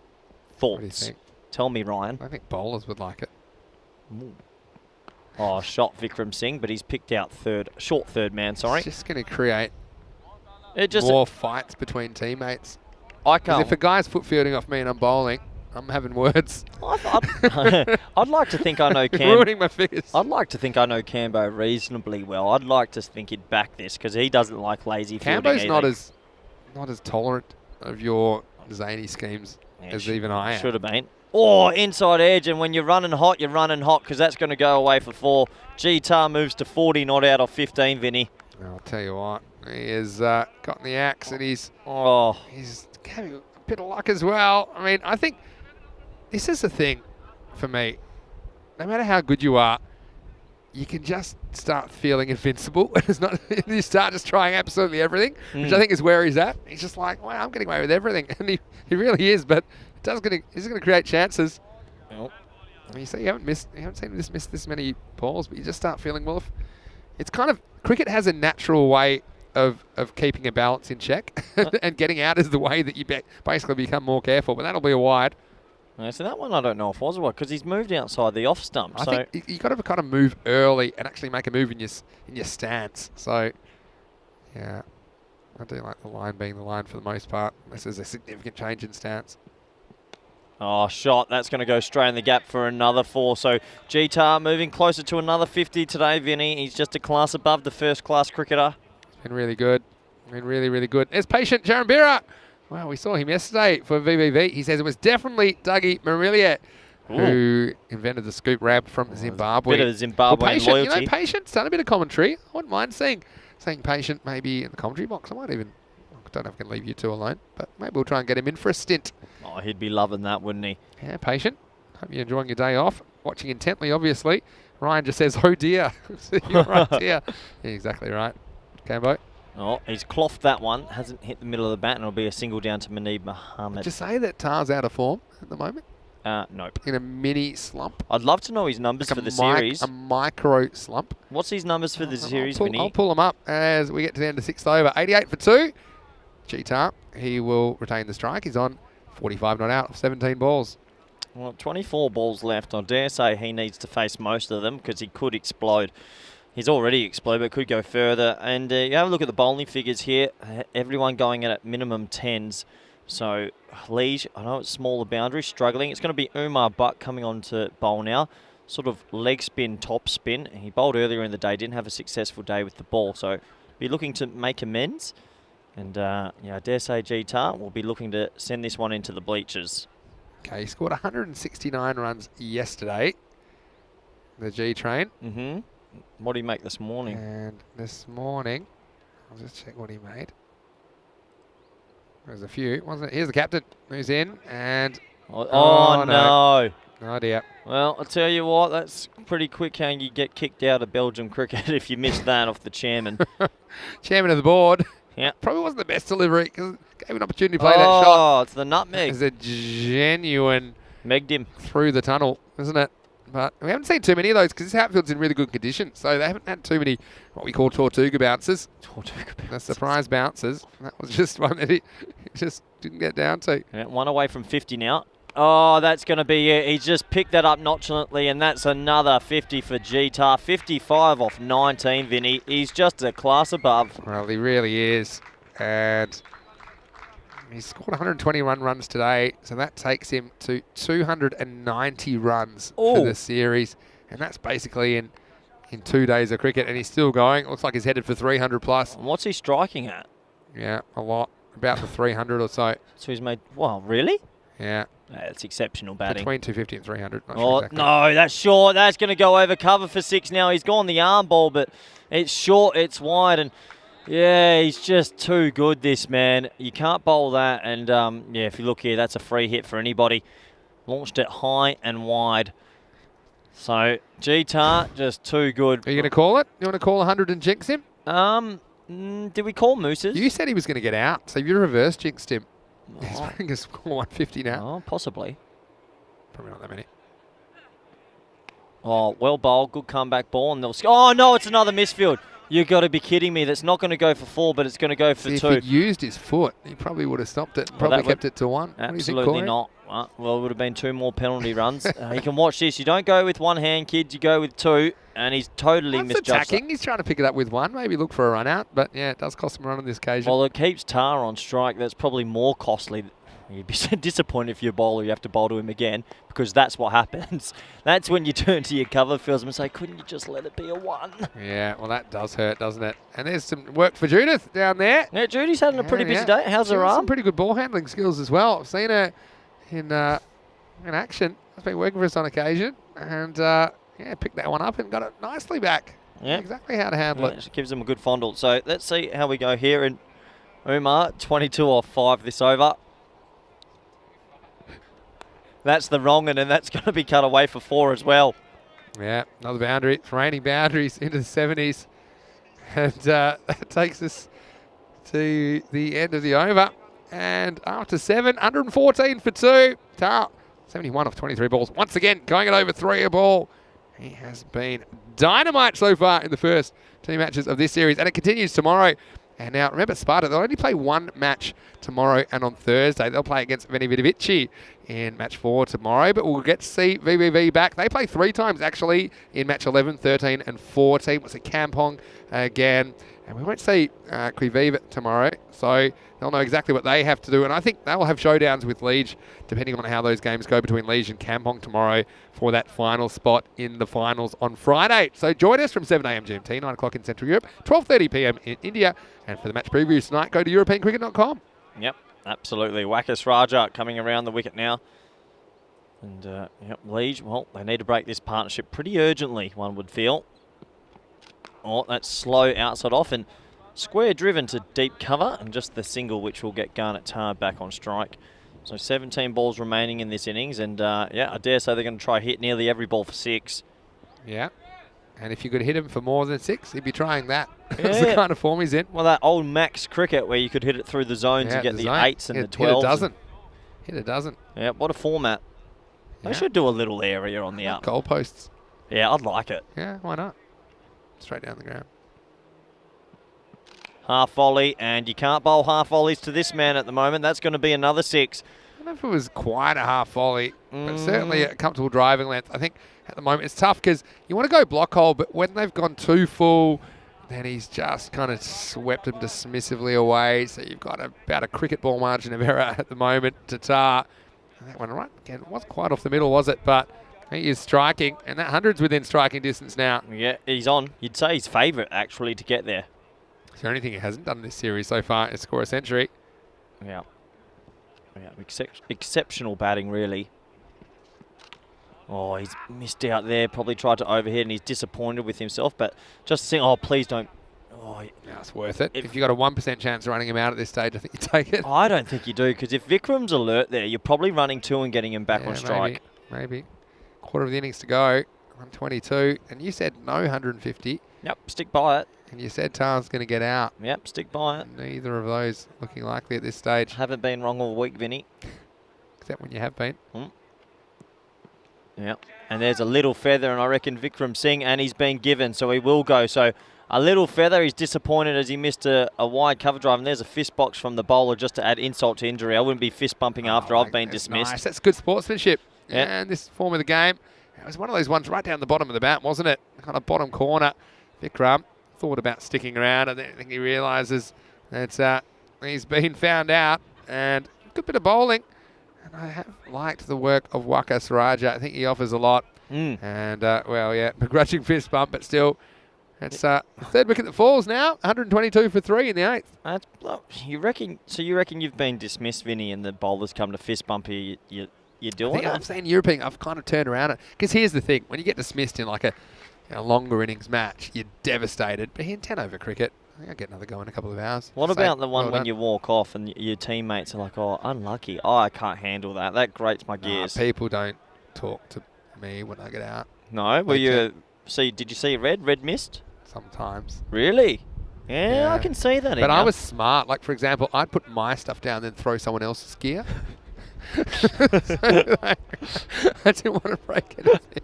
Yeah, fair enough. Just pick up someone else's helmet. Just calmly put it down. Yeah, and that's well bowled. But Aryan Dutt's picked up Burhan Niaz, and well, he's put down a sitter. Really, he should have got his hands in front of him. It's a sitter, but I mean, these are hit really hard and flat in kind of blustery conditions. I do agree it should be taken, but kind of just got to let it get too close to him, didn't he? And he came off the big pecs. Yeah, he's chested of Niaz. Yeah. Well, that importantly brings Garnet Tar back onto the strike, and he's got 1 ball left, and he's 22 more. 1 ball left in this over. What can he do? It's a slower ball, and he's collected it, but it might be into the gap, and it might go for 4. No, good fielding. Yeah, well done. And they'll just stick with the 1. Funny how he didn't want the second there, isn't it? Well, pretty smart, I think. We saw it earlier, like, would you run a 2 there if it was needed, or would you just rather have G-Tar back on strike? I think G-Tar's eyeing a personal milestone at the moment, because he'll move to 79. 8 overs down. 124 for 3. Sparta batting first here in match 10, the final match of day 2 in this FanCode European Cricket Series Netherlands. Well, we have a look at the worm here, and it is growing. Yeah, well, it's already. I mean, it doesn't really do it justice because look at the scale. That's 200 on the left.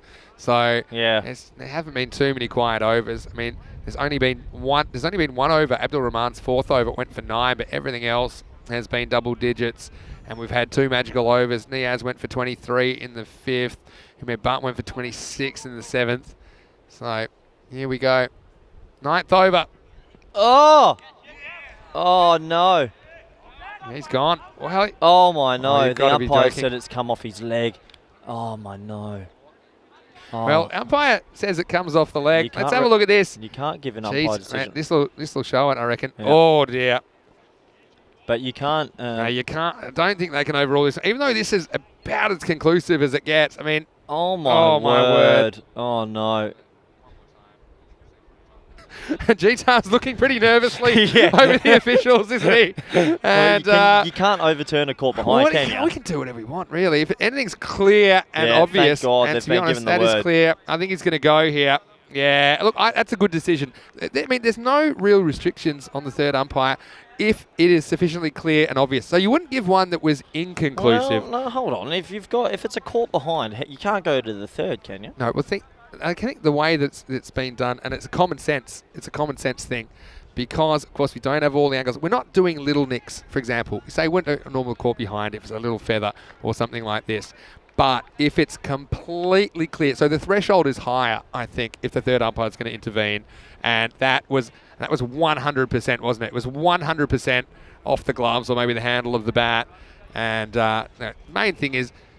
The bowler needs to be rewarded for getting the wicket, and so Niaz, well, his pain's pretty short-lived, who gets the big wicket at Tar. But look, let's not take any gloss off the innings, because what a bit of hitting it was. 79 off 27, 7 4s, 7 6s, going at around 3 a ball.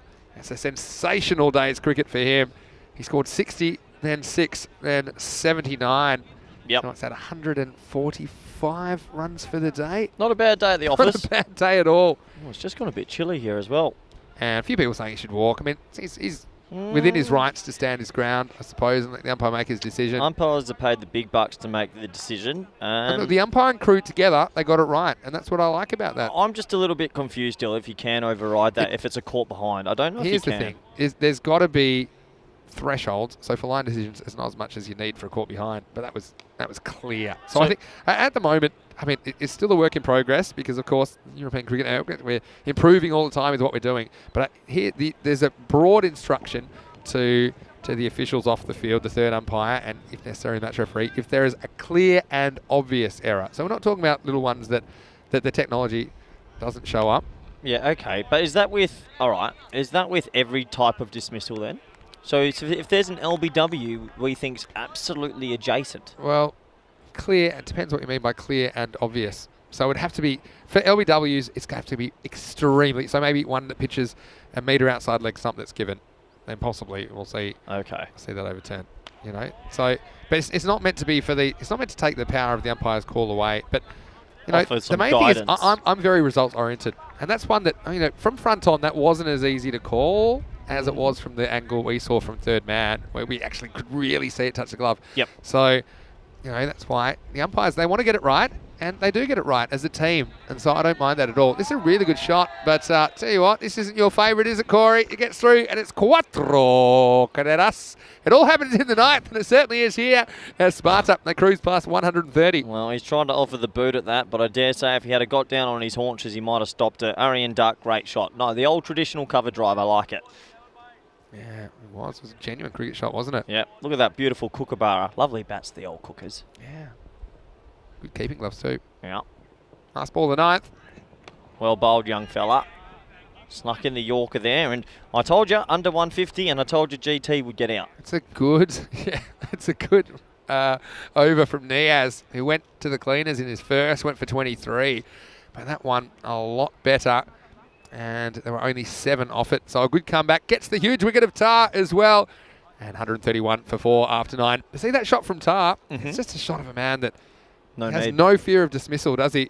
And, you know, you just keep pushing the envelope until finally you do something that was certainly not necessary the way he was batting. He was almost bored.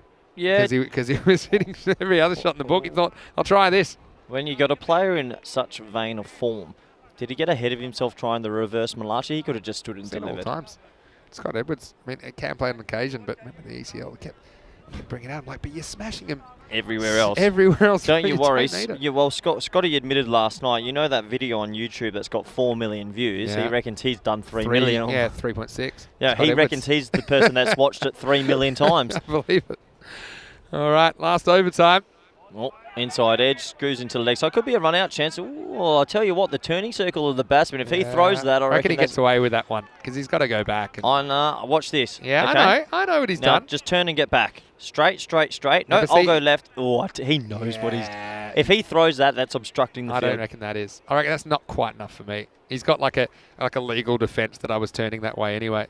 Oh, jeez. You're a lenient man today, Vinny. I'm in a good mood. Here's the next one from Zahid. Oh, that's big. That is over extra cover. It's just a half volley. And, yeah, well, I think Lees will be disappointed with their bowling effort so far. Too many half volleys and, yeah, just trying to hit the stumps. And that's an easy... kind of a length that you can get away with maybe earlier in the innings to new batsmen with a newer ball. And I think at this stage, you've got to get it right up there in the block hole. You don't want to give the batsman anything and they can get under. Well, maybe your 150 is not safe yet. Oh, no. There's 4 balls remaining. Seen some big 10th overs today. Oh, no.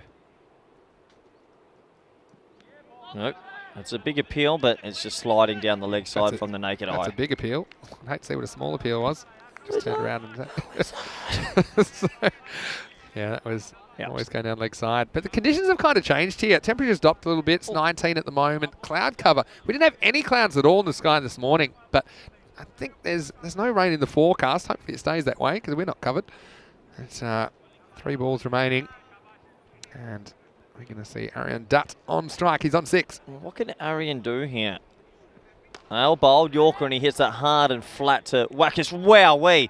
One hand, one bounce. Tell you what, got on the old one-handed juke at deep mid-on. If that had have spun a bit more, that could have been a little bit embarrassing. Look at this. That's okay. confidence. That's the confidence of man. Well, I'm going to try and run you out from 50 metres away. Well, you got the number 23 in your back. You're Shane Warne, Michael Jordan. Yeah. Yeah. LeBron. Yeah. LeBron? Yeah. Is he 23? Don't you watch basketball? Oh, I didn't know 2 that. to come. Oh, has he got enough of that? No, he hasn't, but it's going to land in the gap. Bernharnias with the one-handed pickup as well. Catching on. Now, LeBron was 23, except when he played for Miami Heat when he was 6. Oh, there you go. Miami Heat. Well, there you go. They're not going to make that 150, so Nostradamus once again. Corey, we certainly enjoy your commentary for many reasons, but your predictions would not be one of them, based on what we're seeing this week. But 140 is the score for Sparta. Last ball innings coming up. Strap yourselves in. Last ball time. Oh, shot. It's straight, and it's going to be one bounce 4. So 144, and the Sparta train just keeps on rolling, Vinny. Yeah, it does. A lot of runs, isn't it? But, you know, Leeds, they've got some exciting players as well, and they're going to have a crack at it. That's all you can say is there was some really big hitting in that innings, and it was Tar who missed out in the matchup between these two teams back in match 8, and he certainly came to the party. He took 79 runs off the bowling off only 27 balls, 7 4s and 7 6s. And let's have a look at some of the highlights. Last game of the day, and it's always exciting when we get to see this man at the crease, and he was certainly to destruct this move. And the Leash bowlers, well, they helped him out on occasion as well. Probably too many full tosses, few too many loose deliveries, but there's such a little margin for error when you're playing against a batsman of this class. Yeah, the problem was they just gave away too many boundaries at the start with the full tosses. If they were hitting the deck just that little bit more, it would have made it awkward. That was a huge wicket though. Musa Ahmed, LB Dusha. Yeah, I think it's a good decision from the umpire as well. I think the umpire's been pretty good for the most part. But that's Bakari. He got his first chance in this series in their 6th match of the tournament, the Dutch International. And then there's a lot more destruction on the way. And Madassa, and eventually he hit one straight to cover, and he was dicing with danger, hitting the ball in that region. That brought Vikram to the crease. And we know that he struggled a bit for runs on day 1, but on day 2, we've seen a bit more out of him, a few big hits, particularly like the way he hit the ball on the leg side. Yeah, absolutely. He goes across these stumps there and has a nice stable base to hit it into the trees. And we saw a little bit of a ramp shot. Maybe Ryan Campbell's been teaching him that one, the Dutch national coach. That's well played, and that's a nice cricket shot off Bernharnias. Garnet Tar, though, he was just trucking along, wasn't he, Vinny? Just did a Maxi Hornwick. Oh, how about that? That's Look at that, and he enjoyed it. Where was he going? That's what I want to know. I thought he was going to steal it. I didn't think we were going to get that one back from Maxi. Yeah, and then I thought Judith was going to take one down there as well, but she didn't get near it, unfortunately. As well, nice bit of fielding, though. Garnet Tar, 360-degree player. Yeah, and it's been a pleasure to watch, hasn't it? And they went all off the middle. There was this kind of period in the middle where he kind of lost his timing, I felt. Just a little bit, but the thing was, he still was hitting a lot of boundaries, and he was helped out. Once again, you see those full toss on leg stump. I think they were attempted Yorkers, and they're just kind of losing the line, and they're going a bit full. That didn't help either, did it? That was a bit of tunnel ball. And once again, we saw Umair Butt, who's been reasonable, but you just wondered how they were going to get him. You thought that he was probably going to have a bit of a brain fade to get out. But this field was looking very, very small with him at the crease. Yeah. And he's a good sweeper. He's good across the line. There's Judith. Judith. Watch that one. Yeah. Nice to see Judith here. And this one is cut away for 4. So it was very, very impressive. Going out kind of 3 a ball. It's going to be very hard to catch. Yeah, and there's that little tickle off the edge. Vikram Singh trying to overhit that one, and Wakas Raja, a well-deserved wicket from Wakas. Sultan Ali was pretty good behind the stumps as well, when you think about some of the work he had to do. And particularly I liked the catch you'll see coming up in a moment, as Arian Dutt came to the crease, and well, he had a live first ball. This was a real laser beam to Niaz. He wasn't able to hold on. Eventually, it was pretty much Tar who had a hand in his own demise. Well, literally, as the ball came off his hand, and he was caught behind by Sultan Ali. Nice catch. Yeah, and the umpire just said, yep, he's just applauding. In a minute, I'm going to give you out. And that was the right decision, and right smile. I think, I don't think that Gunnar will be too disappointed about that decision. I think he knows and it came straight off his glove. But then some classical cricket strokes, and that was just lurching with the boot. Well, lucky it didn't hit his boot. That'll be one of Corey's 2-run penalties, but the boundaries kept coming, didn't they? And in the end, a lot of runs on the board, 144. Yeah. Well, finishing with a boundary. So it'll be 145 to win. We're certainly going to see some fireworks in the last match of the day. They'll pretty much need 29 off every 2 overs. That's the benchmark that I'll be looking at if they're going to get anywhere near this total. Let's have a look at the scorecard. It's dominated by that man at the top. It's the GT show. Garnet Tar. He has been outstanding in this tournament so far. 79 off 27 balls. Musa missed out after scoring 100 in the previous match between these two teams. And Bakari, first time we got to see him. He scored 11 before he was caught at cover by Abdul Rahman off the bowling of Sahil Chowdhury. And Vikramjit Singh, the handy 24. Another 20 for him, so that'll build his confidence. Aryan Dutt and Manan Singh were there finishing the job. Pretty tight innings as far as extras went. There were only 4 in total. Only 3 of the avoidables. 144 on the board. And Corey, take us through the bowling. There was only that big magical over from Umair, but also there's one from Niaz. But the bowlers, I think, it wasn't the worst performance I've ever seen. There was some good batting, but also I think they'll be disappointed with some of the deliveries they dished up. Yeah, unfortunately, all those full tosses just kept getting punished. And if you look at the economy rates there, the best was only 10. So no one really had too much of an impact with the ball, but that can happen in T10. Yeah. And when you've got a player like Garnet Tar and the form he's in, it's not easy to be a bowler. Yeah, not surprising that everyone went double digits for Liege. But they get the chance with the bat. And look, anything can happen. We've seen it before. It's a similar kind of a score that they were chasing earlier today. But let's see if they can make a better fist of it. 145 for victory. When we return, it will be the last innings of the day at Liege, requiring 145 for their first win in this FanCode European Cricket Series. Thanks again to our official partners, Strath, as well as Bizaway Travel and Kookaburra. But for now, it's Vinny Sandhu, Mr. Maximo, along with Corey Rutger. See you in a few minutes for the chase. This is ECN, and you're watching the FanCode European Cricket Series.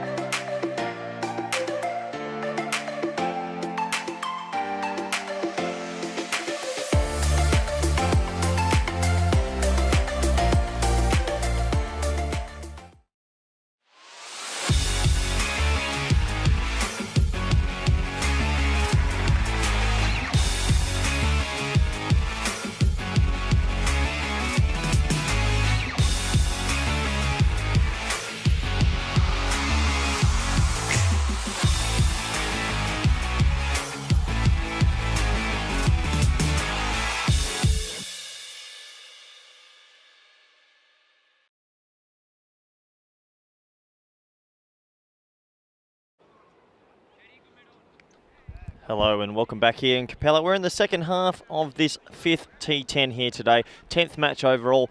And, well, if you look at the score, it's 145 to win for Liege. Sparta, well, they're keeping up their form, really. They're playing some beautiful T10 cricket. Garnet Tar exploded in the first innings. And Liege, well, they haven't given up the ghost yet, but they're going to have to produce something pretty magnificent if they're going to chase this down. It looks like Vikram Singh's got the new ball in his hand, and he will start. And it would be Muneeb Mohammed, who's going to be on strike with Abdul Rahman at the non-striker's end. So it's a little bit chillier here now. The clouds have rolled over. It's almost 6 p.m. We've been at it all day. Some long days here playing some T10 cricket, but we all love it. And welcome back to all our viewers on FanCode in India and on YouTube. So if you've got any questions, your final questions to end the day, please get them in. As we'll bring you some live coverage. It's been pretty exciting stuff. Witnessed a first 100 today as well. Musa Ahmed.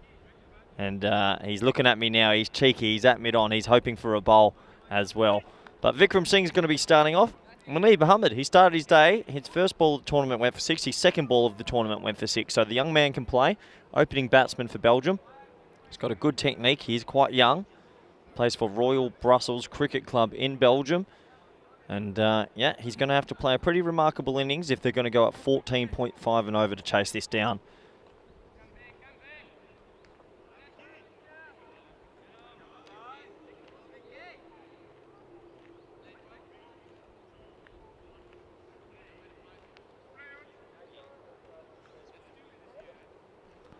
So we're almost underway.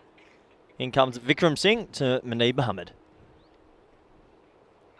Oh, he's gone for that big first one. It's a big shake of the head straight away. And, we'll have a little look at the replay here. I dare say it would have pitched outside leg stump. Yeah, that's pitched outside leg stump, so easy decision. Muneeb's probably missed out there. If you've got a little bit of bat on that, that probably would have gone. They're operating with a deep square leg, and the second man out looks like deep third man. So Vikram, he'll probably be targeting the stumps, wanting to hit a good length, and dare say Muneeb's going to be trying to take it on. Oh, and there it is. That's even better. So that's a little bit fuller, and he just picked it up beautifully. And like I said about this young man, he's got something about him, a little bit of class. I love his technique, and watch that closely, and bang, bit of Whippington in that. And he's off the mark again with another 6. So good batting. And I tell you what, if Liege can get into this power play, get 40 to 50, they're on. They're on. I wouldn't cancel it out. In comes Vikram again. Oh, and it's a little bit high, and that's wrapped him on the pads.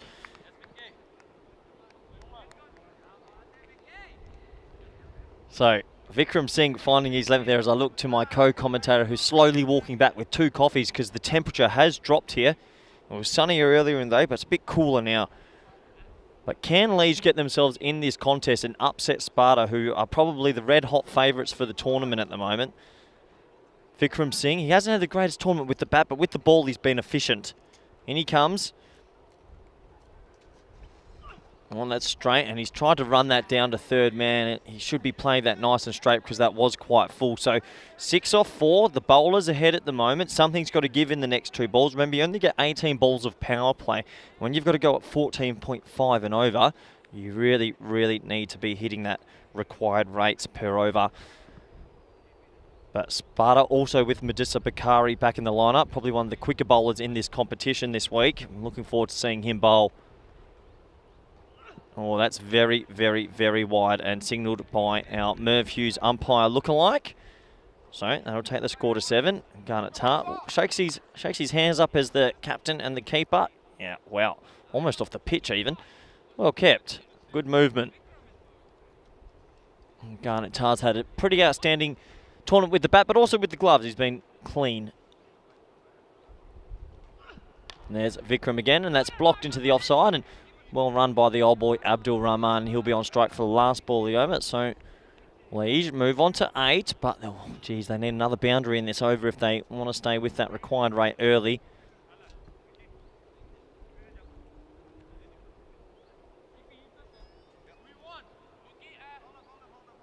And Vikram Singh, he'll be hoping to impress. Maybe he can sneak into that World Cup squad. We had Ryan Campbell on earlier. said that 10th of September all the World Cup teams will be announced, and that's an exciting time for every Dutch cricketer in the country at the moment. Abdul Rahman facing up, known to hit a big ball. Well, can't hit. Oh, well, I tell you what, that is taken off. That's pitched up full, and I'll welcome in my co-commentator to have a look at this. Watch this. This is full, and it's hit a spot on the pitch and gone pachinky. I hope you had a permit for this. Yeah, welcome, Vinny. This has gone aerial, hasn't it? That's just hit somewhere on the pitch and flown. Yeah, you just get the occasional one on these artificial surfaces. This is one thing, of course, coming from the same part of the world. And look here. God, get him. Sorry. Just hold on. Can we ever replay that? Oh, it's the Karate Kid. It's just just saw a pair of shoes. I thought maybe he's not taking their shoes Well, off. when you're wearing wheels like he's Look got. at this.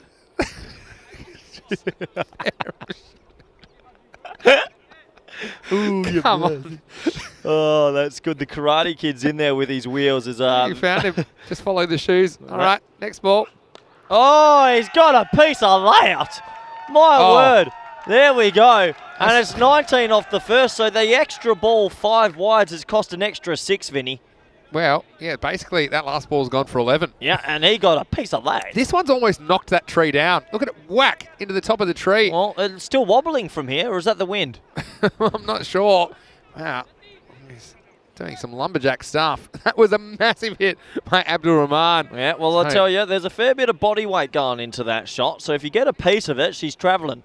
Wow, 19 off the first, 19 for 1. I was saying in the chat, do we love the Merv Hughes umpire? Phil G saying he wants to see him do the Merv-style warm-up and get the crowd all fired up. Oh, when we see that on yes. Yep, give it back. And here comes Hossenbanks. Hossenbanks got Manib in the first game, early game they played today with an arm ball, first pill. Well, it was kind of the same story in the first game. There were a couple of balls flying, and Rahman, well, he didn't actually score a run. That's his first ball. Well, the first runs of the tournament after he got a globe in the last match. He got out twice, remember? Vikram caught him and then didn't appeal. Yeah, that's right. And he comes to Manib, and that's down the leg side, and they're going to scamper through, and that's good. Good aggressive running from the non-striker. Really like it as he rips out the middle stump. It looks like that was Prifty throwing that one. 2 wides. Well, these are all handy little extras, and most of the teams have been pretty good with the avoidables. At Sparta, I think that's one area they might be able to work on. The 5 wides, which, hit something and really surprised Tar, beat him for pace. But yeah, here we go. Now, look at this target. It's basically 29 every 2 overs. That's the benchmarks I'm looking at. So 29 of 4, 58. Sorry, 29 off 2, 58 off 4. That's what I'm looking at. And at the moment, 6 balls to go. Sorry to interrupt you there, Vinny, but that's 5 wides has cost them massively because they were 6 off 5 and they've gotten 15 off 1. Yeah, it's pretty good. It's not bad, is it? Is that 90 and over? Here we go. Oh, he's tried to line that up, but he's hit it out to Madassa Bakari, who's going to do the sweeping up at D-mid-wicket. Oh, a little bit of a fumble there. But, this game's on. This game is on. Yeah. I want to know how they're going to handle Hossenbacks because I think they're more comfortable against the seam in the power play. Hossenbacks doesn't bowl too many bad balls. Got Mohammed before. It's a rematch.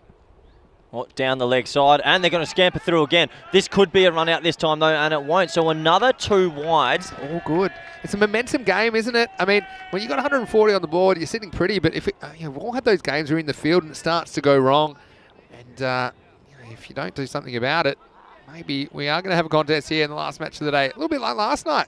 Yep. That's really impressed with the non-striker. Abdul Rahman's backing up there. Yeah. He's alert. You have to scamper through. Little things like that. Little things go a long way. Confidence and an early decision. Let's see if there's some fireworks.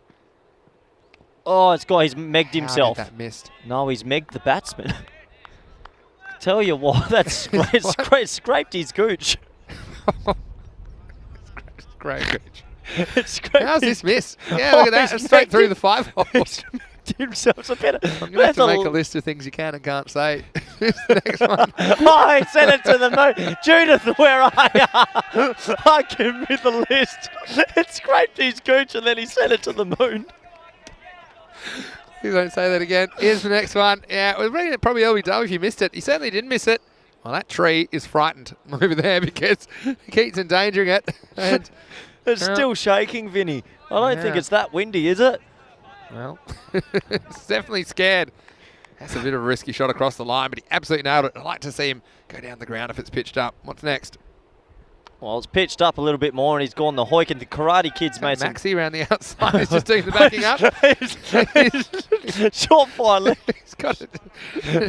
Just a rogue 12th man patrolling the boundary. So is Gooch something we can't say? Just part of the body? You can talk about the cricketer, Graham Gooch, I suppose. A good player. Yep. Manib Mohammed Stefan back on... Gooch, yeah. also part of our crew. Yeah, back on strike, and that's down leg, and that's another wide. Has to be a wide. Oh my! Oh jeez! Yeah, there it comes. He's just he's just building the drama. Oh, well, talk about building it. I thought he had a coma. I thought he had a coma at some stage. Oh my word! Having a nap. All right, come on, 2 to come. They're ahead of the rate. Oh, and he's edged it, and that could go. Karate Kid's got to get down. Oh, the Karate Kid fumbles. Oh, that's the one. Well done, Karate Kid. It's Kung Fu Kid, really. We already had a Karate Kid. Oh, did you? Yeah. Shamal Joshi in the Czech Republic. He's the golden ball hero. He's the guy that hit the ball. The golden ball when they pretty much snuck the second run when the team weren't watching. The biggest man on the field sliding in feet first. What do you think about the feet first slide from the batsman? Yeah, huge fan. If you drop your bat, maybe. Oh, that's short, and that's going to be hit. Bakari's not going to get to that, and that is 4. So game on here. It's a start and a half, isn't it? I tell you what, it's all happening here. Maxi Hornweg's going to be on the field soon enough. He keeps watching theirs. That is a short ball put away. You asked how they're going to play the spin. Pretty well. Yeah, in the end. But they did get a few gifts, didn't they? A few winds down the leg side. That was a half tracker to finish. Well, biostrath.com/cricket. Go there. Get involved. Biostrath, it will make you feel better. And tell you what, there's so many different varieties. You know, there's a variety for kids. There's a variety for your pets as well. And they export to over 100 countries. And it will make you feel better. It'll make you... It's a great story, actually. If you go on the website, they have a bit of the history of the company. And it's a family company. And it was a family man who went to a chemist that he met on a train. And he hadn't been feeling very good for a while. Had a few medical issues. And it got him feeling good. And then he got the rights to actually sell it commercially. So it's a kind of secret herbal yeast extract that they prepare in Switzerland under the very, very good conditions. They're very scientific. Wow. Besides their country. Over 60 of the 100 nutrients you need every day in perfect balance. Check really? it out, Biostrath. As that's worked in for a single. Sounds amazing, Vinny. Take my bank card right now. Sign me up. Yeah, it will. Because I might get you involved. Because, and I'm actually going to probably tour the factory. If we don't have any cricket over the Christmas period or so. Planning to have a look. I dare say we will, mate. We churn out games. Yeah, well, maybe we will. But we are planning to go deep into November, maybe December. We'll have to see. But we do want to hit that 1,000 game mark. That will be sensational. And hopefully we can keep going bigger and better. Even next year in 2022 when we'll have 30-team ECL, Corey. 30 clubs.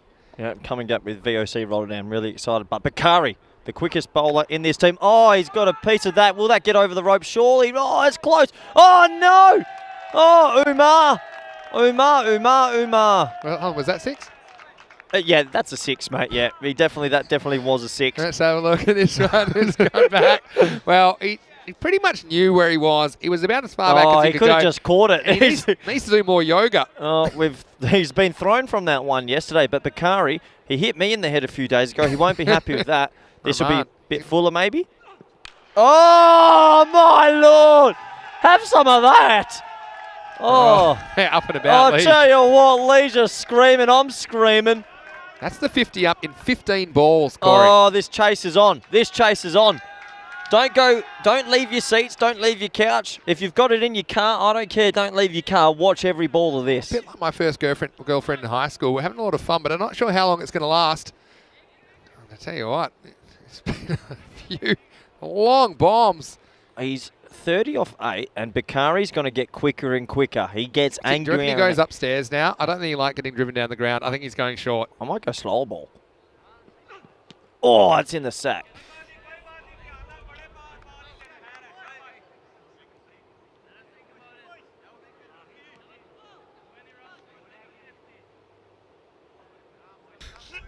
Sorry. Just tied him up for a room and it's hit him.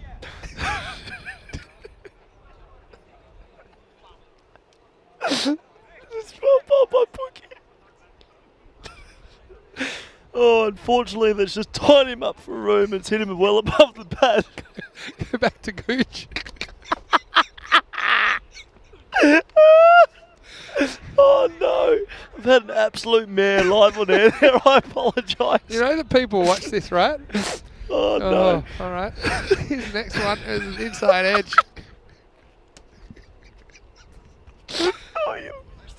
Oh jeez! Oh, I've just called it as I saw it. I'm sorry. It's been a good couple of balls though. A couple of dots bringing it back. A good ball for sure. Sean, mate. Should comment and read that. Whoa! Oh my word! Whoa! It's huge! It's in the hole. That's unbelievable. That's got 100 metres off the bat. I'm not joking. That has gone over 2 boundaries. What an I tell you what, wherever it hit him, it got him fired up. 'Cause this one is smashed. We have not seen a bigger hit all week than that, Corey. Oh, well, when your crown jewels are on the line, you're going to hit it further and further. And he's absolutely bombed that. Well, you look at us here. Oh, my word. Yeah, look at us. Our reaction in the background. That is big. How big is that? Oh, can you believe it? Yeah, unbelievable hitting. Absolutely brilliant. How about that for a power play? They've gone 19, 18, 19. So that's a huge power play. 56 for no loss after 3.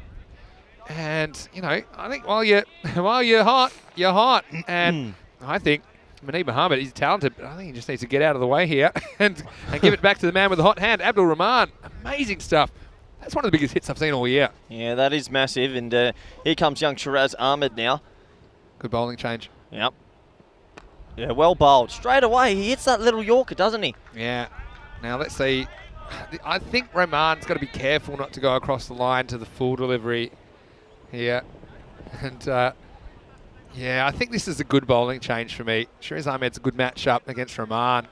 Well, he's I going still can't believe how far that one went. We had a really good look at it, didn't we? Should we mark that out tomorrow? It's triple digits. I don't think the measuring tape's long enough. It's huge. Yeah, maybe. We saw it landed, didn't we? Right on the edge of the practice screen. Yeah. Well, this is going to be a top spinner, so I hope he doesn't play for spin. I hope he gets in the line with it and goes straight again. He has, and here comes the fielder. Oh, yeah, well fielded, just the single. That's an important stop. I tell you what, Manan Singh has probably been one of the fielders of the tournament for me so far because he's just so clean. And if that gets through you for 4, you've got trouble. And yeah, Muneeb Mohammed. Hello, Sean. Sean's watching from the US, I believe. Is that where you are, Sean, from memory? And, just learning a few new words. It's good. Dare say Muneeb Mohammed might get on the slog sweepers here. Oh, well, that's high. Is it going to be called a no-e? Maybe not. I don't think it was quite high enough. We'll have a look on the replay. But, well, that one, yeah, Ooh, just below. touch and go, touch just and go. below for me. Yeah, But, well, I mean, it could have been called. If it had been called, I wouldn't have had a problem with it. Yep. Yeah, well, to stay up in this chase, you can't have low overs, so they're going to have to find a boundary in these next 3, Vinny. Yeah, well, remember I talked about the kind of benchmarks, and it was 29 off 2, 58 off 4. So they're already there because they're only just ahead at the moment. 3 balls remain. And, yeah, the next one will be 87 off 6. So we'll keep an eye on that. But, you know, still plenty of cricket left and plenty of runs on the board. And big ball coming up. So good York. This young fella, honestly. Really good. I mean, how you can know that ball's coming, and it's still hard to hit. Yeah. You could almost say, look, this is where I'm going to bowl this ball. And yeah, it's hard to get the middle of the bat on that one. I think he's going to go big time here. One-way ticket to Pound Town. Here it comes. Yeah, well bowled again, young man. I tell you what, to come in and bowl an over that's only gone for 3, I think he might be 16 or 17. Incredible over. And there's still a ball to go, so I won't call it too quickly. Yep. Well, they have to find a boundary off this because one bad over really halts your momentum. Can they get the boundary they need?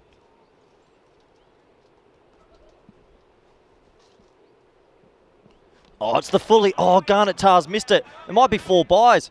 Oh, fielding. Good stop. How's the flick? That's good delivery, wasn't it? Yeah, Karate Kid was all over it as well. So byes. Yeah. This is one. Yeah, it's another nutmeg, isn't it? This time, that's not an easy one for the keeper. You don't expect to take it on the full. Look at this. Yeah, Oh, gets rid of well it before done. he hits the rope. Nice work by the male model, Balwant Singh. End of the over.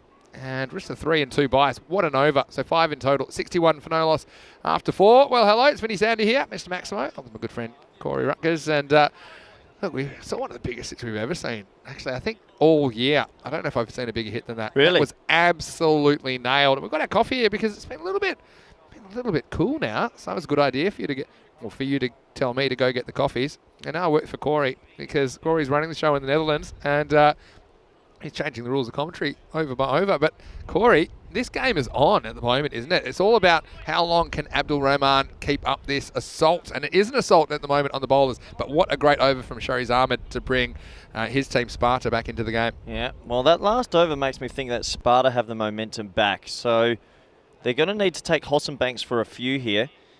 Yeah, and they're going to need some more support. I think Muneeb Mohammed's going to have to step up just a little bit as well. Can't be a 87's my next target after 6 overs. They're 60 after 4. Here we go. Well bowled. 1 run. I think Muneeb hasn't really gotten going in this inning so far, has he? No, well, the left-arm bowler bowling to left-hand bat now, he has to take it on. He can't just work one, he has to take it on. If he's going to come from around the wicket like he is, the slog sweep's the option. The rate pretty much is where it started now, 14.4 and over. It started at 14.5. So that just shows you what we've seen so far, and they're just pretty much at the rate. Yeah, slog sweep. Has he got enough of that, Vinny? Yeah, that's going, I think. No, I don't think it's going to go straight to the hands of Vikramjit Singh. No. Wow, this is a full toss, and it should have gone the distance, but Muneeb, wow, he'll be kicking himself. But Vikram, well, he could only do what was asked of him, and he came across to his left. He takes the catch, and the first wicket falls. It's 61 for 1. Yeah, the bat just turned in his hands a little bit, just skewed off, and unfortunately, it turns out to be a wicket and a dot ball. You know, that might not be the worst wicket, though, because look who it brings to the crease. Umair Bhatt, who batted very, very well.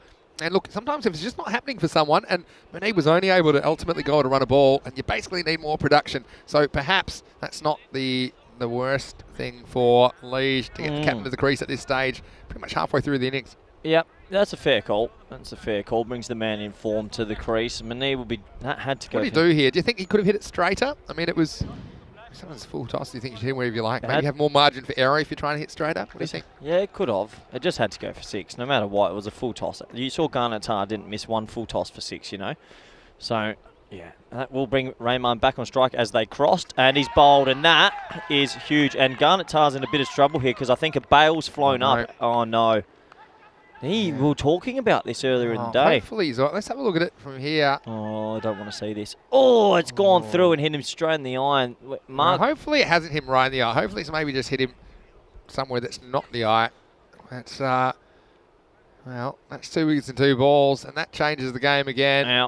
Well, it looks okay at the moment. I think he just pointing where it hit him. And very lucky. That's what happened to Mark Boucher and ended his career. Yeah, and so... You know who needs credit for this? Shiraz Ahmed's over of 3 or 4 runs, Vinny, put all the pressure on this over, and then Hossenbanks has capitalised. But that over from the young man to only go for 3 or 4, yeah, that deserves more credit, even 100%. Though he didn't get the wickets. 100%, 100%. Yeah, other bowlers are now, particularly Hossenbanks, is kind of bearing the fruit of that over. But yeah, I mean that's Tar. That's one of those freak occurrences. You don't see it very often. You see it once every few years. Yeah. But Umar's called for the helmet. Interesting because it's still spin. Yeah, probably knows what's coming next though. It might be Bakari coming back. Give me a little bit of chin music. Oh, and that's hit him on the pan. And it shows you why 140 plus chases are so hard, because you have to sustain it. You know, you have to sustain it, and you know you have to sustain it. It kind of forces you into shots, playing shots earlier than you would want to otherwise. It's kind of organic the way that Sparta got to 140. Oh, Whippingtons, and that might be cut off, and it will be cut off by Umar at deep square. So all the momentum just got sucked out of it because of that over from Shiraz. I mean, they're not out of it just yet. But that over that went for 3, and then this over hasn't gone for many either, Vinny. Yeah, so it's the last ball, the 5th, another pretty good one. Oh, it's a half volley, and that's a nice cricket shot. That's 6. I think that's 6. Yeah, that's 6. Oh, hold on. Let's have a look, because it's been signalled 4. I'd like to have a look at this. Yeah, we went so fast, so we'll try and slow this down as much as we can. Yeah, this hasn't bounced yet. It hasn't bounced yet. Hasn't bounced yet. And good umpiring. 4. Good umpiring. Merv, how well's Merv seeing them? No, Merv's been seeing you and them. I kind of thought they were 6 alive, but yeah, no doubt that one just bounced inside. Look, bang. Sensational work. Yeah, very good umpiring. Very good umpiring. Well done, Merv. And get to the end of the 5th over, 66 for 2. And halfway through, you see both openers going consecutive deliveries. And Oyster Max, he was the one that did the job, but it was set up by Shaz Ahmed, who is going to get another over. So this is a huge over for me, because if he bowls a quiet one here, I think it could be curtains. Yeah. Oh, wow, this kid just nails Yorkers. It's unreal. I wonder what's your tactic? Can you try? He's a bit fast to get down to, isn't he? Sweep it. So you could get down and maybe get him on the full. Yeah. Yeah. Almost ramp him, I suppose. Oh, he hasn't hit the sweep. Could do that. Oh, I should have gone for that. I'm a little bit upset with myself. Never getting there. Yeah, that's the half. He's only missed his length by a little bit, and that one's a 6. Yeah, that's a good, powerful strike, isn't it? Stand and deliver. And this is the one time he really gave him any length to work with. Yeah, absolutely. Yeah, he hasn't missed his margins by much over the tournament, but he missed his margin there. And Forcanula, have I said that correctly? We're at a fork in the road in the game. And now Forcanula, we'll be trying to repeat that. I don't think this next one's going to be anywhere except fired in the base of middle stump. Yeah, he doesn't miss it often, so I'd be surprised if he goes another half volley. As I'm not too sure the delay here. The umpire just sets maybe himself. He's calling for some more hats. Yeah, the old double hat, the old saucepan. Yeah. Extra protection. Yeah. Hey, you need it. He's just he's changing the fielding position. Yeah, he's I moved. think he's trying to tell. Okay, some of the onlookers are getting a bit too close. I thought he was moving cover wider. He's just making fielding changes. All right, here's another one. Forcanula in the hot seat. Oh, he's got a bit of that, but Vikram Singh's going to catch it. Yeah, he well does. done. Too easy from Vikram Singh, and he gives a little cheeky smile to deep mid-on. Deep crowd. Yep. Yeah, look, that was a really good catch, wasn't it? I mean, it's an improvised position because he knows he can't really get behind the ball and set himself. So he just has to kind of settle and take it to his sides, kind of fingers pointing to the side. Forcanula, that would have been 6. Instead, it's out. He goes 6 and out, and it's 72 for 3 now in the 6th over. You'd be absolutely gutted if you're Forcanula, that's for sure. That should have been a 6, and that's 2 wickets off full tosses in this innings. That will haunt them, you'd think, if they're not going to get there in this chase. And so this brings Bernias comes to the crease, and he hasn't even faced a ball yet. He was run out without facing a ball in the last match. But have a look at this for a catch. Oh, really good snare. Vikram does it with a smile on his face as well. They've got 2 very good fielders straight in Manan Singh and Vikram Singh, don't they? Yeah. And they're not missing too much.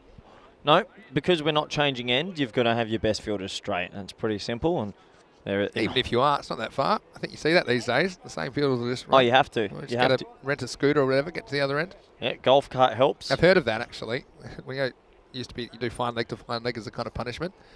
Oh, I think this guy was late for the game. Well, he's in English cricket, in kind of club cricket. More after this.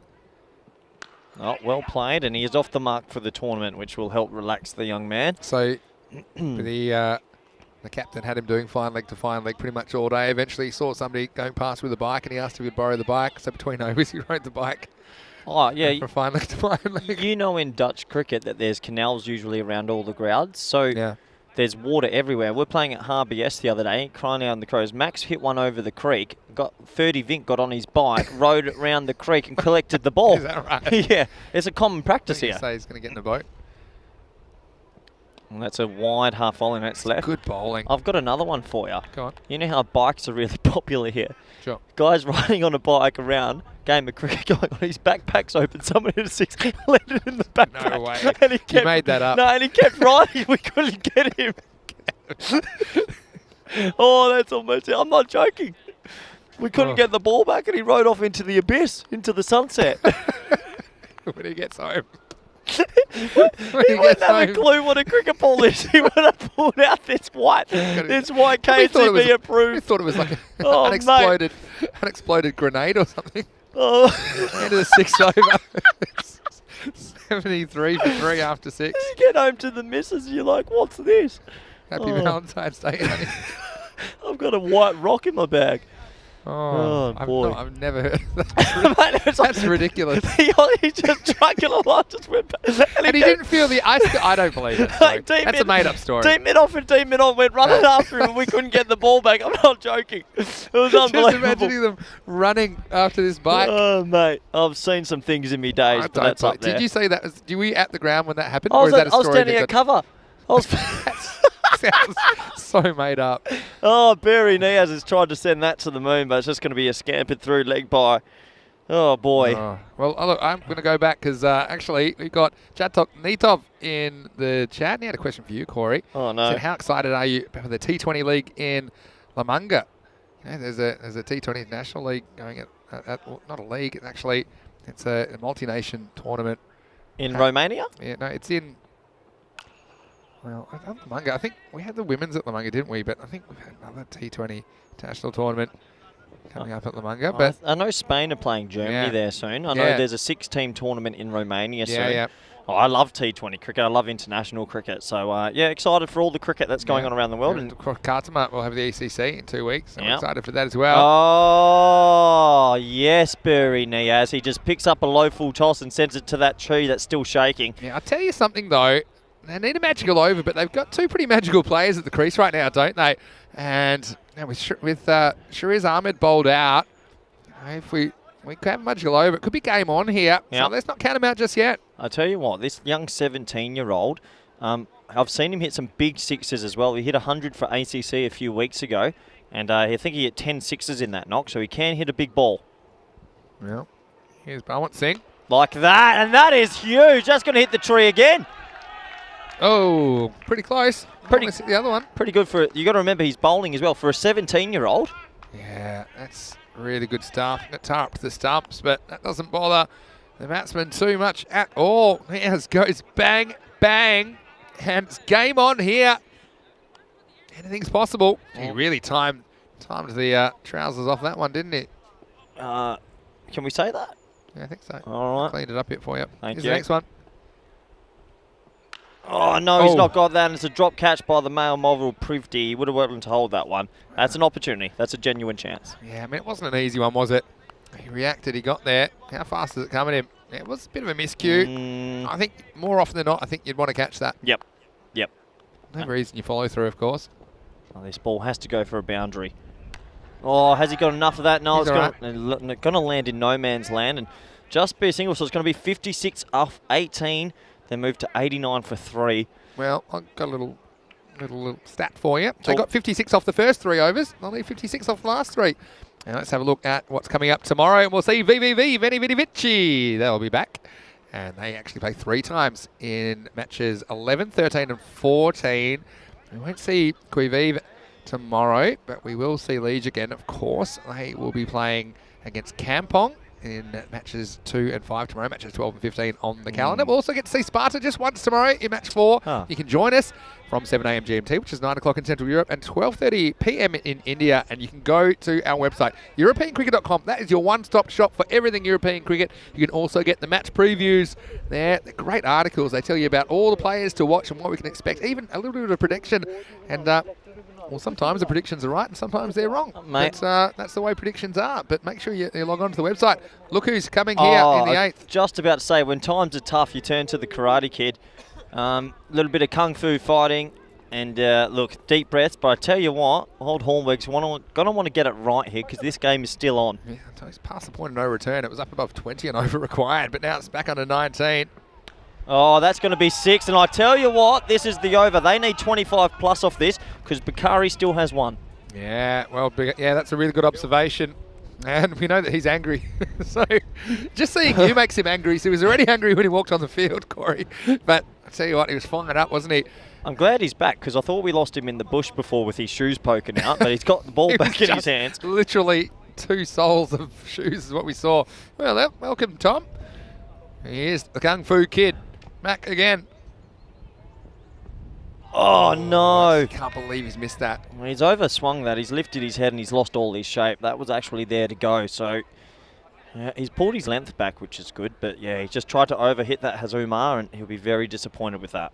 Rico, who's in the chat, saying, great day today, guys. Looking forward to tomorrow's matches already. Yeah, Rico, it's great to see you. Hope you're going well. Thanks, Rico. All right, here we go. I feel like something's going to happen here. Big ball. Oh, it's edged. It's going to be caught. And it is a big wicket. The Karate Kid. Give me a celebration, Karate Kid. Here it comes. Oh, he's off. Here he comes. Oh, no. Oh, no. Oh, Jesus. Well, that is I've seen good some bowling. Average celebration. What do you think, Corey? celebration gets a 2 from the Russian judge. I'm glad. I'm not even sure if our cameras caught it, which is probably for the best. Yeah, probably for the best.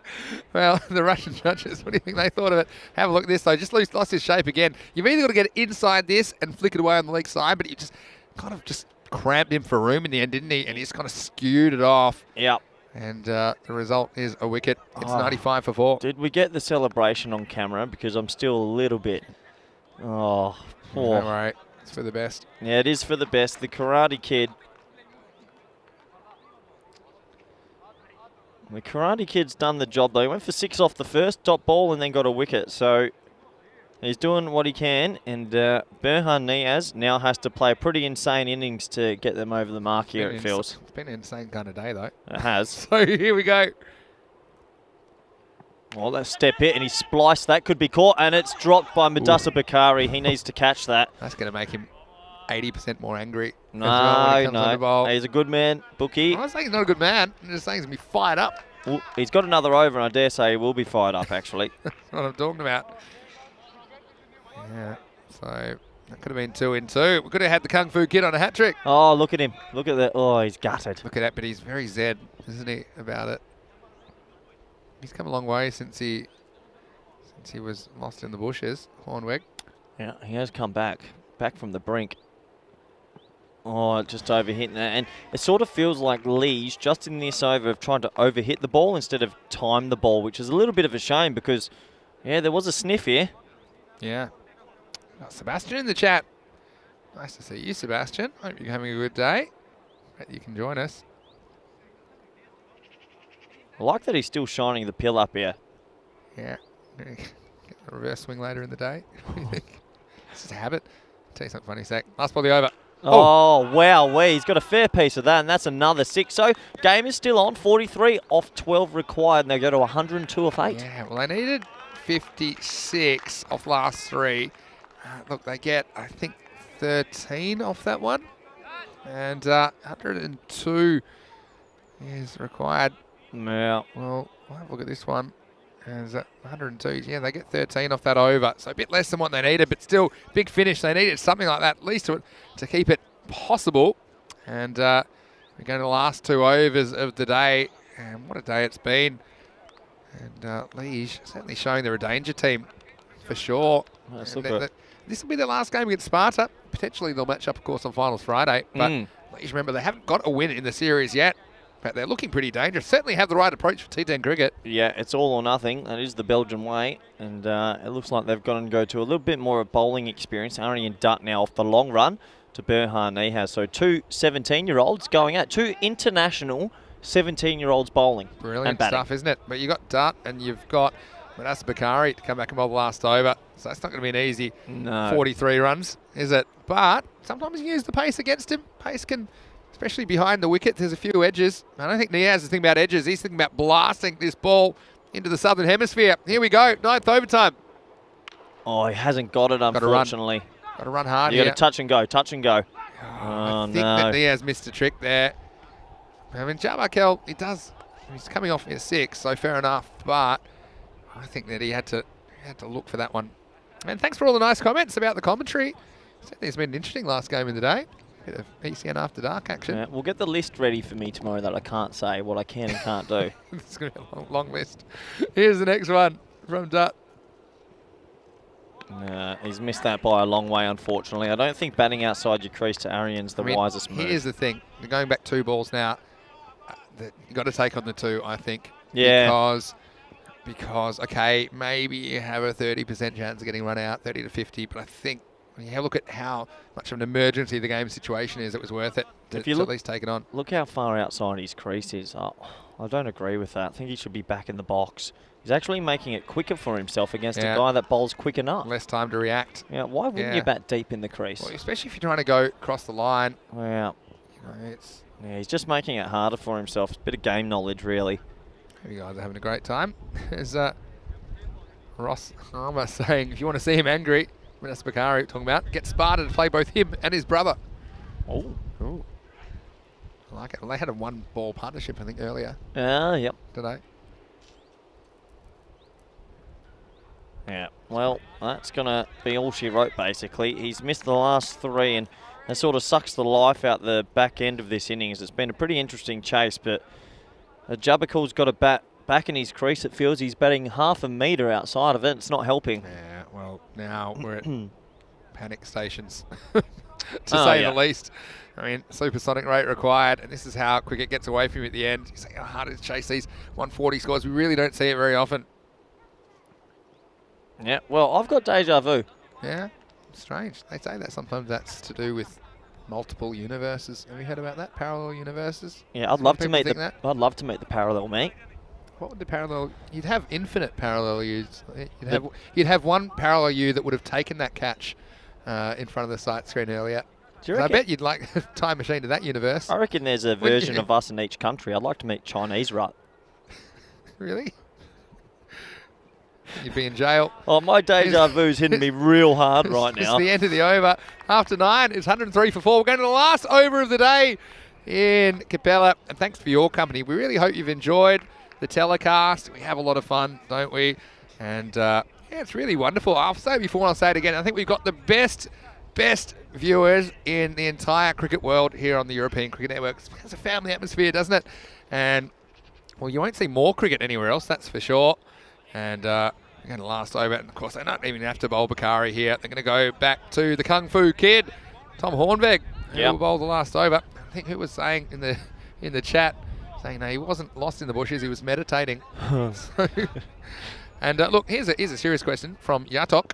Says, hey, Corey, who are your favourite talents in Dutch cricket? Tell me some of your favourite players, apart from yourself, obviously. But any age or young? Yeah, just any. He just says favourite talents in Dutch cricket. Who do you think are some of the more talented players going around at the moment? Good question. That are in this tournament? Or? Yeah, just in general. I think it just says Dutch cricket. Firstly, let's have a look at this ball from Hornbeck. Oh, that's a step hit ball, and Burhan Niaz has got enough of that, so that's going to be a 6. Nice shot from Burhan. Kept his shape and just lofted it for 6. Yeah, this just shows if you could have had more of the strike last over. This is just where they lost the game for me. I mean, it's going to be tough anyway, but I mean, he's a mercurial talent, isn't he? And he's probably one person you'd put in your talents to watch in Dutch cricket. Yeah, I really like Arjen Dutt, who's been here. He's a big talent. Hitter Overdijk, who plays for HCC, is a good player. He's in Holland at the moment, but he really is Belgian. I Yeah. should mention that. Oh, and there's a miscued shot for 1. Maybe they'll touch and go for 2 this time. They have to. Yeah, well done. Last time. Oh, Karate Kid.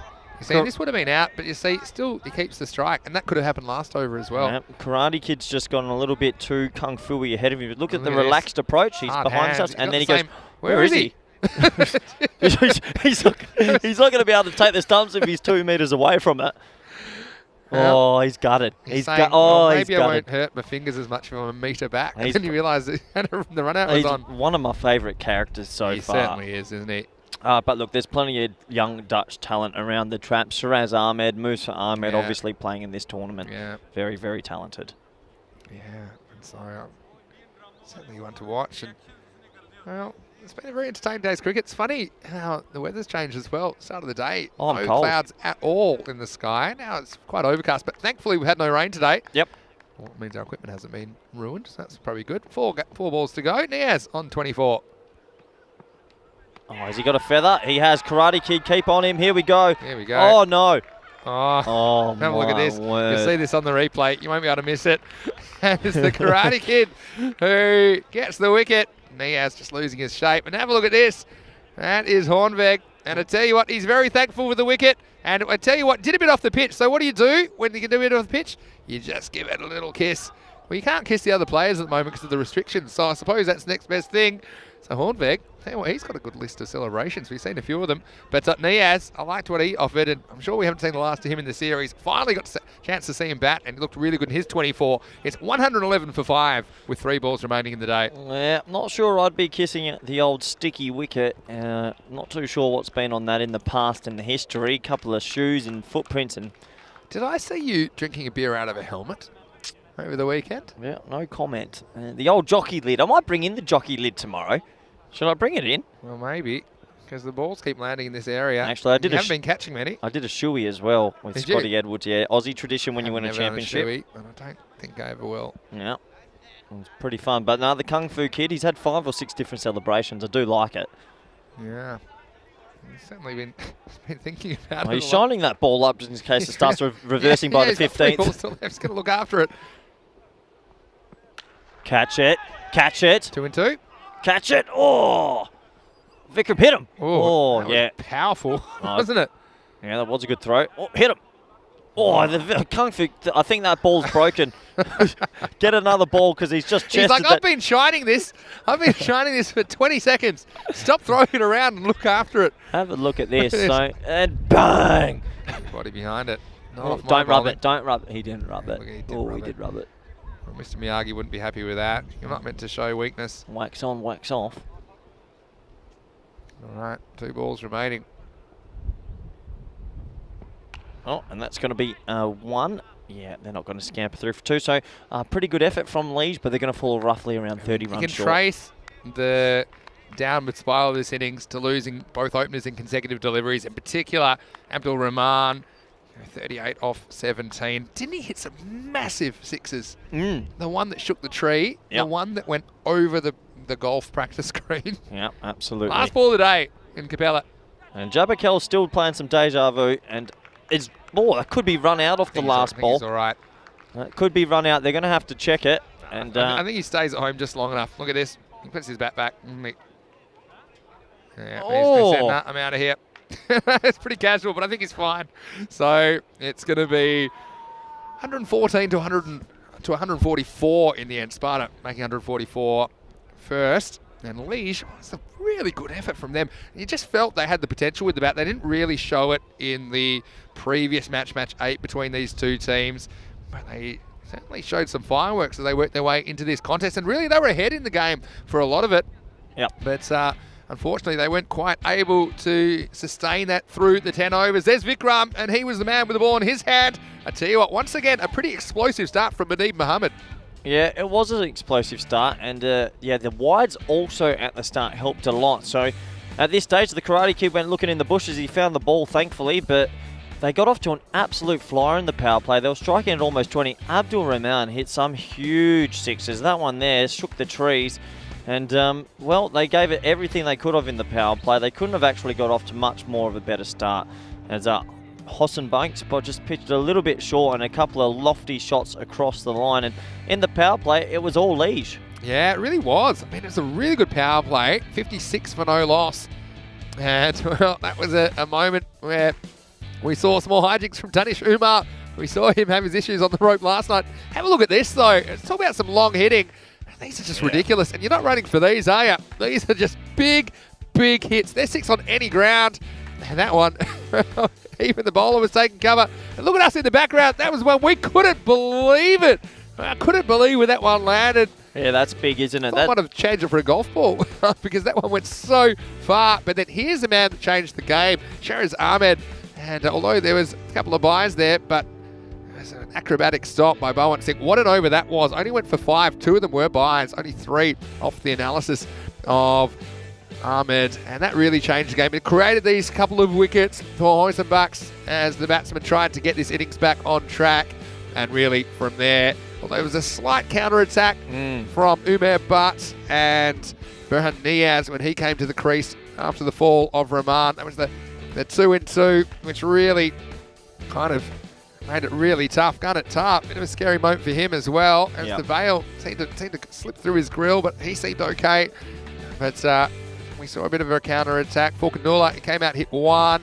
Big 6. That was all he could do. This was a pretty good shot. Actually muscles this one down the crowd. But when he fell soon after, just a full toss. And again, look, you got to hand it to him. The fielding has been very, very good. And I think it makes all the difference in this form of the game. I know you're big on your fielding, but that did bring Niaz to the wicket. And then it looked like it was still on here with these two, but it was always going to be tough to sustain it throughout the 10 overs. Again, when you have 140 plus on the board, more often than not, it's very tough to chase down. Yeah, absolutely. And Berhan Niaz, he was giving it the long handle at the end, gave it his best, couple of back-to-back sixes, but that just brought a bit of entertainment. The Karate Kid came back into the attack, the old bandana on, and Umar Butt, he opened up early against him, but the Karate Kid, always kung fu fighting, came back strongly. There was the first wicket for him, Umar Butt caught. This is the one that pretty much killed the game when it came down to it, Umar Butt, because they kind of needed both of them there. And look, Jabbarkel came out, and although he did hit one early that he got away, it's this is one, he had a life there, didn't he? But you have a look here, this is the one that he got away for 6, but apart from that, he struggled to get bat on ball. And although Niaz was trying his hardest to keep the score ticking, the rate had just gotten out of control. And look, by the end, he saw a bit of excitement, I suppose. This is a little stinger for the Karate Kid. Well, don't show any pain. But I love the characters that we get in the FanCode European Cricket Series. And well, when he got Niaz to nick behind, well, he was pretty happy with things. And he's showing us how much he enjoys this pitch and how much you like it. Do you think it's the bowler's pitch? Well, it is now. He says, thank you and thank you. One to the sky, one to the ground. And well, when it was all said and done, there were 30 runs between these teams. But, you know, for me, they've had two pretty entertaining contests. I think Liege from Belgium coming across the border to take part in this series. It's going to be great to see them again tomorrow. What a great game that will be. Well, they've got two games, which I think, three in fact, but two opponents, Kampong and Veni Vidi Vici, which I think that'll be a really entertaining contest. So plenty of exciting cricket tomorrow. When you have a look at those games, I think we're going to see some really close games. That's probably one thing we didn't really get a real blockbuster finish today, Corey, but I think could be a different story tomorrow when you have a look at those 5 games on the calendar. Yeah, to me, Legion Kampong tomorrow, that is a doozy. I'm really looking forward to that. And Kampong Veni Vidi Vici, I know they've got a couple of new players coming. Yeah, that's a pretty evenly matched day, and I think Sparta's more than likely going to take top spot, and it's going to be a fight for that second, third, fourth. Yeah, well, Sparta are 6-0, so they've beaten Kampong twice. They've beaten Liege now twice. So, yeah, that's sure. But, see, that second place is important because you get the double chance in the finals. And anything can happen in the finals. But just think about some of the cricketers we're going to see on show tomorrow and some of the explosivity in the batting. And, yeah, there's no easy matches to call tomorrow. It'll be really interesting to see what the robot says on the ECN website, EuropeanCricket.com, because they're really hard games to pick. I think they might even pick when they play twice. There might be some split fixtures, which we haven't really seen so far, where when teams play each other twice in a day, one team wins one and the other team wins one, which we have seen a fair bit of that this year on ECM when we've had double headers, but we haven't really seen it so far. A lot of that's because of the form of Sparta. I mean, far and away, there's no argument they're the best team in the competition at this stage, but you don't win tournaments in the first couple of days, Corey. No. And look, they've played 6 of their 8 matches now, so they'll play once tomorrow, they'll play once on Thursday. So now it's time for the other teams to make their way and make their run up the ladder. And like we talked about, the second place is all important. But yeah, it's been a great day here. Thanks again to all of the crew from Spring Productions, of course, to Anders, to Richards and Karina, and to all of the match officials and the players, of course. A few spectators cruising around today as well. Thanks to you, Corey. I really enjoyed your work today, and Thanks, hopefully you're allowed back tomorrow. Yeah, might spend 7 minutes in the naughty chair at the start of the day. Yeah, it might be in their corner for the morning. Might have to go get Rob the match referee onto you. Yeah, I'll work on that list that I can't say. But no, it's been a good fun day. Thanks for having us again. No, it's been great, and I know a lot of people in the chat are saying how much you're enjoying having Corey on, and it's great. Obviously, a pretty entertaining character. Also, your knowledge of Dutch and Belgian cricket is very valuable stuff. And so, most of all, though, I think I want to thank the viewers, and we really appreciate the viewers, and you make the day lots of fun for us with your input on the live chat. Thanks to everyone who contributed on that, and to the moderators as well. We appreciate the work that you do and the time that you put in, and hopefully we have you back tomorrow. We have the best viewers in world cricket. There's no doubt about that. The longer I go, we're over 700 matches this year in the FanCode European Cricket Series. There's no doubt that we do. And so we're going to come back tomorrow. Weather forecast is pretty good. Yep. No rain forecast over the next 3 days. So that's what we like to see. And hopefully it continues. And Corey, well, we've got plenty to reflect on as we head off and pack up for the day. Yep. Yeah, no, it's been a special day, Vinny. And 3 more days. 3 more days. I'm excited. 5 games a day. It is a long day, but I tell you what, it's action-packed. The time flies past because we're really enjoying what we're seeing. And I think tomorrow's the day for me where we're going to see some close matches.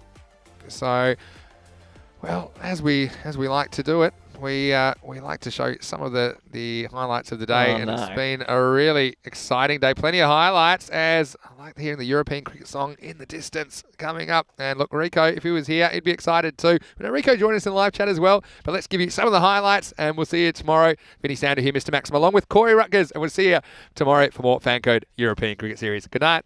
Lower ball, but he's picked that up beautifully. He's sending it all the way. Ginna, but Shaka, that was nice. Cricketers, European cricketers, share your passion for riding the flag with the world. Cricketers, European cricketers, time to cheer and show the world what you got. 7 bits of wood and a tape ball taken to an open space. With a swing and a hit, the ball goes flying in the field and makes his chase. A community playing on the field of dreams, no matter race, sex, color, or age. Stars of the future of European cricket are ready to take the stage. Ball's getting quicker with the kookaburra starting to swing. The keeper in your mind standing just behind, pressure is creeping in. Some give it flight and some give it rip as the ball really starts to spin. But our batsman's alert with the crack of a bat, the ball flies over for 6. Cricketers, European cricketers, share your passion for riding the flag with the world. Cricketers, European cricketers, time to cheer and show the world what you got. Master blasters turn on the style. Cricket's a beautiful game. Smiling faces and celebrations as the champions enjoy their fame. European legends breaking records, making their own dreams come true. Watched by millions, European cricketers show the world what they can do. Now picture this, 10 runs needed to win off the last over of the match. Fielders are on fire, sliding and diving, want to take that world-class catch. Tension building as the ball runs in. Will it be short, a yorker or slow? A 6 will win it, 4 to tie into the golden ball we go. Cricketers, European cricketers, share your passion for riding the flag with the world. Cricketers, European cricketers, time to cheer and show the world what you got.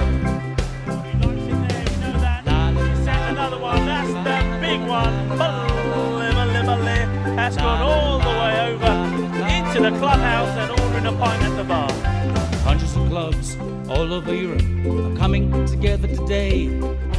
Thousands of cricketers want to be stars, show their talents when they play. We've got commentary, action-packed cricket frenzy. You're hooked, you can't deny. Worldwide audience watching to see which team will lift the cup up high. Oh, cricketers, European cricketers, share your passion for riding the flag with the world. Cricketers, European cricketers, time to cheer and show the world what you got. La la la la la la. There he goes, he sent that pack in but the Shaka, 6 more. Oh, cricketers, European cricketers, share your passion for riding the flag with the world. Cricketers, European cricketers, time to cheer and show the world what you got. Time to cheer and show the world what you got.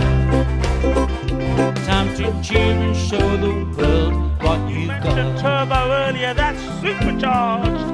6 runs, that's gone into orbit. It's another kookaburra ball that's going to be circling our planet for years to come.